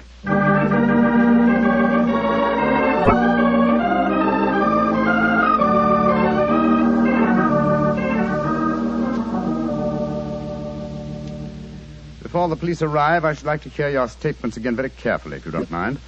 Mr. Edmund Lovelace, what were your exact movements tonight? I left here shortly before 10. From 10 o'clock until the time I came to Baker Street, I was with my client. His name and address, please. Derek Waterlow, 39 Onslow Square, South Kensington. Thank you. Make a note of these, will you, Watson? All right, you're home. You, Miss Harley, and you, Mr. Randolph Lovelace, went to the theater together. Can any independent witness testify as to your movements? Well, yes, Mr. Holmes. We went with friends, the Grant Moresbys. They live at the Clarendon Hotel off Charing Cross. What time did you leave this house? Well, it was about 7:45, wasn't it, Alice? Yes. And after the play, we went to the Café Royal for a little refreshment with our friends and then came back here. I see. And what time did you arrive back at this house? Just a few minutes before midnight. I remember the grandfather clock in the hall striking just as we went into the drawing room. And your brother Gilly, sir. I hate to waken him again. Have you any idea of his movements tonight? Well, he never goes out after dark, Mr. Holmes. But I spoke to the cook as we came in tonight. She says that he played cards with her until just after 10 o'clock. He was fast asleep when I looked in on him shortly after midnight. Thank you. You've made a note of all these facts, Watson? Yes, Holmes, I got them all down. Good. Then let's be on our way to Baker Street. But the police, Mr. Holmes, they're on their way. I know. Please give them my regards, will you? Apologize for my informality and tell them that I shall have the answer to this matter probably in a little over 24 hours.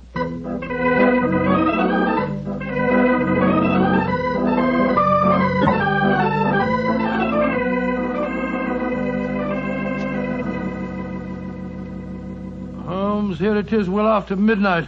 You haven't done a thing on the Camberwell case. No, but you have, old chap. You've checked on all the time alibis and found them valid. I'm much obliged to you. Yes, Inspector Lestrade was here tonight, you know, and he made some pretty caustic remarks, I can tell you. Oh, didn't you inform him that I'll have the answer to the problem before many hours have passed? I did, but you know, Lestrade, he wanted action. You shall have it. Is the watch still running? Yes, there's another thing. What'll Lestrade say when he finds that you took the dead man's watch? I've no idea. Oh, why did you take it anyway? You sound sleepy, old chap. Yes, I am confoundedly sleepy. Well, why don't you go to bed? Oh, what are you going to do? Continue my vigil with my pipe and the watch of a dead man.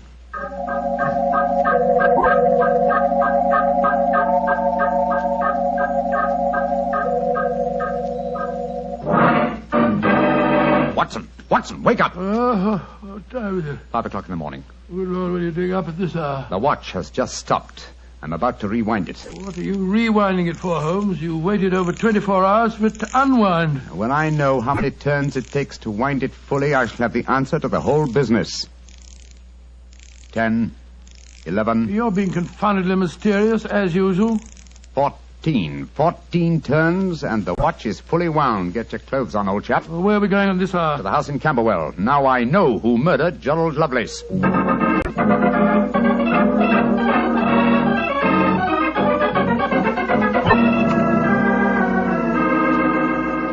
Mr. Edmund Lovelace, I'm glad you let us in. Please take us up to your young cousin's room at once. Really? What do you want with him? I'll explain in a moment. Please take us up to him. Oh, of course, but what brings you here at this hour of the morning? Mr. Holmes knows who murdered your cousin. Well, I'm glad to hear it. It's more than the police seem to know. They were here half the night cross-examining us. Here we are. I don't think we'll bother to knock.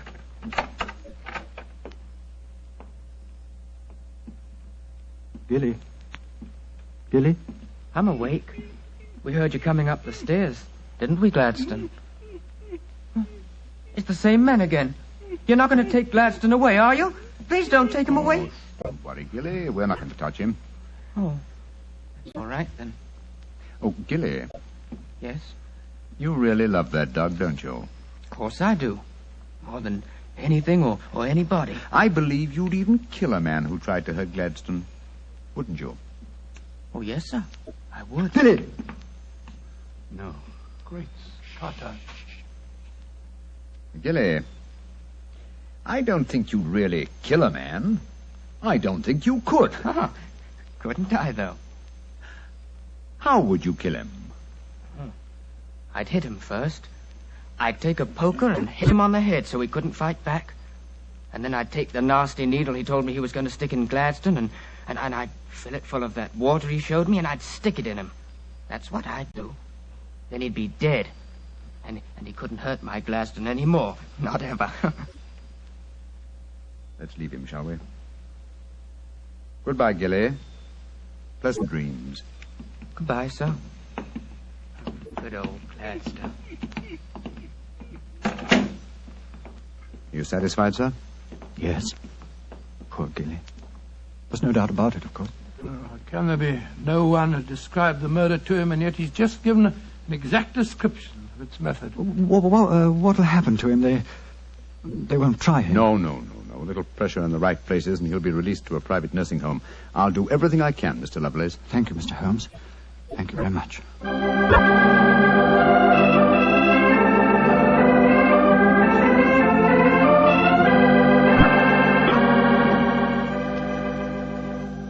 Well, Holmes, now that we're back in Baker Street and the whole depressing case is finished with, perhaps you'll tell me how you knew that Gilly had committed the murder. Well, consider the time schedules, old fellow. You checked the alibis of the other cousins and found them satisfactory. That meant that Alice Harley and Randolph Lovelace could have committed the crime only at midnight. Edmund only before 10. Gilly only around 11. You said that the time of death could have been at any of those hours. Yes, I did. So how did you pin it down to 11? The watch gave me the specific answer. When I picked it up, I unthinkingly wound it. Made one turn and was then fully wound. Now, when does a methodical, precise man like Gerald Lovelace wind his watch? Just as he's going to bed. Exactly, old fellow.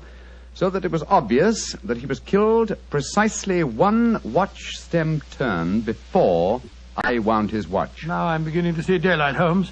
So you let the watch run down? That's what I did. It took 28 hours, from 1 o'clock the night before last until 5 this morning. Now, how many turns did it take to rewind it? 14, wasn't it? That's right.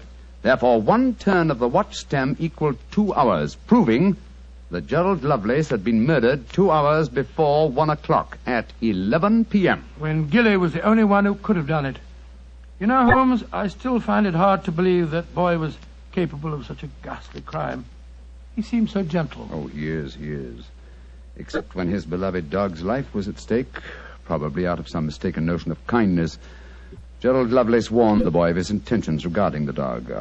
It's a sad business, Watson, a sad business. I hate to think of that boy spending the rest of his life in a mental home. I have one prayer for his future. What's that, Holmes? The dog Gladstone can't live very long. I pray that Gilly does not long outlive him.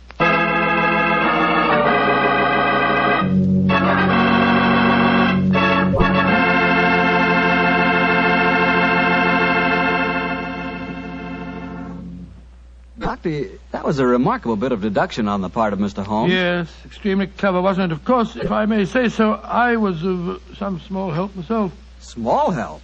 Why, Doctor, you practically solved the case by yourself. Oh, I wouldn't go as far as saying that. But, Doctor, you did check all the alibis, didn't you? Yes, I checked where each suspect was at various times. Yes, you checked time. And what's more important than time? Well, Why, Doctor, time is even vitally important when it comes to wine. I was wondering how you were going to bring that in. And one thing we do know, Petrie took time to bring you good wine.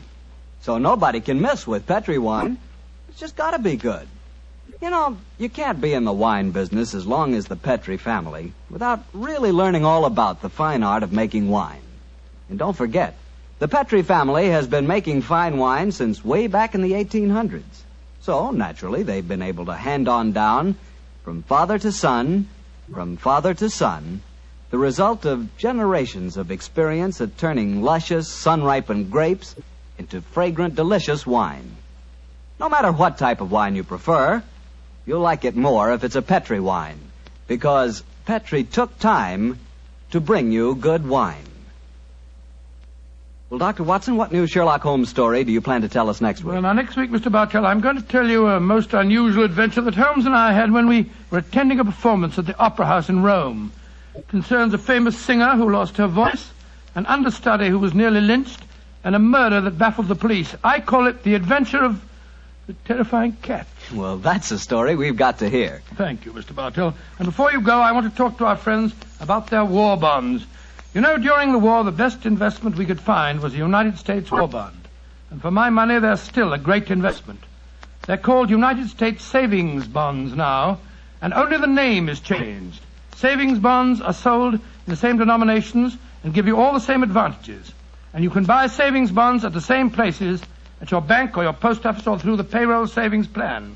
So invest all you can in United States savings bonds, because you cannot find a better or a safer investment.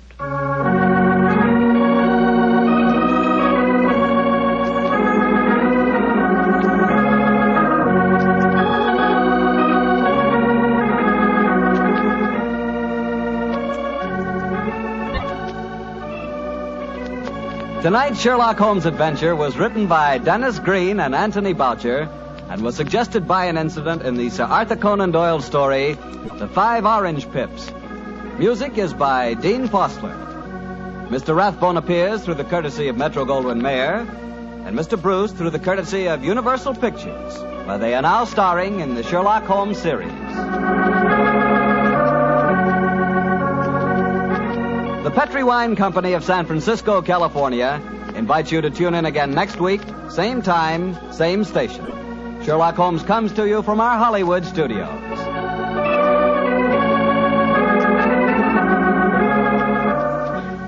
This is Harry Bartell saying good night for the Petri family. Listen every Monday on most of these same stations at 8 o'clock to Michael Shayne, followed immediately by Sherlock Holmes. This is the Mutual Broadcast. Petri Wine brings you Basil Rathbone and Nigel Bruce in the new Adventures of Sherlock Holmes.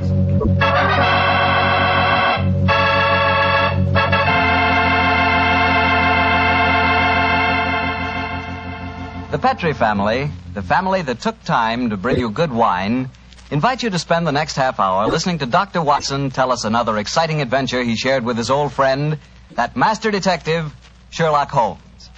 And I'd like to tell you about something you ought to share with your family before dinner. And that's Petri California Sherry. Because Petri Sherry can make that time before dinner a high spot in your day. That Petri Sherry is a truly fine wine. Its color is a deep amber, rich and inviting. And the wine is wonderfully smooth and full-bodied. Flavor, just swell. Honestly, I mean it when I say the best beginning a good meal ever had is a glass of Petri Sherry. Oh, and look, if some of your family like their sherry dry, not sweet, they'll really like Petri Pale Dry Sherry. So to be sure you please everyone, don't buy one, buy two. Buy the regular Petri Sherry and Petri Pale Dry Sherry. And be sure you look for those letters P-E-T-R-I, because they spell the proudest name in the history of American wines, Petri.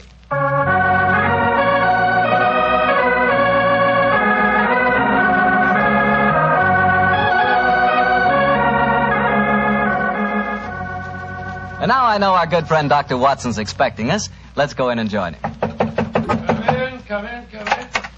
Good evening, Doctor. Good evening, Mr. Bartell. Say, how are you feeling, Doctor? All over that attack of flu you had? I'm feeling very much better, thank you, my boy. I'm still a little weak.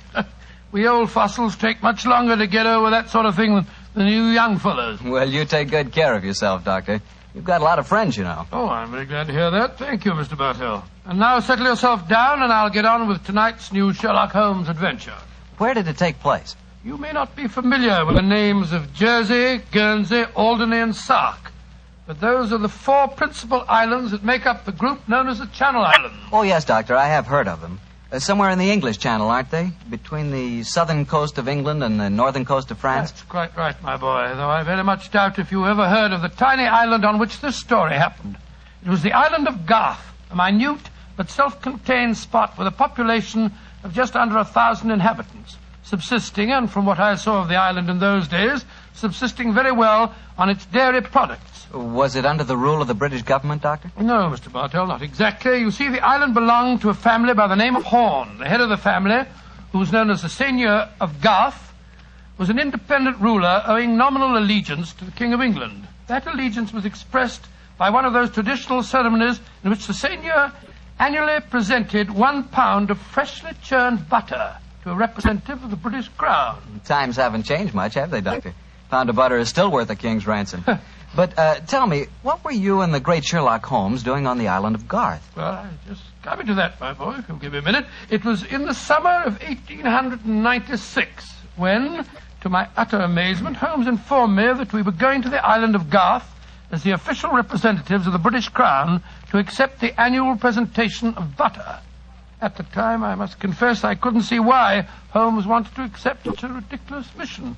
It was only as we approached the island in a small fishing boat that he told me a great deal more was at stake than a pound of butter.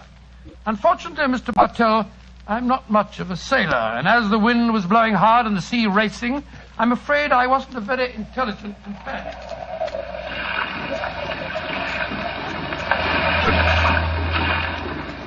Cheer up, Watson. We'll soon be there. I hope so. I feel wretched, Holmes. I must say the whole trip seems utterly ridiculous to me. Plunging and bobbing about in a little boat in a raging torrent just because somebody wants to give somebody else a pound of butter. Dear old Watson, you don't really think our mission is so innocuous, do you? Then why are we going to the island of Garth? We're going to the island of Garth at the express wish of its present ruler, Martha Horn. Martha Horn? I never heard of her. She's an extremely spirited old lady. And the only woman who dared tell a certain resident of Windsor Castle that she looked devilishly dowdy for an empress. Great Scott, you mean that I mean, Watson, that Martha Horn's behests are not lightly disregarded. Obviously, she wishes to see me urgently. Also, my brother Mycroft put pressure on me. He reminded me that a visit to Garth might be closely allied to this emerald tie pin I wear. Of course, you recall the origin of this pin. Well, naturally. That lady at Windsor Castle gave it to you after our little trouble last year over those stolen plans for the Bruce Partington submarine. Exactly, my dear fellow. But remember that the spy Oberstein had put those plans up for auction in all the naval centers of Europe. Some hint of their nature must have leaked out. It's even possible that other powers may be able by now to duplicate the pride of our submarine fleet. And whoever controls the channel, Watson, controls England. Well, they're dropping anchor, and yet we're still a quarter mile out from the island. Why do you think they're doing that? Here comes the skipper. He'll tell us. Here is as close to the island as we may approach, monsieur. We have already sent signals. A smaller boat is putting out for you. It will be here in a little while. Thank you. A smaller boat? Good Lord.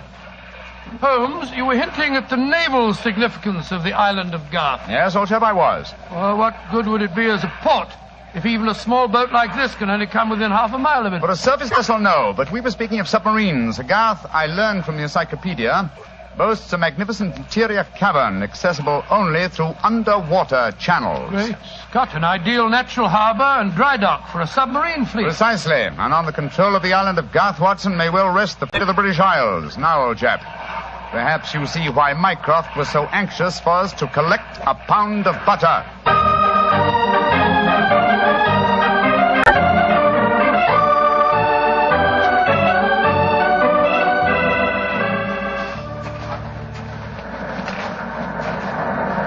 Holmes, doesn't it seem wonderful to be on land again? First the fishing smack, and then that wretched little rowing boat. Then the bucket swinging us up the face of the cliff. Now at last I can stretch my legs. Steady, old chap, steady, steady. Let me give you a hand. You'll soon get your land legs back again. Thank you. I'm a bit shaky, I must confess. Hello? Who's that couple walking towards us? Our welcoming committee, no doubt. How do you do? Mr. Sherlock Holmes and Dr. Watson. Permit me to present myself. I am Dr. Hugo Oberwald. How do you do, sir? How do you do, Doctor? And this is Mrs. Reeves, the housekeeper at Horton Castle, where you will be staying. How do you do? How do you do, Mrs. Reeves? Welcome to the island of Garth, gentlemen. We were deputed to come and greet you and take you back to the castle. We can walk there across the cliff tops. It isn't very far. Splendid. I think my friend will appreciate traveling on terra firma once again. Dear me, Herr Doctor. You are not a good sailor, perhaps? No, perhaps about it, sir. I had a miserable crossing. I am sorry to hear it. I trust your short stay at the castle will be some recompense for the journey. The formal presentation of the butter will take place tonight. There will be no reason why you gentlemen cannot return to the mainland tomorrow. Oh, thank you, Mrs. Reeves, but it's more than likely that we shall stay on for a few days. Oh, it will be quite unnecessary. I'm afraid that is a matter for Mrs. Horn and ourselves to decide. I'm afraid that Mrs. Horn is incapable of making any further decisions. Oh, what do you mean, madam? Obviously, you have not heard, but the news is slow in reaching the mainland. Mrs. Horn died yesterday. Died? Good Lord, a natural death, I suppose. But, of course... I attended her myself. A simple case of heart failure. The poor lady died in her sleep. Shall we begin our walk to the castle? By Jove, Holmes, this changes things. You suppose it was a natural death? I suppose nothing, old fellow. But in almost 20 years of practice, I can recall precisely 3 clients, actual or potential, who died natural deaths. Come on, let's follow them.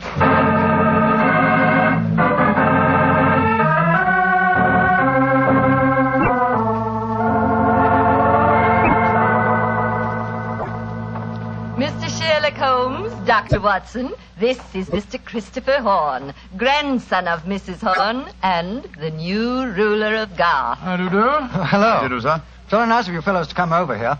Too bad you had to arrive just as the poor old gal kicked the bucket, though. Allow me to offer my condolences on your grandmother's death, sir. Yes, indeed, Mr. Horn. Thank you. It was a ghastly business. I found her, Christopher. Frightful sight. There was an awful silly grin on the old dear's face, and... Don't you think it would be more to the point if you were to explain the ceremony in connection with tonight's presentation? You're right, Reevy. Reeve is a terrible tyrant, but she is efficient. Don't know what I'd do without her. Always ran everything for poor old Granny. Why, when the old girl was ill, she... Christopher, I gave you a schedule of the ceremonies this morning. What did you do with it? Dash it, Reevy, I don't know. Must have lost it. And I have my own copy in the study. I swear I don't know what I'd do without you. Excuse us a moment, gentlemen. I'll be back in a jiffy. Holmes, what in thunder's going on here? That boy's completely under the thumb of Mrs. Reeves. He was trying to tell us something, but that frightful woman kept changing the subject. He spoke of an awful, silly grin on the dead woman's face. Didn't that suggest something to you? By Jove, that's one of the characteristic symptoms of strychnine poisoning. Exactly, old fellow. And perhaps he was going on to mention the equally characteristic arching of the body. We've got to get Mr. Horn to ourselves for a little while, and you've got to examine the body of the dead woman. And it's going to be difficult. Is that a balcony outside the window? Yes, it is. Come along. Let's see what it leads to.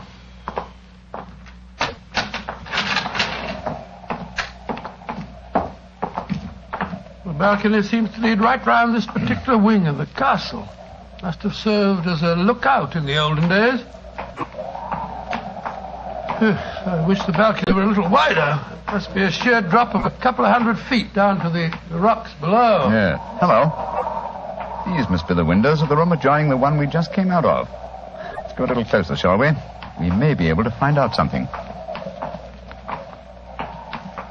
Can you see anything? Yes. They're in there. Mrs. Reeves and the boy. She's leaving the room. Now's our opportunity. I'll tap on the window. He's seen us. He's coming to open it. What are you two doing out there? Admiring the view? Yes, my boy. It's quite beautiful. Mr. Horn. Yes, Mr. Holmes? I was a great admirer of your grandmother. And I was interested in what you were telling me of her death. She had a grin on her face, you said. Yes, it was awful. Her body was all hunched up like a croquet hoop. Really? Of course, Dr. Oberwald said it was perfectly all right, but I must say it seemed dashed odd to me. Yes, it was far from all right, I assure you. And you started to say something else. What was it? Let me see. You said, when she was ill... Oh, yes, that was a silly business. When she was ill, she thought she was in danger from poisoning, so she made Mrs. Reeves taste all her food and drink. Did she really? Where is your grandmother's body now? In the West Wing. The funeral's to be tomorrow morning. I see. Where did Mrs. Reeves go? I'm here on the balcony behind you, gentlemen, listening to your conversation with the greatest interest. Christopher, let me warn you. These men are the emissaries of the British government. They would stop at nothing to take the island over. These men are trying to influence you against me, against Reevy, who has looked after you ever since you were born, and who tries to protect you now that your grandmother has gone and you are alone. Yes, I know, Reevy, but after all... That is your pride as the head of the Horn family, the Seigneur of Garth. The Garth that I'm trying to save for you. This man is completely unscrupulous. He was about to accuse me of murder. Weren't you, Mr. Sherlock Holmes? The thought had occurred to me, Mrs. Reeves. Of course it had, because you wished to poison Christopher's mind against me. Well, Mr. Holmes, we have no police on the island of Garth. Our only law is the word of the Seigneur, and Christopher now holds that title. Seigneur, what do you say? Will you allow an Englishman to blind you by accusing me of being a murderess? Mr. Holmes, Dr. Watson, I shall meet you at the ceremony tonight. Beyond that, I don't care to speak to you again. Good day. A shame to spoil your plans, isn't it, Mr. Holmes? Well, upon my soul. Magnificent, Watson. Magnificent. A murderess who seeks to defeat me by accusing herself. Superb. It's a new game, my dear fellow, and one that must be played to a finish.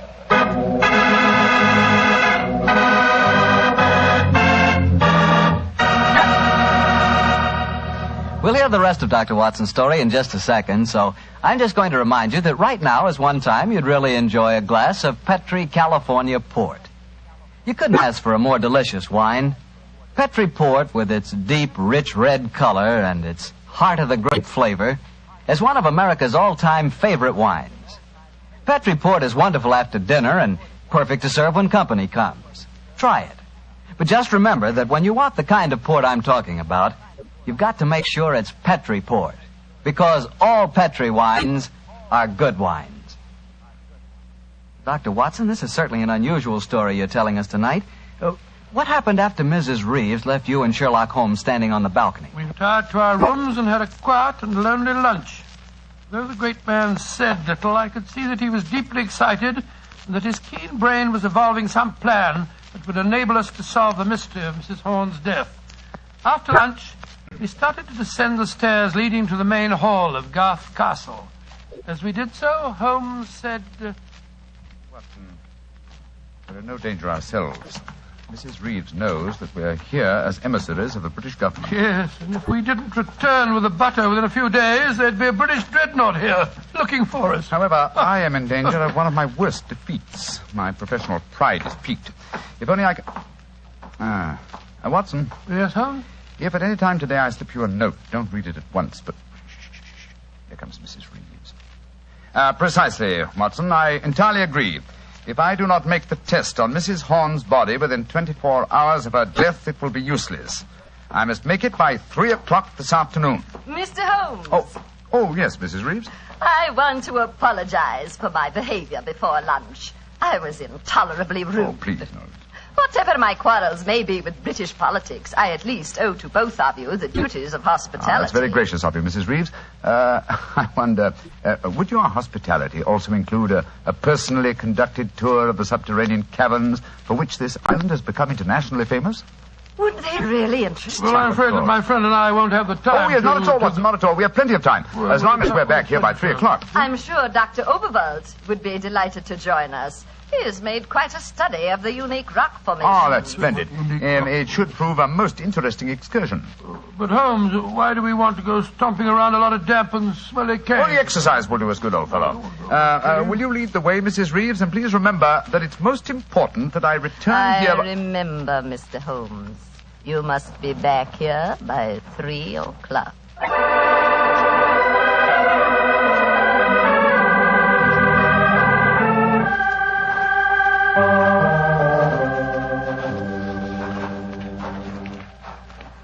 A little further, Mr. Holmes, and we shall reach the giant cavern.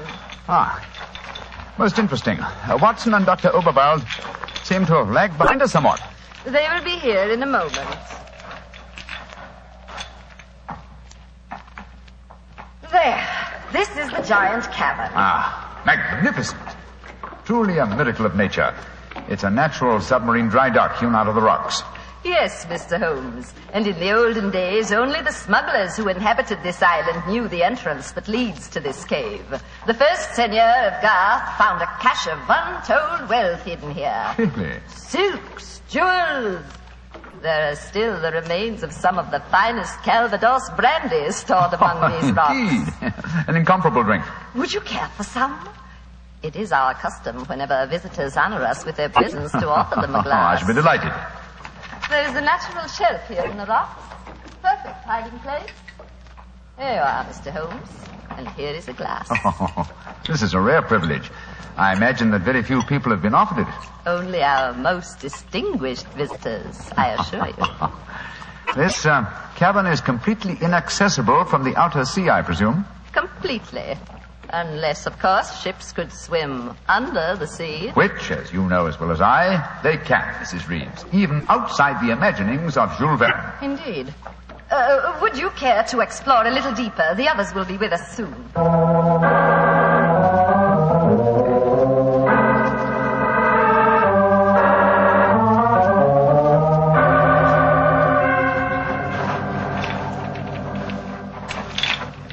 Dr. Oberwald, the others seem to be some way ahead of us. Yes, they do, don't they, Doctor? Holmes!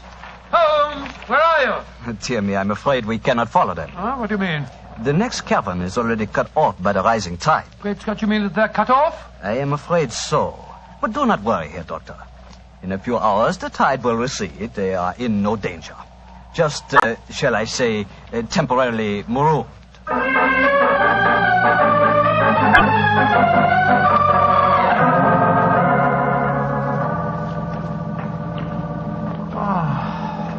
can't understand it. I'm getting confoundedly sleepy. I'm so sorry. I'm afraid that we stayed here longer than I intended. I fear that we are cut off by the tides. Cut off? By the tides? We're in no danger. In a few hours, we should be able to return. But I'm afraid I cannot get you back at 3 o'clock, which was the time I promised. But it's vital. Absolutely vital that I can get back. I'm so sleepy. But please keep talking. I must keep awake.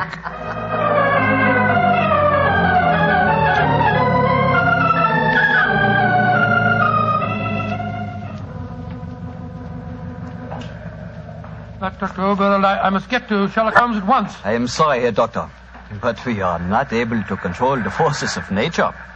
We cannot force the water to recede.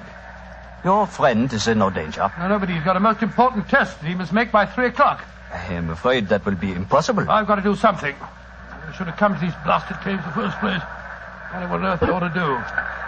By Jove, that note that Holmes gave me, he told me to open it if... where did I put it? Ah, here it is. A note for Mr. Sherlock Holmes, eh? Vital that you make medical test. Great Scott, Dr. Overall, it's absolutely necessary for me to return to the castle at once. Indeed. A note for Mr. Sherlock Holmes, and now it is most important that you return to the castle. No, my fine English friend. I am afraid I cannot allow you to. Oh, I don't know how you propose to stop me, sir. You see this revolver? And do you see this stick? I warn you, Herr Doctor. Oh, no, you don't. I'm sorry you can't hear me, Dr. Overville, but when Sherlock Holmes gives me orders, I carry them out.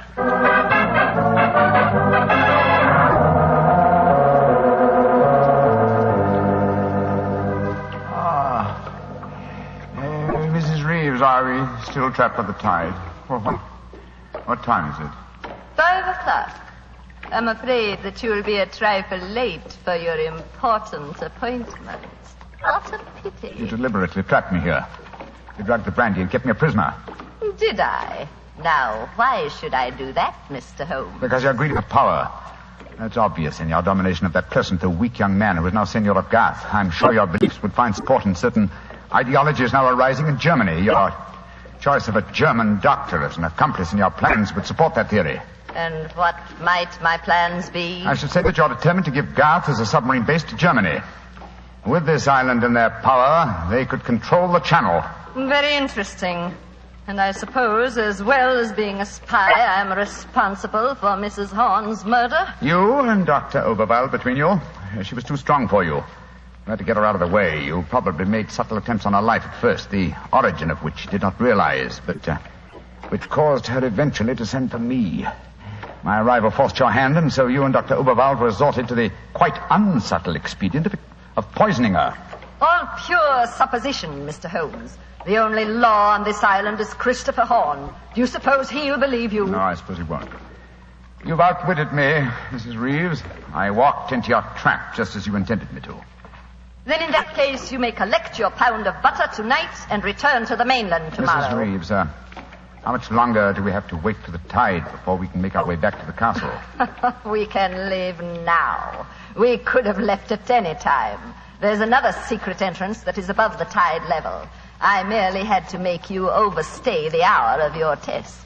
I could not risk Christopher's seeing definite proof. Come now. I shall lead you back. You fool.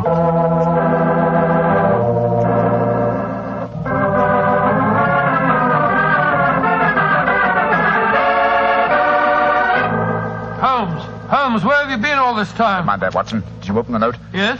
Followed my instructions? Yes, it was, as you suspected. Thank heaven, old chap. Then now we can hoist her with our own petard. Here she comes. I'm glad to see, gentlemen, that you have assembled here in the seigneur's room. The ceremony of presenting the butter traditionally takes place here. As soon as Christopher arrives, we will explain our customs in this matter.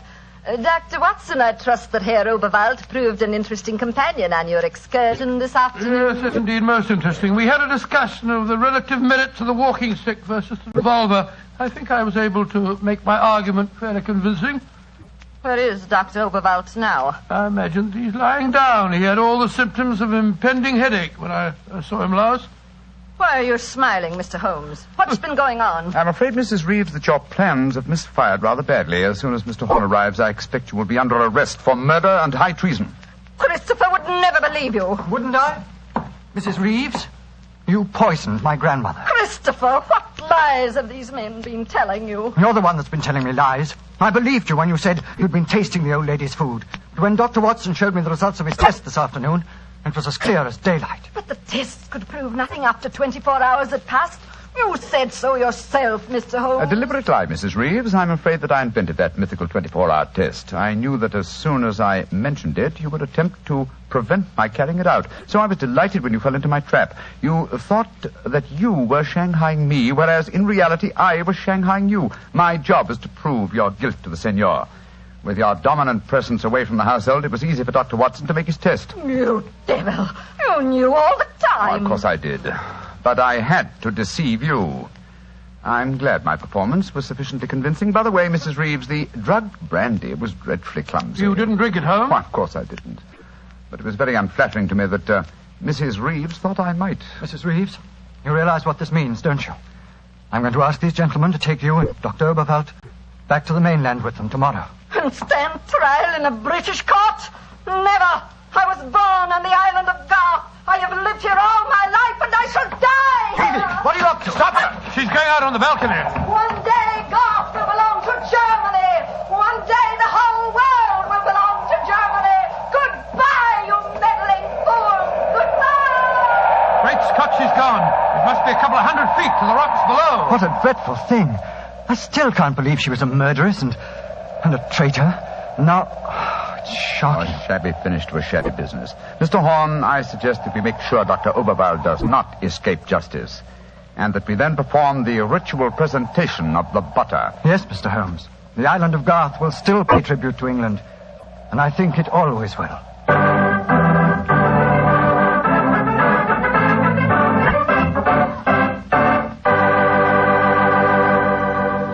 Well, Doctor, that was some story.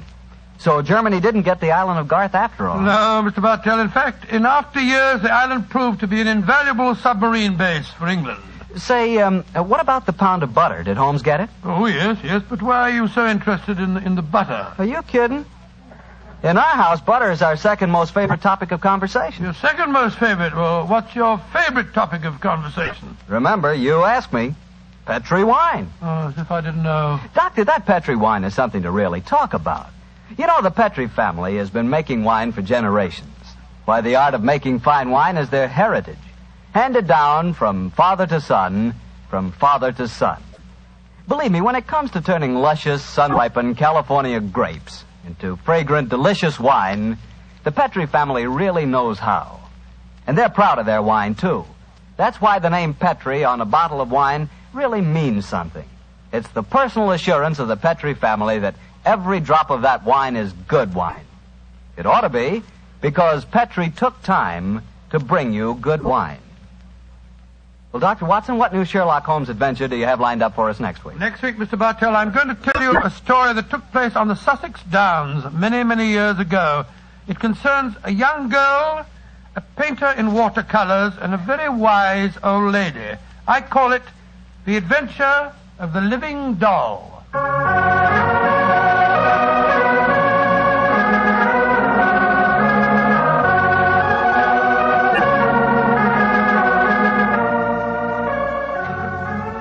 Tonight's Sherlock Holmes adventure was written by Dennis Green and Anthony Boucher and was suggested by an incident in the Sir Arthur Conan Doyle story, The Adventure of the Bruce Poddington Plans. Music is by Dean Fosler. Mr. Rathbone appears through the courtesy of Metro-Goldwyn-Mayer, and Mr. Bruce through the courtesy of Universal Pictures, where they are now starring in the Sherlock Holmes series.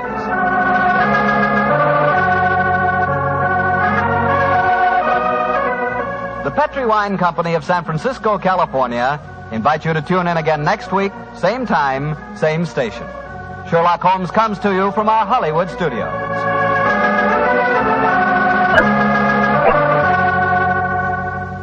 This is Harry Bartell saying goodnight for the Petri family. For a solid hour of exciting mystery dramas, listen every Monday on most of these same stations at 8 o'clock to Michael Shayne, followed immediately by Sherlock Holmes. This is the Mutual Broadcast. It was tragic to me, the death of radio. Radio was sold down the river. It needn't have disappeared. It didn't disappear in England. It didn't disappear in France. And it needn't have disappeared in the United States. They took the networks primarily, took the proceeds of radio advertising, built up their television networks, and then dumped radio as though it had simply ceased to exist. Radio could have and should have survived. And the fact that there's as much interest in it as there is now, I think is proof of that. I did a show once on Armed Forces Radio service with John Anderson. We did a 13-week series on Lewis and Clark. It was an excellently produced and directed show, very well written, historically accurate. And I've played those records for my children and other children at times, and they're fascinated. The idea that they create the scenery, they create the action. They think this is great, and we don't even have to sit down and watch television. Petri Wine brings you Basil Rathbone and Nigel Bruce in the new Adventures of Sherlock Holmes.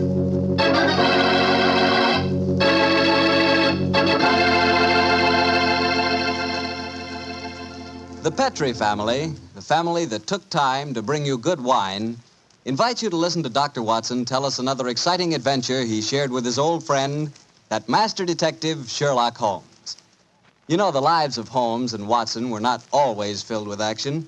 They spent many a quiet evening at home in Baker Street, discussing the problems of the world over a glass of port. You know, it seems that no wine is more expressive of friendship and hospitality than port. And I'm sure there's no port wine more enjoyable than Petri California port. Try a good glass of Petri port after dinner some evening, or any time you get together with your friends.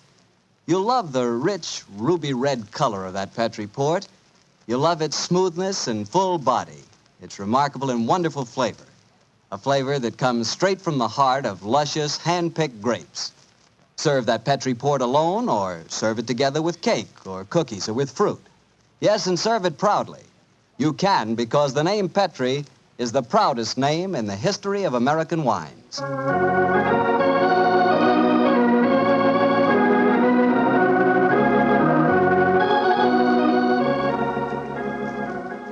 And now I'm sure our old friend Dr. Watson's expecting us. Let's tap on his study door. Come in. Good evening, Doctor. Good evening, Mr. Bartell. Come over here by the fire. I was just having a cup of coffee. Would you care to join me? Thanks, that'd be nice. It'll prevent you falling asleep during my story tonight. There's no chance of that, Doctor. From the hints you gave us last week, it sounded like quite a story. It began in a circus in Paris, you told us? Yes, my boy, the circus. A colorful world of sawdust and spangles. A world, Mr. Bartell, that I may tell you confidentially, always held an irresistible fascination for me when I was a youngster. Me too, Doctor. In fact, when I was 8 years old, I fell desperately in love with a lady bareback rider, a stunning creature who wore pink silk tights with gold sequins on them. Unfortunately, my mother caught me writing her proposal of marriage, and I'm afraid that, that's another story, and one that you probably wouldn't find very interesting. I'm sure I would, Doctor, but I think it would be safer to stick to your Sherlock Holmes story. Yes, you're probably right, my boy. Well, it was a winter in the 1890s, and Holmes and I were in Paris. On our second day there, Holmes suggested we attend that night's performance of the Cirque Royale. Needless to remark, I was delighted, Mr. Bartell. And shortly after 9 o'clock that night, I found myself seated beside Holmes in a box near the ringside. It was an incredibly vivid scene, even for that city of color and light. The gay costumes of the women and the gaudy trappings of the ringmasters and clowns looked like a giant kaleidoscope under the blazing glare of the arc lamps. As we sat there, a brass band nearby blared forth some popular music of the day, and yet he didn't appear to be enjoying himself. And so I leaned across and touched his arm.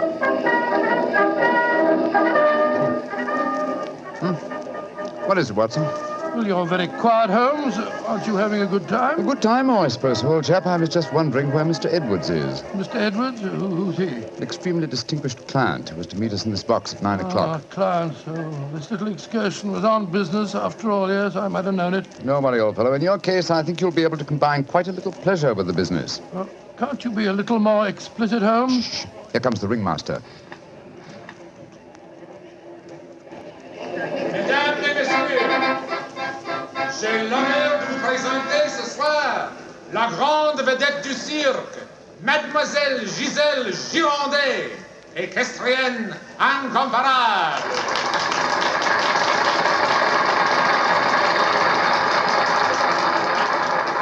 Gisèle Girondet, yes, I've heard of her. She's a bareback rider, isn't she, Holmes? Honest in France, old fellow. She also has quite a reputation as a femme fatale. 3 duels have been fought over her.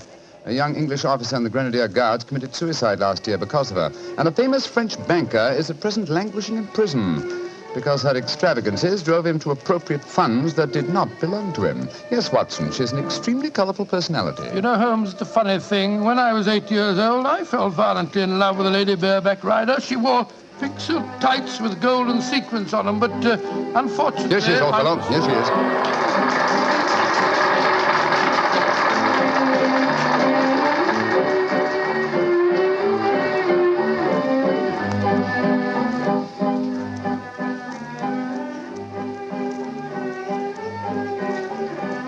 Holmes, she's exquisite. Look at the way she's jumping from the back of one horse to the other.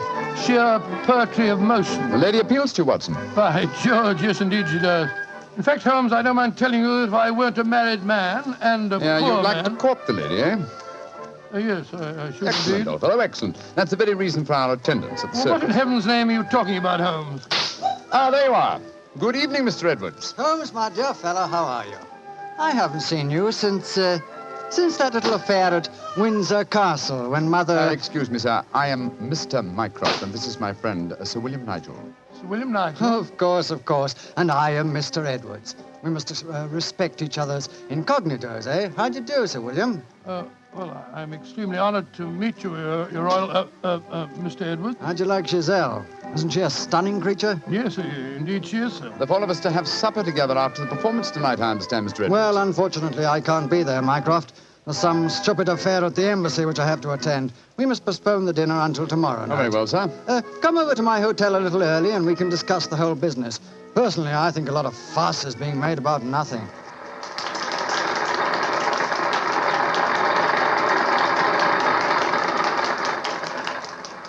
Now, if you'll excuse me, gentlemen, I must go back and see Giselle for a moment and tell her that I can't keep our appointment for tonight. I'll see you tomorrow, Mycroft. Good night, Sir William. Good night.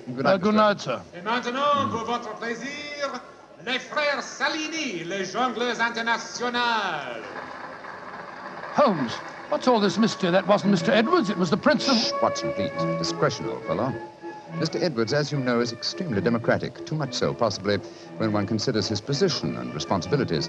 He's become quite seriously involved with Mademoiselle Giselle, the lady bareback rider who has just left the ring. Oh, so that's it. The Foreign Office, quite naturally, I suppose, is deeply concerned over the matter, and I've been entrusted with the delicate mission of protecting Mr. Edwards. Does Giselle Girondet know that his true identity, do you suppose? That's the first thing that we have to find out. It's possible that she is simply captivated by having a rich Englishman at her feet. If, on the other hand, she knows who Mr. Edwards is, then we may be in for a great deal of trouble. Yes, but how are you going to find that out? By tempting her with a richer Englishman. And one with a title. That, my dear fellow, is why you are Sir William Nigel. You mean that... your job, old fellow, is to do your utmost to steal Giselle Girondet from Mr. Edwards. But, I don't even know the girl. We shall remedy that defect in a few minutes. As soon as the performance is over, my dear chap, I shall take you to her dressing room and arrange an introduction.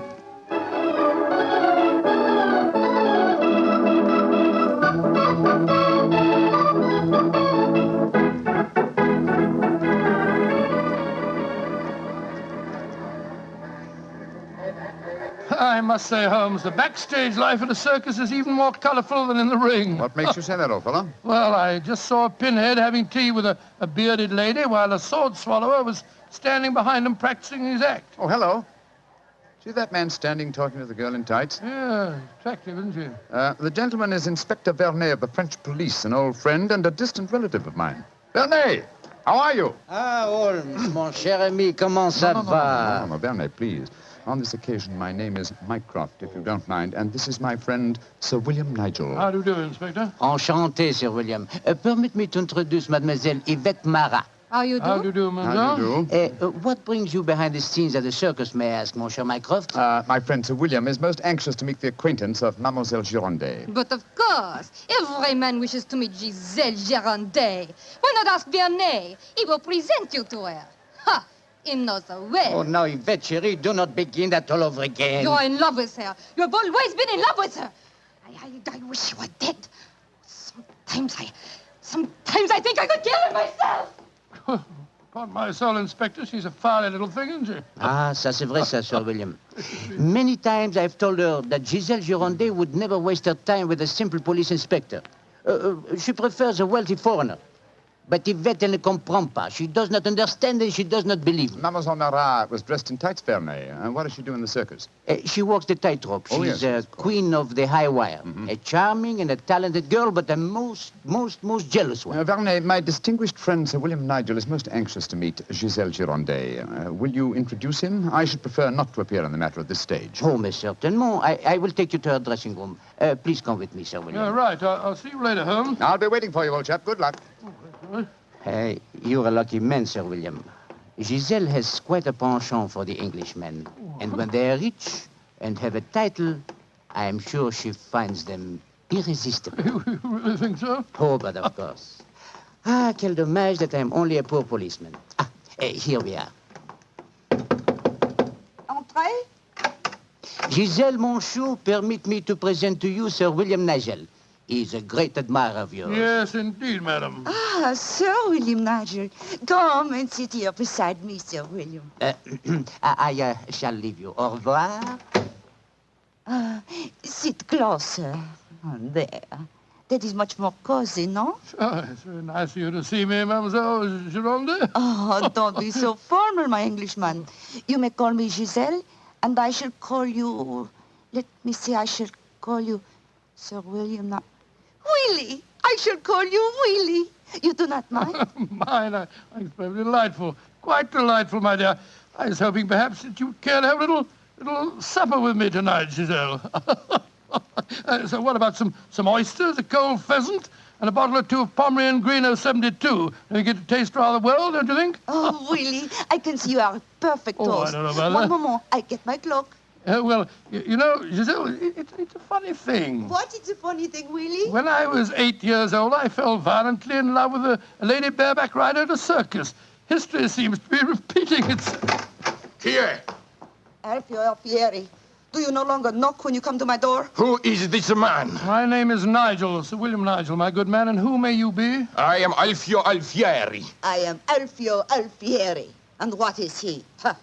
A trainer of wild animals. An imbecile. Va-t'en! You must not speak to Alfio in that way. You belong to me. Send these stupid Englishmen away. Confounded impudence. Grossier. Belong to you. Giselle belong to no one. Do I have to take my whip to Put you? down that way. Put it down, you scoundrel. Next time it will be your face, Carla. You infernal blackguard. Raising your hand against a woman. Shocking. Bravo! Monsieur Willie has knocked him down. He certainly deserved it. Oui. And you in turn deserve something, Willie. Oh, what was that? Come close, Willie, and I give it to you. A little kiss. Oh, kiss? Thanks awfully. Oh,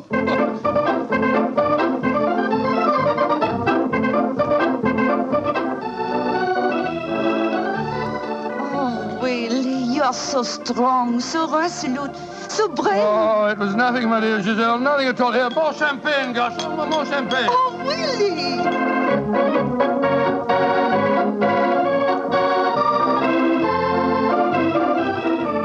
Giselle?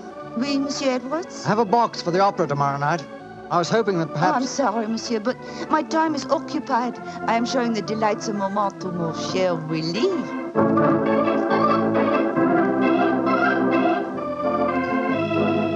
Mademoiselle aime mieux le collier de perles à 5 rangs ou celui à 3 rangs? He says, which do I prefer, the 5-string color pearls or the 3-string color pearls?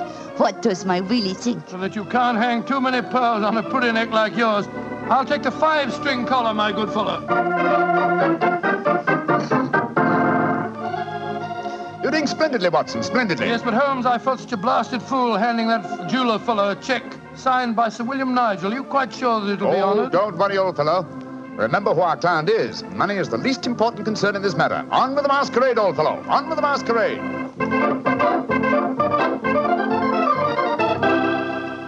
More champagne, garçon.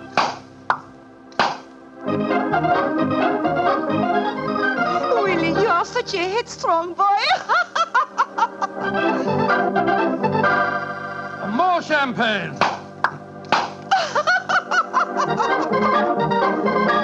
Citadel, you dear little thing.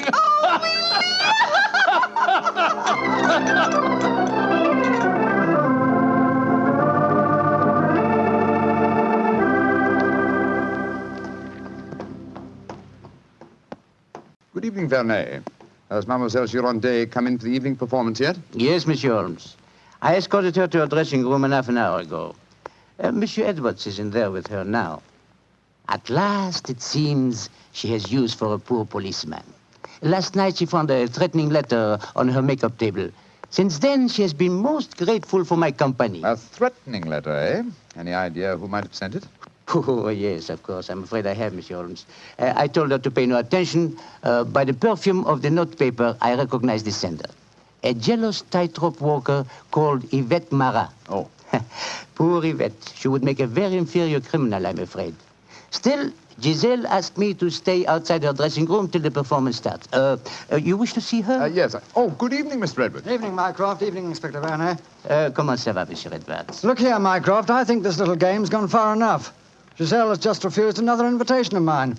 Now, I know who Sir William Nigel is, and I swear I'll tell her. Don't you think, sir, that the lady is hardly worth bothering about? Surely this whole incident with Sir William proves that she's a scheming little adventuress. A fictitious title and an apparently bottomless purse have shown her up in her true colors.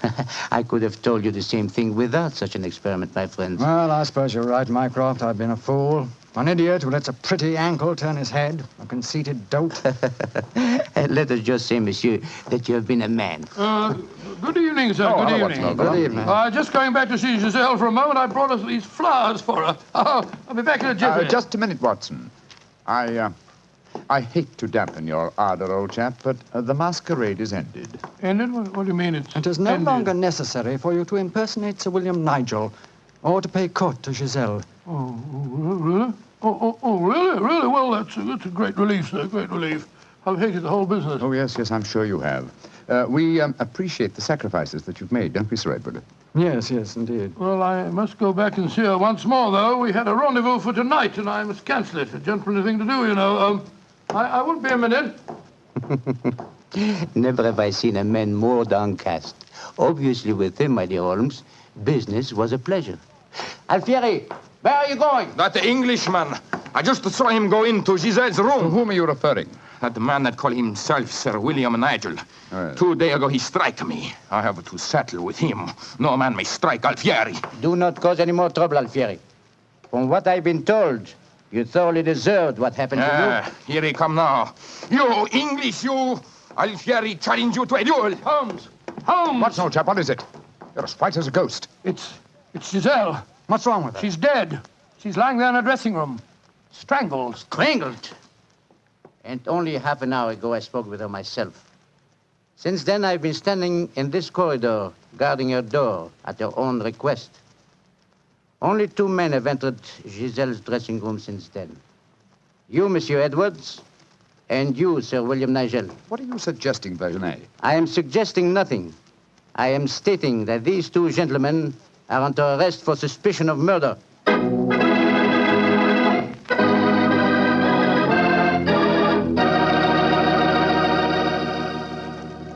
Dr. Watson's unusual story will continue in just a few seconds.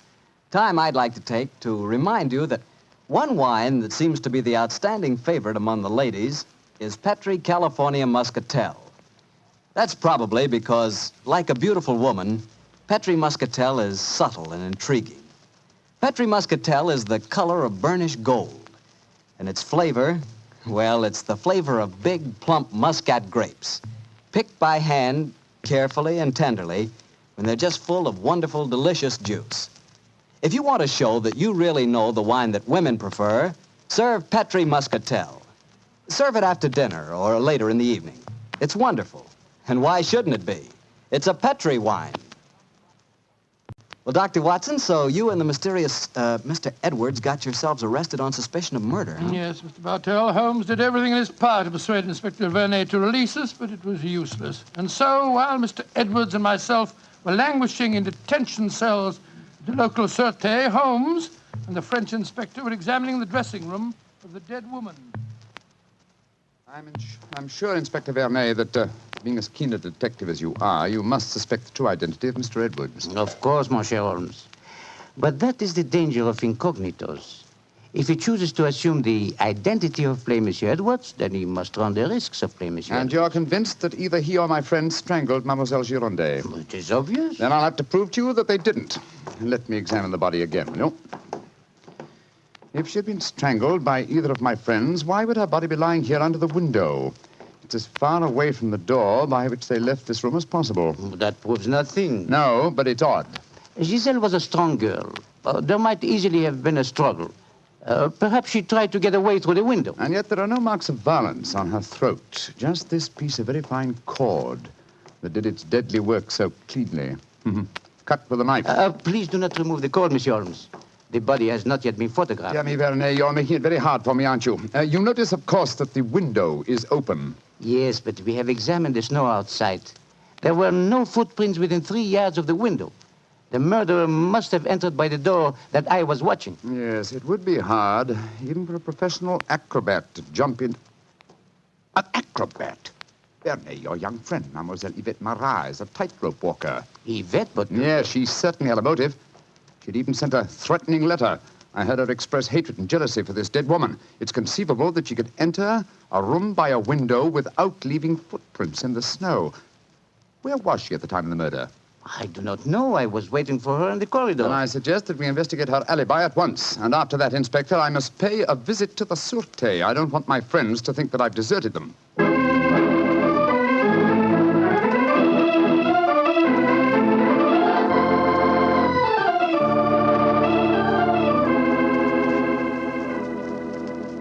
Excuse me, sir. Yes, Holmes. I'm afraid it looks rather black.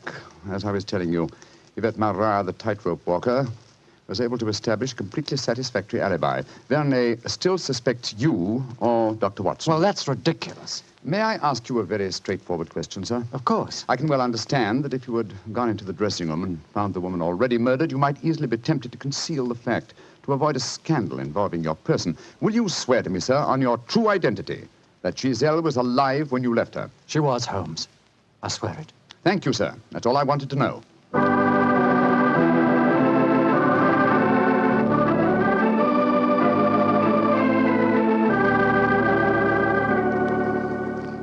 Holmes, I'm glad to see you. You know, I've been thinking. All this depends on Vernet's evidence. But supposing he was the murderer? He told us that Giselle had turned him down, you know. I'd thought of that, but Mr. Edwards swears that Giselle was alive when he left the room. And yet that means that Mr. Edwards... Oh, no, it's unthinkable. Holmes, you're not suggesting... Holmes, if I thought that that were possible, I'd confess to the murder myself. My life wouldn't matter if it had saved a scandal like that. Great Scott, it'd shatter the empire. Dear old Watson, you shall not sacrifice yourself. You're as valuable a British institution as the Lion himself. No, my dear fellow. We shall never sacrifice you, not while my mind is still capable of... My mind? That's it. Thank you, Watson. You've given me the answer. Holmes, what are you burbling about now? Be patient, old fellow. In half an hour, you'll be out of this cell, and the real murderer will be in it.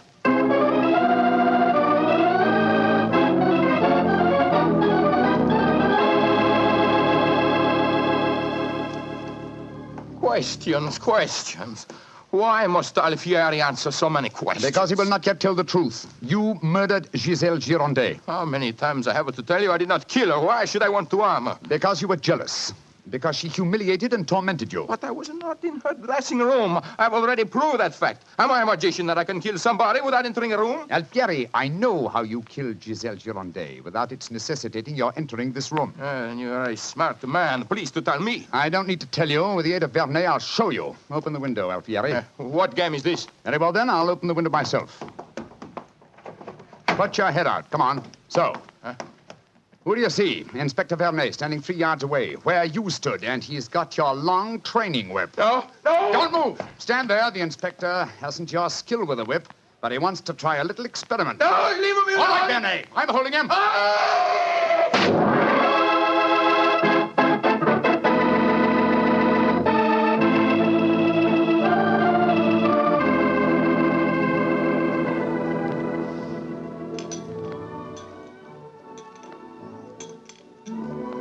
Well, Mr. Edwards, I mean, well, sir, this is a pleasant change from a prison cell, isn't it? It certainly is. Holmes, I can't tell you how grateful I am. I still don't quite understand how you did it. Watson, in rather a roundabout way, was responsible for giving me the clue. Oh, how was that, Holmes? Well, on more than one occasion, old chap, I've had cause to deplore your rather florid style of writing. Tonight, I was very thankful for it. When I began to speak of the capabilities of my mind, suddenly I remembered a phrase of yours in which you referred to its whip-like rapidity and accuracy. That, of course, made me think of Alfieri, the animal trainer. Exactly how did he kill the poor girl? Well, sir, he stood outside the window, far enough away to leave no incriminating footprints. Called to Giselle, probably persuaded her to lean out, then snapped the whip around her neck, pulling it tight and strangling her. And then I suppose he cut the cord and let the body fall back into the room. Precisely, old fellow. We found a whipstock among his tackle, a whipstock from which the lash had been cut. The stub of lash left matched the cord around the dead girl's throat. Amazing business. And I don't mind telling you, fellas, I'm very thankful to be through with it. Yes, so am I, sir. In fact, I wouldn't be at all surprised if this whole incident cures me of my love of circuses. Oh, I didn't know you had a predilection in that direction, Watson. Oh, yes, sir. Yes, if you don't mind my saying so. When he was 8 years old, he fell in love with a lady bareback rider. Didn't you, Watson? Indeed. What happened? Well, sir, I don't remember her name, but she wore pink silk tights with golden sequins on them. And I wrote her a rather hot-headed letter. Unfortunately, my mother...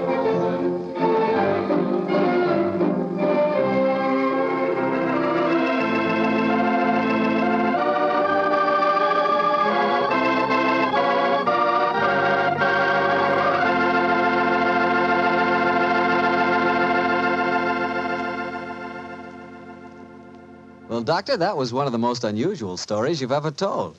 And I might say you played a very prominent part in that case yourself. Oh, I suppose I did it. That, Mr. Bartell. Giselle was a beautiful girl.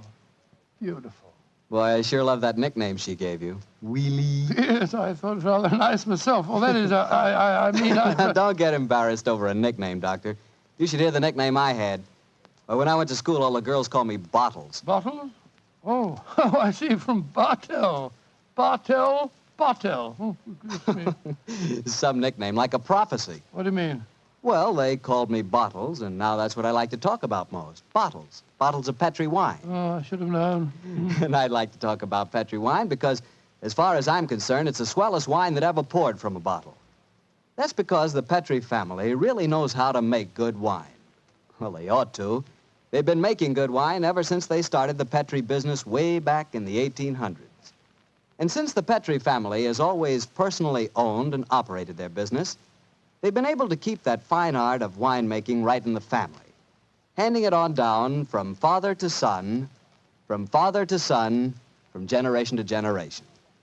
So it's no wonder, whenever you want a good wine, you want a Petri wine, because Petri took time to bring you good wine.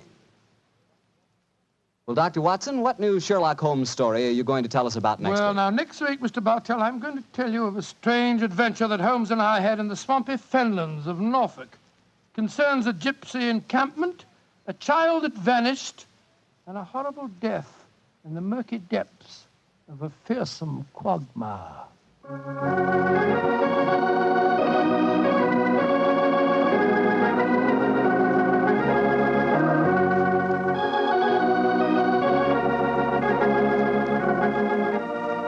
Tonight's Sherlock Holmes adventure was written by Dennis Green and Anthony Boucher and was suggested by an incident in the Sir Arthur Conan Doyle story, The Adventure of the Three Students.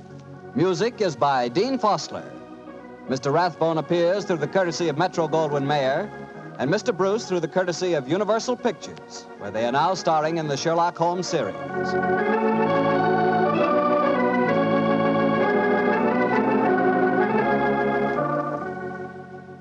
The Petri Wine Company of San Francisco, California, invites you to tune in again next week, same time, same station.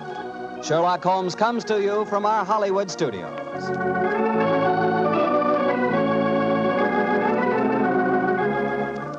This is Harry Bartell saying goodnight for the Petri family. For a solid hour of exciting mystery dramas, listen every Monday on most of these same stations at 8 o'clock to Michael Shayne, followed immediately by Sherlock Holmes. This is the Mutual Broadcasting System.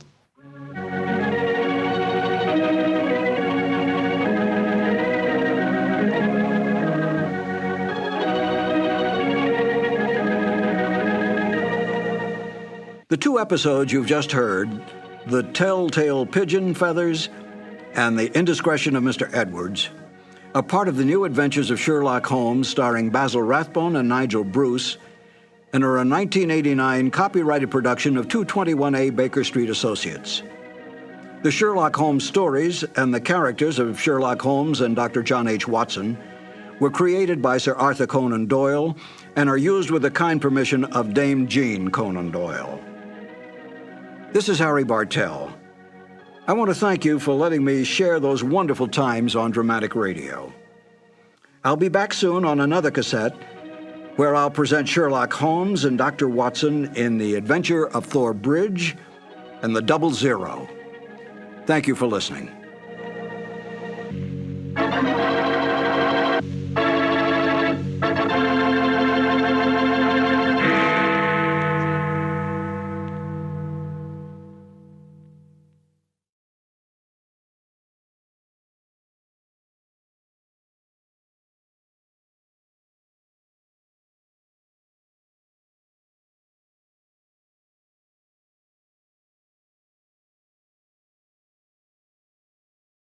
Petri Wine brings you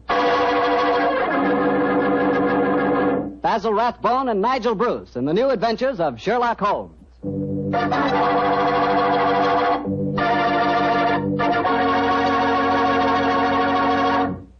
The Petri family, the family that took time to bring you good wine, invite you to listen to Dr. Watson tell us another of his fascinating stories about his old friend, that master detective, Sherlock Holmes.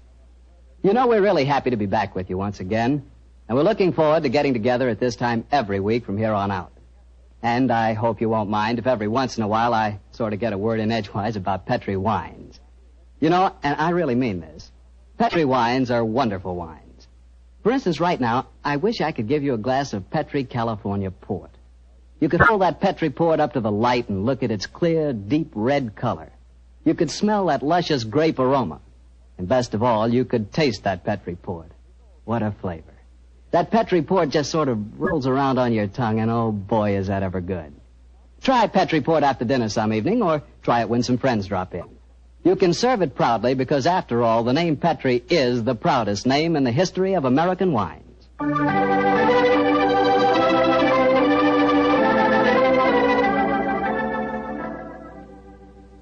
And now let's look in on our good friend Dr. Watson and see if he's expecting us.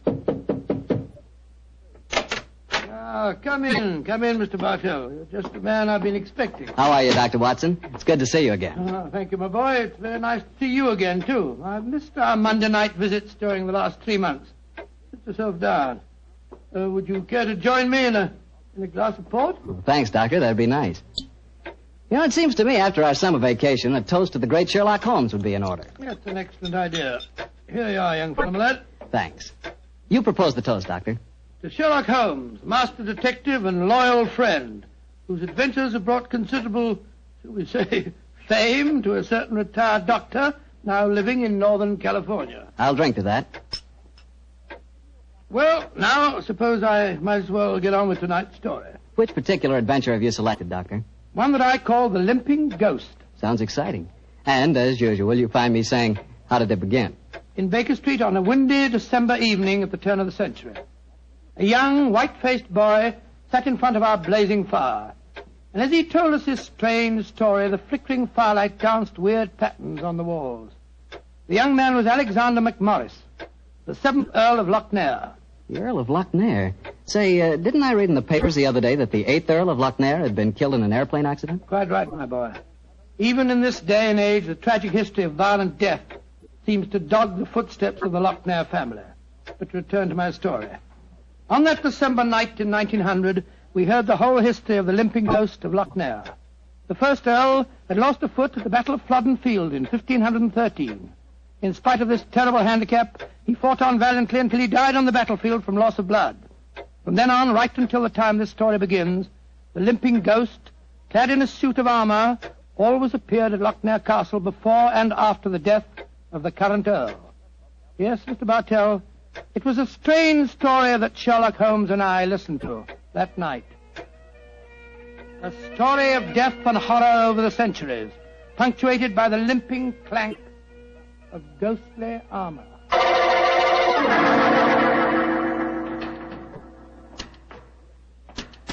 Milady, I have terrible news for you. Your husband, the Earl, was killed in the explosion that destroyed Lord Darnley.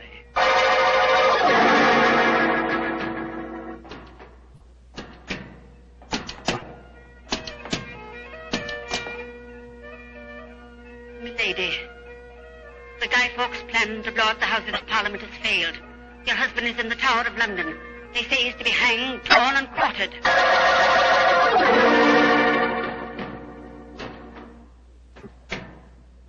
Madam, I regret to inform you that your husband, on my instructions, has been arrested for murder. I have no doubt that he will hang. And that's the story of the Lochnairs, Mr. Holmes. You were instrumental in sending my great uncle to the gallows, a fate which he richly deserved, I'm told. So it seemed only natural to come here to Baker Street and consult you now that I'm in trouble. I shall be most happy to do anything I can to help you, sir. I don't remember anything about your sending the Earl of Lochnair to the scaffold, Holmes. Well, he did, Dr. Watson. Oh, and the servants have always sworn the ghost really did walk at midnight on the day that he was hanged. Indeed. Now, sir, I suggest that you tell us what problem brought you here. The ghost is walking again, Mr. Holmes. You know what that means. According to the legend, that the present Earl will die. Exactly. And as I'm the present Earl, you can see why I'm rather worried. Am I to understand that you've actually seen this ghost yourself? Yes, Mr. Holmes. The night before last, Betty, well, that is, Miss Nolan and I were sitting in the dining hall in front of the fire when we heard a strange sound up in the musicians' gallery. We looked up and in the moonlight saw a ghostly figure in armor limping towards the staircase. Oh, gracious me. My dear sir, you're certain that you really saw it? Moonlight can play strange tricks, you know. There wasn't any doubt about it, Doctor. We both saw and heard it. What did you do? I started to go towards the stairs, but as I did so, Betty screamed and then tumbled to the floor in a heap. Fainted, I suppose. Yes. While I was reviving her, the ghost disappeared. Who's staying with you at Lochnair Castle at the moment? Well, there's Betty Nolan. She's the sister of James Nolan. He looks after my estate. Betty and I are engaged to be married. Oh, thank you. Yes, indeed. Anyone else staying with you? Yes, a distant cousin of mine, Jeremy K. McMorris, an American. He turned up in England a couple of months ago with his son Walter. They're both with me at the present. A distant cousin? That's right, Mr. Holmes. Actually, they're descendants of a more than usually black sheep branch of the family. I don't know how long the old man's going to be with us, though. If you ask me, he's a dying man. How do you say that, sir? As far as I can gather, he's been wasting away for years. It's only a question of time before his strength fails him entirely.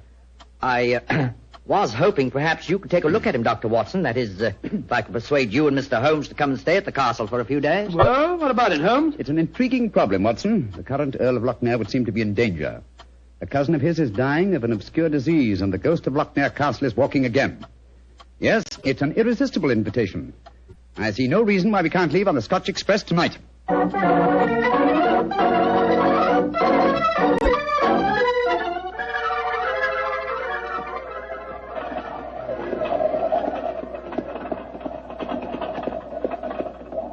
Been quite a heavy fall of snow here in your absence, young man. Quite so, and judging from the colour of the sky, there's more to come.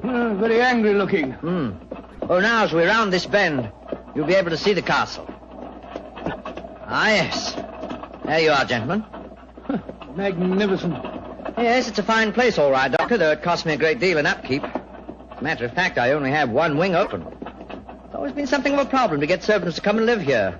See, the local villagers have a great respect for the Loch Ness ghost, you know. What servants do you have at the castle at present? A cook housekeeper, Mrs. McClintock, fine old lady who's been with me for 6 years now. And then there's old Tammas. He served my family for as long as I can remember.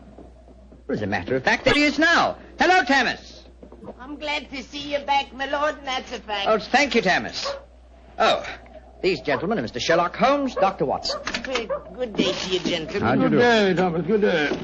Before I take the trap round to the stables, I may as well break the news to you. Yes? What's happened, Tammas? It's your cousin, my lord. Poor old Mr. McMorris. He's dead. What? Died early this morning. God rest his soul. Dead? I'm very sorry that I arrived too late to be of any help. Well, thank you for telling me, Tammas. Oh, you may take the trap round now. Aye, sir. I'll bring the baggage, please. So he's dead. Well, I can't say it's unexpected, but it is a shock, nevertheless. I'm sure that it must be, particularly as you yourself told us you saw the ghost of Loch Ness the night before last. In which case, Watson, I think we may reasonably expect another visitation. Perhaps before the night is over. Shall we go in?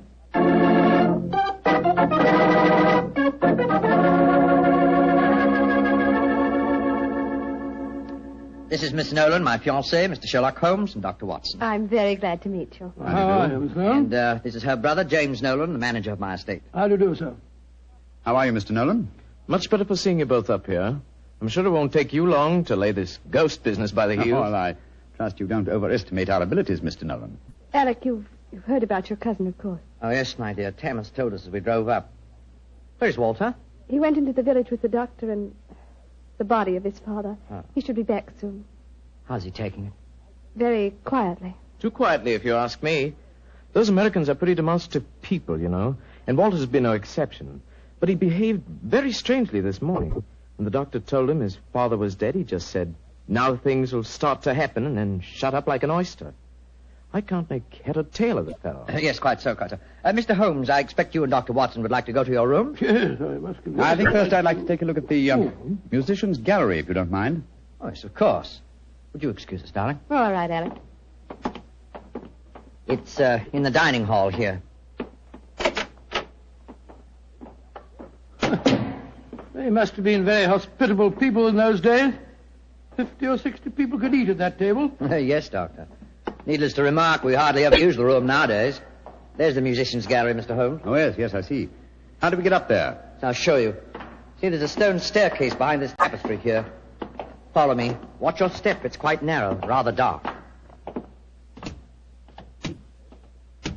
Watch your head, Watson, old chap. Oh, don't worry about me, Holmes. I'm perfect. Oh, I say. Must have built these stairs for pygmies. Oh, yes. Here we are, gentlemen. This is the musicians' gallery. By Jove. It must have made a pretty picture in the days gone by. A little string orchestra fiddling away up here, and down below the Scottish nobility bobbing and floating round in the intricacies of a Highland schottische or a stately gavotte or something. Where does that door lead to? To the bedroom wing. And that's where the ghost appeared from the other night, I suppose. Yes, Mr. Holmes. Uh-huh. The door's ajar. Do you generally keep this door unlocked, sir? Why, no. But the key mysteriously disappeared about a week ago. James is having a new one made. I must remind him about that. Alec! Alec, where are you? Oh, we're up here, Walter. We're coming down. That's Walter McMorris. My dead cousin's son. Poor fellow, this must be a dreadful day for him. Yes, I'm afraid this is going to be a rather painful interview. Oh, hello, Walter. This is Mr. Sherlock Holmes and Dr. Watson. How do you do, sir? How do you do? Sherlock Holmes, sir. I've heard about you and your friend, Dr. Watson. Walter, old man, I'm dreadfully sorry about your father. Are you now? Isn't that nice of you? Well, you'll be sorry enough when you hear that I'm going to take you to court and prove that I'm the real Earl of Loch Ness. Walter, you're out of your mind. Am I? No. Father was out of his because he kept quiet all these years. But I'm going to have my rights. I've looked up the records. I've had genealogists working for months. And I've got all the facts that prove you're an imposter. Oh, man, what are you talking about? You know well enough. When Sherlock Holmes here sent your great-uncle to the gallows 20 years ago, the title and estate should have come to my father. When I leave here tomorrow, I'm going straight to the finest lawyer in London. Man, if you believe this, why have you said nothing about it till now? Because I'm smart. I found out a thing or two since I've been staying here. And one of the things I found out is that your precious fiancée and her brother wouldn't look twice at you if it weren't for your money and the title. Shut up. You'll find out. She's a smart little filly, and she knows what kind of a track she's running on. You got it! My compliments, sir. A very professional uppercut. Yes, and a very well-deserved one. Offensive scoundrel. Sorry about this. Please don't say anything in front of Betty. It'd only upset her. I quite understand. Come along, Watson. Let's go and find our rooms.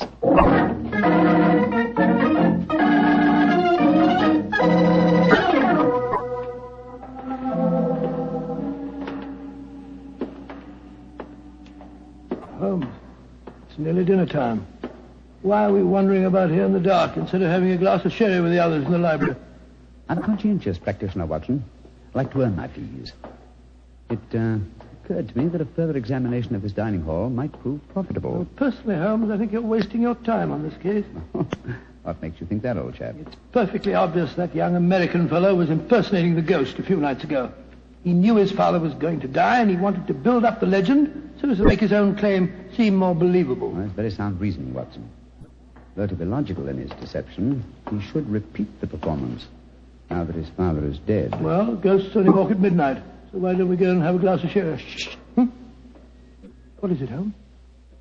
Someone's coming in from the library. The lighted candle. Yes? Who is it?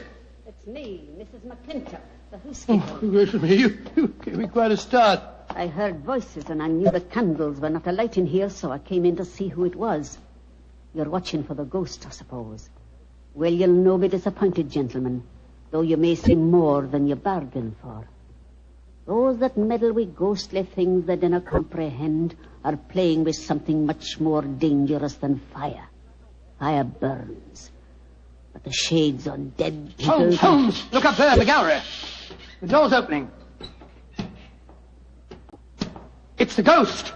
Aye, here he comes, the poor body. See the armor on him, and the way he's dragging one leg behind him. Yes, it's really quite an effective impersonation. And the twilight provides most appropriate lighting for his play acting, too. You mean it's the young American? Of course. Look behind him. There's another figure. Yes. Dressed in the same kind of armor and carrying a sword. Game's afoot, Watson. The ghost has seen him. He's turning. The second figure's raising his sword. Look out!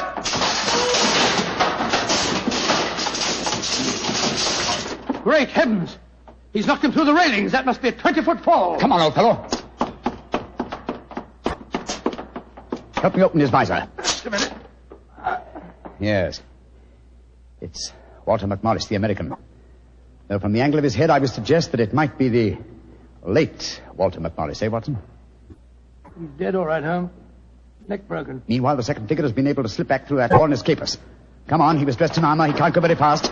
Perhaps we can overtake him.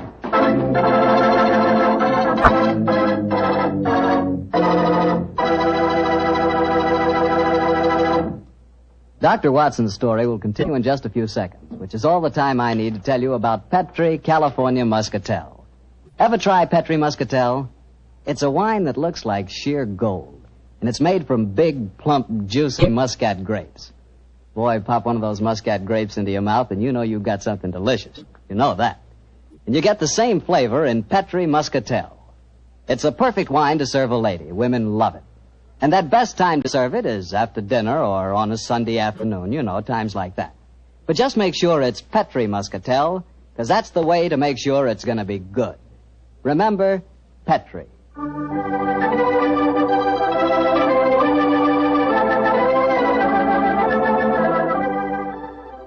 And now back to tonight's new Sherlock Holmes adventure and the story of the limping ghost of Loch Ness. Confound it, Holmes. There's no trace of the ghost in the musician's gallery. We gave him too much of a start, I'm afraid. Of course you didn't find him. You'll never find him because he's not mortal. Mrs. McClintock, is the original suit of armor the one worn by the first Earl of Loch Ness still in the castle? Aye, sir. It's in the library through that door there. I'll take you to it. Don't bother, thank you. We'll find it. Come on, Watson. Bring that candle with you. Right, you, Holmes. If you know what's good for you, you'll stop dabbling in that as you dinner really can. Holmes, what do you make of the second girl? Another imposter, obviously. But who could it have been? That's what we have to find out, old chap. Undoubtedly someone knew that the American Walter McMorris was impersonating the ghost and used this macabre method to kill him. But why kill him? Possibly his claims to the title and estate were valid. Or perhaps some fanatic was so devoted to the Lochner legend that he assumed the role of ghost and killed him for his sacrilege. Hold the candle a little higher, will you, old chap? Yeah. Hello. Here's a suit of armor, Holmes. Lying in a heap on the floor. Oh, on the floor, eh? Whereas it obviously belongs on that stand over there. It's perfectly clear what's happened. The second figure used this armor and slipped it back in here while we were examining the dead man. Possibly, Watson, possibly. At least this armor gives us a definite clue. But it limits the field of possible suspects. How do you mean, Holmes? Well, it's an interesting fact that the human race has grown definitely larger in the past 400 years. Very few modern men can wear authentic ancient armor like this. For example, take the first item on the top of the heap lying on the floor here. These gauntlets of chain mail. Try them on. Well, much too small for Exactly. me. Neither you nor I could have worn this suit. No, nor could young Nolan, the estate agent. Whereas his sister could have done. Yes, so could Thomas the butler. He's a small fellow. And if it comes to that, Watson, our distinguished client, the young Earl of Lochner, is himself a small man. By Jove, so he is. And he might easily have had a motive. Young McMorris had disputed his right to the title earlier in the day. But we mustn't jump to conclusions. Nevertheless, you see what valuable evidence this armor has become. Hello. It sounds as if the rest of the party are on the scene. Yes, I suggest that we join them without making any reference to this suit of armor. Remember, old chap, one of them in there is a murderer. And we may have to set a trap to catch him.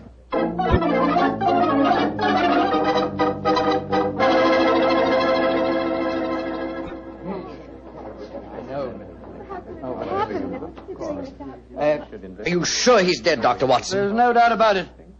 His neck was broken instantly by the fall. It's dreadful. Father and son both dying on the same day.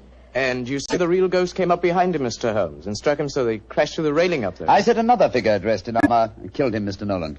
'Twas a real ghost. I saw him with my own two eyes.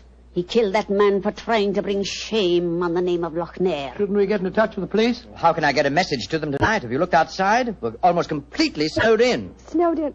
Oh, Alec, I'm frightened. Hush, darling. There's nothing to be afraid of anymore. No, at least we have the assurance that the ghost will not limp again. Why? Well, the murderer has no further motive for impersonating the ghost. To walk now would be to support the dead American's claims. No. We shall spend a quiet night, and tomorrow I shall communicate with the proper authorities as to my quite definite notions regarding the murderer's identity. But if the ghost should walk again, Mr. Holmes? Well, then, sir, I shall know that at last I've encountered a truly supernatural crime and shall retire from the practice of detection.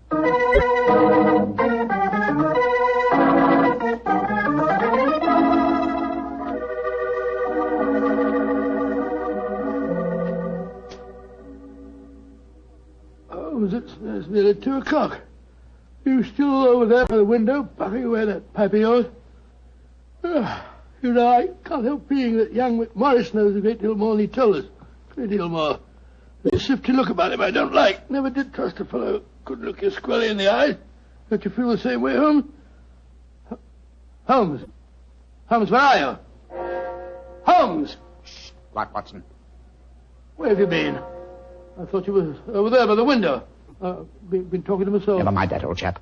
Get your slippers on in a dressing gown. We're on the last lap of this strange, eventful tragedy. Oh, thank the Lord for that. Perhaps I can get some sleep. Holmes, where have you been? I went to the musician's gallery and baited the trap. Now it's ready to spring. Don't dawdle, Watson. Come on. I'm not dawdling. What do you mean you baited a trap? You'll see for yourself in a few moments. As a matter of fact, I really baited it when I said downstairs that if a real ghost should walk again, I would retire from the practice of detection. I didn't understand your saying that myself. Well, I was tempting the murderer to show his hand once more. Come on, please. Where are we going? To wait behind the curtain at the foot of the stairs leading to the musician's gallery. And I hope we don't have to wait very long.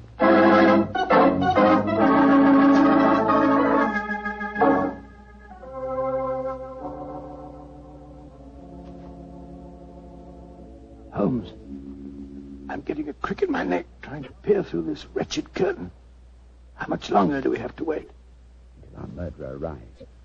Are you certain he'll come? Not certain, but hopeful. Extremely hopeful. You know who it is, don't you? Yes. But my proof is too thin for a court of law. I must catch him in the act. Here he comes. Splendid. Let's go up and grab him. No. They walk into my trap. He's coming towards the head of the stairs. Oh! Great Scott! Exactly. A simple piece of wire stretched across the gallery is remarkably effective, even with ghosts. Come on, Watson. Help me off with this visor. There we are. Good Lord, it's James Nolan. Exactly. What happened? You walked into a simple trap, my friend. I'm afraid the next trap will be more lethal, for it will undoubtedly prove to be the one beneath the gallows.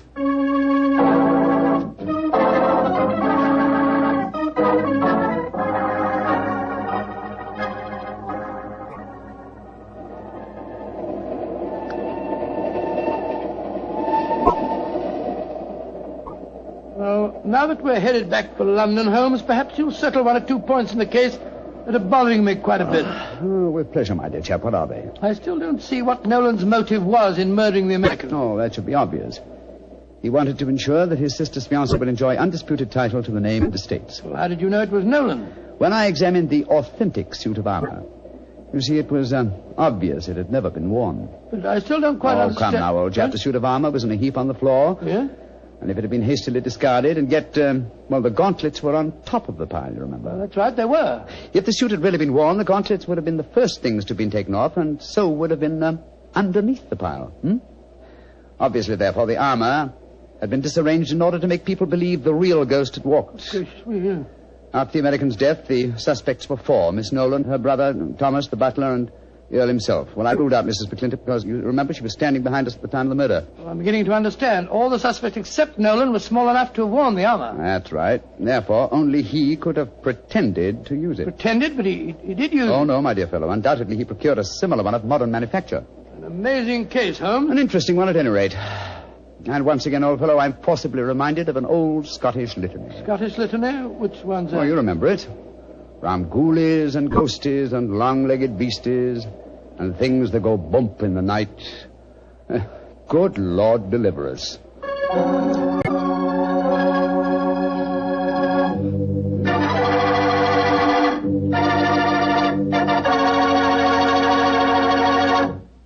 Well, Doctor, that was really a swell story. You know, for a while there, I was beginning to believe in ghosts. Well, I'm ashamed to admit it, but at the time, so was I. You know, this sounds silly, but I bet it would be fun to be one of those legendary English ghosts. You know, go around sticking your nose into everybody's business and playing practical jokes like mad and nobody able to figure out who did it. That would really be fun in a way. Well, you can go around scaring people all you want to, but not for me. I think a ghost leads a terrible life myself.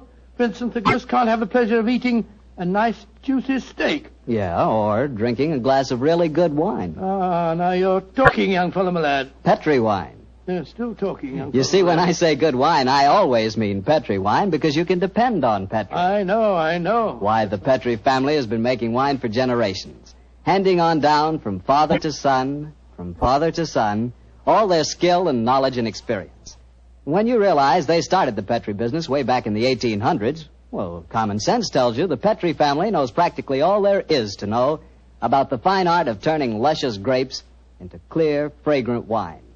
Yep, whether you're looking for a swell wine to serve before dinner or with dinner or after dinner, for any occasion, you just can't go wrong with a Petri wine because Petri took time to bring you good wine. Now, Doctor, what story are you going to tell us next week? Well, now, next week, Mr. Bartell, I'm going to tell you a strange adventure that Holmes and I had in the English countryside. It concerns the apparent madness of a certain Colonel Warburton and the puzzling mystery of two dead dogs.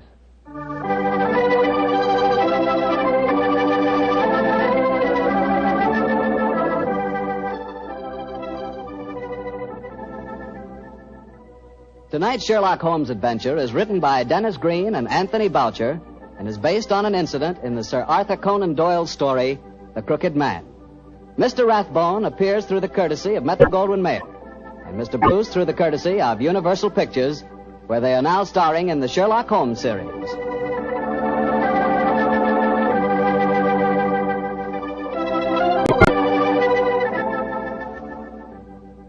The Petri Wine Company of San Francisco, California, invites you to tune in again next week, same time, same station. Oh, the Petri family took the time to bring you such good wine. So when you eat and when you cook, remember Petri wine. To make good food taste better, remember... Petri Petri wine.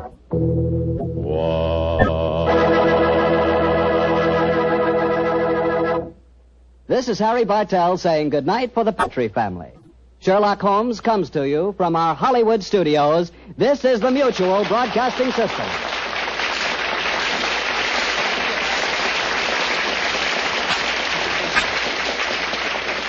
This episode from the life of Sherlock Holmes will be transmitted to our men and women overseas by short wave and through the worldwide facilities of the Armed Forces Radio Service. Petri Wine brings you Basil Rathbone and Nigel Bruce in the new Adventures of Sherlock Holmes.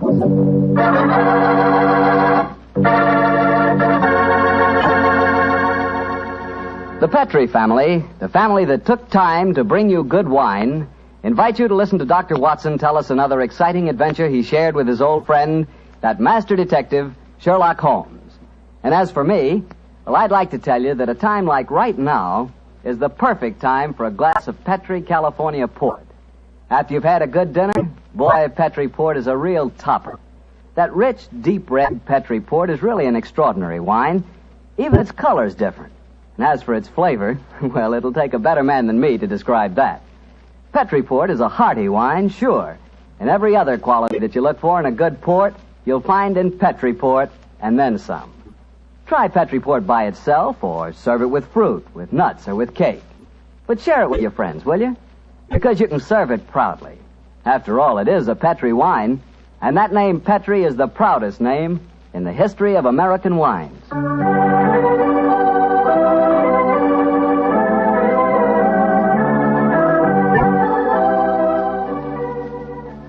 And now let's visit our old friend and host, Dr. Watson. Good evening, Mr. Bartell. Good evening, Doctor. Settle yourself down and get your pipe going. Thanks. Doctor, last week you told us that tonight's story took place in the Casbah at Algiers. Yes, the Casbah. I remember it as the place of countless streets winding up and down, past colorful cafes where 100 tongues were spoken. And often a street would end in shadowy darkness, which a man would be foolhardy to enter alone. Yes, Mr. Bartell, that was the Casbah that Sherlock Holmes and I knew in that winter of '99. Well, how did you happen to be out there, Doctor? Do you mind if I tell you the story from the start, Mr. Bartell? It really began on a wintry night in Baker Street at the conclusion of a strange murder in Montrevor Castle. A charming young girl sat on the sofa of our lodgings in Baker Street and talked to us. But, Mr. Holmes, you can't say you'll have nothing more to do with the My dear Miss Montrevors. Threadfield, I found the true murderer of the Dowager Countess. He committed suicide. Surely the case is ended. Yes, Mr. Holmes, you found the real murderer. But now I want you to find the unfortunate young man who fled England 5 years ago when he was suspected of a crime. This is a new development, Miss Threadfield. Please tell us about it. It's Douglas Milton that I'm talking about. Oh, yes. He was the heir to the title, wasn't he? Yes, Mr. Holmes. He was a sensitive, artistic boy, and when he knew that he was under suspicion, he ran away. Mm-hmm. Of course, everyone regarded his flight as an admission of guilt. That is, until you found the real culprit, Mr. Holmes. I imagine, Miss Threadfield, that your interest in the missing boy is not entirely, shall we say, altruistic? I'm in love with him, Dr. Watson. We were engaged to be married when he ran away. Mr. Holmes, you've got to find him. He must know that his name has been cleared and that he's inherited the title. Miss Threadfield, have you any direct news, any letter from your fiancé since he left 5 years ago? None. Any clues as to his hiding place? Only this. It's a painting I received anonymously a year after he had left. Oh. It was sent from a forwarding address in London. Here it is, Mr. Holmes. Thank you. Small oil painting. Very good one, too, I say. Yes. His splendid sense of composition and his use of color is unusually brilliant. You recognize this painting as the work of your fiancé, Miss Threadfield? I'm certain of it. Yes. Wonderful use of color. Observe the delicate shadings of that sunset and the brilliant green of the oasis. This scene is extraordinarily reminiscent of the desert in North Africa. Yes, that's what made me say I was certain he'd gone abroad, Mr. Holmes. But why should he go to North Africa? A good place, Watson, for an Englishman who imagines himself to be escaping justice. Remember, the Foreign Legion is stationed there. You think he might have joined the Legion, Mr. Holmes? Right. Would seem logical. No questions are asked of those who join it, and its colorful obscurity might easily appeal to a young fellow in trouble. Hello. What is it, Holmes? Quite a few grains of sand in between the canvas and the frame here. Miss Threadfield, do you mind if I pry the canvas loose? Do anything you like, Mr. Holmes, if it gives you any clue to Douglas's whereabouts. Give me your penknife, will you, Watson? Yeah. Thanks, old chap. All right. Here we are. Can you see anything? Uh-huh. Look. The word sheriff. And Elafroon. Stamped here. Sheriff is probably the framer's name, and Elafroon is a town some 50 miles from Algiers. That settles it. Miss Stretfield, I accept your case. Watson and I will go to Africa and try to find your fiancé, Douglas Milton.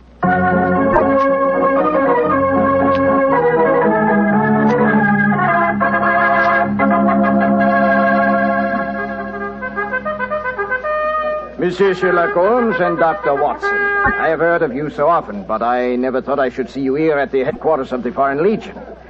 What can I do for you, gentlemen? Well, Colonel Brisson, I'm trying to trace an Englishman who has been missing during the past 4 years. I have reason to believe that he might have joined the Legion. Yeah, I shall look in my records. Let me see. 4 years ago would be 1895. If Sherlock Holmes is tracking him, then I suppose he was in trouble in his own country. If he was in trouble, he might easily have come to us. We ask no questions. 97, 96, 95. In that year, 3 young Englishmen joined us. One of them died of dysentery 2 years ago in Sidi Raji. One of them deserted 18 months ago, and we have been unable to trace him.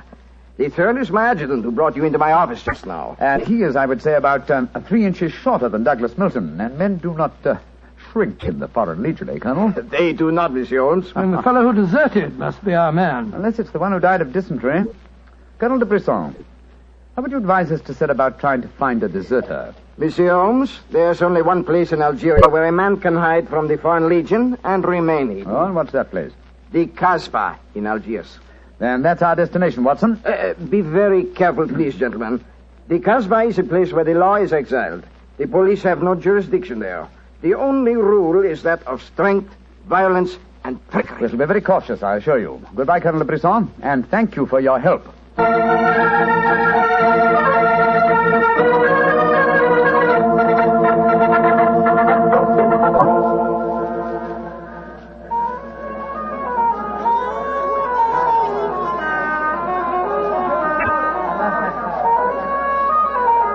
Well, I must say that I think Colonel de Brisson rather exaggerated the dangers of the Casbah.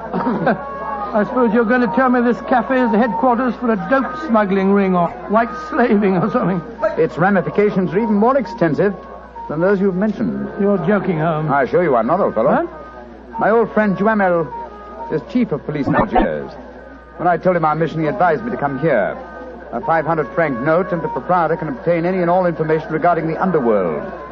For as little as 200 francs, you can arrange a murder. So that gives you some idea of the relative values in the Casbah. Good Lord, then you've already spoken to the proprietor? Oh, yes, a charming scoundrelly fellow by the name of Rafi. I gave him 500 francs and asked him to set his underworld grapevine in motion to see whether an Englishman living in hiding here in the Casbah could be found. And I thought we'd come here for a quiet meal. Here comes Rafi now. Let's hope he has news for us. Here we are, Rafi. Come and sit down, won't you? Rafi works fast, does he not, Mr. Holmes? Your friend is... My friend knows that you're working with me. We'll be found out. A drink first. The tongue of Rafi is parched. Would you have me die of thirst before I give you my news? Vermouth cassis. You have news for me, then? But yes. Good, what is it? First, you will pay me more money, no? But I gave you 500 francs. You said that you'd do the job for that. Can I help it if some tongues are more costly to make wag than others? It took the 500 to get the wag. Am I to have nothing for my own trouble? Votre vermouth cassis, Monsieur Rafi. Ah, good. The gentleman will pay for it. There you are. Merci, Missy. I will drink to your health, gentlemen, both of you. You will pay me more money, no? But my friend's already given you 500. You should stick to your bargain, my good fellow. My information is a bargain at 750 francs. It would be a bargain at 1,000, but Rafi will let you have it for 750 because he likes you. You will give it to me, no? And if I refuse? Then you get no information, and perhaps I spread news in the Casbah that makes it uncomfortable for you gentlemen to be there. Great Scott, this is blackmail. I get the money, no? You're a scoundrel, Rafi. Of course I'm a scoundrel. Here's your money. And information?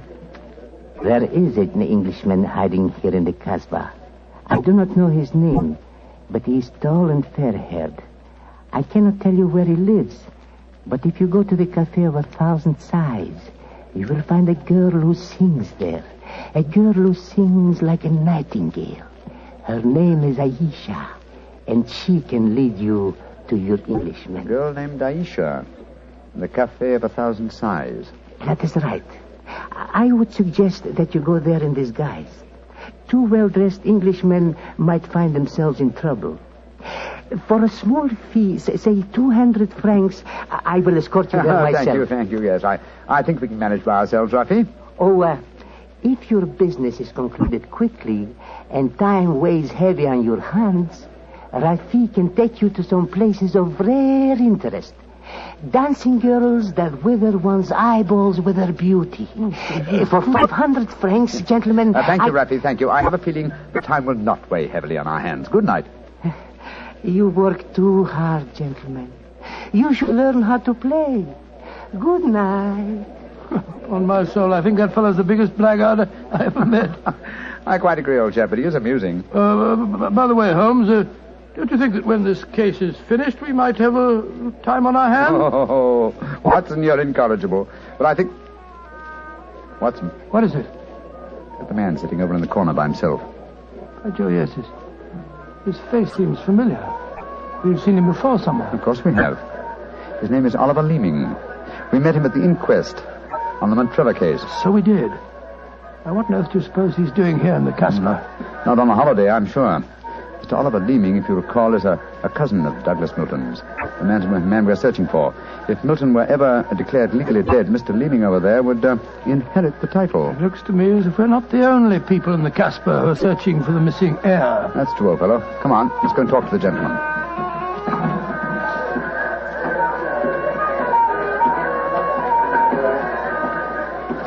Mr. Oliver Leeming, how very odd to meet you here. Well, Sherlock Holmes and Dr. Watson, won't you sit down?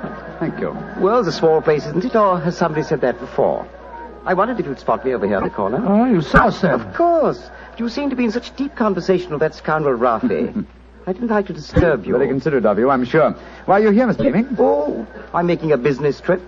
This is my day off. As I recall it, you're in the publishing business. Correct. What a memory you have. It seems peculiar that you should be on a business trip here. Are you planning on opening a publishing house in Algiers, or are you searching the Casbah for new authors? Why not? I'm a great believer in encouraging new talent. Mr. Leeming, why don't you admit that you're here for the express purpose of trying to find your cousin, Douglas Milton? Mr. Holmes, you've discovered my secret. The great Sherlock Holmes and his watchdog have their eager eyes on me. They know that I succeed to the title if Douglas Milton dies. Yes, Mr. Leeming, we know that fact. And you have fathomed my plan to find Douglas before me and kill him so that I may inherit the title. How lucky I am to meet you in the Casbah, where you cannot arrest me. Well, it's a race against time, gentlemen, but I have a head start, as you will soon find out. Goodbye, and the best of luck to you. Extraordinary fellow. He's joking, of course. I believe not, Watson. I think he labors under the whimsical belief that the best method of discounting the truth is to state it as baldly, so that it will not be believed. Great Scott, then we must work fast. Yes, old chap, we must. I'm sure that we're entrants in a race against death. We must get back to the hotel and into our disguises as quickly as possible. After that, we shall visit a young lady named Aisha in the Cafe of 1,000 Sighs. And I'm certain, Watson, that it will be the first time 2 men have ever entered the Casbah for the express purpose of preventing a murder.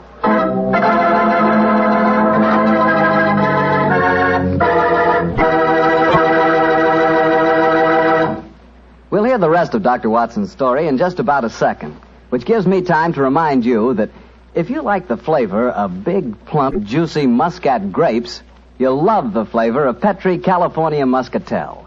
What a wine. Petri Muscatel is the perfect after-dinner wine. It looks good, smells better than it looks, and when it comes to the taste department, well, you never tasted anything like it. For a really good wine, remember first Petri, then Muscatel. Petri Muscatel. Well, Doctor, I can hardly wait to hear what happened next. You and Sherlock Holmes went back to the hotel, I suppose. Yes, Mr. Bartell. Holmes quickly adopted the disguise of an Arab guide, while I assumed the role of a tourist. And we started off on our search. Outside the Cafe of 1,000 Sighs, we met with a rude shock. Of Good Lord.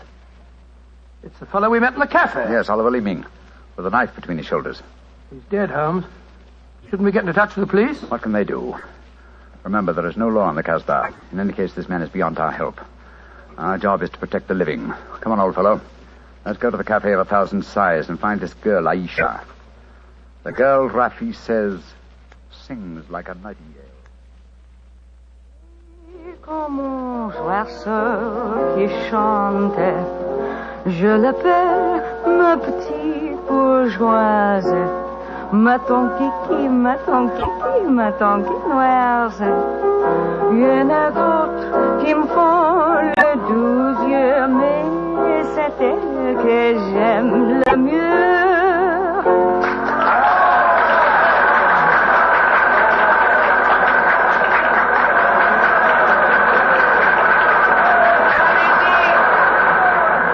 So that's the girl, Aisha. She's very beautiful. You'll be get our role of tourist and guide, old chap. Master, would wish to meet this Aisha? Very much indeed. I will see if it can be arranged, Master. Wait here for me, Watson. I'll see what I can do.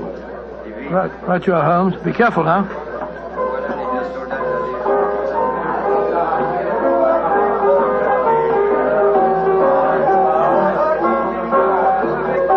Mademoiselle Aisha? What do you want, greasy one? There is an Englishman at the table over there. He wishes to talk to Aisha. Which one is he? The man who sits at the table in the corner. He is very rich, Aisha, and he admires you a great deal. He told me to give you this 500-franc note. So? Very well. You may bring him to my rooms. The door is at top of stairway, to the right. Good, Aisha. I fetch him. I shall be waiting.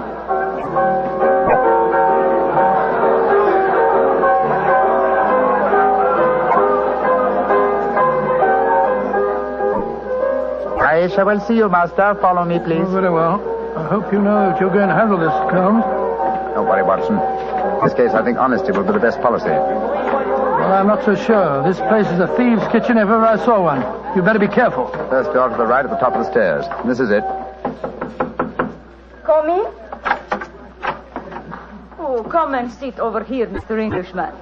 Greasy one, you may leave us. Mademoiselle, I may as well tell you at once that I am not an apt guide. My name is Sherlock Holmes. What do you want with me? Why you trick your way in here? Don't be frightened, mademoiselle. I can explain our mission in a very few words. My friend and I have come in search of an Englishman by the name of Douglas Milton. We have good news for him. What make you think I might know of him? A gentleman by the name of Rafi suggested that you might. What is your good news for this Englishman? That he has been cleared of suspicion of murder and that he is the rightful Earl of Montrevor. That means when he knows this, he will leave the Casbah and return to his country? Naturally, madame. I do not know this man. I have never heard of him. Here is your 500 francs. Goodbye. Not so fast, Aisha, mon petit chou. I've been listening from behind these curtains. Gentlemen, allow me to introduce myself. My name is Douglas Milton. Douglas Milton, we found you at last. It gives me infinite pleasure to have succeeded in my mission. How do you do, sir? Oh, this is very exciting. Yes, I think the occasion calls for a drink. What will it be, gentlemen? Well, I think a glass of port would be very nice, sir. Yes, it would be the most appropriate for toasting the new Earl of Montrevor. Splendid, splendid. Aisha, bring glasses and a bottle of port and some creme de menthe for me. You are not going to England. I will never let you leave me. Oh, stop being so melodramatic, Aisha. Please bring 2 bottles and some glasses. Very well. I am sorry. Mr. Holmes, I can't tell you how I appreciate your trouble in coming all this way to find me. But, well, I must tell you at once, there's one problem that makes it difficult for me to leave this country. You see, I deserted from the Foreign Legion. Yes, we know that, my boy. In fact, that's how we first got onto your trail. I shouldn't let that fact worry you, Mr. Milton. I'm certain the British consul in Algiers can arrange to have any charges dropped against a peer of the realm. Oh, well, I never thought of that. Here are the bottles. You must excuse the glasses, gentlemen. Tumblers are hardly correct, I suppose, but... Well, they won't spoil the flavor, I'm sure.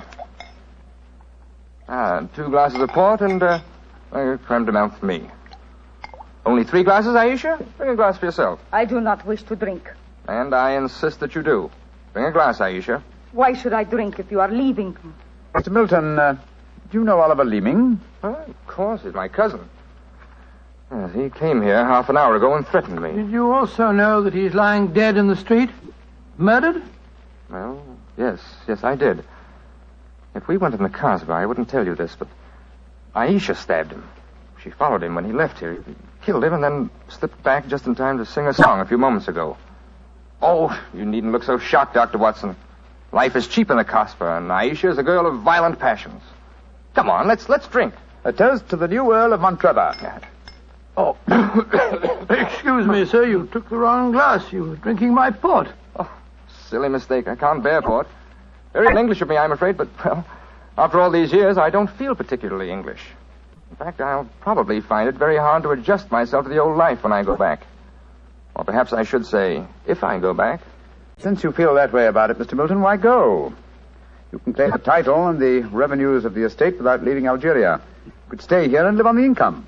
I didn't realize that would be possible. You sure I could do that? Oh, yes, I'm quite certain of it. But if you doubt my word, I suggest we all adjourn to the British consulate in Algiers. They can put you straight on the matter. That's a good idea. Let's go over there at once. Now I've been listening to you, my friend. You're planning to leave me. Once you go from the Kasbah, I shall never see you again. Put down that knife, Aisha. I will not let you go. You belong to me.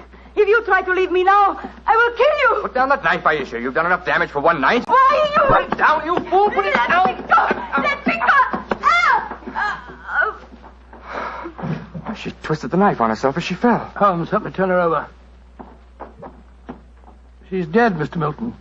Poor Aisha. It's a bloody path that leads to the Montrevor title, sir. I suggest that we see that this poor girl's body is taken care of.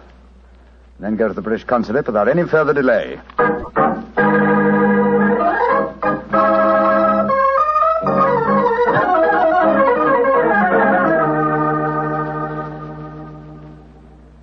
Now that we're at the consulate, Mr. Milton, I suggest that you swear on oath that you are Douglas Milton, heir to the Montrevor estate. This gentleman is a commissioner of oaths. Then we can go in and see the consul. Very well. Now, raise your right hand, please, and repeat after me. I hereby solemnly swear that I am Douglas Milton, the missing heir to the Montrevor estate. I hereby swear that I am Douglas Milton, missing heir to the Montrevor estate. Thank you, sir. And now, if you'll sign the statement here, these gentlemen can witness it. There you are. Thank you, sir. And now, if you gentlemen will sign. Yes, certainly. Thank you, gentlemen. The document is now legal. Splendid.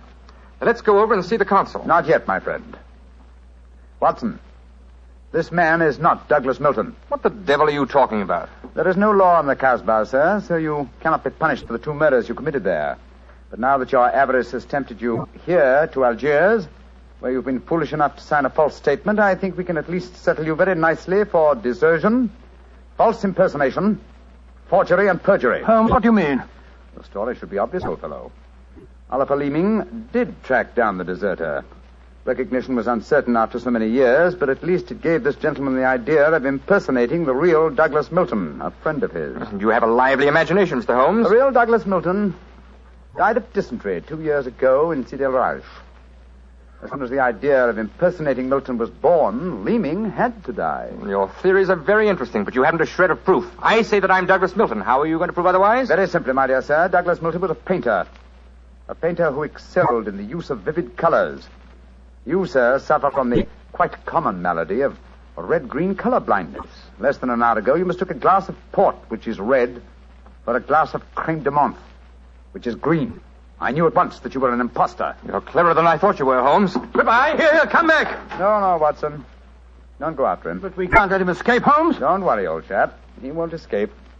I sent a message to Colonel de Brisson. If you go to the window, I think you'll find that the consulate is being watched. The Legion has a long memory for desertion. I don't think he'll get very far. They got him, Holmes. Shot him as he was trying to run away. A just death for him. He lived a life of violence and treachery, Watson. It's only fitting that he should die in the same manner.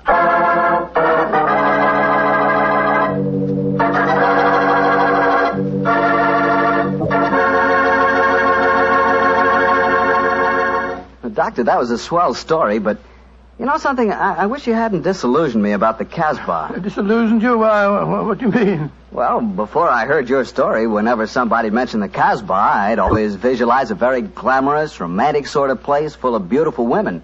Every one of them a ringer for Hedy Lamarr. No. Yep. And I could just see myself, handsome, dashing, going up to one of those beautiful girls and whispering in my fine French accent, "Darling, you are sensational. You are lovely, gorgeous. Tell me, have you ever tried Petri wine? It's wonderful." Well, you must admit, Doctor, that is the truth. It is wonderful wine. It certainly ought to be. You're incorrigible. After all, winemaking has been the business of the Petri family ever since way back in the 1800s. For generations, the Petri family has handed down from father to son, the fine art of turning luscious, sun-ripened grapes into fragrant, delicious wine. And don't forget, because the making of Petri wine is a family affair, the letters P-E-T-R-I on a bottle of wine are the personal assurance of the Petri family that every drop of wine in that bottle is good wine. So no matter what type wine you prefer, for any occasion, remember you can't go wrong with a Petri wine because Petri took time to bring you good wine. Well, Doctor, now I suppose you're ready to tell us about next week's story? Yes, and as soon as I have, I want you to meet a friend of mine. Friend? Yes, but first, Mr. Bartell, next week I'm going to tell you an adventure in which for once Holmes came off second best. An exciting story of high society and romance. I call it A Scandal in Bohemia. Boy, that sounds swell. And now what about your friend? Well, he's waiting at the microphone in San Francisco. He's Dr. Langley Porter, and he wants to tell us about something very important. Dr. Langley Porter. Thank you, Dr. Watson. Radio listeners, tonight in Italy there are thousands, many thousands, dying of cold and hunger. Babies, children, expectant mothers, old folks, dying for want of clothes, want of food. This organization, American Relief for Italy, appeals to you to search your homes for anything that can be made useful for starving, freezing men, women, children. Clothing, layettes for babies, diapers, shoes, food, surgical supplies, but above all, clothes, clean clothes, fit to wear. Take them to the nearest fire station. That your gifts will reach the Italians who need them, you may be sure. Americans of this organization will distribute the packages in Italy through the Italian Red Cross, the Catholic Relief Organization, the League of Italian Women, the Confederation of Italian Labor, and the Italian government. In California, rationing has gone. Christmas comes. There, in Italy, death is on the prowl. Radio listeners, lives can be saved. It's up to you. Thank you, Dr. Langley Porter. I know that our friends listening in will do all that they can to help the organization American Relief for Italy. Tonight's Sherlock Holmes adventure is written by Dennis Green and Anthony Boucher and was suggested by an incident in the Sir Arthur Conan Doyle story, The Crooked Man. Music is by Dean Fossler. Mr. Rathbone appears through the courtesy of Metro-Goldwyn-Mayer and Mr. Bruce through the courtesy of Universal Pictures, where they are now starring in the Sherlock Holmes series. This is the Mutual Broadcasting. The town was full of bevies of fresh young beauties, brought up from the country to be presented at court. The papers were full of accounts of dinners, soirees, garden parties, and all the rest of what now seems like a forgotten life. Naturally, all this meant very little to Holmes. Consequently, I was more than a bit surprised on returning one afternoon to our Baker Street lodgings to find him deep in a veritable snowdrift of illustrated society magazines and papers.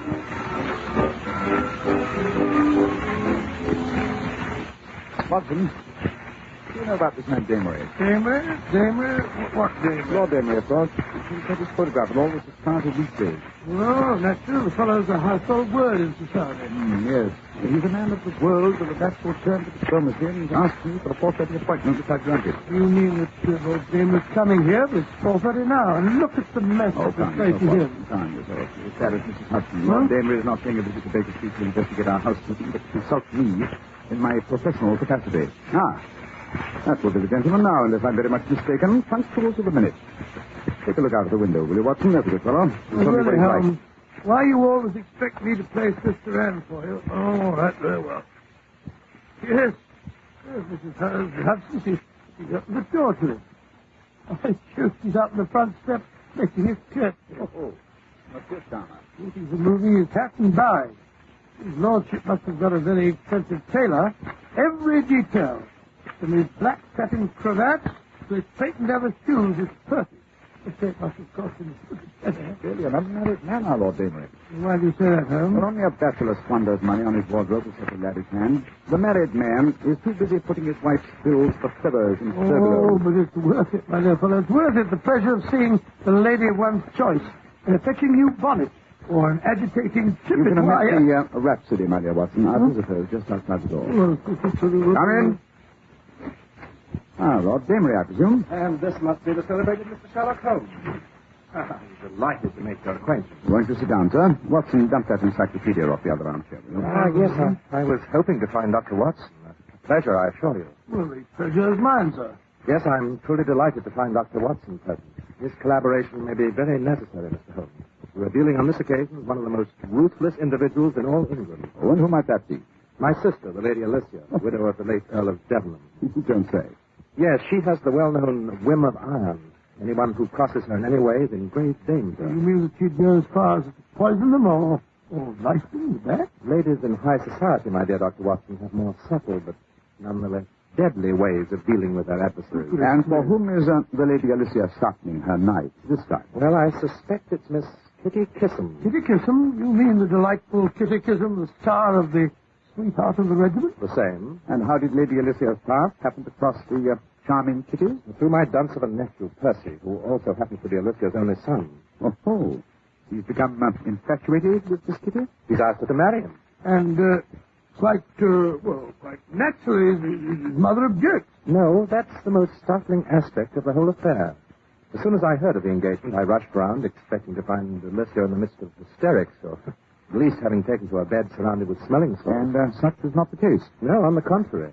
She was sitting at her desk in the morning room, making out her list for a reception and musicale to be given tomorrow afternoon to honor Miss Kissam.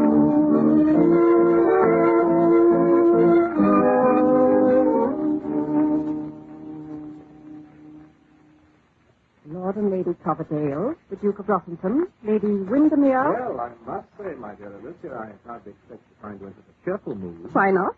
After all, what this family needs is new blood. They told me dear Kitty's father was a butcher and her mother a barmaid. Yes, I'm sure Percy should be very, very happy with the dear little thing. She's bound to make a big impression on all our friends. Alicia, I don't like the way you say that. You have a certain glint in your eye. What glint, dear? The glint you had the evening you met the Lady Eustacia de Vere at the top of the grand staircase at Buckingham Palace. Yes, we've been quarreling all the winter. With such fun. Yes, you smiled politely and let her speak first. Then you deliberately stepped on her train, ripping it off at the waist, revealing the fact that she wore certain red flannel undergarments. Dear Eustacia, she was the laughing stock of Mayfair. I warn you, Alicia, Kitty Kissam is no Lady Eustacia. Of course not, darling. She's no lady at all. That's what makes me so anxious to have our friends meet her.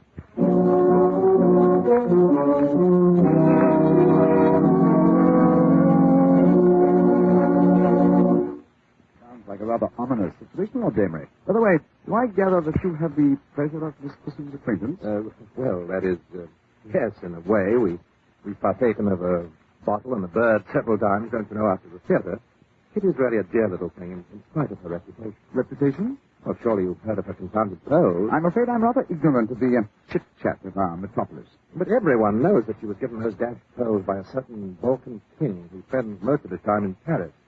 He wears them constantly.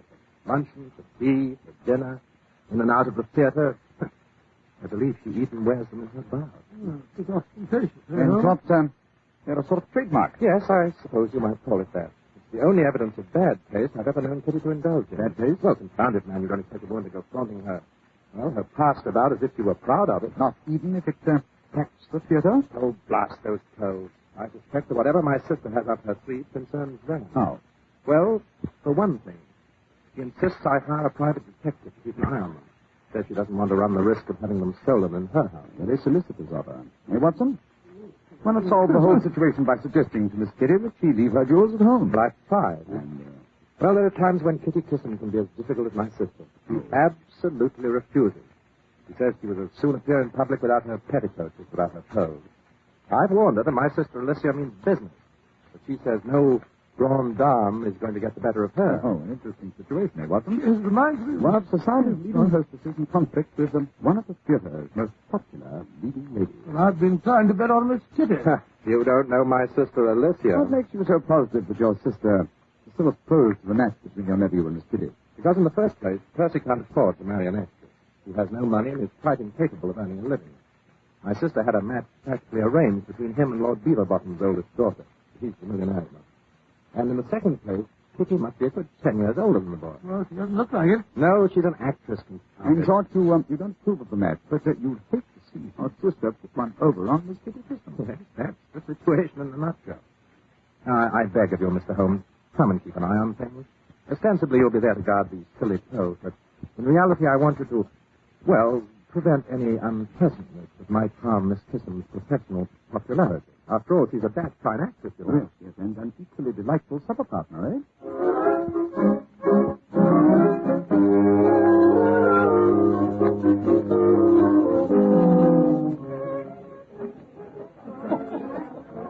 I warn you, my dear, if anything awkward happens to Kitty, Miss Chisholm, at this party of yours, I shall cut Percy out of my will. He won't get a penny from me. And then where would you be? My dear James, calm yourself. Anyone might think that it was you who'd become engaged to Miss Chisholm instead of Percy. Besides, if Percy has to wait till you pop off, my dear, before he inherits the family wealth, I'll be dead and gone. You're too disgustingly young and healthy. It's no good trying to butter me up, Alicia. And I wish to remind you that it's not the family wealth Percy will inherit. It's my money, my own. I made it myself, and I shall leave it to whom I please. Of course you will, James. But we Damerys are famous for sticking together, aren't we, sweet? Oh, look. Who's the lean, rapacious, and very distinguished man who just entered? Oh, these are the gentlemen I've asked to guard Miss Chisholm's pearls. And I warn you, Alicia, Sherlock Holmes has the best brain in England, so no monkey tricks. Don't be vulgar, James, my pet. Ah, they see you. Coming over. I'm all of a flutter. Ah, Mr. Holmes, it's so good of you to be so prompt. The guest of honor is due at any moment. Good evening, Lord Emery. James, my darling, haven't you forgotten something? Oh, yes. Alicia, my dear, may I introduce Mr. Sherlock Holmes and his friend and colleague, Dr. Watson? How do you do, madam? This is really delightful. I was just saying to Lord Damery, Mr. Holmes, that I had no idea a member of the police force was so perfectly fascinating. I'm sorry to disappoint you, ma'am, but we are not members of the official police. We are merely amateurs of the not-so-gentle art of detection. How charming. How simply charming. Kitty Chisholm. Oh, here's my guest of honor now. Judging by the rush in her direction, it would seem that quite a few of my male guests have already had the privilege of meeting her. Yes, you see, they no longer lock actresses up in a wardrobe trunk after the performance, lady. Yes, I see she's wearing her pearls. They certainly are magnificent. Almost as fine as mine, I should say. You don't suppose she insists on wearing them so consistently because her neck is too skinny? No one could ever suspect you were that man. Touche, Alicia. He had you there. Don't be unpleasant, James. Come along, Mr. Holmes. You too, Dr. Wilson. Watson. Oh, of course, to be sure. After all, if you're to stand guard over Miss Chisholm's pearls, it's high time you made her acquaintance. Are you sure you wouldn't rather be kept an eye on yours? I imagine they must be quite as valuable. Yes, the Damery pearls are handsome. It's a good thing James was never married, or his wife would be wearing them. But I fancy they're in no danger. I'm not in the habit of having them stolen, which is more than can be said of actresses nowadays, judging by what I read in the papers. But come, I'm being very remiss as a hostess. Not that my guest seems to feel any need of me. Oh, how are you, Lady Coverdale? See what I mean, Mr. Holmes? Yes, the lady and this guest certainly have to dagger up each of these. Yes, and one in each garter as well. Come along and meet Kitty. I understand she bathes in nothing but milk. Ashes and milk. Oh, there you are, my dear Kitty. Looking younger every day. Perhaps it's because I'm happy. You must try it sometime. I want you to meet two friends that Lord Damery has invited. They're here to see that nobody steals your pearls. I'd die if anything should happen to them while you were at a party of mine. Oh, they've never been threatened before, Lady Elizabeth. Are your parties more dangerous than the others I go to? Oh, now, Kitty, easy does it. May I introduce my friends, Mr. Sherlock Holmes and Dr. Watson? Oh, no, this is wonderful. I've read all of Dr. Watson's famous accounts of your wonderful adventures. Oh, thank you so much. Your sensationalism, my dear Miss Chisholm. I don't believe it for a moment. Such wonderful dramatic material. Have you ever thought of writing them into a play, Dr. Well, Watson? that's already been done most successfully with a great American actor, Mr. William Gillette, who plays the leading role himself. And does a far more creditable job of it, no doubt, than I could myself. Oh, I never believe that either. Yes. Have you ever thought of playing the board, Mr. Holmes? There's a certain, shall we say, voltage about you. You would make a very exciting performer. No, don't you try and persuade him to change his mitt here, Miss Kitty. I'll never be able to follow him onto the stage. Mother, my dear, this would never do. Hello, Percy. We can't allow these two people to monopolize you, Kitty, my sweet. You must meet some of our other friends. All in good time, Percy. First, give your fiancée a chance to catch her breath. Kitty, my dear, you must have a glass of champagne to brace you for the ordeal of meeting all these people. Percy, tell Paddlefoot to bring that tray over here. Oh, very well, dear. I'm sure Mr. Holmes and Dr. Watson could do with a spot. There's a bar in the anteroom here if you'll just step in for a moment. James, my dear, aren't you forgetting what these gentlemen are here for? We can't leave Kitty unprotected. Ah, here's Paddlefoot. Allow me, Kitty, my sweet. Oh, thank you, Lady Elizabeth. And a glass for you, Mr. Holmes, and one for... Oh, how clumsy of me. Get a towel, run, Percy. James, change your handkerchief. Oh, I soaked Miss Chisholm's beautiful sleeve. Oh, dear. Look out for the glasses. Get them swept up, Paddlefoot, quick. Easier, easy. You're not hurt, are you, Kitty? The tray went right past your shoulder. Oh, no, I'm quite all right. Oh, but your sleeve, your beautiful sleeve, it's soaked. Oh, it doesn't matter, really. Here's the towel, my dear. Just let me pat it dry. Good heavens. What is it? Your pearls. They're missing. Someone has stolen Miss Kitty's pearls. There. Now, control yourself, Alicia. They must have come loose in the excitement. No, they were stolen. I knew they would be. Yes. I rather suspected the same thing myself, Lady Alicia. Of course, they must be found. We must search everybody. Oh, no, please. Oh, this is awful. It's so embarrassing for everyone. Alicia, have you gone out of your mind? Your sister's quite right, Lord Amory. We must search everybody. It's the only way to recover the pearls, and you and your nephew and the Lady Alicia will be the first to be searched. But that's preposterous. Yes, I know it is. But you can hardly expect your guests to submit to the indignity of a search if you don't set them an example. So shall we adjourn to the anteroom, Lady Alicia?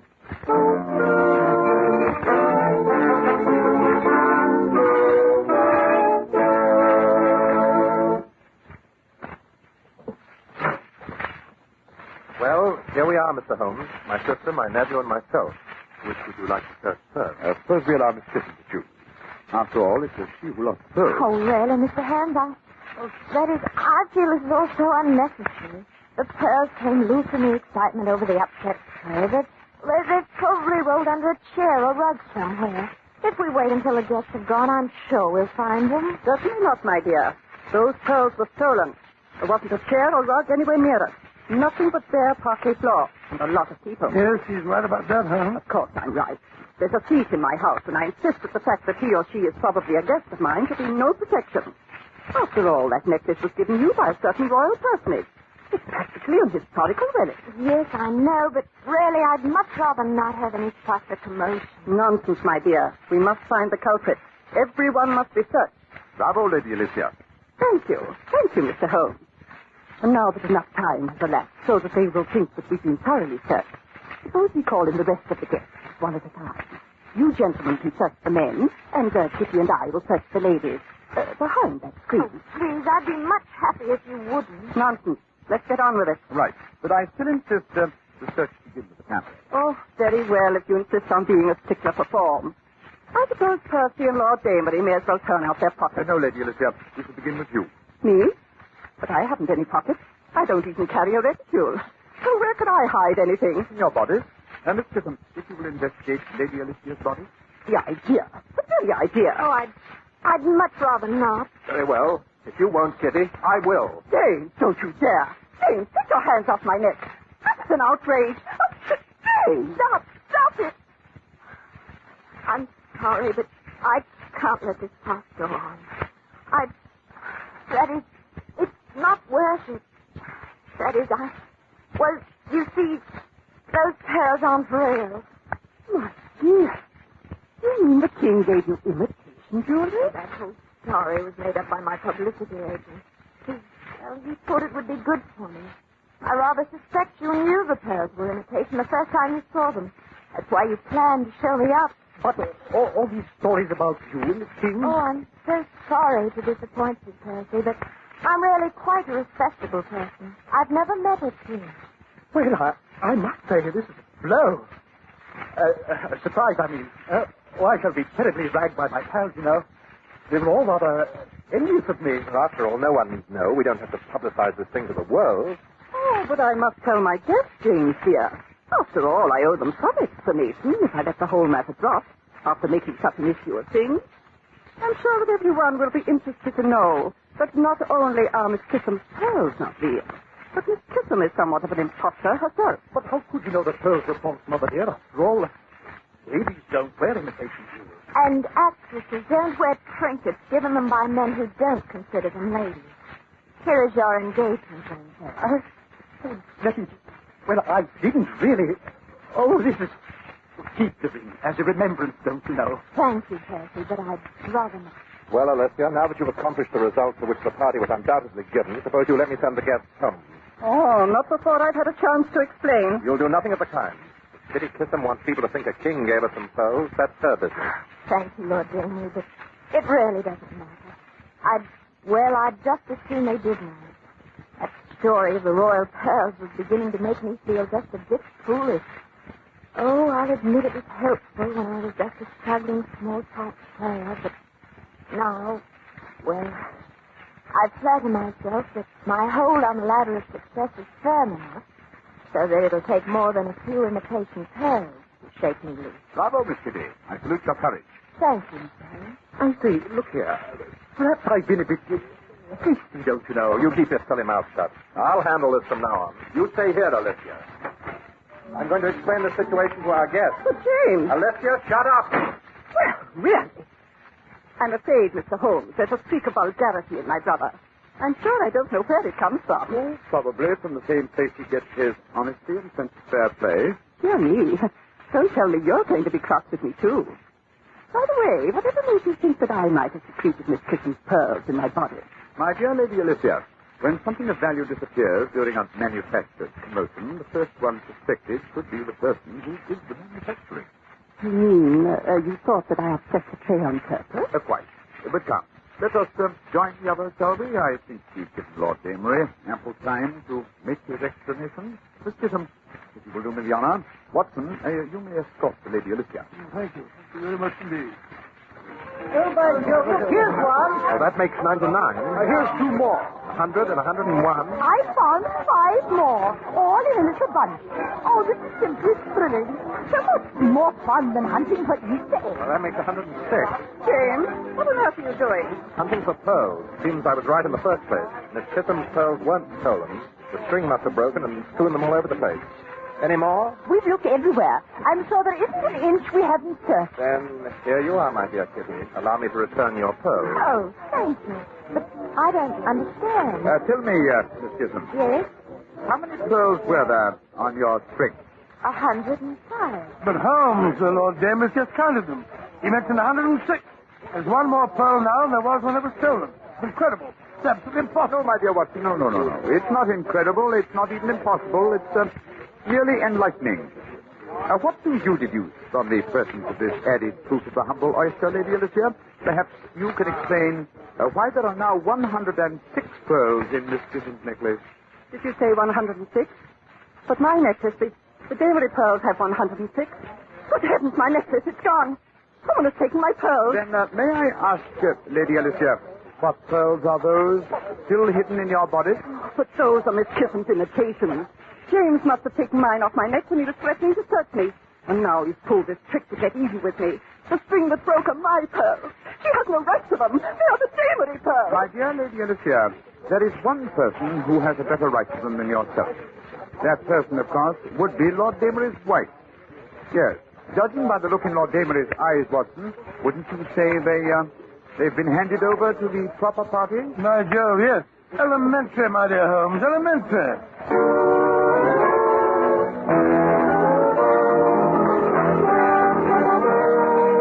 On a cold and foggy day in May of 1886, a young doctor named Arthur Conan Doyle set aside his medical practice for the afternoon, took pen in hand, and began to write a mystery novel. The doctor-turned-writer did not realize then what a lasting effect his works would have on literature. Hello, and welcome to 2 more new adventures of Sherlock Holmes. My name is Harry Bartell, and I'm proud to say that I was the announcer on the Sherlock Holmes radio series starring Basil Rathbone and Nigel Bruce.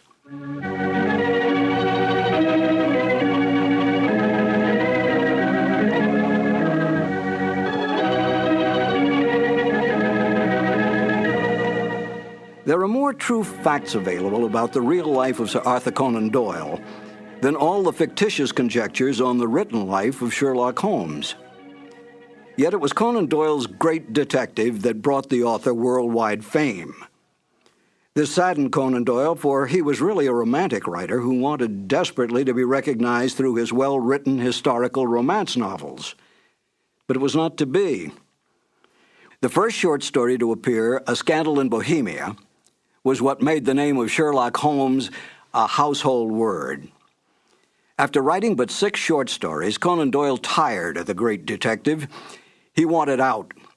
But Conan Doyle's agents, his book publisher, his reading public, and even the author's own mother continued demanding more and more Sherlock Holmes stories. Conan Doyle gave in, spending most of his time devising mystery plots for the great detective to solve, devoting only small periods of time on his other works, all of which he considered more important than Sherlock Holmes. Within months, the popularity of Sherlock Holmes spread worldwide. Conan Doyle was no fool. He knew which side his bread was buttered on, and he soon gave up his medical practice to spend all his time and energy on writing. Today, anyone can go into a bookstore and ask for a copy of Sherlock Holmes stories. Try to do that with any of Conan Doyle's other great works. Such is the power and attraction of the greatest detective of them all, Sherlock Holmes. Now, let's listen to Basil Rathbone and Nigel Bruce in one of the original Conan Doyle mysteries, The Adventure of Thor Bridge.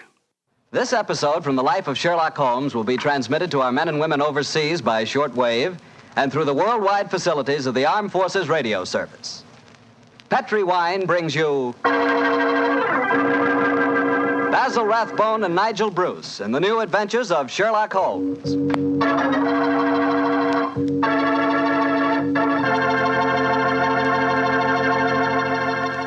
The Petri family, the family that took time to bring you good wine, invites you to listen to Dr. Watson tell us another exciting adventure he shared with his old friend, that master detective, Sherlock Holmes. And while you're settling back comfortably in your chair, mind if I tell you about something I'd like you to share with me? It's a glass of Petri California Sherry. Of course, most people think of Petri California Sherry as the one wine that's really swell any time, but personally, I like a glass of that Petri Sherry just before dinner.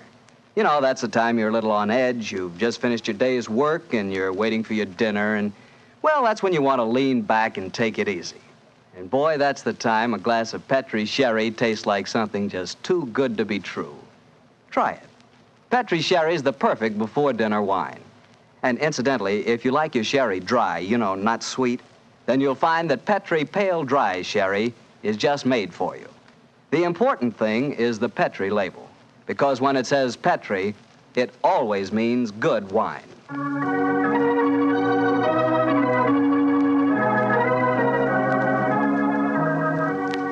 And now for our weekly visit with our good friend and host, Dr. Watson. Good evening, Doctor. Good evening, Mr. Bartell. You're a bit late. I've been keeping some dinner hot for you. Here, pull up your chair and join me. That's very nice of you. Thanks, Doctor. Are you all set with tonight's story? Yes, my boy, I'm all set, as you call it. As a matter of fact, I was going over my notes on the case just before you arrived. Last week, you hinted that a beautiful girl figured prominently in your adventure. That's quite right, Mr. Bartell. An extremely beautiful girl. In fact, I often used to say to Sherlock Holmes that if I'd been a little younger at the time, I might... Oh, well, you haven't come here to listen to my personal reminiscences. You want to hear the story that I called The Problem of Tor Bridge. That's what you promised us, Doctor. How did it begin? On a windy morning in October... In the 1890s it was. As I was dressing, I observed how the last remaining leaves were being whirled away from the solitary plane tree which graced the yard behind our Baker Street house. I descended to breakfast, prepared to find my companion in depressed spirits, for, like all great artists, he was easily impressed by his surroundings. But, to my surprise, he was in an unusually gay mood. As I entered the room, he looked up at me and, with a smile, Good morning, my dear fellow. Hope you slept well. Splendidly, thank you, sir. I'm so glad. Well, you're very solicitous this morning. I think you must have got a new case. Am I right? The faculty of deduction is certainly contagious. Yes, I have a new case. After a month of trivialities and stagnation, the wheels revolve once more. Good. Tell me all about it. Well, as yet, there isn't much to tell. Have you ever heard of Neil Gibson? Neil Gibson? Oh, yes, he has something to do with gold mining, isn't he? A great deal to do with it, my dear fellow. In fact, he's considered the greatest mining magnate in the world. About 5 years ago, he bought a large estate in Hampshire. Perhaps you've read of the tragic death of his wife. Oh, yes, of course, I remember the case now. She was murdered by a jealous governess who was in her employ, wasn't she? That point will be decided when the lady in question, Grace Dunbar, I believe her name is, comes up for trial at the forthcoming Winchester Assizes. In any case, it's hard for me to see what I can do for my client at this late date. Your client? Oh, yes, I forgot I hadn't told you. I'm getting into your involved habit of telling a story backwards. Better read this letter. Came this morning. Oh, let's have a look. Dear Mr. Sherlock Holmes, Miss Dunbar is innocent. I can't see the finest woman in the world go to her death without doing everything possible to save her. I shall call on you at 10:30 tomorrow morning to discuss the matter. Yours faithfully, Neil Gibson. Good gracious me. There you have it, Watson. That is the gentleman. I'll wait. Do you know anything about his dead wife? Only what I've been reading in the papers. Apparently, she was past her prime, which was the more unfortunate, as this Miss Dunbar, who superintended the education of the two young children, is reputed to be a very attractive young lady. The eternal triangle, eh? Well, where did the murder take place? On Gibson's estate in Hampshire. His wife was found in the grounds nearly half a mile from the manor house, late at night, clad in her dinner dress, with a shawl over her shoulders, and a revolver bullet through her brain. Any weapon found near her? No, there were no clues found at the scene of the crime. What made them suspect the governess? Well, in the first place, there was some very incriminating evidence. A revolver with one discharged chamber, the caliber corresponding with a bullet in the dead woman's head, was found on the floor in Miss Dunbar's wardrobe. Oh, was it? Pretty damaging evidence, Holmes. So the coroner thought. And to make the case even blacker against Miss Dunbar, the dead woman had a note on her making an appointment at that very spot. And the note was signed by the governess. It seems obvious that the girl's guilty, and the motive's clear. Mr. Gibson would be a great catch for a young girl. Love, fortune, power, all dependent on one life. Possibly, Watson, but circumstantial evidence can be very misleading at times. There's the gentleman in question, unless I'm very much mistaken, considerably before his time. I can see him from the window here. Formidable-looking fellow. Must be well over 6 foot tall. Judging by the way he's wrenching at that doorbell, he's a man with a violent temper. Mrs. Hudson's opening the door to him now. Meet him on the stairs, will you, old chap? It'll save Mrs. Hudson a journey. Sure. Up here, sir. Thank you, Mrs. Hudson. All right. Are you Mr. Sherlock Holmes? No, indeed. I'm his colleague, Dr. Watson. Come along in, won't you? Mr. Neil Gibson, I presume? That's right. So you're the great Sherlock Holmes, huh? The adjective is your own, Mr. Gibson. Sit down, won't you? By the way, you may speak quite freely in front of Dr. Watson. Well, I may as well begin by telling you that money means nothing to me in this case. You can burn it if it's any use to you in lighting the truth. Miss Dunbar is innocent, and it's up to you to prove it. Just name your fee. Mr. Gibson, my professional charges are on a fixed scale. I don't vary them except when I omit them altogether. Very well. I imagine that you've read the newspaper reports of the coroner's inquest? Yes, very thoroughly. I don't see that I can add anything that'll help you. But if there are any questions you'd like to ask, I'll answer them. Thank you. First, what were the exact relations between you and Miss Dunbar? I suppose you're within your rights in asking such a question, Mr. Holmes? We will agree to suppose so, shall we? Then I can assure you that my relations with Miss Dunbar were always those of an employer towards a young lady with whom he never conversed or even saw, except in the company of his children. Oh. Rather a busy man, Mr. Gibson, and I've no time or taste for aimless conversation. I wish you good morning. What the devil do you mean by this, Mr. Holmes? My dear sir, the case is difficult enough without your giving me false information. Meaning that I lie, sir? I was trying to express it as delicately as possible, but if you insist on the word, I won't contradict you. Why, you confounded... Don't be noisy, Mr. Gibson. Please don't be noisy. I find that after breakfast, even the smallest argument is unsettling. I suggest that a stroll in the morning air and a little quiet thought will be greatly to your advantage. I suppose I can't make you take the case, but you've done yourself no good this morning, Mr. Holmes. I've broken stronger men than you. No man ever crossed me and was the better for it. Good morning, Mr. Gibson. You've a great deal yet to learn. Well, my soul, Holmes, you were unusually severe with him. I dislike liars, Watson, and I cannot tolerate arrogance. particularly when it's coupled with great wealth. Well, how did you know about his relations with the governor? I didn't. It was pure bluff. Bluff? It certainly worked. Think he'll come back? Oh, of course he will. He needs my help too badly. He'll probably change his mind before he's halfway down the stairs. Come in. Ah, Mr. Gibson. Just saying to Dr. Watson that I was certain you'd be back. I've been thinking it over, Mr. Holmes, and I feel that perhaps I was hasty in taking your remarks amiss. Just the same, I can assure you that the relations between Miss Dunbar and me really don't affect this case. Surely that is for me to decide, Mr. Gibson. You see, Mr. Gibson, my friend is like a doctor. He wants every symptom before he can give his diagnosis. Fire away, Mr. Holmes. What is it you want to know? The truth. I can give it to you in very few words. To begin with, I met my wife when I was gold mining in Brazil. Your wife was Brazilian by birth, wasn't she, sir? Yes, Doctor, and very beautiful. Well, to make a long story short, I fell in love and married her and brought her to England. After a few years, I realized that we had nothing, absolutely nothing in common. And then I suppose this young governess, Miss Dunbar, arrived on the scene. That's right, Mr. Holmes. Well, the story should be obvious to you from there. You fell in love with this girl, I suppose, sir? Who could help it? Did you suggest marriage to her? Yes, though I knew that my wife would never divorce me. I see. Then you made an utterly insincere proposition to her. Now, look here, Mr. Holmes. I came to you on a question of evidence, not of morals. I'm not asking for your criticism. It's only the young lady's sake that forces me to touch your case at all. Now, tell me, sir, what is your own opinion as to Miss Dunbar's guilt? It's very black against her, I can't deny that. One explanation of the tragedy did come into my head, Mr. Holmes. I give it to you for what it's worth. Pray continue, Mr. Gibson. My wife was bitterly jealous. She was half crazy with hatred. She might have planned to murder Miss Dunbar, or we'll say to threaten the girl with a revolver and so frighten her into leaving us. There might have been a struggle in which the gun exploded and gone off and shot my wife, who was holding it. Well, that possibility has already occurred to me. It's the only obvious alternative to deliberate murder. The revolver, Holmes, was found on the floor of the governess's wardrobe. Now, Mr. Gibson, I should like to examine your house and the scene of the murder as soon as possible. Certainly, Mr. Holmes. Sergeant Coventry of the local police is still down there. He'll give you any help you may need. Excellent. Watson, old fellow, out with the timetable. We're catching the next fast train to Winchester.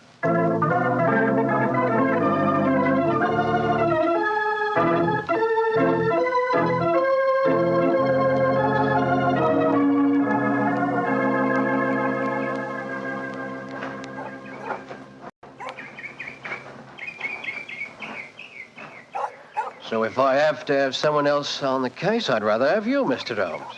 The yard gets called in, then we local police loses all credit for success. Generally gets blamed for the failures. Now I've heard that you play straight. I do not appear in the matter at all, Sergeant Coventry. If I can clear it up, I don't ask to even have my name mentioned. Well, that's handsome of you, I'm sure, and I know your friend Dr. Watson can be trusted, too. Oh, don't worry, my dear fellow. We won't steal any of your thunder. Well, that's nice and friendly of you, Doctor. Well, come on, gentlemen. I'll walk you down to the bridge. That's where we found Mrs. Gibson's body. It's not far from the house here. Well, I must say, Mr. Gibson has a beautiful estate. It must be 60 or 70 acres. Oh, nearly twice that, Doctor. The woods back of the house there belongs to him, too. Mr. Holmes. Yes, Sergeant? There's a question I'd like to ask you. A question I wouldn't ask anyone else. Then please ask it. Don't you think there might be a case against Mr. Gibson himself, sir? I've been considering that possibility. That there Miss Dunbar's a bit of all right. If you ask me, he wanted his wife out of the way, and the pistol she was shot with was his pistol, you know. Was that fact proven? Yes, Doctor. It was one of a pair that he had. One of a pair? Where's the other? Well, Mr. Gibson has a lot of firearms. We never quite matched that particular pistol, but the box was made for two. Well, if it was one of a pair, surely you'd be able to match it. Well, we have them all laid out at the house if you want to look them over. And we'll do that later. This, I presume, is Tor Bridge. That's right, sir. Found Mrs. Gibson's body lying right here at the approach to the bridge. I see. I gathered from the newspaper reports that the shot was fired at very close quarters. Yes, sir, very close. Near the right temple, wasn't it? Just behind it, sir. How did the body lie, Sergeant? Oh, on its back, Doctor. No trace of a struggle, no marks, no weapon. The note from Miss Dunbar was clutched in her left hand. Clutched, you say? Yes, sir. We could hardly open the fingers to get at it. That's of greatest importance. It excludes the idea that anyone could have placed the note there after death in order to furnish a false clue. What did the note say, Sergeant? Little enough, Doctor. It just said, I will be at Tor Bridge at 9 o'clock, and it was signed Grace Dunbar. Miss Dunbar admit writing it? Oh, yes, sir. What was her explanation? She wouldn't say nothing. Said she was saving her defense for the trial. Yes, it seems odd that Mrs. Gibson was still clutching that note. Seems perfectly natural to me. Oh, come now, old fellow. Argue the thing out logically. If the letter is genuine, it was certainly received sometime before the tragedy, say an hour or two. Why then was the dead woman still clasping it in her left hand? Why should she carry it so carefully? She certainly didn't need to refer to the note at all at the interview. Doesn't it strike you as rather strange? Well, now you put it that way, it does seem a little peculiar. Hello.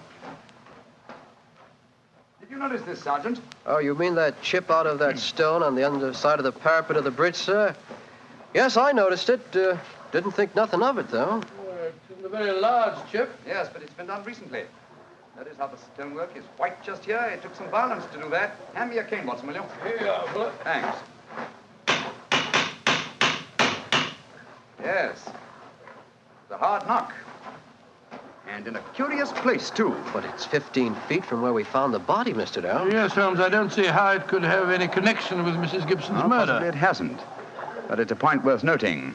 There were no footprints, you say, Sergeant? None, Mr. Holmes. The ground was as hard as iron. It's been a very dry summer, and we haven't had any rain to speak Yes, of. it's pity. Well, Sergeant, I'm much obliged to you, and now I think we'll get back to the house. Right. Cesar will show you where the firearms are, sir. Oh, who is Cesar? Oh, funny kind of a bloke. Brazilian he is. Brazilian, eh? Like Mrs. Gibson? Yes, Mr. Holmes. Comes from the same town that she does, as a matter of fact. Something very fishy about him, if you ask me. Now, if you'll excuse me, gentlemen, I'm going to take a little stroll around the grounds. You started me on a new train of thought in this case, Mr. Holmes. Oh, I'm delighted, Sergeant. I'll get back to the house.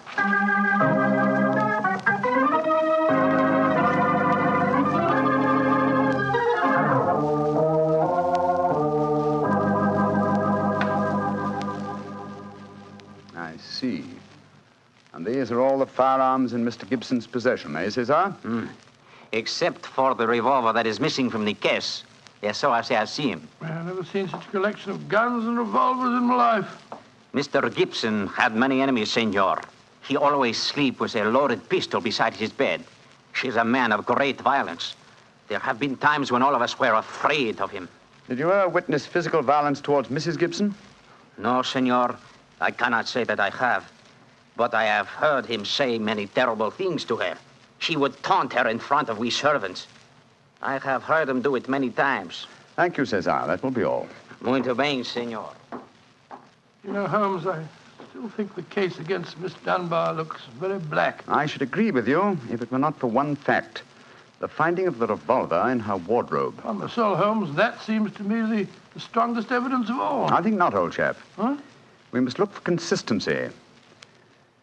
Where there is a want of it, we must suspect deception. I don't quite follow you. Suppose for a moment that we visualize you in the character of a woman who in cold, premeditated fashion is about to murder a rival. You've planned it. A note has been written. The victim has come. You have a weapon. The crime is well done.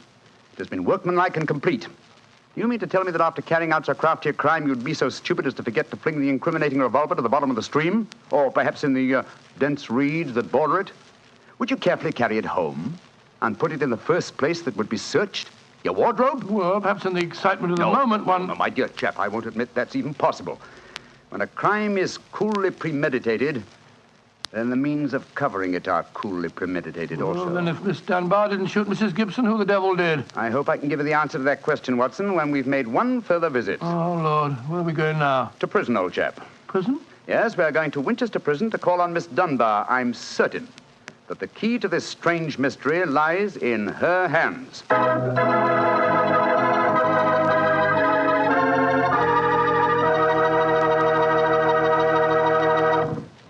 You'll hear the rest of Dr. Watson's story in just a few seconds.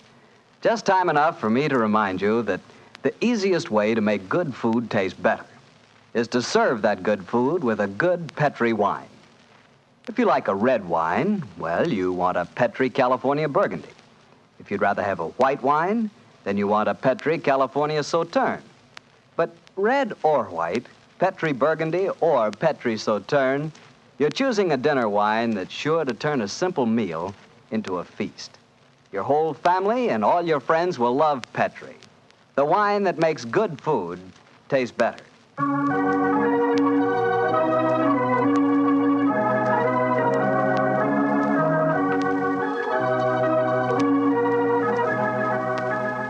And now back to Dr. Watson and tonight's Sherlock Holmes adventure, The Problem of Tor Bridge. Well, Doctor, did you go to Winchester Prison and see Miss Dunbar? We did, Mr. Bartell. An hour later, I found the two of us sitting in a dank and gloomy cell, talking to one of the most beautiful girls that I've ever seen. Her bright, flashing eyes and her air of quiet confidence seemed sadly out of place in such a setting. Holmes spoke to her quietly, soothingly. Dunbar, tell us of your true relations with the dead woman. She hated me, Mr. Holmes. She hated me with all the passion of her distorted mind. Please tell us exactly what happened on the evening of Mrs. Gibson's death. Well, I received a note from her in the morning. A note imploring me to meet her at the bridge after dinner that night. She said she had something important to say to me. Did you keep that note, Miss Dunbar? No, Doctor. She asked me to destroy the note, so I burned it in the schoolroom grate. I saw no reason for such secrecy, but, well, I did as she asked. And yet she kept your reply very carefully. It's interesting. Tell me what happened when you met her that night. When I reached the bridge, she was waiting for me. I won't tell you what she said, but she poured out her whole wild fury in burning, horrible words. I didn't answer. I couldn't. It was dreadful even to look at her. She was like an insane woman, standing there screaming disgusting insults at me. I put my hands to my ears and rushed away. Where was she standing when you left her? Within a few yards of the spot where her body was found later. And yet, presuming she met her death shortly after you left her, you heard no shot. No, I heard nothing. But I was so upset, Mr. Holmes, that I rushed straight back to my room. Did you leave it again that night? Yes. When the alarm came that Mrs. Gibson was dead, I ran out with the others. Did you see Mr. Gibson? Yes, Doctor. He had just returned from the bridge when I saw him. He had sent for the doctor and the police. This pistol that you found in your room, had you ever seen it before? Never, Mr. Holmes, I swear it. When was it found, Miss Dunbar? Next morning, when the police made their search. It was on the floor of my wardrobe where I keep my shoes. You had no idea how long it had been there? Well, it hadn't been there the morning before. How do you know? Because I had tidied up the wardrobe that day. I see. Then someone must have come into your room and placed the pistol there in order to incriminate you. I'm certain of it. When could they have done that? Well, it could have been at meal times, or when I was in the schoolroom with the children. Yes. Miss Dunbar, on examining the scene of Mrs. Gibson's death, I noticed that a piece of stonework on the underside of the parapet of the bridge had been broken away. Can you suggest any possible explanation for that? Oh, surely it must have been a mere coincidence, Mr. Holmes. Possibly. But why should it appear at the very time of the tragedy and at the very place? Could it possibly be that... Why, yes, of course. Idiot. Why didn't I think of it before? Come on, Watson. Where are we going, Holmes? Back to Thor Bridge, old fellow. As fast as we can get there. What have you found out, Mr. Holmes? The answer to this mystery, I hope, my dear young lady. You will get news before the day is out. And meanwhile, take my assurance that the clouds are lifting and that the light of truth is breaking through.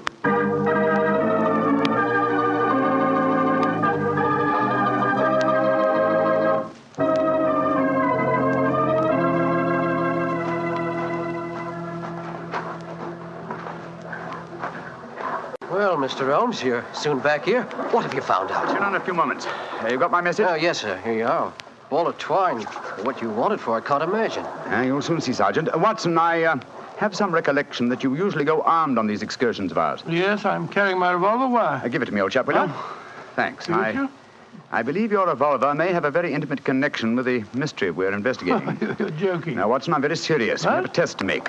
If the test is successful, Miss Dunbar will be free before nightfall, and the test will depend on the conduct of this revolver of yours. Yes, I'll take the precaution of unloading it. There we are. Now, Sergeant, ball of twine, please. Wish I knew what you was up to, sir. I tie one end of the twine like this to the handle of the revolver. So. Sergeant, see if you can find me a heavy stone, will you? Oh, right, you are, sir. Holmes, what are you doing? Trying to reconstruct the killing of Mrs. Gibson. But you've seen me miss the mark before, Watson. I have an instinct for such things, and yet it has sometimes played me false. It seemed a certainty when it first flashed across my mind in Miss Dunbar's cell. But one drawback of an active mind is that one can always conceive alternative explanations which would make our scent a false one. And yet, oh, well, we can but try. Here's a nice stone, Mr. Holmes. Thank you, Sergeant. Yes, now, sir.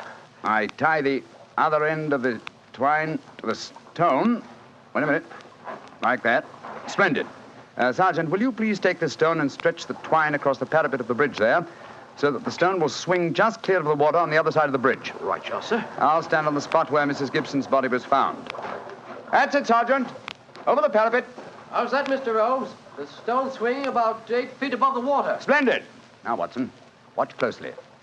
I raise the revolver to my head. Careful, Holmes, careful. Don't worry, old chap, it's not loaded. Now, let us imagine I am the late Mrs. Gibson. I raise the revolver to my head and fire it. Instantly, my fingers release their grip and...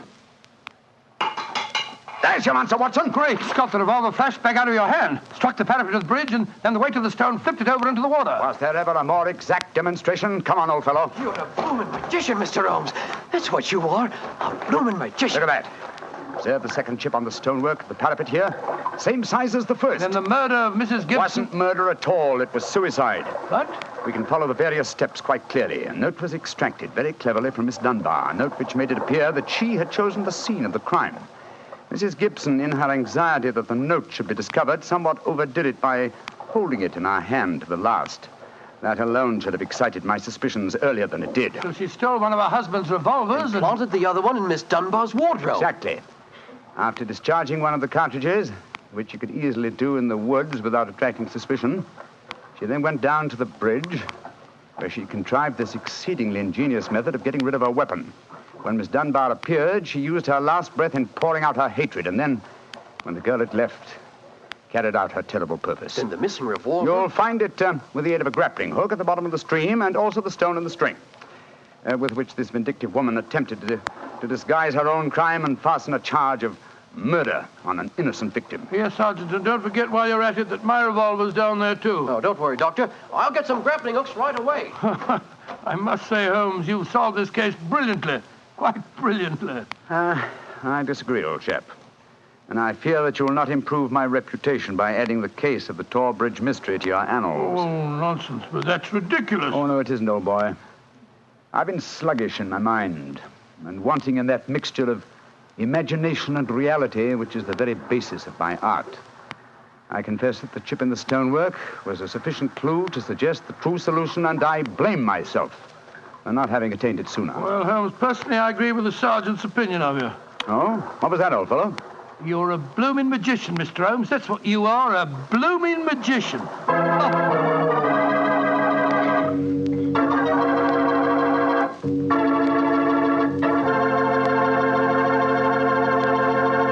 Well, Doctor, Holmes really was a magician. That is, if you did find Mrs. Gibson's revolver and your own in the stream. Oh, you found them all right. You don't think I'll tell you the story otherwise, do you? What do you take me for, anyway? Well, now that you ask, I'll tell you. I take you for a very charming gentleman, a wonderful storyteller, and a fine host. Oh, that's very nice. Really, Well, you are a gentleman of the old school. And you do tell a fine story.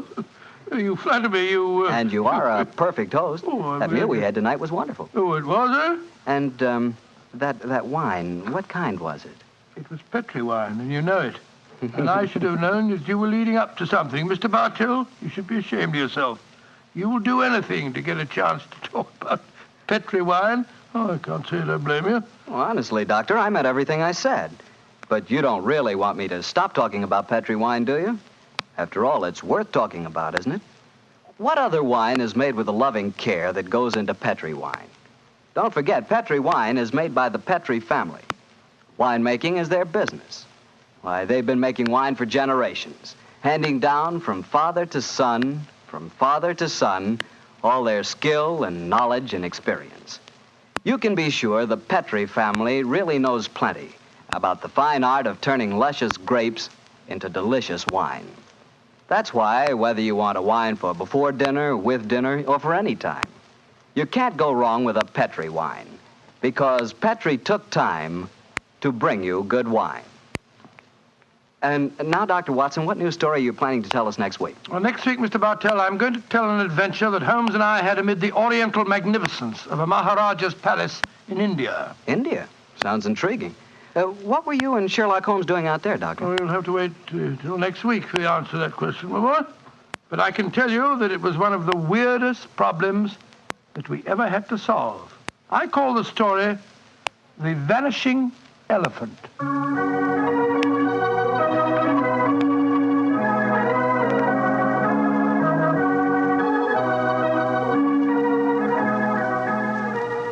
Tonight's Sherlock Holmes adventure is written by Dennis Green and Anthony Boucher and is adapted from the Sir Arthur Conan Doyle story, The Problem of Tor Bridge. Mr. Rathbone appears through the courtesy of Metro-Goldwyn-Mayer, and Mr. Bruce through the courtesy of Universal Pictures, where they are now starring in the Sherlock Holmes series. The Petri Wine Company of San Francisco, California, invites you to tune in again next week, same time, same station. Oh, the Petri family took the time to bring you such good wine. So when you eat and when you cook, remember Petri wine. To make good food taste better, remember... Petri wine. This is Harry Bartell saying goodnight for the Petri family. Sherlock Holmes comes to you from our Hollywood studios. This is the Mutual Broadcasting System.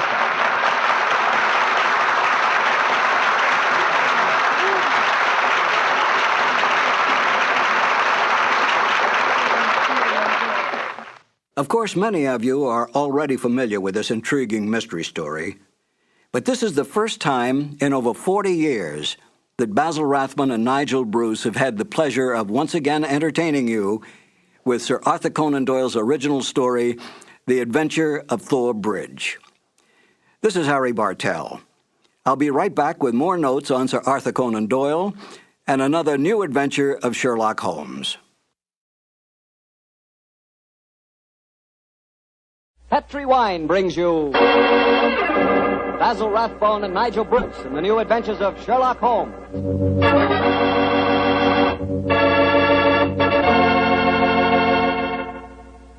The Petri family, the family that took time to bring you good wine, invites you to listen to Dr. Watson tell us another exciting adventure he shared with his old friend, that master detective, Sherlock Holmes. And right now, I'd like to just briefly mention an idea you ought to try tomorrow night, just before you sit down to dinner. Just pour yourself a glass of that good Petri California sherry. Petri sherry is the perfect before-dinner wine. Its cheerful, glowing amber color looks festive and, well, it sort of lends an air of importance to the occasion. And as for the wine itself, just taste it. That Petri sherry is not just ordinary wine, no, sir. One sip and you know that wonderful sun-ripened grapes went into its making. Yes, and you know that Petri sherry was carefully watched over every step of the way. Incidentally, Petri makes two kinds of sherry, regular sherry and Petri Pale Dry. If you're not sure just which kind you and your friends will like best, try them both. Don't buy one, buy two. But when it comes to sherry, or any other wine for that matter, be sure you always buy Petri.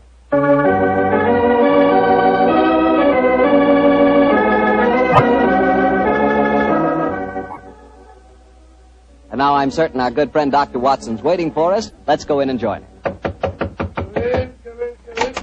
Ah, there you are, Mr. Bartell. Punctual to the minute, as always. Well, this is one doctor's appointment I'm eager to keep. I should have said so, my boy. Draw up your usual chair and make yourself comfortable. Thanks. Well, Doctor, today's April the 1st. Did anyone try and play any jokes on you? Yes, you did, Mr. Bartell, but I'm happy to say that nobody caught me. Not as in the story that I'm going to tell you tonight, but an April Fool's Day prank certainly scored a bullseye.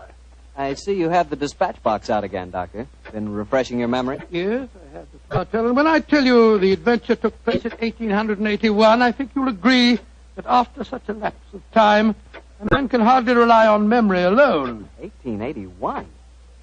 Say, Doctor, tonight's adventure must have been one of the really early ones. Yes, it was indeed. In fact, to be exact, it took place only a little while after Sherlock Holmes and I had first met and had taken up lodgings together. How was the great detective in those early days? A profound mystery to me, Mr. Bartell. To give you an example, my boy, I'd shared our Baker Street lodgings with him for over a month before I was even certain of his profession, the knowledge of which I learnt to my awe and astonishment when our first adventure together took place. Oh, that was the one you called a study in scarlet, wasn't it, Doctor? That's right, Mr. Bartell. What a memory you've got, study in scarlet. But even after that adventure, I found myself wondering at times what I had let myself in for, sharing lodgings with such a strange companion. It was in one of those moods of doubt and confusion that my story begins. Late one March evening, I found myself in the neighborhood of Piccadilly Circus. It was cold and a steady drizzle of rain had dampened my spirits. I felt that a glass of wine and the sound of music would put me in a better mood, and so, Mr. Bartell, I entered the Criterion restaurant. As I sat with a glass of rare vintage port at my elbow, the orchestra playing a dreamy Strauss waltz in the background, I couldn't help thinking of the last time that I'd been there. It was the night I met a young medical student by the name of Stamford. He was the man who first introduced me to Sherlock Holmes. Suddenly, I felt a clap on my shoulder. I turned, and to my amazement, once again young Stamford was standing before me. Watson, or should I say Dr. Watson. How are you, my dear chap? Hello, Stamford. Come and sit down. Thanks. I'm glad to see that you're not holding any grudge against me. Why on earth should I do that? For introducing you to Sherlock Holmes. I've reproached myself ever since. I think he's as mad as a hatter. Not at all. He may be eccentric. In fact, I'll admit that he is eccentric, but he's an extraordinarily interesting fellow. He'll make a great name for himself as a private detective one of these days. You'll see if I'm not right, Stamford. I saw something about him in the paper the other day. Yes, I expect that was the Lauriston Gardens affair, wasn't it? Yes, it was. He's a brilliant man, Stamford. Quite brilliant. Though I must admit he's difficult at times. He works like a fiend as a rule, but occasionally a reaction sets in, and for days at a time he'll lie on our sofa, hardly uttering a word or moving a muscle from morning to night. It's depressing, I must say. I think he takes himself too seriously. Yes, perhaps you're right. How would you like to join in a little plot? Plot? Against Holmes? Yes, just a rag, you know. We thought it'd be rather fun. We? Murphy and I, we were just talking about it. I'll call him over. Murphy? Oh, is it Murphy? I've seen him before somewhere, haven't I? I'm sure you must have done. He's been round at the hospital, and any time you go into the British Museum, you'll find him there. Nice fella, but dull. Definitely dull. Yes, Stamford. Oh, this is a friend of mine, John Watson. This is James Murphy. How do I think I've seen you at the hospital? And I know I've seen you, Dr. Watson. Oh, sit down and come and join us, won't you? Oh, thank you very much. I was just telling Watson about our little plot. Oh, you mean about Sherlock Holmes? Now, look here. I'd like you fellows to realize that Holmes is a very good friend of mine. Oh, don't worry, Watson. This is all in good fun. Don't you realize what the date is tomorrow? 1st of April, isn't it? Yes, April Fool's Day. Oh, now I see. You're going to play an April Fool's Day joke on Holmes. Yes, that's our plan. Well, it's hardly our plan, Stamford. It's really Lady Anne Partington's idea. You see, Holmes was very rude to her when she visited the hospital recently, and she wants to, take him down a peg or two. Sounds innocent enough, but I must say he's inclined to be rather arrogant at times. Well, what's the plan? Well, we'll need your help, Watson. You must be careful not to give the joke away. I'll bet you a $5 that Holmes falls for the whole story, hook, line, and sinker. Now, here's exactly what we're planning to do. Lady Anne is going to call on Holmes at Baker Street in the morning. Lady Anne, I'm very flattered that you called to see me in my professional capacity. Surely, my dear man, you didn't think this was a social call. You were much too rude to me at the hospital the other day for that. That was the point I was trying to make. Please sit down, won't you? Please take this chair, won't you, Lady Anne? It's by far the most comfortable chair in the room. Thank you, Dr. Watson. And now, what can I do to help you? You've heard of the Elphinstone Emerald? Oh, yes, indeed. A magnificent stone of very considerable value. An heirloom in your family, I believe. Yes, Mr. Holmes. I keep it in a wall safe in my bedroom. This morning, when I had occasion to go to the safe, I discovered that the emerald had been stolen. Stolen? Good Scott. Shocking business. Of course, you want Mr. Holmes to recover it for you. A remarkable deduction, my dear doctor. Lady Anne, when you opened the safe, did you observe any signs of it having been tampered with? Oh, I think it's rather stupid to sit and answer questions here in Baker Street. Why don't you come over to my house in Cavendish Square and examine the safe for yourself? You are a detective, aren't you? Lady Anne, just now you accused me of rudeness. I assure you that mine, at least, was unintentional. Oh, come, Holmes. Don't be so touchy. I can promise you a substantial fee, Mr. Holmes. I'm a struggling practitioner and a new profession, eh? My poverty, but not my will, consents. I pay thy poverty, and not thy will. You see, I can quote my Shakespeare, too, Mr. Holmes. My carriage is waiting, gentlemen. Let's drive over to Cavendish Square at once, shall we?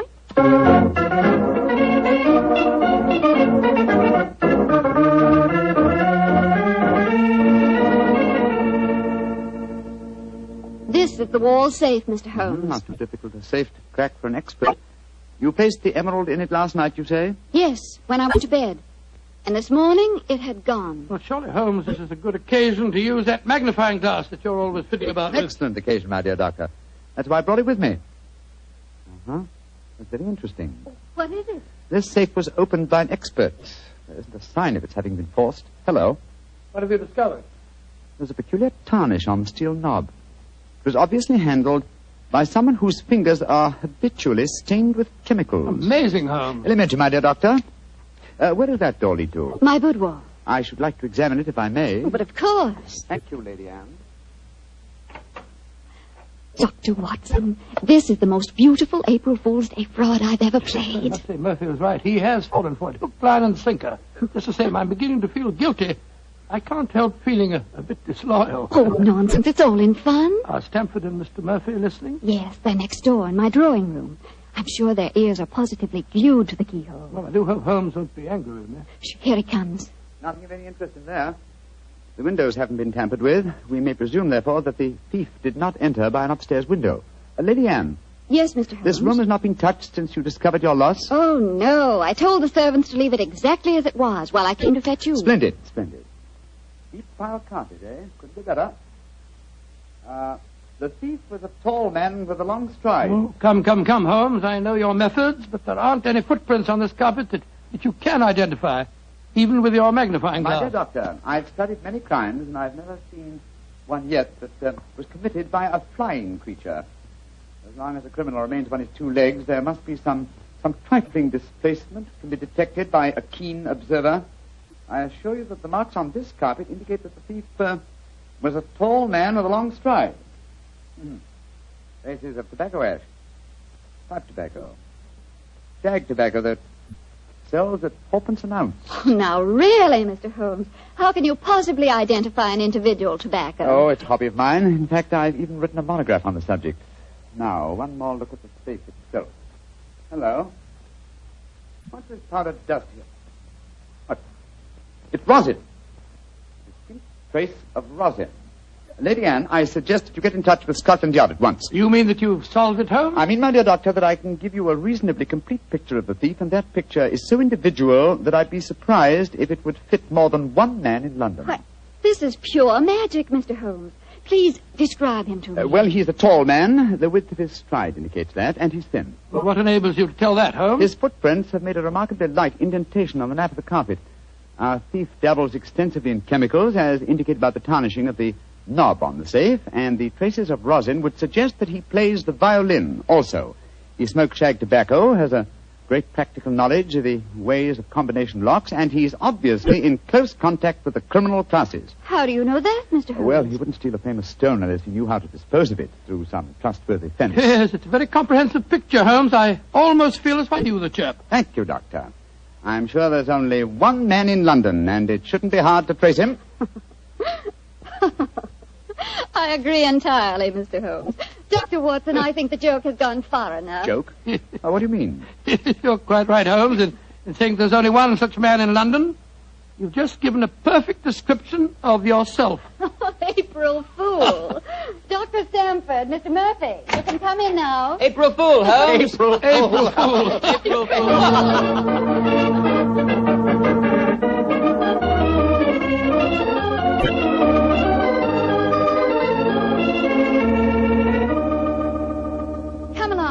Into the drawing room, everyone. Let us drink a glass of wine to Mr. Holmes, who has so graciously forgiven us for the little trick we played on him. And also to Dr. Stamford, who thought of the whole idea. No hard feelings, Holmes. Oh, no, Doctor. Though it was a rather embarrassing experience. Yes, when Murphy told me about the plan, I just couldn't resist joining him. Ah, here you are, Holmes. Here's a drink. Thank you, Stamford. You know Murphy, don't you? No, I don't think we've met. How do you do, sir? How do you do, Holmes? How did you like the little game we played on you? It was rather a salutary experience. I suppose you gave them all the details to build up the picture of me, eh, Doctor? As a matter of fact, I did, Holmes, and knowing some of your methods, we tried to plant every clue that you'd pick up. Very neat job, too, and incidentally, a perfect example of the dangers of deductions based on purely circumstantial evidence. I shall profit from this little lesson. I must say it was worth a fortune in emeralds to see your face, Holmes, when you realized what you'd done. Well, the joke's over now. By the way, where is Lady Anne? I believe she said she was going to fetch the Elphinstone emerald. She thought you might be interested in seeing it. She probably feels the sight of it will salve my wounded vanity. Oh, here she comes now. Mr. Holmes! Mr. Holmes! What's wrong? What's happened, Lady Anne? The emerald. It's not where I hid it. This time it's really stolen.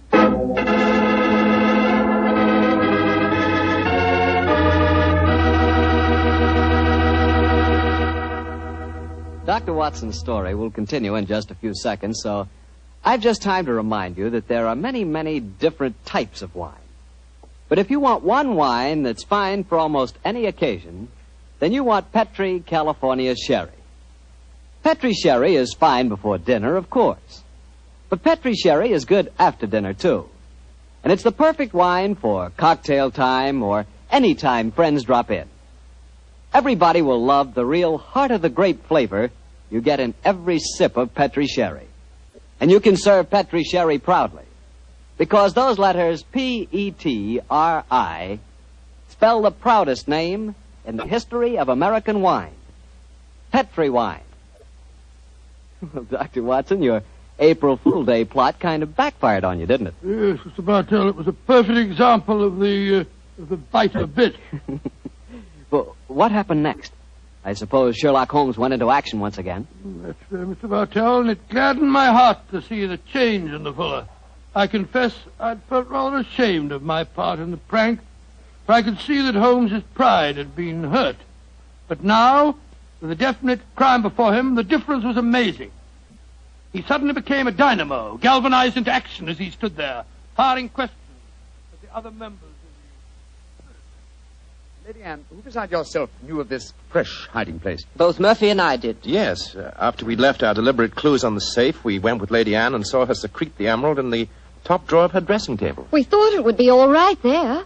After all, as soon as the joke was over, I was going to put it back in the safe. Now, I think our wisest plan before we question the servants would be for each one of you who were in this April Fool's Day prank to submit to being searched. Holmes, surely you don't suggest that any one of us took the emerald? No, Stanford, I don't. But if any one of you four are not guilty, this will be a splendid way of proving your innocence. I say, steady, Holmes. You're not suggesting that Lady Anne stole her own emeralds, are you? Are you, Mr. Holmes? I'm suggesting nothing, but I may point out that the recent vogue for the insurance companies has provided another interesting motive for these so-called thefts. I resent your insinuation. It's outrageous. Lady Anne, if I'm to recover your emerald, I must at least consider every possibility. A search is the most immediate practical action. Perhaps you'll retire into the next room while I persuade these gentlemen to submit to being searched. Very well, but I think you're in danger of making a fool of yourself once again. No, wait, don't go, Lady Anne. A search won't be necessary. What do you mean, Murphy? I must throw myself on your mercy, Lady Anne. I confess that I stole the emerald. Murphy! After you put it in the drawer, Lady Anne, I slipped back into the room and took it out. Murphy, that's a criminal action. I know it, but I'm poor. I need money desperately for my mathematical research. I knew the emerald was priceless, and I couldn't resist the temptation to take advantage of a joke.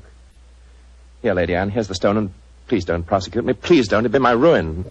May I examine the emerald, Lady Anne? Thank you. Well, Mr. Murphy, I won't pretend that I'm not deeply shocked. I must ask you to leave my house. But you won't prosecute me, will you? It was a moment's temptation. No, I won't prosecute you. Holmes, what are you doing with the emerald? Well, knowing something of the deceptive ways of thieves, I came on this case fully prepared to test the emerald when I found it. Now, a drop of this acid from this vial, so... Mr. Holmes, what are you doing? You'll injure the stone. No, not if it's a true emerald. Uh-huh, look at that. Good Lord, the acid's eating to the stone as if it was sugar. But then that means... It means, Lady Anne, that Mr. Murphy has just imperiled his honor and his freedom to steal a singularly beautiful fake.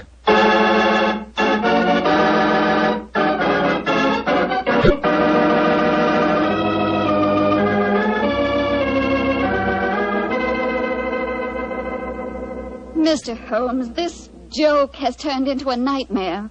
Is there no way of recovering my emerald? I hope so, Lady Anne. I've been taking steps in their logical order. The servants have all been questioned. We've searched Mr. Stamford and Mr. Murphy. Yes, most humiliating experience. Made me feel like a criminal. Well, personally, I was only too thankful to submit to a search this time. I knew I had nothing to worry about. You yourself, Lady Anne, you consented to being searched by the police matron that Holmes sent for? Only because he threatened to send for the police if I didn't. But distasteful though it was, I'd rather endure that than have this story on the front pages of the newspapers. And in spite of all these rather unfriendly proceedings, we've got exactly nowhere as regards finding the emerald. No, Stamford, but we have at least eliminated the possibility that the thief is secreting the jewel on his person. Still somewhere in these two rooms, eh, Holmes? I think so, though there is one remaining possibility. And that is? That the fake stone was substituted for the real emerald sometime before all of you engineered your April Fool's Day joke. Oh, no, Mr. Holmes, that's not possible. I know it was the genuine emerald I took out of the safe this morning. How can you be sure? The substitute was an excellent imitation. Without a chemical test such as I performed, it would be hard to be certain. I can tell you why I'm certain. Last night, Papa came to dinner and brought a Mr. Vanderleider of Amsterdam.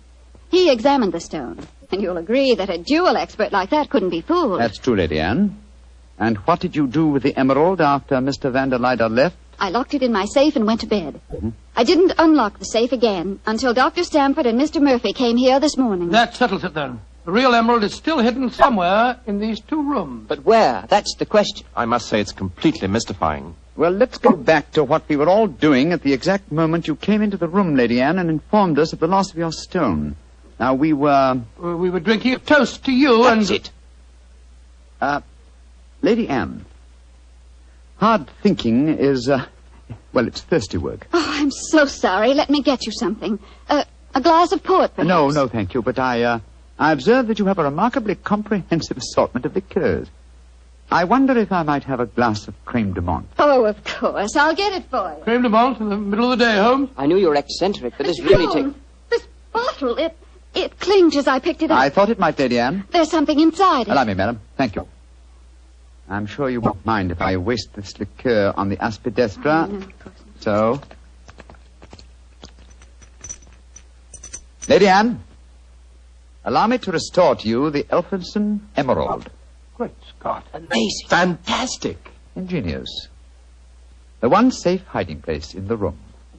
Where could a green gem be more effectively hidden than in a bottle of green liqueur? But who stole it? Who substituted the fake stone? Frankly, I don't care. The gem is restored. That's all that matters.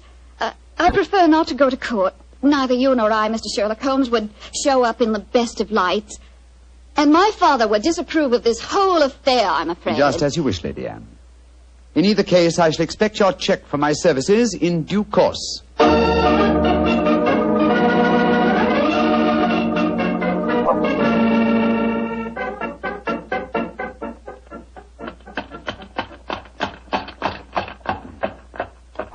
Here we are at the Criterion again, Stamford. Won't you come in and join us for lunch? Thanks, Watson, but I'll keep the cab and go on. I actually have a patient this afternoon. A rare and delightful experience for a young doctor, as you probably know. As rare and delightful as a client is for a young detective, eh, Stanford? I quite understand, and I'm correspondingly grateful to you for your profitable hopes. I'm glad it was profitable for you. Personally, I feel pretty stupid about the whole thing. Well, goodbye. Goodbye, old fellow. Goodbye. 39 Onslow Square, cabby. You're remarkably quiet, Murphy. Well, I'm afraid my conscience won't let me do much talking, Doctor. I'm heartily ashamed of myself. Well, thanks for the lift. I'll leave you chaps. Oh, nonsense. You'll join us for lunch, Murphy. But, No buts about it. I insist. Come on. Well, it's awfully nice of you. Oh, come, Murphy. Any one of us can make a foolish mistake. It's just lucky that you didn't have to pay for yours.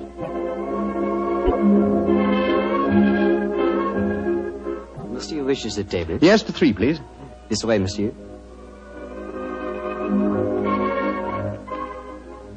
Does this table please you? Excellent, thank you. George, I'm as hungry as a hunter. How about you, Murphy? No, I'm afraid I have very little appetite. This whole case has upset me dreadfully. You mustn't take it so much to heart, Murphy. By the way, Doctor, I'd like to have your opinion on the case. Who do you think staged the theft of the emerald today? Perfectly obvious to me. Lady Anne Partington did it herself to collect insurance money. If she hadn't, she'd have insisted on your finding the thief.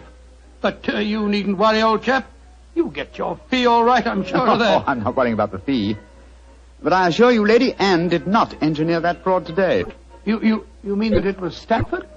Tell him who was responsible, my dear Murphy. But how should I know? Oh, come now, Murphy. Let's not fence any longer. You did an excellent job, a superlative job. I was almost sorry to spoil it for you. I don't think I understand you, Holmes. Oh, yes, you do, Murphy. You're a splendid actor, too. I was so deeply touched when you had apparently stolen a fake jewel, and all the time you knew that the real one was safely hidden in the bottle of creme de menthe. To be abstracted at your leisure. You scoundrel. Holmes, do you mind telling me what's going on here? I'm completely and absolutely in the dark. Surely it's obvious, my dear Doctor. The imitation emerald was a brilliant copy. What makes you so sure of that, my dear Holmes? Because this April Fool's Day hoax was only conceived yesterday, or that is what you wish the others to believe. Such a superb paste gem could not have been made at such short notice. Therefore, it must have been prepared by someone who knew about the hoax before it was arranged.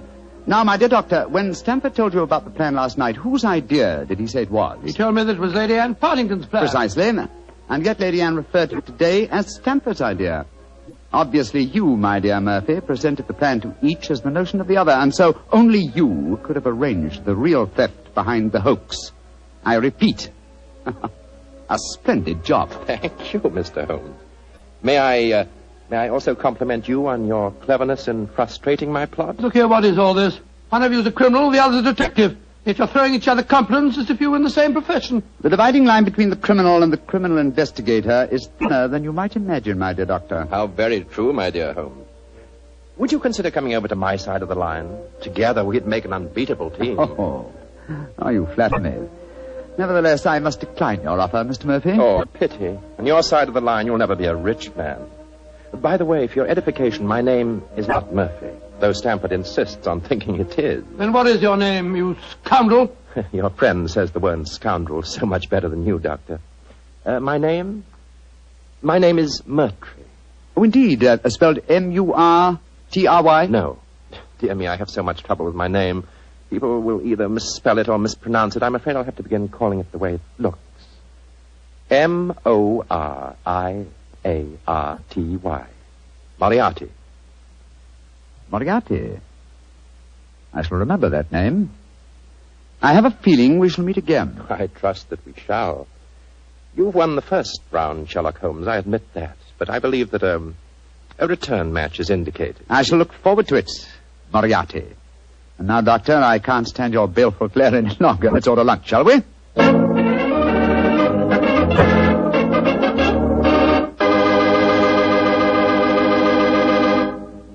Doctor, that was a pretty hectic April Fool's Day. Yes, it was. I never want to see another one exactly like it. I don't blame you. You know, I'd sure hate to have someone come to my house and pull a trick like that on me. Why, Mr. Bartell, do you have a precious emerald you fear may be stolen? Are you kidding? I wouldn't know the difference between a precious emerald and a piece of green glass. But when it comes to rubies, now that's something else. Oh, you would know a ruby when you saw it? Sure. Because a ruby has exactly the same color as a glass of Petri California port held up to the light. Mr. Bartell, you can find more excuses for talking about Petri wine than any man in the entire world. Believe me. Excuses, Doctor? I don't need an excuse to talk about Petri wine. Why, there's a wine that actually speaks for itself. If I may borrow a phrase from Shakespeare or somebody. There's no other wine quite like Petri wine because only Petri wine is made by the Petri family. And the Petri family has been making wine for generations. They've been handing down from father to son,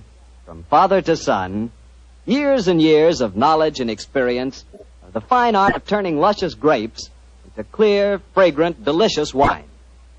Yes, and because the making of Petri wine is a family affair, those letters P-E-T-R-I on a bottle of wine are the personal assurance of the Petri family that every drop of wine in that bottle is good wine. You never miss with a Petri wine because Petri took time to bring you good wine. Well, Dr. Watson, what's the prescription for next week's story? Well, next week, Mr. Bartell, I'm going to tell you a rather unusual story. It concerns a series of strange disappearances and a murder without apparent reason, and yet it was a case that Sherlock Holmes solved without ever meeting any of the suspects. I call it the singular affair of the disappearing scientist. Well, I'm sure we'll all want to hear that one, Doctor. Oh, I'm sure. Well, before you go, Mr. Bartell, I want to urge our friends to do all they can to save on the use of all wheat and rice products, and also fats and oils. There are millions of families literally starving to death in Europe and Asia. We're not being asked to give them our food. They're just being asked to take it easy on certain foods so that there will be some left for them to buy. I know there isn't one person listening to me tonight who would knowingly let anyone starve. And remember, unless you do help, thousands of little children will starve. So please, let's share a meal and save life. Tonight's Sherlock Holmes adventure was written by Dennis Green and Anthony Boucher and was suggested by an incident in Sir Arthur Conan Doyle's story, A Study in Scarlet. Music is by Dean Fossler. Mr. Rathbone appears through the courtesy of Metro-Goldwyn-Mayer, and Mr. Bruce through the courtesy of Universal Pictures, where they are now starring in the Sherlock Holmes series. The Petri Wine Company of San Francisco, California, invites you to tune in again next week, same time, same station. Sherlock Holmes comes to you from our Hollywood studios.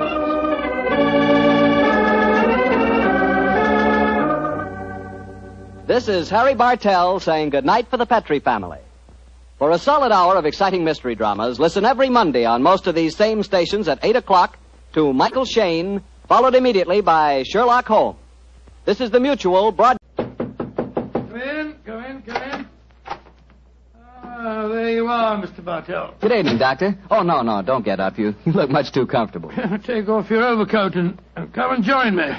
Well, I enjoyed your story of a scandal in Bohemia last week, Doctor, and tonight you promised us a sequel. Yes, that's right, Mr. Bartell. A sequel that took place over 20 years afterwards, in 1909 to be exact. Sherlock Holmes was living on his Sussex bee farm. It was only in June, I remember, that I received a telegram from the great man asking me to come and spend a long weekend with him. And I'm sure you needed no urging to accept the invitation. None, Mr. Bartell, none at all. I hadn't seen Holmes for some time, and this fact, combined with my rather indifferent health, found me on the eastbourne train a few hours after receiving the telegram. A dog cart was at the station to meet me, and after a brisk drive across the downs, I found myself once more with my good friend. He looked somewhat older than when I'd last seen him, but as he spoke to me, I realized from the keenness of his voice and the sparkle in his eye that Sherlock Holmes would never really be old. After a while, our conversation lapsed into the comfortable silence that can exist only between friends. And then, as the sun was setting, Holmes picked up his beloved violin and began to play some haunting melody. As he lay back, eyes half closed, his long, thin fingers caressing the instrument, a wave of nostalgia swept over me. I thought of the many years that we'd spent together, and of the exciting adventures that we had shared during the old days in Baker Street.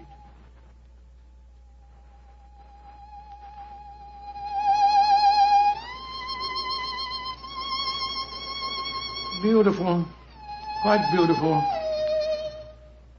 Thank you, Watson. You look uncommonly wistful, dear chap. You thinking of the old days? Yes, Holmes. I was. So was I. Oh, well. Those were exciting times, but it's comforting to think that now we will not be disturbed by a jangling doorbell, followed shortly by some poor devil in trouble. Nowadays, my greatest excitements are connected with the segregation of the queen bee and the nighttime proclivities of Charles Augustus, my tomcat.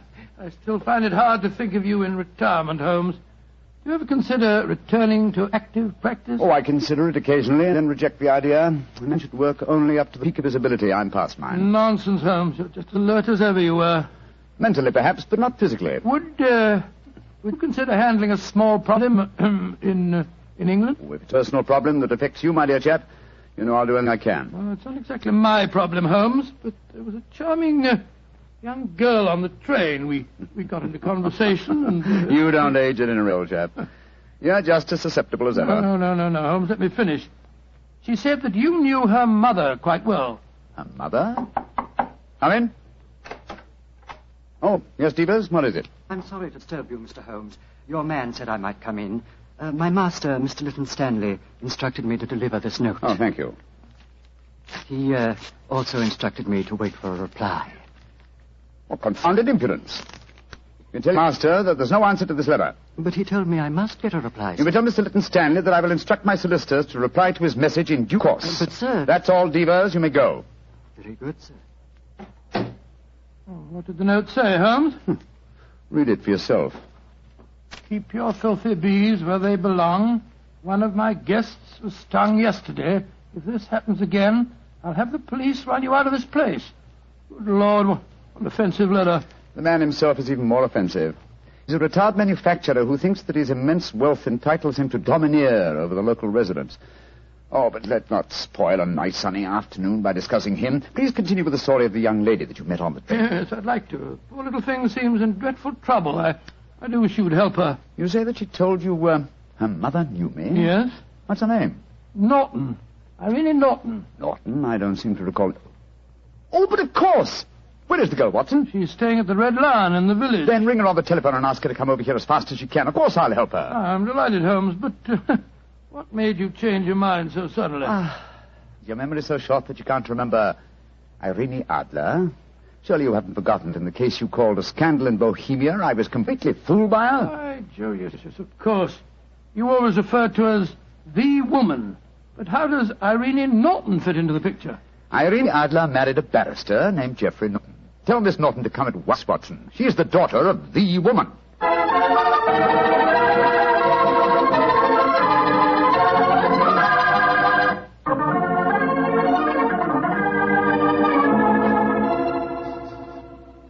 Mr. Holmes, I've heard so much about you from Mother. She says you're the cleverest man in England. Your mother flatters me, my dear child. She herself was much more clever than I. In fact, yes. Did she ever tell you about the circumstances under which we met? No, Mr. Holmes, though she did tell me you were a witness when she and my father were married. Very true, my dear, very true. Though the occasion was a little, well, shall we say unusual? Look here. This golden sovereign I wear on my watch chain is a memento of that day. I also have a charming photograph of your mother. You must have known her quite well. How about telling Mr. Holmes about your troubles, my dear? Yes. Reminiscences are charming, but they can wait until we've dealt with your problems. Mr. Holmes, I'm being blackmailed. Oh, I'm sorry to hear it. By whom? By a neighbor of yours, Mr. Lytton Stanley. Do you know him? Oh, yes, indeed I do. As a matter of fact, Mr. Holmes received a most offensive note from the gentleman less than an hour ago. What hold does Mr. Stanley have over you, my dear? He has some letters, some rather indiscreet letters of mine that I wrote to a friend of his last year. How did he obtain these letters, Miss Norton? He must have stolen them. I don't know how, but when I was staying at his house a few weeks ago, he told me that he had them and asked £5,000 for their return. Oh, gracious me. And why should he consider your letters, even indiscreet letters, worth so large a sum? I'm engaged to be married to Lord Weston's son. That awful man, Lytton Stanley, knows that if my fiancé saw the letters, the marriage would never take place. They must be extremely compromising. Oh, they aren't, really. But I was much younger when I wrote them. In fact, I was only 17, and I'm afraid they could easily be misconstrued. Have you told your mother? Oh, no, she'd never understand. She might surprise you on that score, I think. How about your father? Daddy's a barrister. You can imagine how straight-laced he'd be about the whole thing. That's why I came to you, Mr. Holmes. Oh, I see. You feel that I am not so, well, shall we say, straight-laced? Of course you aren't. Mother's told me about you, and in any case, I've read Dr. Watson's stories. Watson, my dear fellow, your stories will land me in serious trouble one of these days. What are you suggesting Mr. Holmes can do for you, Miss Norton? Get the letters back for me. But how? Steal them, of course. Really, my dear, I hardly think you... No, my dear Watson, don't be shocked. Miss Norton is a forthright girl, like her mother before her. It's most refreshing. Mr. Holmes, you can't say you won't help me. No, I don't think that I can say it. In any case, I have a slight personal score to settle with Mr. Lytton Stanley myself. He's rude and has no understanding of bees. But how are you going to steal the letters? That problem requires a little thought, old chap. I can tell you how to do it, Mr. Holmes. Oh, really? This is delightful, my dear. You explain the problem and also the way of solving it. How easy a detective's work might be if all clients were equally helpful. Tell me, what is your plan? Tomorrow is a servant's half-day off at Mr. Lytton Stanley's. He'll be alone there during the afternoon. How do you know that fact? My maid was keeping company, as they say, with Divers, the butler, when I was staying there a few weeks ago. She found out everything from him. My letters are kept in a filigree box in his desk. With your enterprise, my dear, I'm surprised that you didn't try and open the desk yourself. I did. But it's very sturdy and has a combination lock. Oh. However, I'm sure that you and Dr. Watson can think of some way of getting the letters, particularly if Mr. Lytton Stanley's alone in the house.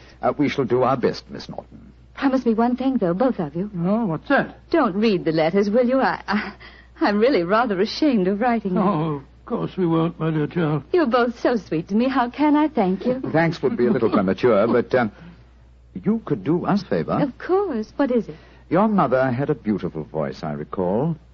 I wonder if you inherit her talent. I do sing, though I've never done so professionally, like Mother. And I've never played the violin professionally. But perhaps between us we could give Watson a little concert? That's a delightful idea. We can't do anything until tomorrow anyway.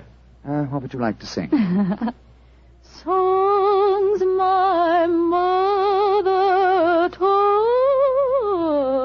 me. Really remarkably appropriate. In the days long vanished, seldom from her.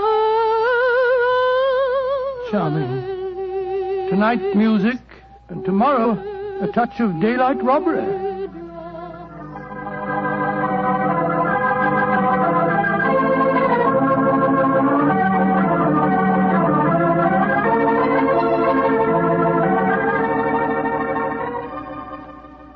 Dear dear old Watson. Your disguise is really excellent. Oh, I must confess I'm a little apprehensive. Hi, old chap. There's no need to be, I assure you. You, as Dr. Hamish, and I, as the Reverend Albee, are calling on Mr. Stanley ostensibly in search of a contribution for my charity hospital that you are in charge of. What could be simpler? Well, what made you decide on the role of a clergyman? It should simplify our entrance to the house. Though I must confess that a rare touch of sentiment prompted the choice of my disguise. How does sentiment enter into it? Oh, surely you remember that it was in the role of a simple-minded nonconformist clergyman that I once attempted to deceive Miss Norton's mother. That's right. I'd forgotten. That woman really fascinates you, doesn't She does, old chap. Irene Adler was one woman I've always regarded with unbounded admiration, even though she was a criminal. But enough of this. Come on, old fellow. Are you ready? Yes. You have the equipment I mentioned to you? In my pocket. Let's be off, old chap. Let's be off.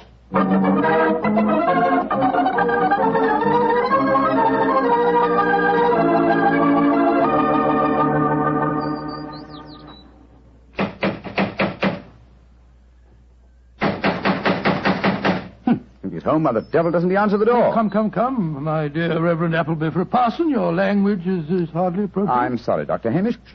Here comes someone. Yes? Miss Lytton Stanley? That's my name. Mine is Appleby, and this is my friend, Dr. Hamish. I'm proud to meet you, sir. I've heard a great deal about you. What can I do for you? If we could come in for a moment, I'll explain our mission. Very well. Come into the study.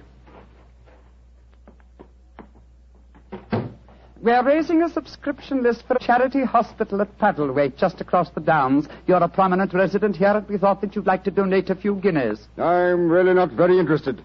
I've given as much to charity this year as I can afford. Well, it's a fine cause, sir. I'm giving my medical services 3 days a week, and the Reverend Appleby is donating his services too.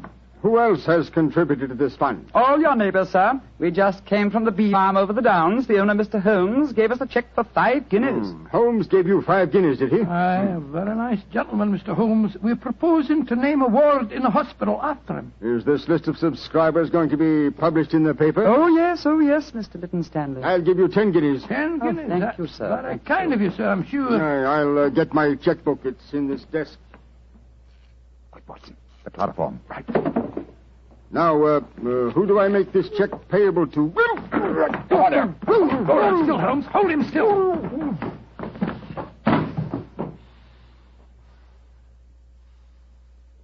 Very neat, Watson. Chloroform doesn't take long, does it, Move it back a Holmes? little, old fellow. It's lying over the desk. That's it. Is the filigree box in there? Uh-huh. Here it is. Splendid. Holmes, don't open it. You promised that you wouldn't. I just wish to make sure Make sure of what was there, Mr. Sherlock Holmes. Who there? Oh, no, don't move. I have a revolver, and don't turn round. Place the box on the table, Mr. Holmes. And put your hands up, gentlemen, both of you. That's right. I know that voice. It's Devers, the butler. Quite correct, sir. Well, Davis, you needn't point a revolver at us. Is your master injured? I'm not in the least interested in my master's health, Dr. Watson. In fact, if he were dead, I should be delighted. And what are you up to, Devers? I'm taking advantage of a situation, sir. I've been trying to open that desk for weeks. After such kindness on your part, sir, I hate to seem ungracious, but I'm dreadfully afraid I shall have to kill you. To kill both of you.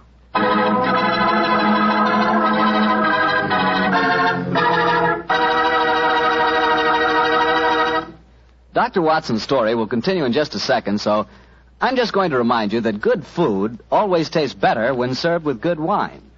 And if you like a red wine, say with steak or meat of any kind, you'll love Petri California Burgundy. If you'd rather have a white wine, say with chicken or fish, then by all means get Petri California Sauterne. Oh, and look, if opinion is divided in your family, if some of you like a red wine and some like white, the answer is obvious. Don't buy one, buy two. Remember that, huh? Don't buy one, buy two. But do buy Petri. Then you know it's good. Well, Doctor, that was a fine place to break off your story with the butler pointing a gun at your backs and you and Sherlock Holmes with your hands above your heads. What happened next? I know at least you didn't get killed, or you wouldn't be sitting here in California tonight telling me the story. Elementary, my dear Mr. Martell, but supposing I take you back in the story to the point where I left off. Well, all right then. Take me back, Doctor. Take me back. Very well. We stood there, Holmes and I, our hands above our heads. As Devers said... Grateful I am that you opened the desk for me.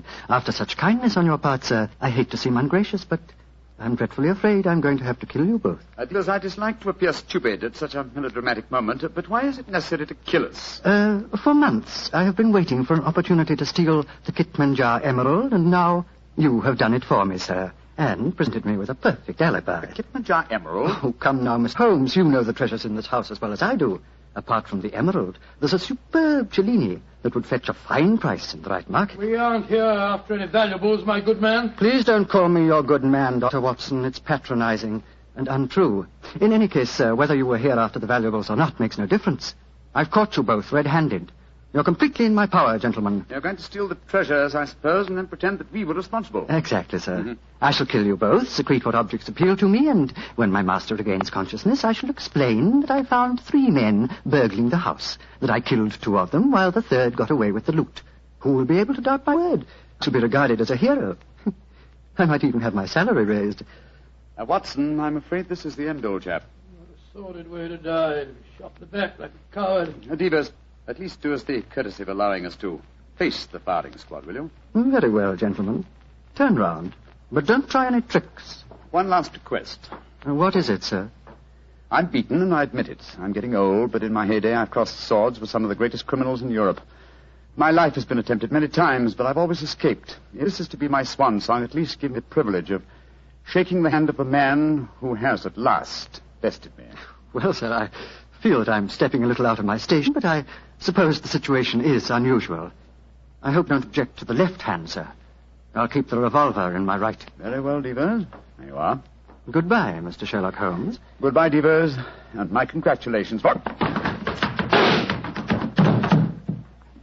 My congratulations for being a fool. Well done, Holmes. Maybe getting old, Watson, but I've not lost my skill at that, too. He went over your shoulder in a flash. Fortunately, the bullet went wide. How is he, Watson? Struck the desk as he fell. Yes, he gassed his head. It's not serious. He'll be unconscious for a while. Good, but I think we'll take the precaution of closing this desk drawer. I don't want him to be exposed to further temptation when he comes to. There we are. Well, shouldn't we get into touch with the police, Holmes? Police? Great Scott, no, old fellow. After all, we're burglars and we're in disguise. 2 facts that would be hard to explain satisfactorily. No, we must back to the bee farm as soon as possible. Yes, I suppose you're right. Miss Norton will be waiting for us there, and we'll tell her what happened. Poor girl, I'm afraid she's in for something of a shock.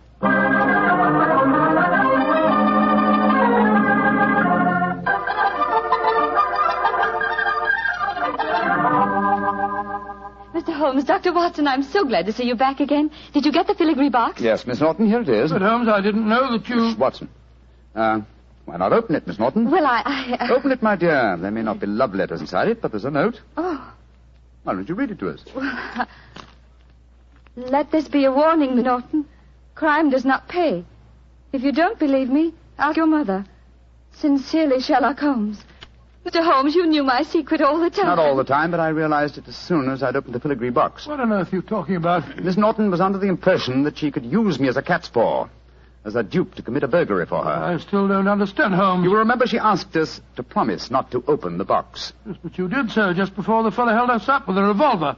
What was inside the box? An impressive green stone which I knew to be the Kitmanjar emerald. But where's the emerald now? I slipped it back into Mr. Lytton Stanley's desk and locked it. Brought the box here because I wanted to see your expression, Miss Norton, as you opened it. Great Scott, and I thought you were a poor little thing in trouble. Shocking. You have to save yourself, young lady. That I'm terribly sorry, Mr. Holmes, terribly sorry. It seemed like a wildly exciting idea, but I didn't really mean to steal it. No, of course not. No, of course you didn't. I didn't mean to steal it for you. Miss Norton, I'm convinced you knew that your mother once outwitted me, and you presumed to think that you could do the same. I should turn you over to the police. Please don't, Mr. Holmes. You can't do that. I certainly could. But I'm not going to for 2 reasons. First, you're young and impressionable, and this will teach you a lesson. And in the second place, I have a strange admiration for your mother. But I warn you, Miss Norton, that you have had a narrow escape. A very narrow escape. Mr. Holmes, before I go, there's one favor I want to ask you. Really? What is it? Could I keep this filigree box with your note inside it? It would be a reminder all my life of how we met. What do you say, Watson? Well, it isn't your box to give, Holmes. That's true, old fellow. That's quite true. But I fail to see how we can return it now without disclosing our own share in the attempted robbery. In any case, I don't like Mr. Lytton Stanley. I think we might indulge in a little petty larceny without feeling too guilty. Very well, Miss Norton. You may keep the box. I shall always treasure it. Thank you. Goodbye, Dr. Watson. Don't think too badly of me. Goodbye. Good night, Mr. Sherlock Holmes.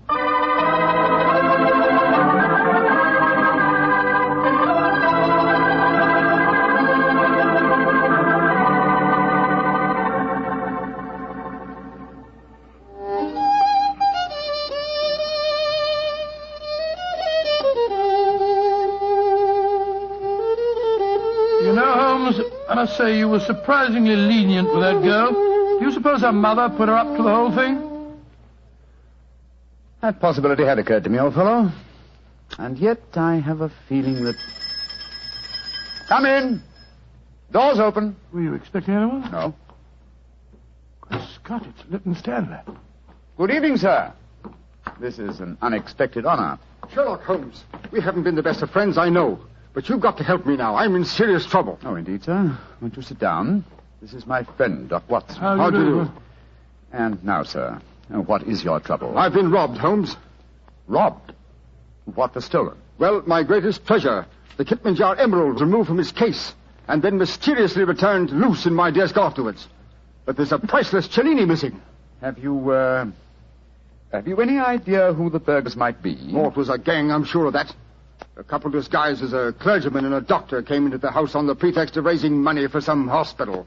And they overpowered me with chloroform. Oh, dear me, how very unpleasant for you. Yes, well, when I came to, I found my butler was lying beside me in a pool of blood. The brave fellow had wrestled with the thieves, but they got away. And he's in the hospital now. Holmes, you've got to help me. The Kipmanjar emerald was returned, you say, but a Cellini is missing. Yes. It's an exquisite filigree box in which I'd kept the emerald. A filigree box? Yes, it's a genuine Cellini. It's worth several £1,000s. Holmes, you must help me solve this business. I'm sorry, Mr. Lytton Stanley, but I'm afraid I can't help you. I've retired. Yes, and I intend to remain in retirement. Good night, sir. Oh, but I'll pay you any fee within reason. My decision is final, sir. Good night. Oh, I might have known I wouldn't get any help from you. Holmes, she fooled you again. Yes, the little devil. She knew that box was a Cellini all the time. You don't seem very angry with her, old fellow. I should be, but I'm not. What splendid audacity. What a superb nerve the child has. But you must get the box back from her. I shall, Watson. I shall. Or rather, I shall persuade Devers to do it for me. As the price of our silence. But how can he get it back? Remember that he walks out with Miss Norton's maid. I'm certain that when he explains his predicament, he can prevail upon her to steal the box from her mistress so that it may be returned to its rightful owner. That's a good idea. By George, Holmes, Miss Norton's a chip off old block, all right. Yes, Watson, she is, and it makes me wonder. What about? I wonder, my dear chap, how long I can remain in retirement. Such a worthy antagonist at large, it's a challenge. It's an irresistible challenge.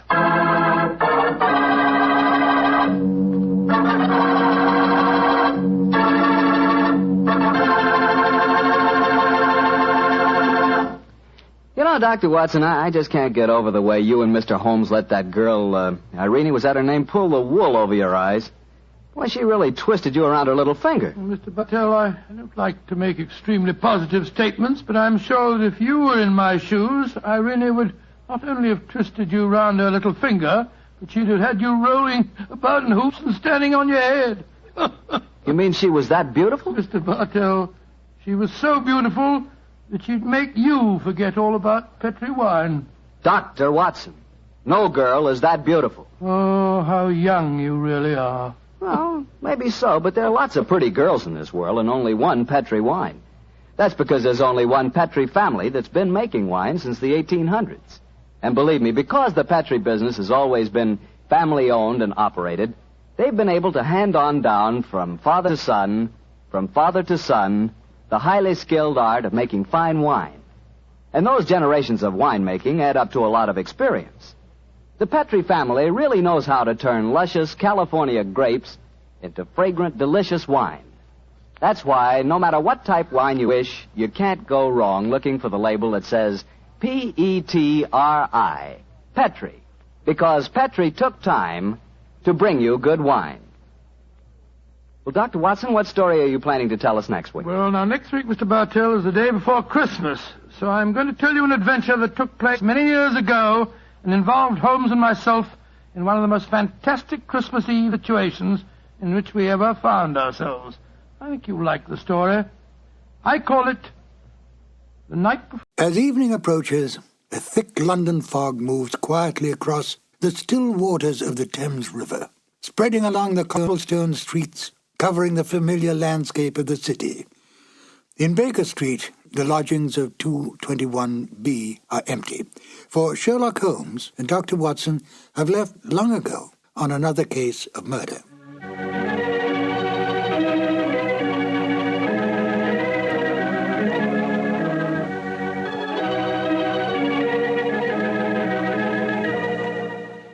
Hello, my name is Ben Wright. Welcome to the new Adventures of Sherlock Holmes.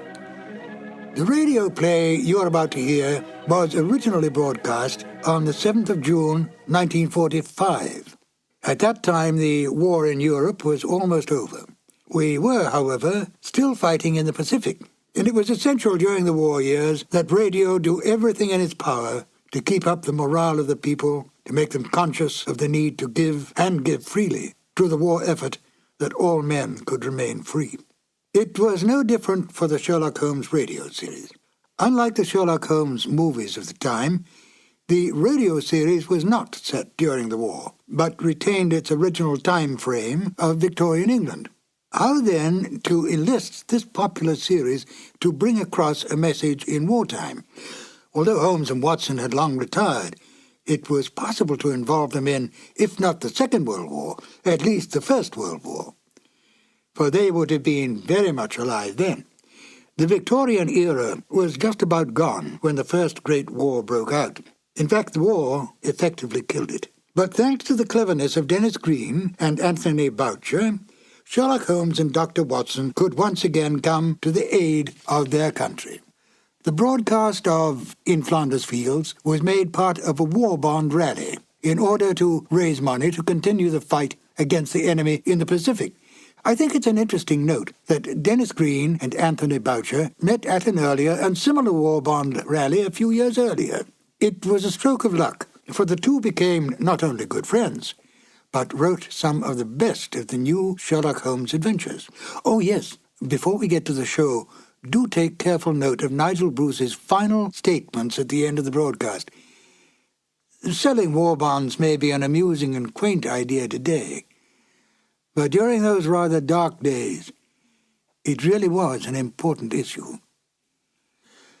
And now, Sherlock Holmes and Dr. Watson in the radio drama In Flanders Fields. This episode from the life of Sherlock Holmes will be transmitted to our men and women overseas by short wave and through the worldwide facilities of the Armed Forces Radio Service. From the stage of the Paramount Theater in Hollywood, Petri Wine brings you Basil Rathbone and Nigel Bruce in the new adventures of Sherlock Holmes.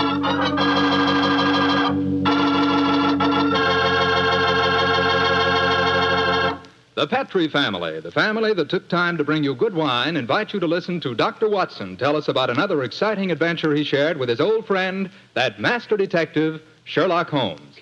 You know something? If right now it were possible for me to ask every one of you what you had for dinner this evening, I'll bet a good many of you would say chicken. Chicken is an all-American favorite. But boy, you just haven't tasted chicken till you've tried it together with a glass of well-chilled Petri California Sauterne. Petri Sauterne is a perfect mealtime wine, just made to go with chicken. That Petri Sauterne is a white wine, delicate in color, and what a flavor.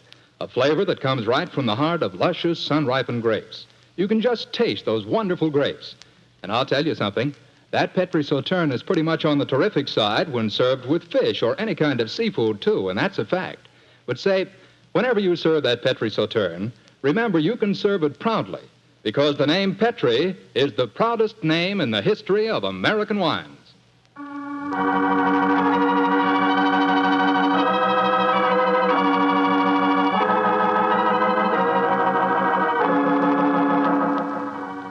And now for our weekly doctor's appointment.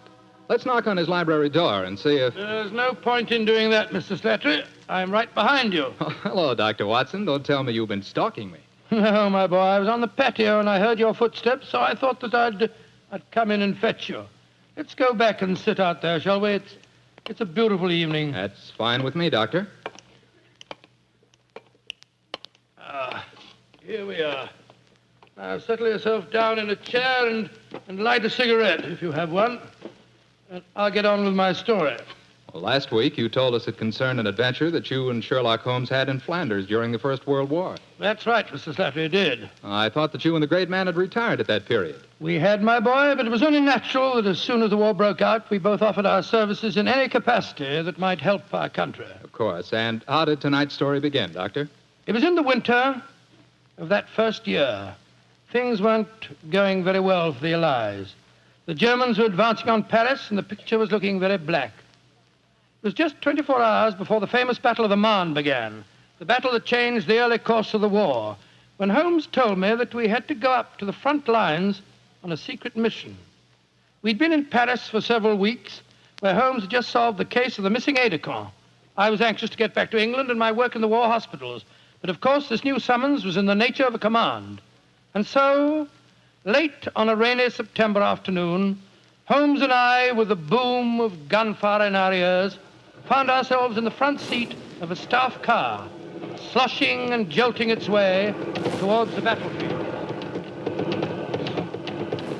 Am I driving too fast for you, gentlemen? No, Sergeant, not at all. No, you're doing a splendid job. Oh, my man, look out considering the state of the road. Thank you, sir. Hello? The gunfire's getting nearer, Holmes. Yes, old fellow. I imagine we haven't much further to go, have we, Sergeant? No, sir, we're nearly there. Did you notice the two civilians in the back seat, Holmes? Yes. Handsome woman and a distinguished-looking man, several years her senior. I wonder who they are. I'll tell you. He's a Shakespearean actor of some note, though he never achieved the fame to which he thinks he's entitled. I shouldn't be at all surprised if he feels that he's been slighted in not receiving a knighthood. But, Holmes, that's amazing. How can you possibly deduce all that from just looking at the man as we got into the car? Elementary, my dear fellow, I didn't deduce it. We saw him twice last year in the London Theatre, if you remember. What? His name is Maitland Morris. As for his biography, he's a friend of my brother, Mycroft's. He told me about him. Well, what do you suppose he's doing up here near the front line? His brother is General Sir Stanley Morris, who's in command of this particular front, and it would seem reasonable to presume that his brother has come up here to give a performance for the front-line troops. I suppose this hut is as far as we can drive, Sergeant. I'm afraid so, sir. We're 4 miles from the front line now. You'll have to clear your papers here. See that ruined farmhouse there, sir? Yes, Sergeant. Is that the General's headquarters? Yes, sir. Come on, Watson. Good Lord, it's pelting with rain. Yeah, let's make a dash for it.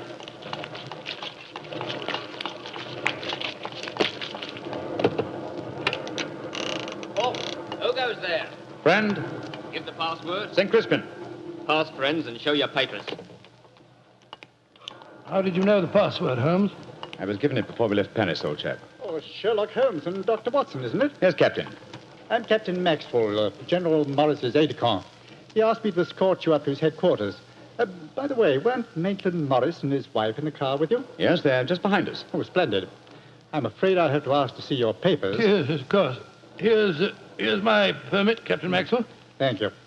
I know you both, of course, but we can't afford to take any chances when they're this close to the enemy lines. Let's see. Oh, yes, that's fine, Doctor. Everything's in order. All right, yours, please, Mr. Holmes. Here you are. Thanks. Oh, who goes there? Friend. There's the rest of your party now. Oh, good. This is quite in order, Mr. Holmes. Show your papers. Oh, there you are, Captain Maxwell. Oh, hello, sir. Hello, Mrs. Morris. How are you, Captain Maxwell? Well, you've both met Mr. Sherlock Holmes and Dr. Watson, I suppose? Well, no, we haven't, even though we drove up in the same car. Natural reserve of us Britishers, I suppose. How are you, Mr. Holmes? How do you do, sir? I know your brother Mycroft very well. How are you, Doctor? I'm glad to meet you, Mr. Morris. I saw you a couple of times in the theatre last year and enjoyed your performances very much. Oh, thank you, sir. Well, then you must know my wife, my leading lady. How do you do, gentlemen? How do you do, Mr. Morris? Can I see your papers, Mr. Morris? Just a matter of form. You understand. Yes, of course. Mrs. Morris, I presume you and your husband are going to give a performance tonight for the men going up the front line. Yes, Doctor. We're very flattered. They've asked us to do some Shakespearean scenes. Oh, yes. Although I should have thought something a little lighter would have been more appropriate. The General, he's Maitland's brother, you know, seemed to think differently. Well, my dear, show Captain Maxwell your papers. Then we can all go along and see my brother Stanley. Very well, Maitland. Mr. Morris, I shall look forward to hearing your reading of Shakespeare's St. Crispin's speech from Henry V tonight. Well, bless my soul, Holmes. How did you know I was planning to do it? Well, the setting is so perfect and the time so appropriate, I can't conceive an English actor who could resist the temptation. Oh. I noticed that your brother appreciated the fact in naming today's password. Yes, it's amazingly appropriate. You know, it's almost 500 years ago to the day that the Battle of Agincourt took place. Well, let's hope that the results of the forthcoming battle will be equally successful for England. Yes, indeed. Oh, by the way, Holmes, this will probably seem rather silly to you, but I'm an inveterate autograph collector, and I have my book here with me. I wonder if you'd mind signing. I should be very glad to, Mr. Morris. Give me a pen, will you, Watson? Here we are, Holmes. You'll find yourself among quite distinguished company in that book, sir. So I see. Adelina Patti, Crown Prince of Norway. Hello. Field Marshal von Tauchnitz. Oh, yes. He was one of my admirers when I played in Munich before the war. I suppose now that our countries are fighting, I should tear that page out. You know, I cannot help but feel that art and the appreciation of art are independent of national hatred. Quite so, sir. I myself still have a medal presented to me by the University of Leipzig for some trifling services. There you are, Mr. Morris. Oh, thank you very much, Mr. Holmes. A notable addition to my collection. I shall be very glad to sign your book for you, Mr. Morris, if you'd like me to. That's very kind of you, Doctor. Oh, Captain Maxwell, if our permits are all in order, don't you think we should be moving along? Just what I was going to suggest myself. I'll take you all straight over to General Morris's headquarters.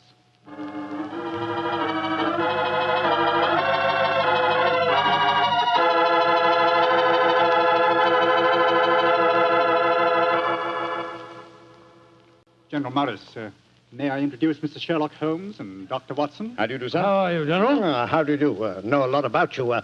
Long way from Baker Street, isn't it? Yes, indeed, sir. Where's that brother of mine? Ah, there you are, Maitland. Cynthia, how nice to see you both. Oh, it's good to see you again, Stanley. Hello there, Stanley. The men will be glad you arrived. They're looking forward to your show tonight. We're very flattered that they want to hear us do some Shakespeare. Oh, rubbish, old boy. With you and Cynthia up there on the platform, you could read the telephone book and they'd love you. Oh, very kind. By the way, you'll find the stage very primitive, just a few trestles and a large tent and a curtain made of army blankets. And your dressing room will be even worse. Oh, don't worry about our comfort, Stanley. As long as we cheer the boys up, that's the important thing. Yes, of course. By the way, what program do you have mapped out for us? Well, I thought we'd have two shows. The tent's not large enough to hold everybody at once. Anyway, we have to keep up an alert all the time. Mm-hmm. Think you can manage two separate shows? Oh, of course I can, Stanley. I may look old, but I don't feel it. You don't even look it, you scoundrel. Thank you. Perhaps we could take a look at the stage and equipment, eh? Oh, certainly. Captain Maxwell, take them over to the tent and show them what the facilities are, will you? Right, sir. Will you follow me? Oh, yes, of course. See you later, Stanley. Come along, my dear. All right. I'm glad you're here, Holmes. I'm sure I can speak quite freely in front of Dr. Watson. Oh, yes, with perfect freedom, sir. He's my colleague, and he's an old army man himself. Really? What regiment, Doctor? 5th Northumberland Fusiliers, sir. Later attached to the Berkshires in Afghanistan and wounded in the Battle of Mainwan. Really? Then I'm sure I can speak freely in front of you. Holmes, you know why you're up here so near the front line, don't you? I have a very shrewd suspicion, sir. Yeah, I thought you had. That's why I asked for you to be sent here. You asked for me to be sent here, General. Yes, I think I understand. Well, I wish I did. You will, Doctor, in due time. In the meanwhile, gentlemen, I'll have an orderly show you to your quarters. Thank you, sir. And, Holmes, take a look around, will you, and keep your ears open. We're comparatively a little distance from the German front lines, and yet there's a very puzzling silence just now. Yes, I noticed that, sir. And half an hour ago, on our way up, there was quite a lot of shelling. Exactly. It's unnatural and rather frightening at a time like this. You see, we're attacking at dawn. The enemy might be trying to infiltrate spies, and the whole success of this battle depends on a surprise attack. I quite understand, sir. Come on, Watson.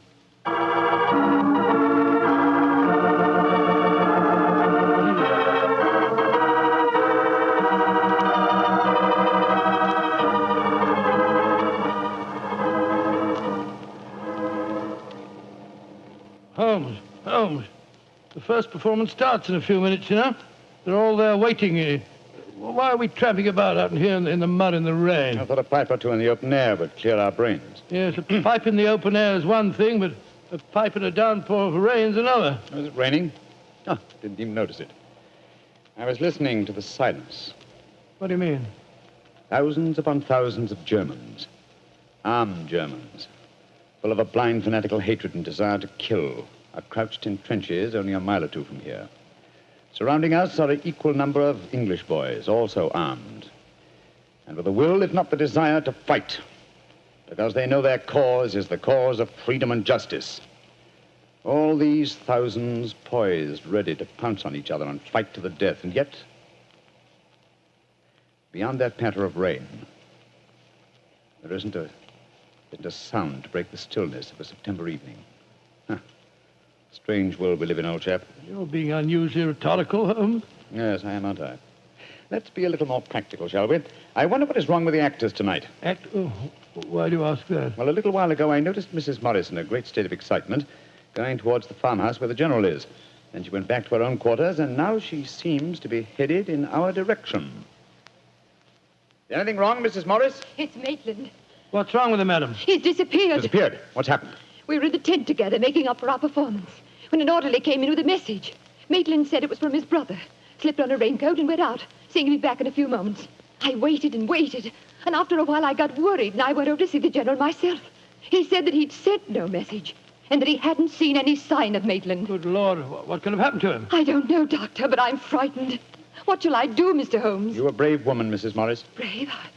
I don't know, Mr. Holmes. Why? Because the show must go on. I shall take your husband's place. But Holmes, something's happened to Maitland Morris. He's in danger. He might true, be... Watson, true. Huh?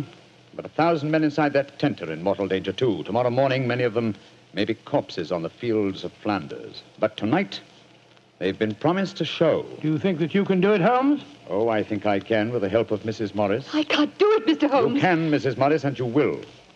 If only to uphold that great tradition of the theater, that the show must go on.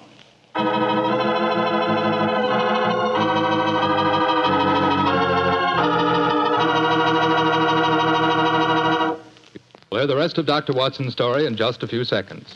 Time I'd like to take to tell you that if you've got a butcher who has meat and you've got the points to get that meat, don't forget to bring home a bottle of Petri California Burgundy. Tell you why. That Petri Burgundy is a rich red mealtime wine that's wonderful with any meat or meat dish. That's a fact. Petri Burgundy can make a banquet out of a hamburger. And boy, Petri Burgundy and old-fashioned Irish stew are bosom companions. Just get yourself some Petri Burgundy and share it with your family. Petri Burgundy is the best friend a good meal ever had.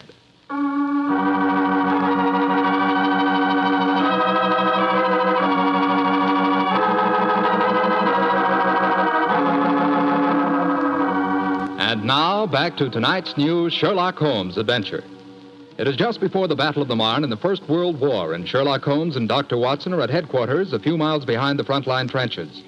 A famous Shakespearean actor who was to give a performance for the troops has mysteriously disappeared, and the great detective has taken his place at the last minute. As we rejoin our story, Sherlock Holmes, alone on the improvised stage, is delivering a Shakespearean speech before a spellbound audience. This happy breed of men, this little world, this precious stone set in a silver sea, which serves it in the office of a wall or as a moat defensive to a house against the envy of less happier lands. This blessed plot, this earth, this realm, this England.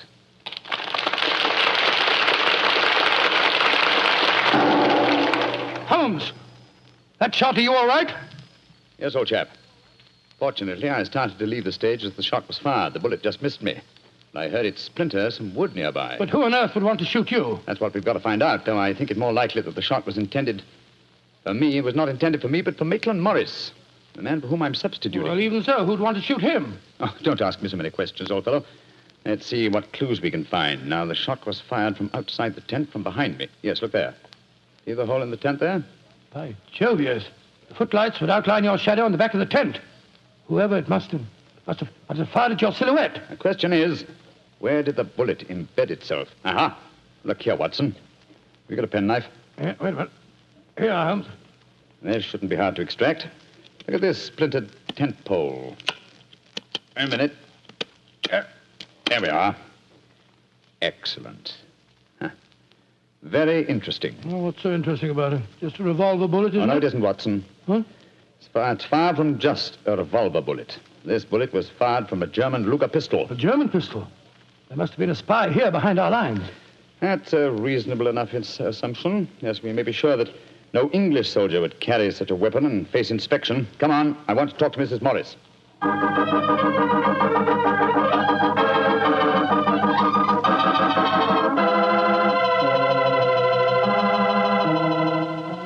Mrs. Morris, I want you to be very frank with me. But of course, Mr. Holmes. You know why your husband's missing, don't you? No, I don't. Have you found out anything? Come, madam. Why keep up this pretense any longer? I know that your husband is a spy, or at least a great sympathizer with the German cause. The General's brother a spy? Good Lord. How dare you say that? Because it's true. The Foreign Office have been suspicious of his sympathies for some time. His own brother knew it. That's why he asked to have me sent up here to keep an eye on him during his visit. It is true. Why should I keep up the pretense any longer? You see, Maitland was a disciple of Stuart Houston Chamberlain. Oh, who was this Stuart Houston Chamberlain? An Englishman who married one of Richard Wagner's daughters and became a German citizen, and an arch-enemy of England. I tried to dissuade Maitland. I implored him to consider his British heritage, his brother's name and mine. But Maitland was a strange man. His life was one of frustration and envy. Envy of his brother, I suppose? Yes. When Stanley was knighted, it hurt Maitland terribly. He said it was typical if the English would knight a soldier and yet leave a great artist like himself unrecognized. That in Berlin, they really understood and rewarded the artist. Well, if the authorities knew that, it's amazing they allowed him to come so close to the front lines at a time like this. Oh, it was at the General's request. He wanted to plead with my husband, to warn him that his secret was known. And now Maitland's gone over to the German lines. Oh, it's terrible. It's worse than that. It's disastrous. He can give them information as to the strength of our troops here. He knows the password. He might even know the hour the attack is timed to start. How did your husband expect to enter the German lines in safety, Mrs. Morris? He speaks fluent German, Mr. Holmes. I fancy the autograph book he was carrying, containing the signature of Field Marshal von Tauchnitz, was in reality his pass through the German lines. You've told the General that his brother was gone, of course. I haven't been able to. He moved up to the front line position immediately after the first performance, though I had warned him what I thought Maitland was planning to do.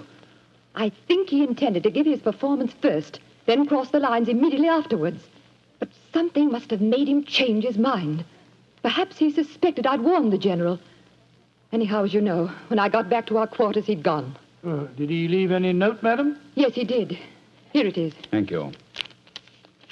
I have gone, my dear. Try and understand and forgive if you can.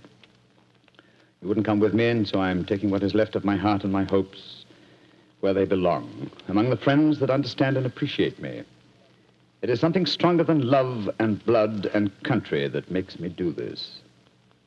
It is something dearer to me than life itself. Dearer to me than life itself. Oh, how could he? How could he? The shame of this will kill poor Stanley. Mr. Holmes, will you break the news to him? I know it's cowardly of me, but I just can't tell him myself. Don't worry, Mrs. Morris. I'll tell him. Dr. Watson and I will ask Captain Maxwell to escort us to the General's frontline headquarters. In the meantime, try and keep calm. We'll tell him.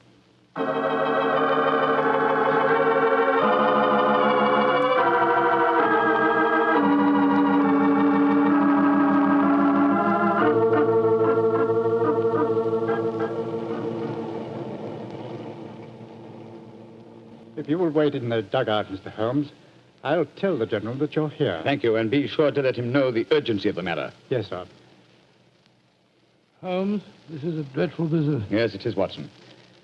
Though if my plans work out correctly, I think the success of tomorrow's battle may not be imperiled. What plan? Listen. You know, Holmes, a strange silence from the German line since we came here might be accounted for by the fact that they knew Maitland was making his getaway. They wouldn't want to risk wounding such a valuable spy. Quite possibly. What I still don't understand is who shot at you with a German pistol and why. You're being very dense, old fellow. Surely it's obvious that... Here comes General Morris now. Poor devil. This is going to be a dreadful shock to him. Hello, Holmes. Dr. Watson? General Morris, I'm afraid that I've bad news for you. Your brother has gone over to the German lines. Maitland did go there. I should have put him under an armed guard as soon as he came here, but I thought I could reason with him, appeal to his sense of honor. Instead of which you tried to shoot him, sir, but fortunately for me, you missed. You see, I took his place at the first performance. But that shot was fired from a German pistol. True. That was when I first knew the general had fired the shot. But I still don't see how you could know. Only a high-ranking officer, not subject to inspection, could carry a non-regulation firearm. You're an old army man, you should know that. In any case, you'll observe that the general carries a Luger at his waist. Great heavens, Holmes, I thought I was firing at Maitland. I had no idea that it was you. You intended to kill your own brother, sir? Yes, and I'm sorry I failed. I'd rather see my brother dead than alive and a traitor to his country. But now he's safely in the German lines. Heaven knows what secrets he may be imparting. One thing we can be certain, our chance of a surprise attack in the morning is gone. Possibly not, sir. Oh, what do you mean, Holmes? You see, I took the liberty of altering your brother's credentials quite extensively. How, Holmes? I knew of his German sympathies. Mycroft had given me a great deal of information about him, and so I took it on myself to decide that it was unsafe to allow him so near the enemy lines with his own identification on him. Well, what did you do, Holmes? I took the liberty, sir, of stealing his autograph book, the one containing the magical signature of Field Marshal von Tauchnitz. I have it in my pocket now. I think we shall find within its pages a code concealed in the various autographs, giving valuable information to the enemy. Good Lord. I also switched military permits on him. I felt that in the event that he did go over to the German lines, his welcome might be less cordial if they were under the impression that they'd captured Sherlock Holmes. To make that identification doubly sure, I also slipped in his pocket a slight souvenir of my own. By Jove, Holmes, you mean that medal that was presented to you by the University of Leipzig? Exactly, old fellow. I no longer wish to own a decoration given me by a country of barbarians, and it seemed a rather neat and effective way of returning it to them. So the Germans will think they've captured Sherlock Holmes? Yes, sir, and unless I'm much mistaken, he'll receive very short shrift at their hands. Yes, they hate you. There's your answer, sir. I'm sorry. Well, don't be sorry, Holmes. It's better that way. Now his secret can die with him. Excuse me, sir. Yes, Maxwell, what is it? Would it be in order for me to return to headquarters now, sir? It's very nearly time for the second performance, and I've still been unable to trace the whereabouts of your brother. Well, my brother will not be acting tonight, I'm afraid. Holmes, I wonder if I might ask you to take his place once again. If you want me to, General. I do. Maitland had planned to do the St. Crispin speech from Henry V. He knew how much I loved him. I realize that, sir. When I was told the password up here. Well, can you remember the speech, Holmes? Oh, I think so. At any rate, I can try. Then do it for me, my dear fellow, will you? For me. I'll be very proud to do it, General. Goodbye and good luck. Thank you, Holmes. Captain Maxwell, take them back to headquarters, will you? The men will be waiting for the performance.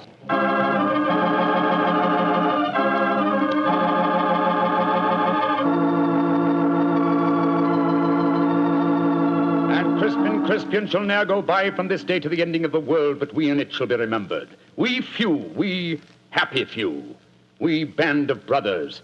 For he today that sheds his blood with me shall be my brother. Be he ne'er so vile, this day shall gentle his condition. And gentlemen in England now abed shall think themselves accursed they were not here, and hold their manhoods cheap, while any speaks that fought with us upon St. Crispian's Day.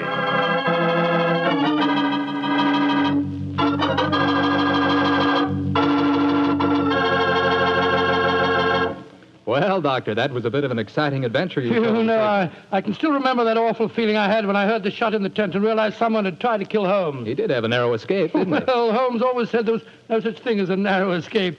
He said you either escaped or you didn't. If you did, well, why worry? And if you didn't, you couldn't worry, so what? Quite a philosophy. I'd like to discuss it with you further. Over a bottle of wine? How else? What kind of wine? Naturally. Naturally.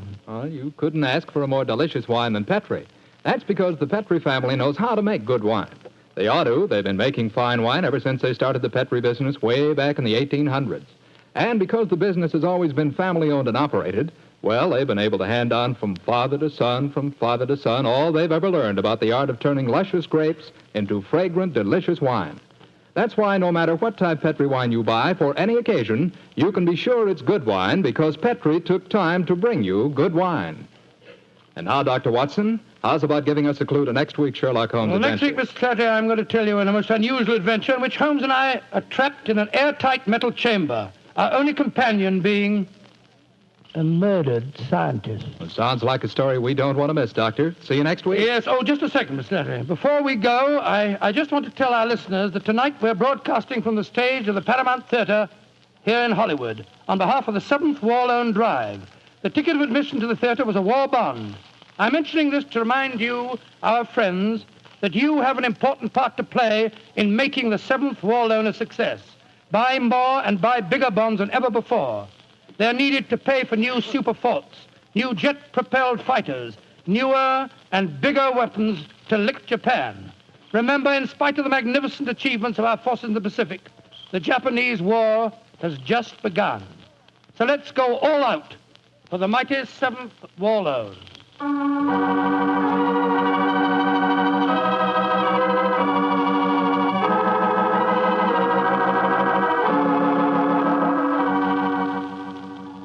Tonight's Sherlock Holmes adventure is written by Dennis Green and Anthony Boucher and is based on an incident in the Sir Arthur Conan Doyle story, The Adventures of the Blanched Soldier. Mr. Rathbone appears through the courtesy of Metro-Goldwyn-Mayer and Mr. Bruce through the courtesy of Universal Pictures, where they are now starring in the Sherlock Holmes series.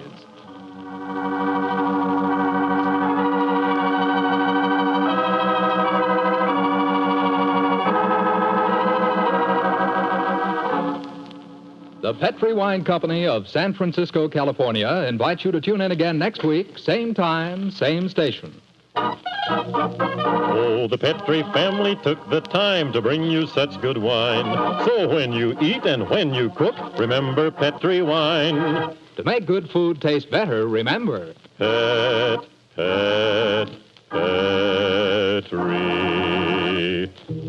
wine. This is Jack Slattery saying good night for the Petri family.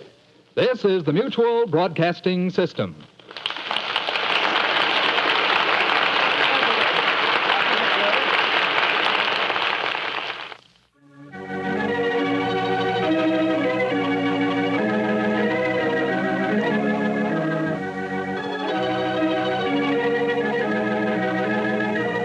It was only a short time later that calls for the sale of war bonds would come to a complete halt.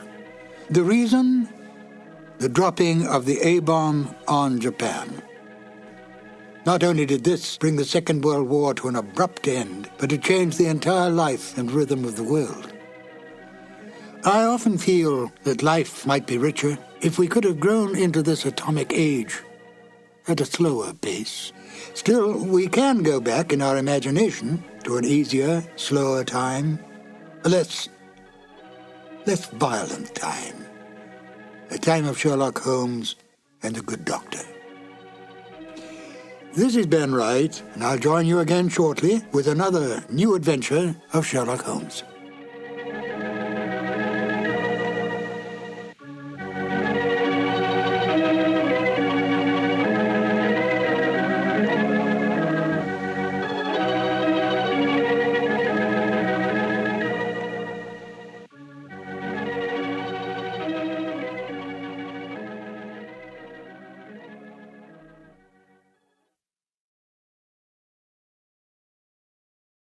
This episode from the life of Sherlock Holmes will be transmitted to our men and women overseas by shortwave and through the worldwide facilities of the Armed Forces Radio Service.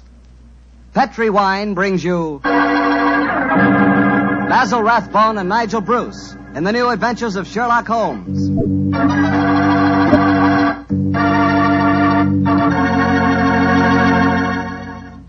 The Petri family, the family that took time to bring you good wine, invite you to listen to Dr. Watson tell us another exciting adventure he shared with his old friend, that master detective, Sherlock Holmes. So let's settle back comfortably and listen, and while you're getting settled, I'd like to know if you like seafood. And by seafood, I mean everything from broiled lobster to fried halibut. Because if you like seafood, any seafood, you'll love it together with Petri California Sauterne. Fish and Petri Sauterne were made for each other. No kidding. Boy, I'll never in my life forget a broiled brook trout on the plate in front of me and a glass of well-chilled Petri Sauterne right next to it. That fish and that Sauterne. Petri Sauterne has a pale golden color that's really good to look at. And as for taste, well, that Petri flavor is really something. Take my word for it and try it, won't you? Oh, and I'll tell you something else. Try that Petri Sauterne with chicken sometime. Look, I better stop before I get hungry all over again, but just remember this. The best friend a good meal ever had is a glass of Petri wine.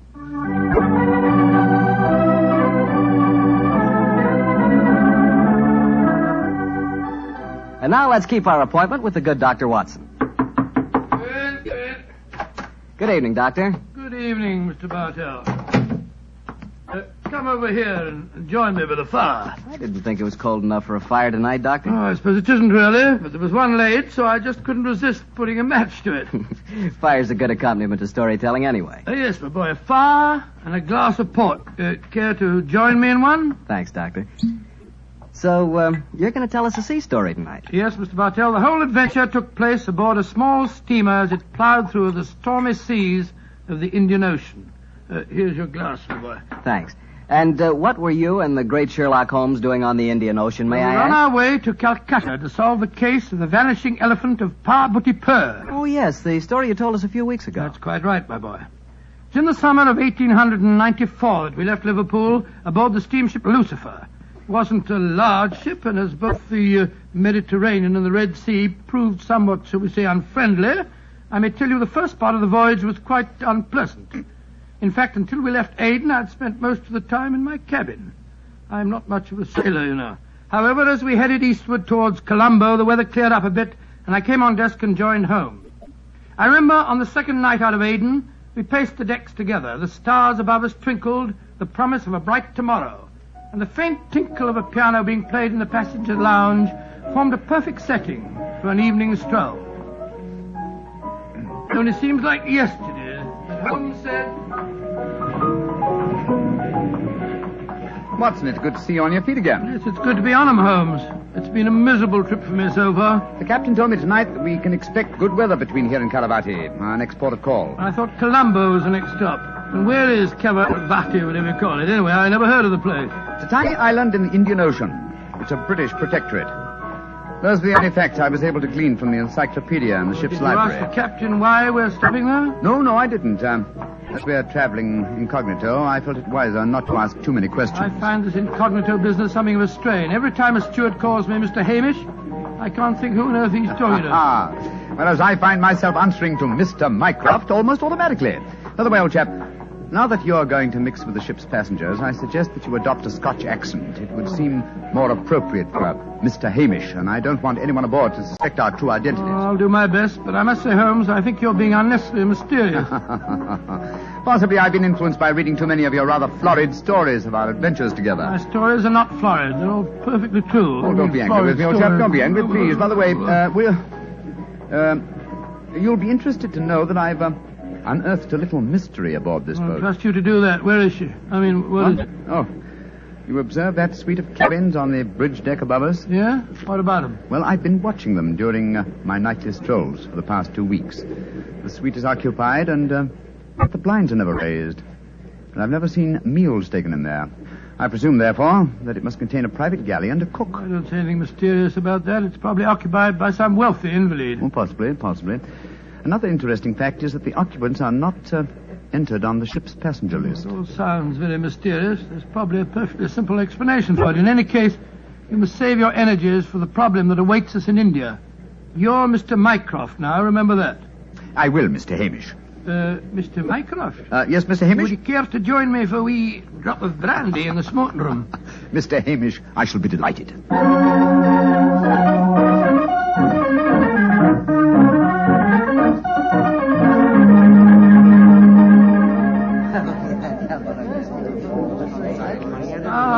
This is excellent brandy. Excellent. Watson, you notice that rather garrulous gentleman over there in the corner?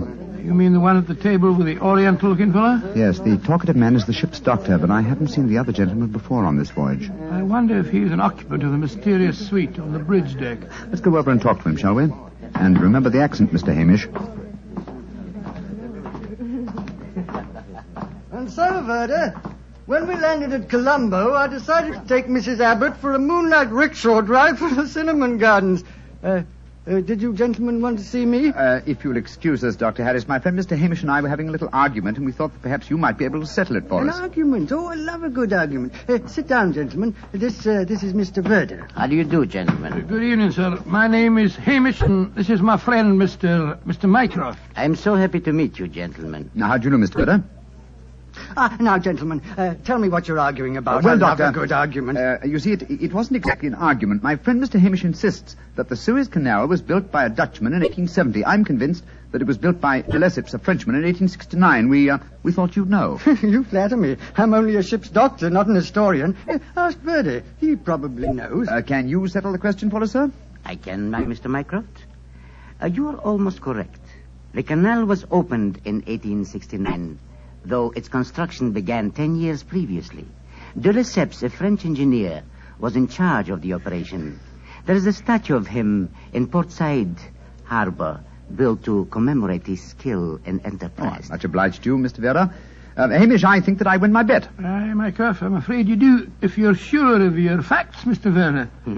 I'm sufficiently sure of them, Mr. Hamish, to venture a small wager myself. No. I think I'll not make any more bets on the subject, thank you.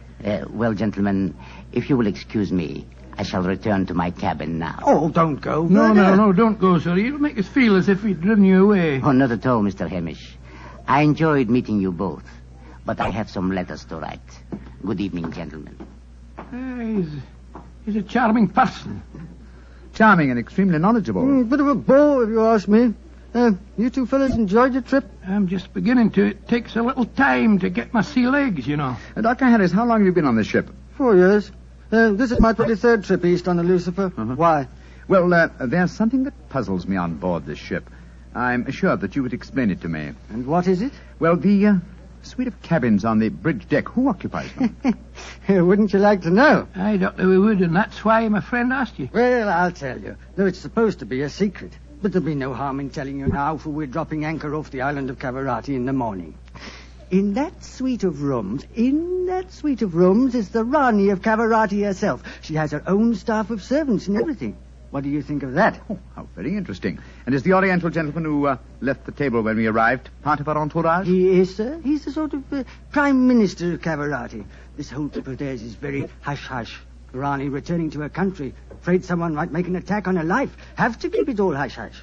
Cavarati is an island that's had a lot of trouble. You seem to be remarkably well informed about the place, sir. Yeah, I should be. I used to practice there in my younger days. Oh, really? How very interesting. Yes, I could tell you strange tales about the island. I remember... Oh, hello. See that fella coming into the lounge? You mean the big man with the grey hair? Yes. That's Sir Christopher Wyatt. Owns all the tea plantations on Cavarati. He's a dull fella, but I'll call him over. Wyatt, come over and join us. Be careful. You'll talk your head off if you give him half a chance. Draw up a chair, Wyatt. We were just talking about Cavarati. It seems to me that would be a good subject to keep away from. At least till after tomorrow, Harris. What do you mean? You know perfectly well what I mean. I should have thought that after your own experience on Cavarati, you'd have learned a little discretion. You're talking like a schoolmaster, Wyatt. Why don't you just sit down, have a drink, and be friendly? Thank you. I prefer my own company. Pompous ass. You and Sir Christopher don't seem on the best of terms, Doctor. I know too much about him. He's afraid of me. That's what he is. Look at this girl coming into the room. Great Scott, she's good looking. Judging by our Oriental costume, she must be a member of the Rani's retinue. She's coming to our table. Yes, my dear. What is it? Which of you gentlemen is Mr. Mycroft, please? I am. My mistress sends her compliments and asks that you will call on her in her suite. And who is your mistress, may I ask? Her Highness, the Rani of Cavarati. Oh, I shall be delighted.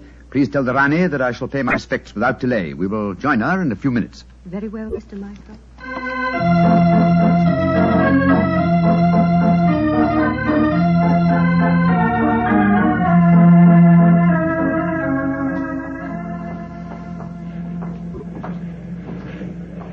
You know, Holmes, this is pretty exciting. The girl that just brought us the message was a stunning creature. Imagine what the Rani herself must be like. What an incurable romanticist you are, Watson. I suppose you picture the Rani clad in oriental splendor, reclining like an odalisque on silken cushions. No, there's no need to make fun of me, old fellow. Here we are at the cabin. It is you, gentlemen. Follow me, please.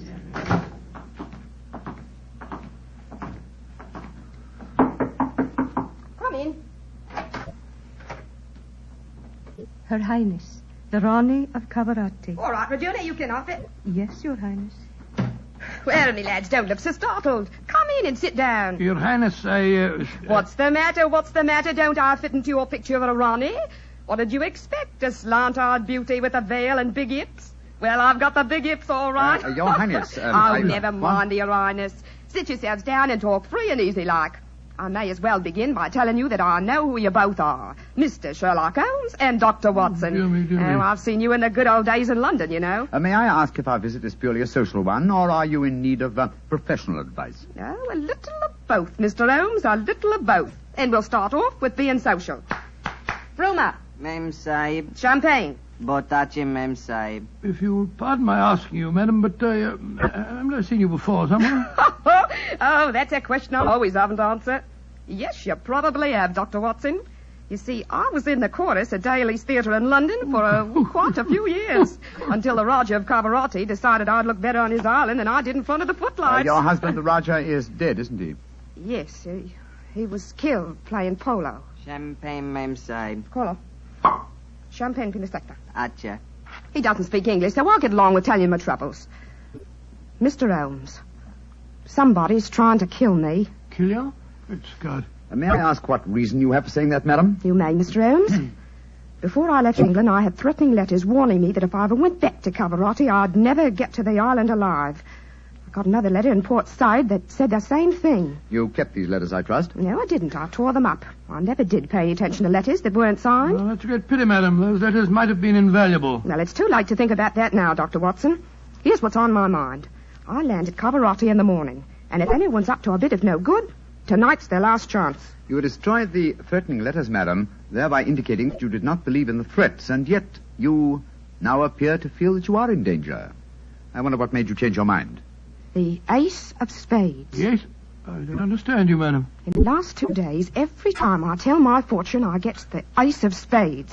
Now, you know what that means. Death. Oh, come now, madam. If you'll pardon my saying so, that's a very childish superstition. Well, the cards have never lied to me yet. Oh, you can laugh at it if you like, but I know. Well, do you mind if I ask you a few questions? Anything you like, Mr. Holmes. Fire away. How long is it since you were in Cavarati? About 18 months. We were in England when my husband died, and I couldn't face the idea of going back to that island alone.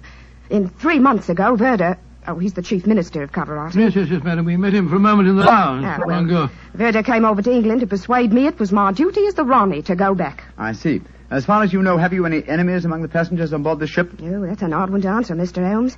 But I can tell you right here in my suite there's someone who doesn't like me. The girl Raduna, the one that brought you my message.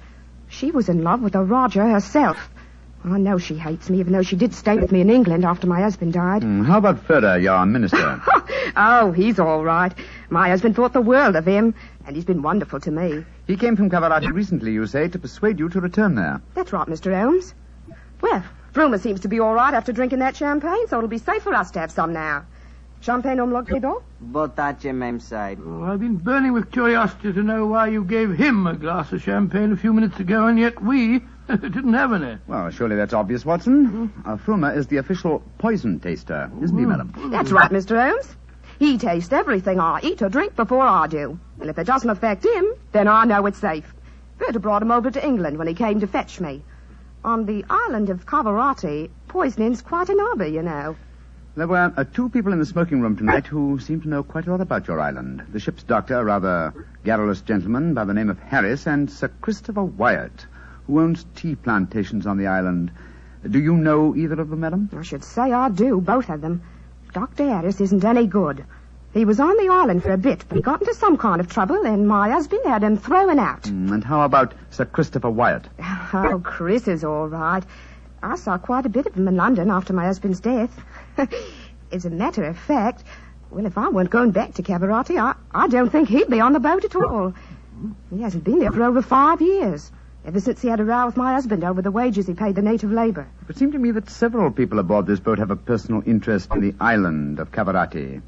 Interests that might be influenced by your death. Yes, that's what I was going to say, madam. I think we should keep an eye on you. Oh, that's just what I was hoping you'd say, Doctor. You see, I'm giving a bit of a supper party tonight. All the people we've been talking about have been invited. And I thought if you two were to be here, perhaps you'd be on the lookout for any funny business. How about it? Well, of course we'll come, won't we, Holmes? I think it might be a good idea.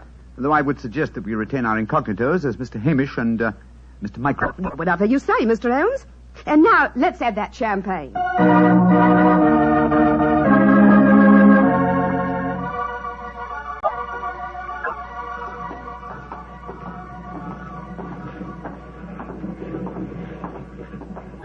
You know, Holmes, I remember the Raleigh when she was in the chorus at Daly's. She looked stunning in tights. There was one night I... Yes, no time, old chap, if you don't mind. At the moment, there's a question I want to ask you. Oh, sir? Is your medical bag fully equipped with all the antidotes to poison? Poison? It's ridiculous.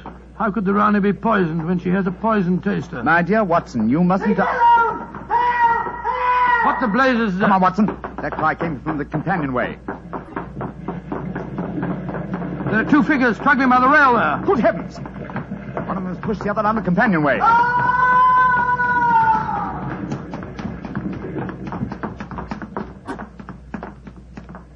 Good Lord. His skull smashed in. I'm afraid that he... What's happened? Sir Christopher Wyatt.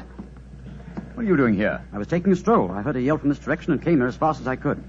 Great Scott, this fellow's bleeding badly. We must get the ship's doctor. That's hardly necessary, I fear, Sir Christopher. What do you mean? In the first place, this man is dead. In the second place, he is the ship's doctor.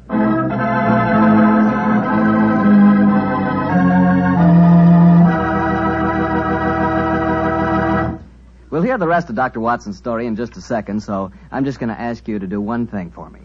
Well, I should say for yourself. Tomorrow night, if you're having meat or any meat dish for dinner, why not open up a bottle of Petri California Burgundy? That wonderful, rich, red Petri Burgundy will turn your dinner into a real feast. You see if it doesn't. Because there's nothing like a good wine with good food.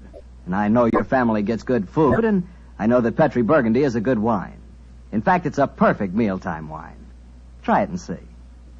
And now, Dr. Watson, tell us what happened next. You said you found the ship's doctor dead at the foot of the companionway? Yes, Mr. Bartell. His neck had been broken instantly. Imagine there was a good deal of excitement aboard. No, my boy, as a matter of fact, there wasn't. We managed to get the body back to its cabin without attracting attention. Holmes, after revealing his true identity, was able to persuade the captain to hush up the killing until after the Rani's party had taken place. Oh, he didn't want to scare the murderer, I guess. What happened next, Doctor? Holmes and I returned to our cabin to dress for the party. Holmes, I remember, was in a state of suppressed excitement. He spoke quietly and deliberately. Watson? Surely it's obvious why the doctor was murdered. Well, it isn't obvious to me. But it's elementary, my dear fellow. If you are planning a subtle murder by poison, how wise to remove the one man who might save the victim's life, a doctor. Oh, you keep harping on poisoning. It seems to me to be the last way a murderer would try to dispose of the Rani. Everything she touches is first tested by the poison tester. Exactly. That's why I call it a subtle murder attempt. Didn't you notice the physical attributes of Frumer, the poison tester? Which in particular, Well, his unusually glossy hair, his remarkably clear complexion, his plump figure. Look here. Just tell me one thing, will you? What's that? I presume that in your medical bag you have a supply of magnesia. Naturally. Do you also have hydrated ferric oxide? Yes, I do. Splendid. Then be off to the party. Oh, funny things to take to a party, I must say. That's true, my dear fellow, but I'm afraid that this party may not prove as convivial as the Rani thinks.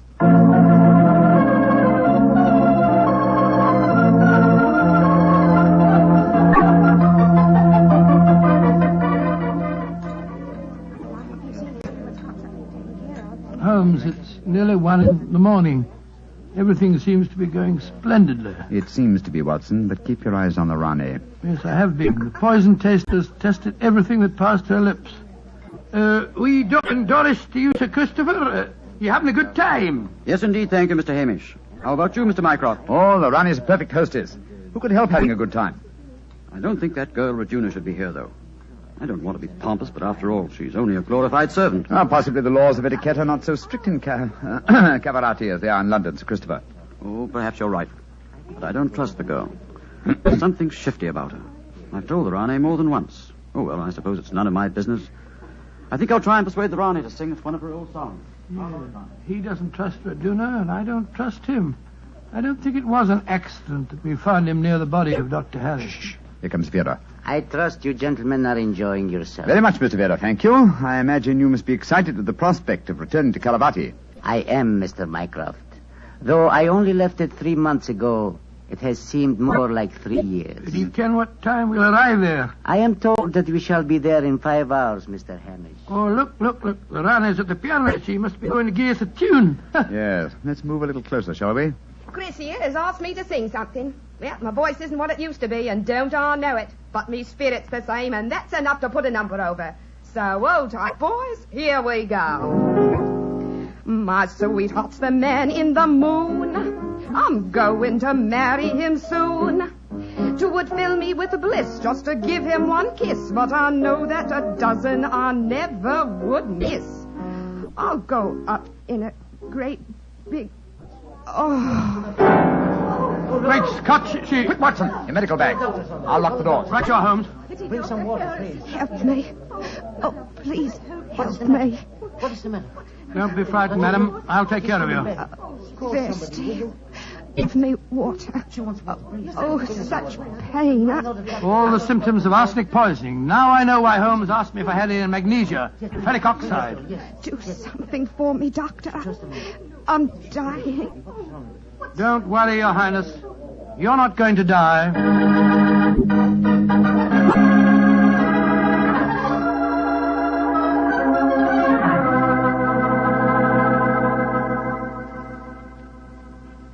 She's going to live, Holmes. Ah, gracious me, I'm tired. It's touch and go there for a while, though. Well done, Watson, old chap. Well done. Now that she's out of danger, why can't we all go back to our cabins? It's nearly dawn, and we've been locked in here since 1 o'clock. We've no right to do this, you know. Possibly not, Sir Christopher, but there's a murderer in this cabin, and I don't intend to let him escape. Mr. Holmes, what happened? How could I have been poisoned when Frumer tasted everything first? Why wasn't he poisoned? For a very simple reason, Your Highness. The murderer has been conditioning Frumer for over a year. What do you mean? He's been feeding him gradually increasing doses of arsenic until he has finally become immune to the poison. Great Scott, I never thought of that. Frumer's glossy hair, his complexion, and stout figure are all typical of a person who consumes arsenic regularly. But who could have done it? Only one person had the opportunity. Well, tell us who that person is. No, not you, Sir Christopher, not you. For you haven't been on the island for years, whereas Frumer returned from Caravati but 3 months ago. Raduna has also been in London with her mistress for the past 18 months, remember? The answer is obvious. You did it, Verda. You brought the taster over when you came to fetch me. You'd prepared him for the year beforehand. Of course I did. No white runner will ever rule over Cavarati. And you murdered Dr. Harris. Equally true. Mr. Holmes, give me the key to the door, please. Oh, no. What? Do not come near me. Please throw it on the floor. Do not hesitate. You see this revolver? I should have no compunction in using it, I assure you. How do you expect to escape, Yoda? The key, please. Thank you. You'll never get away with this, Verda, you devil. But I shall. We are now in the harbor of Cavarati. I shall swim ashore and arrange your welcome, my dear Rane. Turn your backs, please.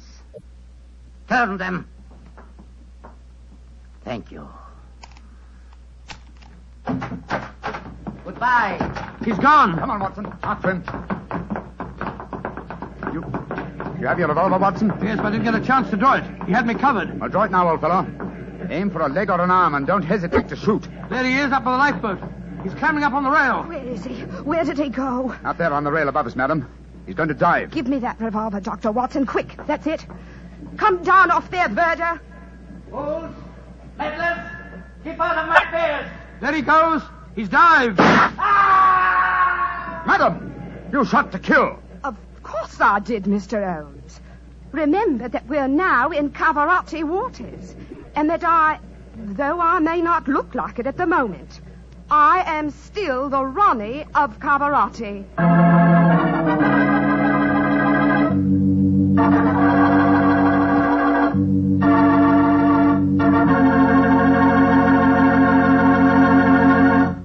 Say, that was a swell story, Doctor. It had a lot of color and quite a bit of action. Color and a bit of action. Well, I'm glad you liked it, my boy. Oh, I did.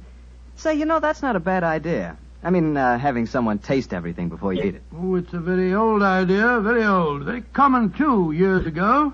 You know the kind of job I'd like? No, what's that? I'd like to be the official taster for the Petrie family. Boy, just think of all the Petrie wine I'd get to taste. Petrie to the right of me, Petrie to the left of me. What a life. What wine? Yeah, I wouldn't mind having that job myself. You said it. The Petrie family, really knows how to make good wine. They've been making wine for generations. And because they've always owned and operated their own business ever since it was started way back in the 1800s, well, the Petrie family has sure piled up plenty of skill and experience. Yes, they've been handing down in the family from father to son, the fine art of turning luscious grapes into delicious wine. That's why you can't go wrong with any Petrie wine. It must be good, because Petrie took time to bring you good wine. Well, Doctor, what new story do you have lined up for us next week? Next week, Mr. Bartell, I'm going to tell you an adventure that Sherlock Holmes and I had many years ago. It concerns a series of bonfires, an underground cellar full of gunpowder, and a strange death on the rooftops of London.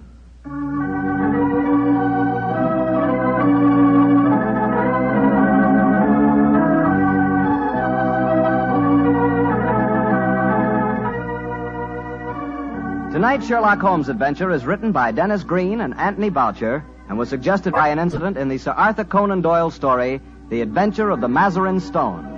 Mr. Rathbone appears through the courtesy of Metro-Goldwyn-Mayer, and Mr. Bruce through the courtesy of Universal Pictures, where they are now starring in the Sherlock Holmes series.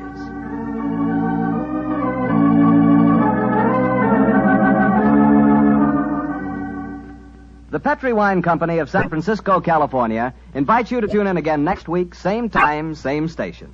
This is Harry Bartell saying goodnight for the Petrie family. Sherlock Holmes comes to you from our Hollywood studio. This is the Mutual Broadcasting System.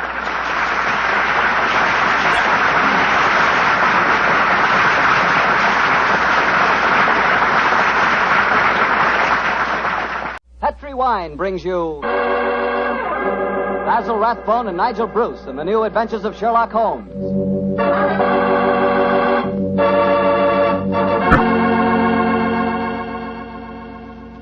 The Petrie family, the family that took time to bring you good wine, invite you to listen to Dr. Watson tell us another exciting adventure he shared with his old friend, that brilliant detective, Sherlock Holmes. And say, while you lend an ear to the good doctor, you'll get a lot of pleasure out of a glass of rich, ruby-red Petrie California port. Just sit back and sip that Petrie port leisurely. There's a wine that's just perfect after dinner. A wine that really goes with storytelling and conversation. Petrie port is as rich in flavor as it is in color. And what a flavor. Full, hearty, and delicious. Well, I can't think of a better way to express your hospitality than to offer your friends a glass of good Petrie port. Serve that Petrie port alone, or serve it with fruit or nuts, or with cake or sandwiches.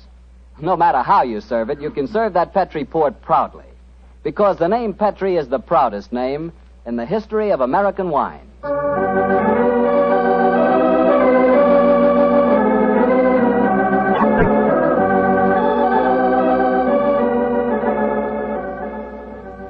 Well, here we are once again, keeping our weekly date with Dr. Watson. Good evening, Doctor. Good evening, Mr. Bartell. Come in and join me. As you see, the puppies have been keeping your chair warm for you. Here, shove them off. No, Doctor, I don't want to disturb them. They look much too comfortable.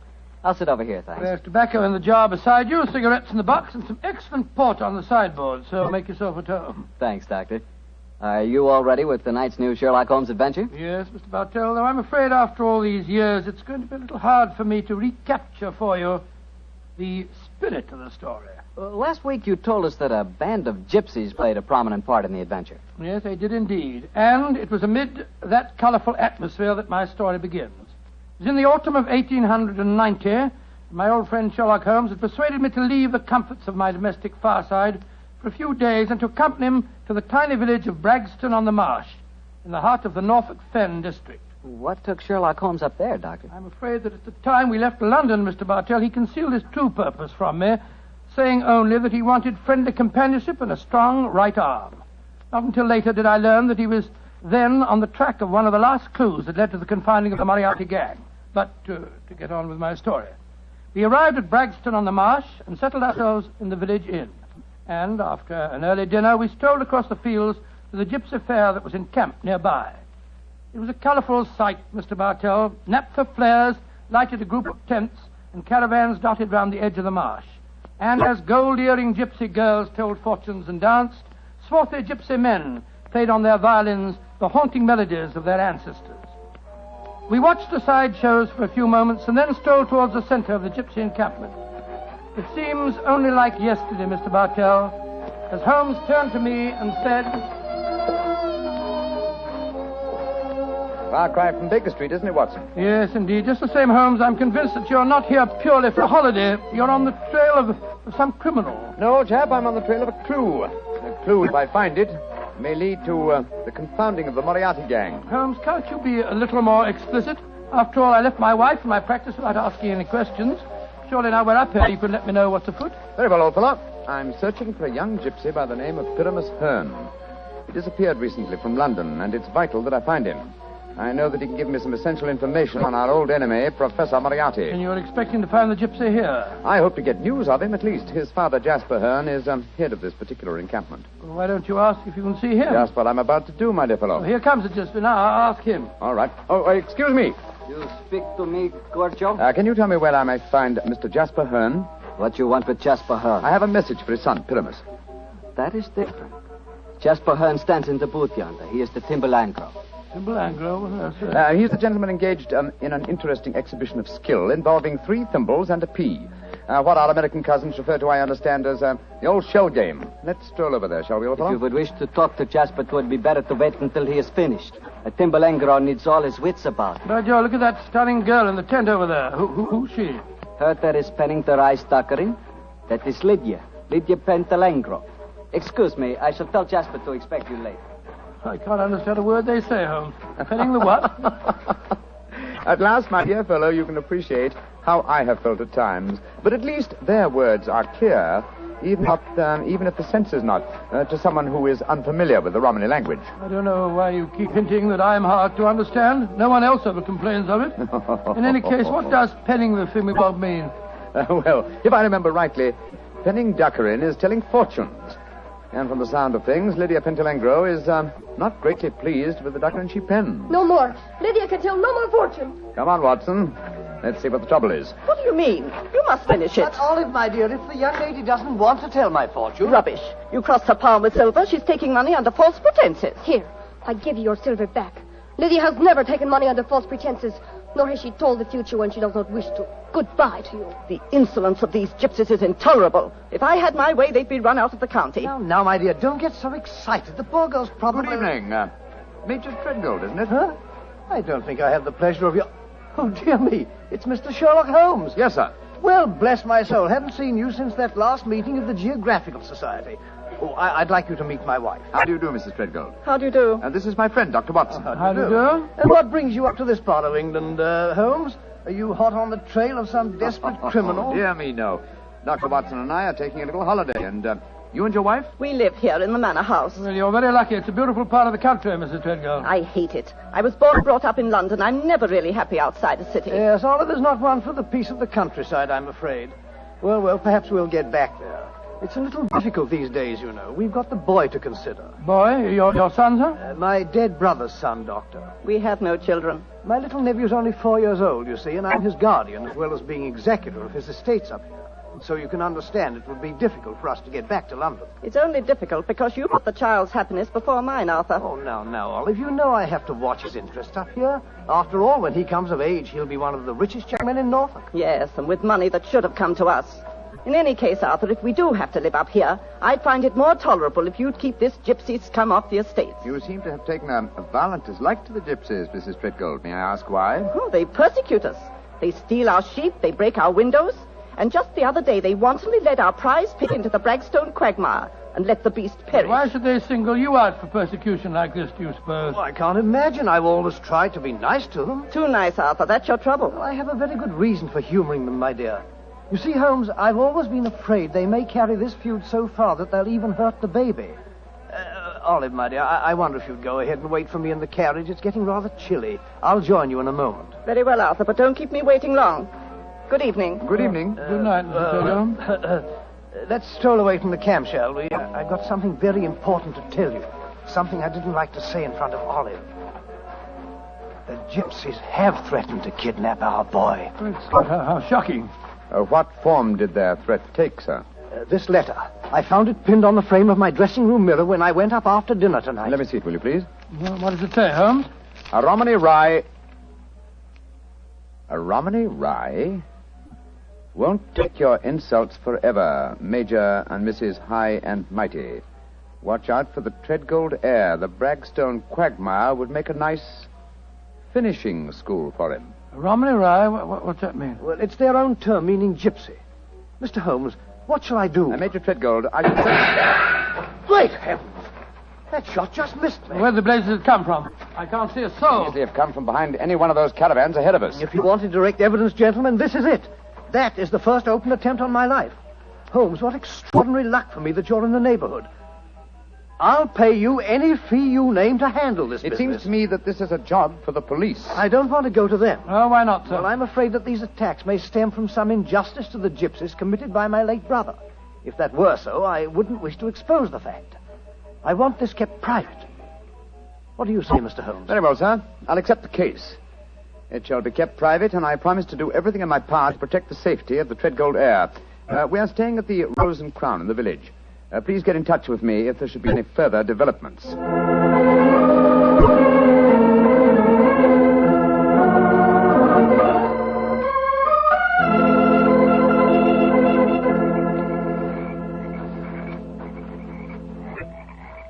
affair seems to be closed down for the night now, Holmes.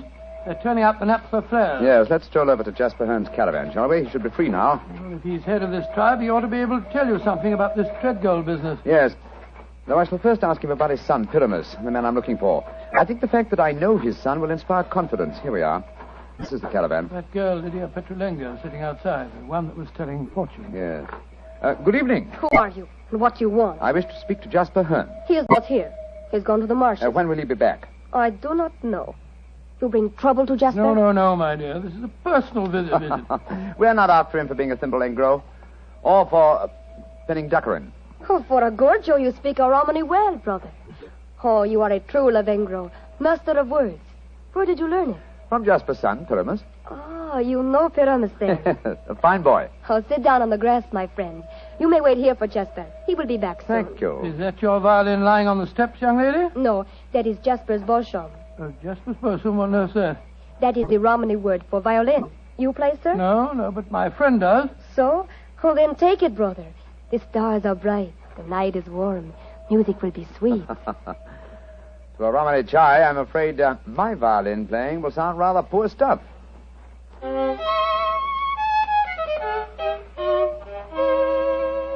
Play on, brother.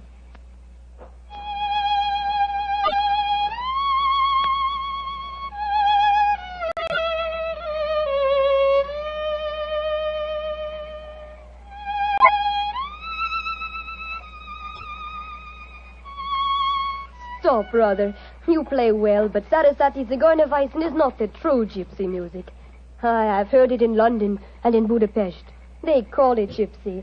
But what can a Gorgio know of the true heart of Romany? Wait here. I will get my own violin. Charming girl, charming. But why do you keep on talking about Gorgios? Is that more of their confounded gibberish? Gorgio, chap, is the term they use for anyone who is not a true gypsy. Now I will play for you the real gypsy airs. Thank you. I should appreciate it very much. But before you begin, I wonder if I might ask you a question. A friend of Pyramus may ask me any question. What is it? I observed you telling fortunes earlier on tonight. You refused to give a certain gentleman's hand and gave the money back. Did you know who the gentleman was? No, brother. Nor the noisy woman with him. I refused to pen the duckerin because I saw blood and violent death in his hand. Violent death it is soon to come. Violent death? Good Lord. Watson, old fellow, I want you to do me a favor. Yes, of course I will. What is it? I must remain here until Jasper Hearn comes back. I should like you to return to the inn. It's more than possible that we may have news from our client before the night is out. I'll be back later. Oh, well, it's nice of you to give me the best job. Good night, Miss Petronino. Good night. And now, please play for me a true Romany air. Very well, my friend. Listen.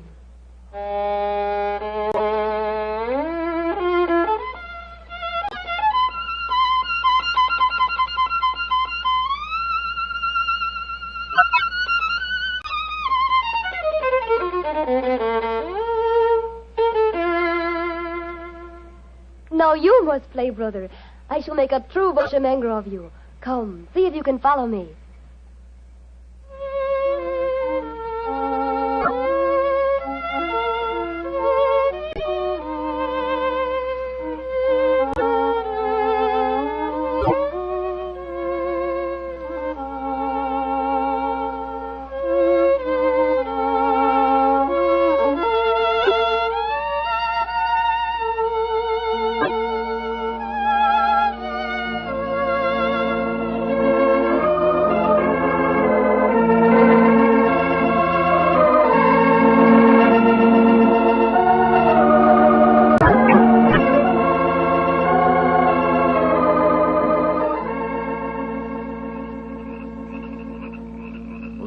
You have taught him well. You have made a true bushmanger of him. He is an apt pupil, Jasper. Well, with such a teacher, it's hard to be otherwise, Mr. Hearn. That is, if one has a spark of music in one's soul. Call me Jasper, brother. You have spoken well of my son. You have talked wisely to me of things that I have not understood. Come, we shall drink wine together underneath the stars. I shall get glasses and a flagon. Jasper has taken a great fancy to you, brother. And I to him. He's a fine man. Sherlock Holmes. Yes, Lydia? May I read your hand, brother? Oh, yes, of course. A strange hand, and a beautiful one. A long lifeline, and yet I see sudden death and violence surrounding you. Now, at this moment. And in the future, I see a journey for you, across the seas, within a year. Beware of water that runs in the mountains. Near death will befall you there. More travels, more dangers. Oh, you must be careful, brother. Oh. What is it?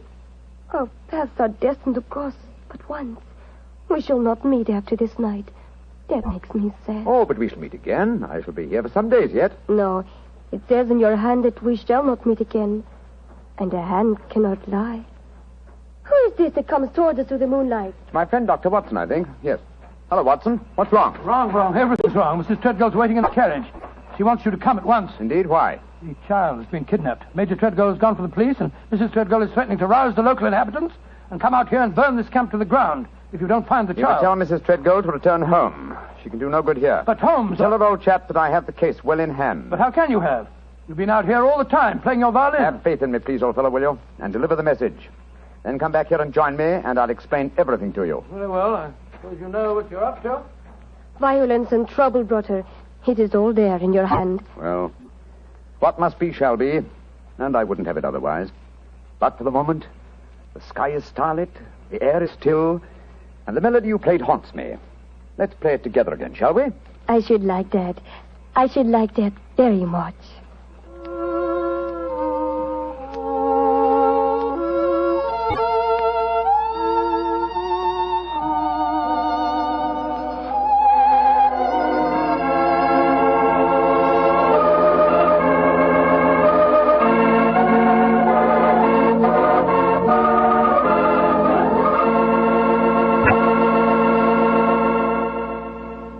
Dr. Watson will continue his story in just a few seconds, during which time I'd like to talk specifically to the ladies, if I may, and tell you about Petri California Muscatel. Just as Petri California Port has long been known as the wine of gentlemen, Petri Muscatel has been known as the favorite of the ladies. That's because Petri Muscatel is a golden-colored wine that looks like captured sunshine and tastes as... Well, did you ever taste big, plump muscat grapes picked when they're still misty and dew-covered? If you have, you know what to expect when you taste Petri Muscatel. The flavor of Petri Muscatel comes right from the very heart of luscious, hand-picked muscat grapes. You couldn't ask for a more delicious wine than Muscatel. Petri Muscatel. Well, Dr. Watson, I must say this is a strange story you're telling us. You mean to say that the heir to the Treadgold estates had been kidnapped, and yet Sherlock Holmes paid no attention? Yes, that's what it seemed like, Mr. Bartell. I couldn't understand him. I've never known him to be so indifferent to a case. There he sat until the early hours of the morning as he and that girl scraped away at their violins and never said a word about the kidnapped baby. Finally, as we walked home across the fields a few hours before dawn, his mind seemed to return to the matter at hand. He spoke quietly, and yet there was a note of suppressed excitement in his voice. What, my dear fellow? You're angry with me, aren't you? No, Holmes, I must say, but I'm confused. That girl seems to bewitch you. Have you forgotten that you accepted the job of guarding the Treadgold heir, and that the child was kidnapped tonight? No, I'm fully aware of the fact. Holmes, for heaven's sake, stop being so infernally matter-of-fact. What's come over with you? Oh, possibly it's the mood of this mild autumn night. It is indeed a St. Martin's summer. So much so that I've left my coat and deerstalker cap behind me at the encampment. Let's go back, shall we? And incidentally, when we get there, I can set your mind at rest by showing you the kidnapped child. You mean you know where it is? Certainly. It's, in the camp. Then the gypsies did steal it. No, my dear fellow. I did. What? This is one of those occasions when you absolutely infuriate me, Holmes. If you must keep me up half the night while you have a fitting conflict with a gypsy girl, at least of all you can do is tell me what's going on. You say you stole the child yourself. In heaven's name, why? Because the threatening note to Major Treadgold was so obviously a fraud. Oh, why do you say that? You will remember that the letter began, "A Romany Rye will not take your insults forever." Now, a Romany Rye, despite what Major Treadgold said, does not mean a gypsy, but a man who knows about gypsy law. It is a term no true gypsy would apply to himself. He would use the expression Romany child. So it was obvious from the beginning that no gypsy threatened the child. Now, who else had a motive for harming it? Well, Major Treadgold, because he stood to inherit the estate. Yes, or his wife. It's quite obvious she has no liking for our present life, and the child is an obstacle to a new one. With the child kidnapped and later made away with, obviously they both stood to gain a great many of the things they wanted. Yes, by Joe, you're right. And whoever the culprit is took the precaution of pinning the blame in advance on the unfortunate gypsies by writing the false kidnapping note. Wait a minute, but how about the shot that was fired at us tonight as we walked with Major Treadgold? Probably fired by an accomplice to the plot, in order to give authenticity to the supposed danger. And the child is now in the gypsy encampment. Yes, I promised that I would protect the Treadgold heir, and so I arranged with Jasper Hearn to have the boy kidnapped for his own safety. But if anyone should find the child, they'll say the gypsies deliberately stole him. Oh, I'm quite certain that before that occasion arises, old chap, the criminal will have shown his or her hand. Come on, old fellow. Put your best foot forward. It's a long way back to the camp yet, and it's nearly dawn.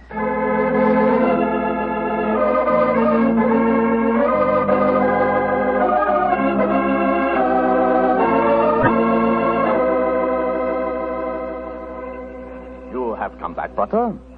You wish to spend the remainder of the night in the encampment? No, thank you, Jasper. I just came back to my cap and coat. It was so warm tonight, and I forgot about them, and I started to walk home without them. I will find them for you.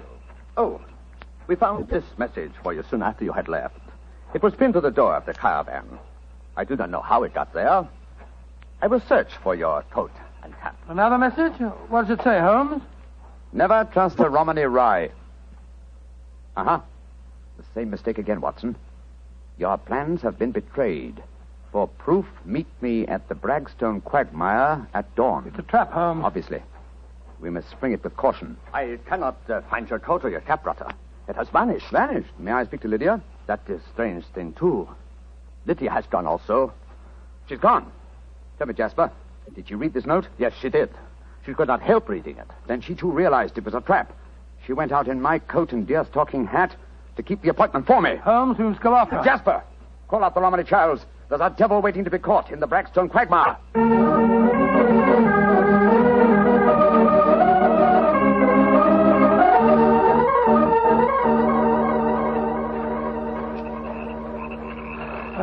How much further to the quagmire, Jasper? 200 yards. No more. There's Lydia. There she is.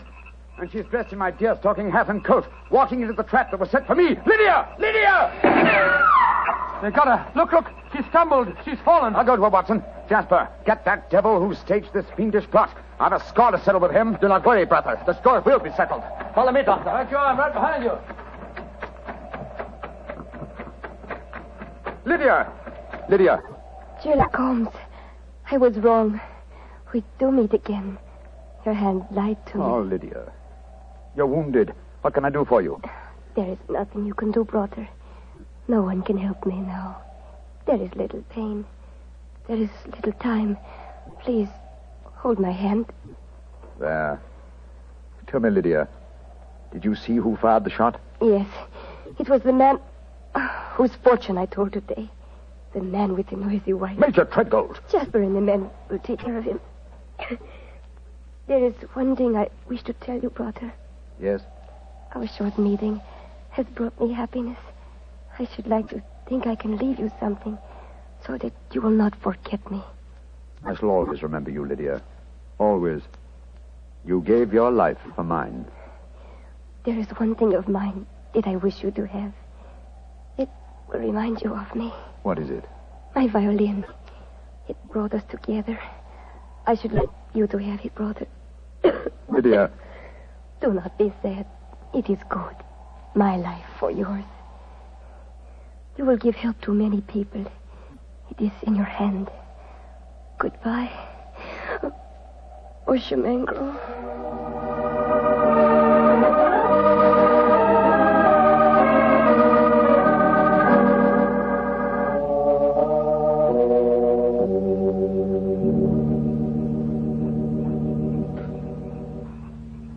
Holmes, it was dreadful. Dreadful. The gypsies surrounded Major Treadgold. They forced him back into the Braxton quagmire. I tried to pull him out, but I couldn't do it single-handed. I'm not sorry, Watson. Jasper, you know that Lydia is dead? Yes, I know it. The gypsies knew it, too. That is why you were single-handed, Doctor, in your attempts to save the murderer. No Romany child would raise a finger to help him. Yes, I can understand that, but great Scott, man, if you'd seen his face as the quaking mud sucked him under. Lydia's death was less dramatic, but equally moving, I assure you. Sherlock Holmes, I met you less than 5 hours ago. You have saved my tribe from a devilish plot that would have blackened their names. A plot that would have driven them from the countryside. What can I do in return? 2 things. First, tell me where I may reach your son, Pyramus. His address is in this sealed envelope, Brother. Thank you. What else may I do for you? As Lydia died, she willed me one gift for remembrance. And what was that gift, Brother? A violin. Of course. Here. Here it is. Huh. She told me I might become a true Boshemengro. Let's see if I can recapture the melody once more.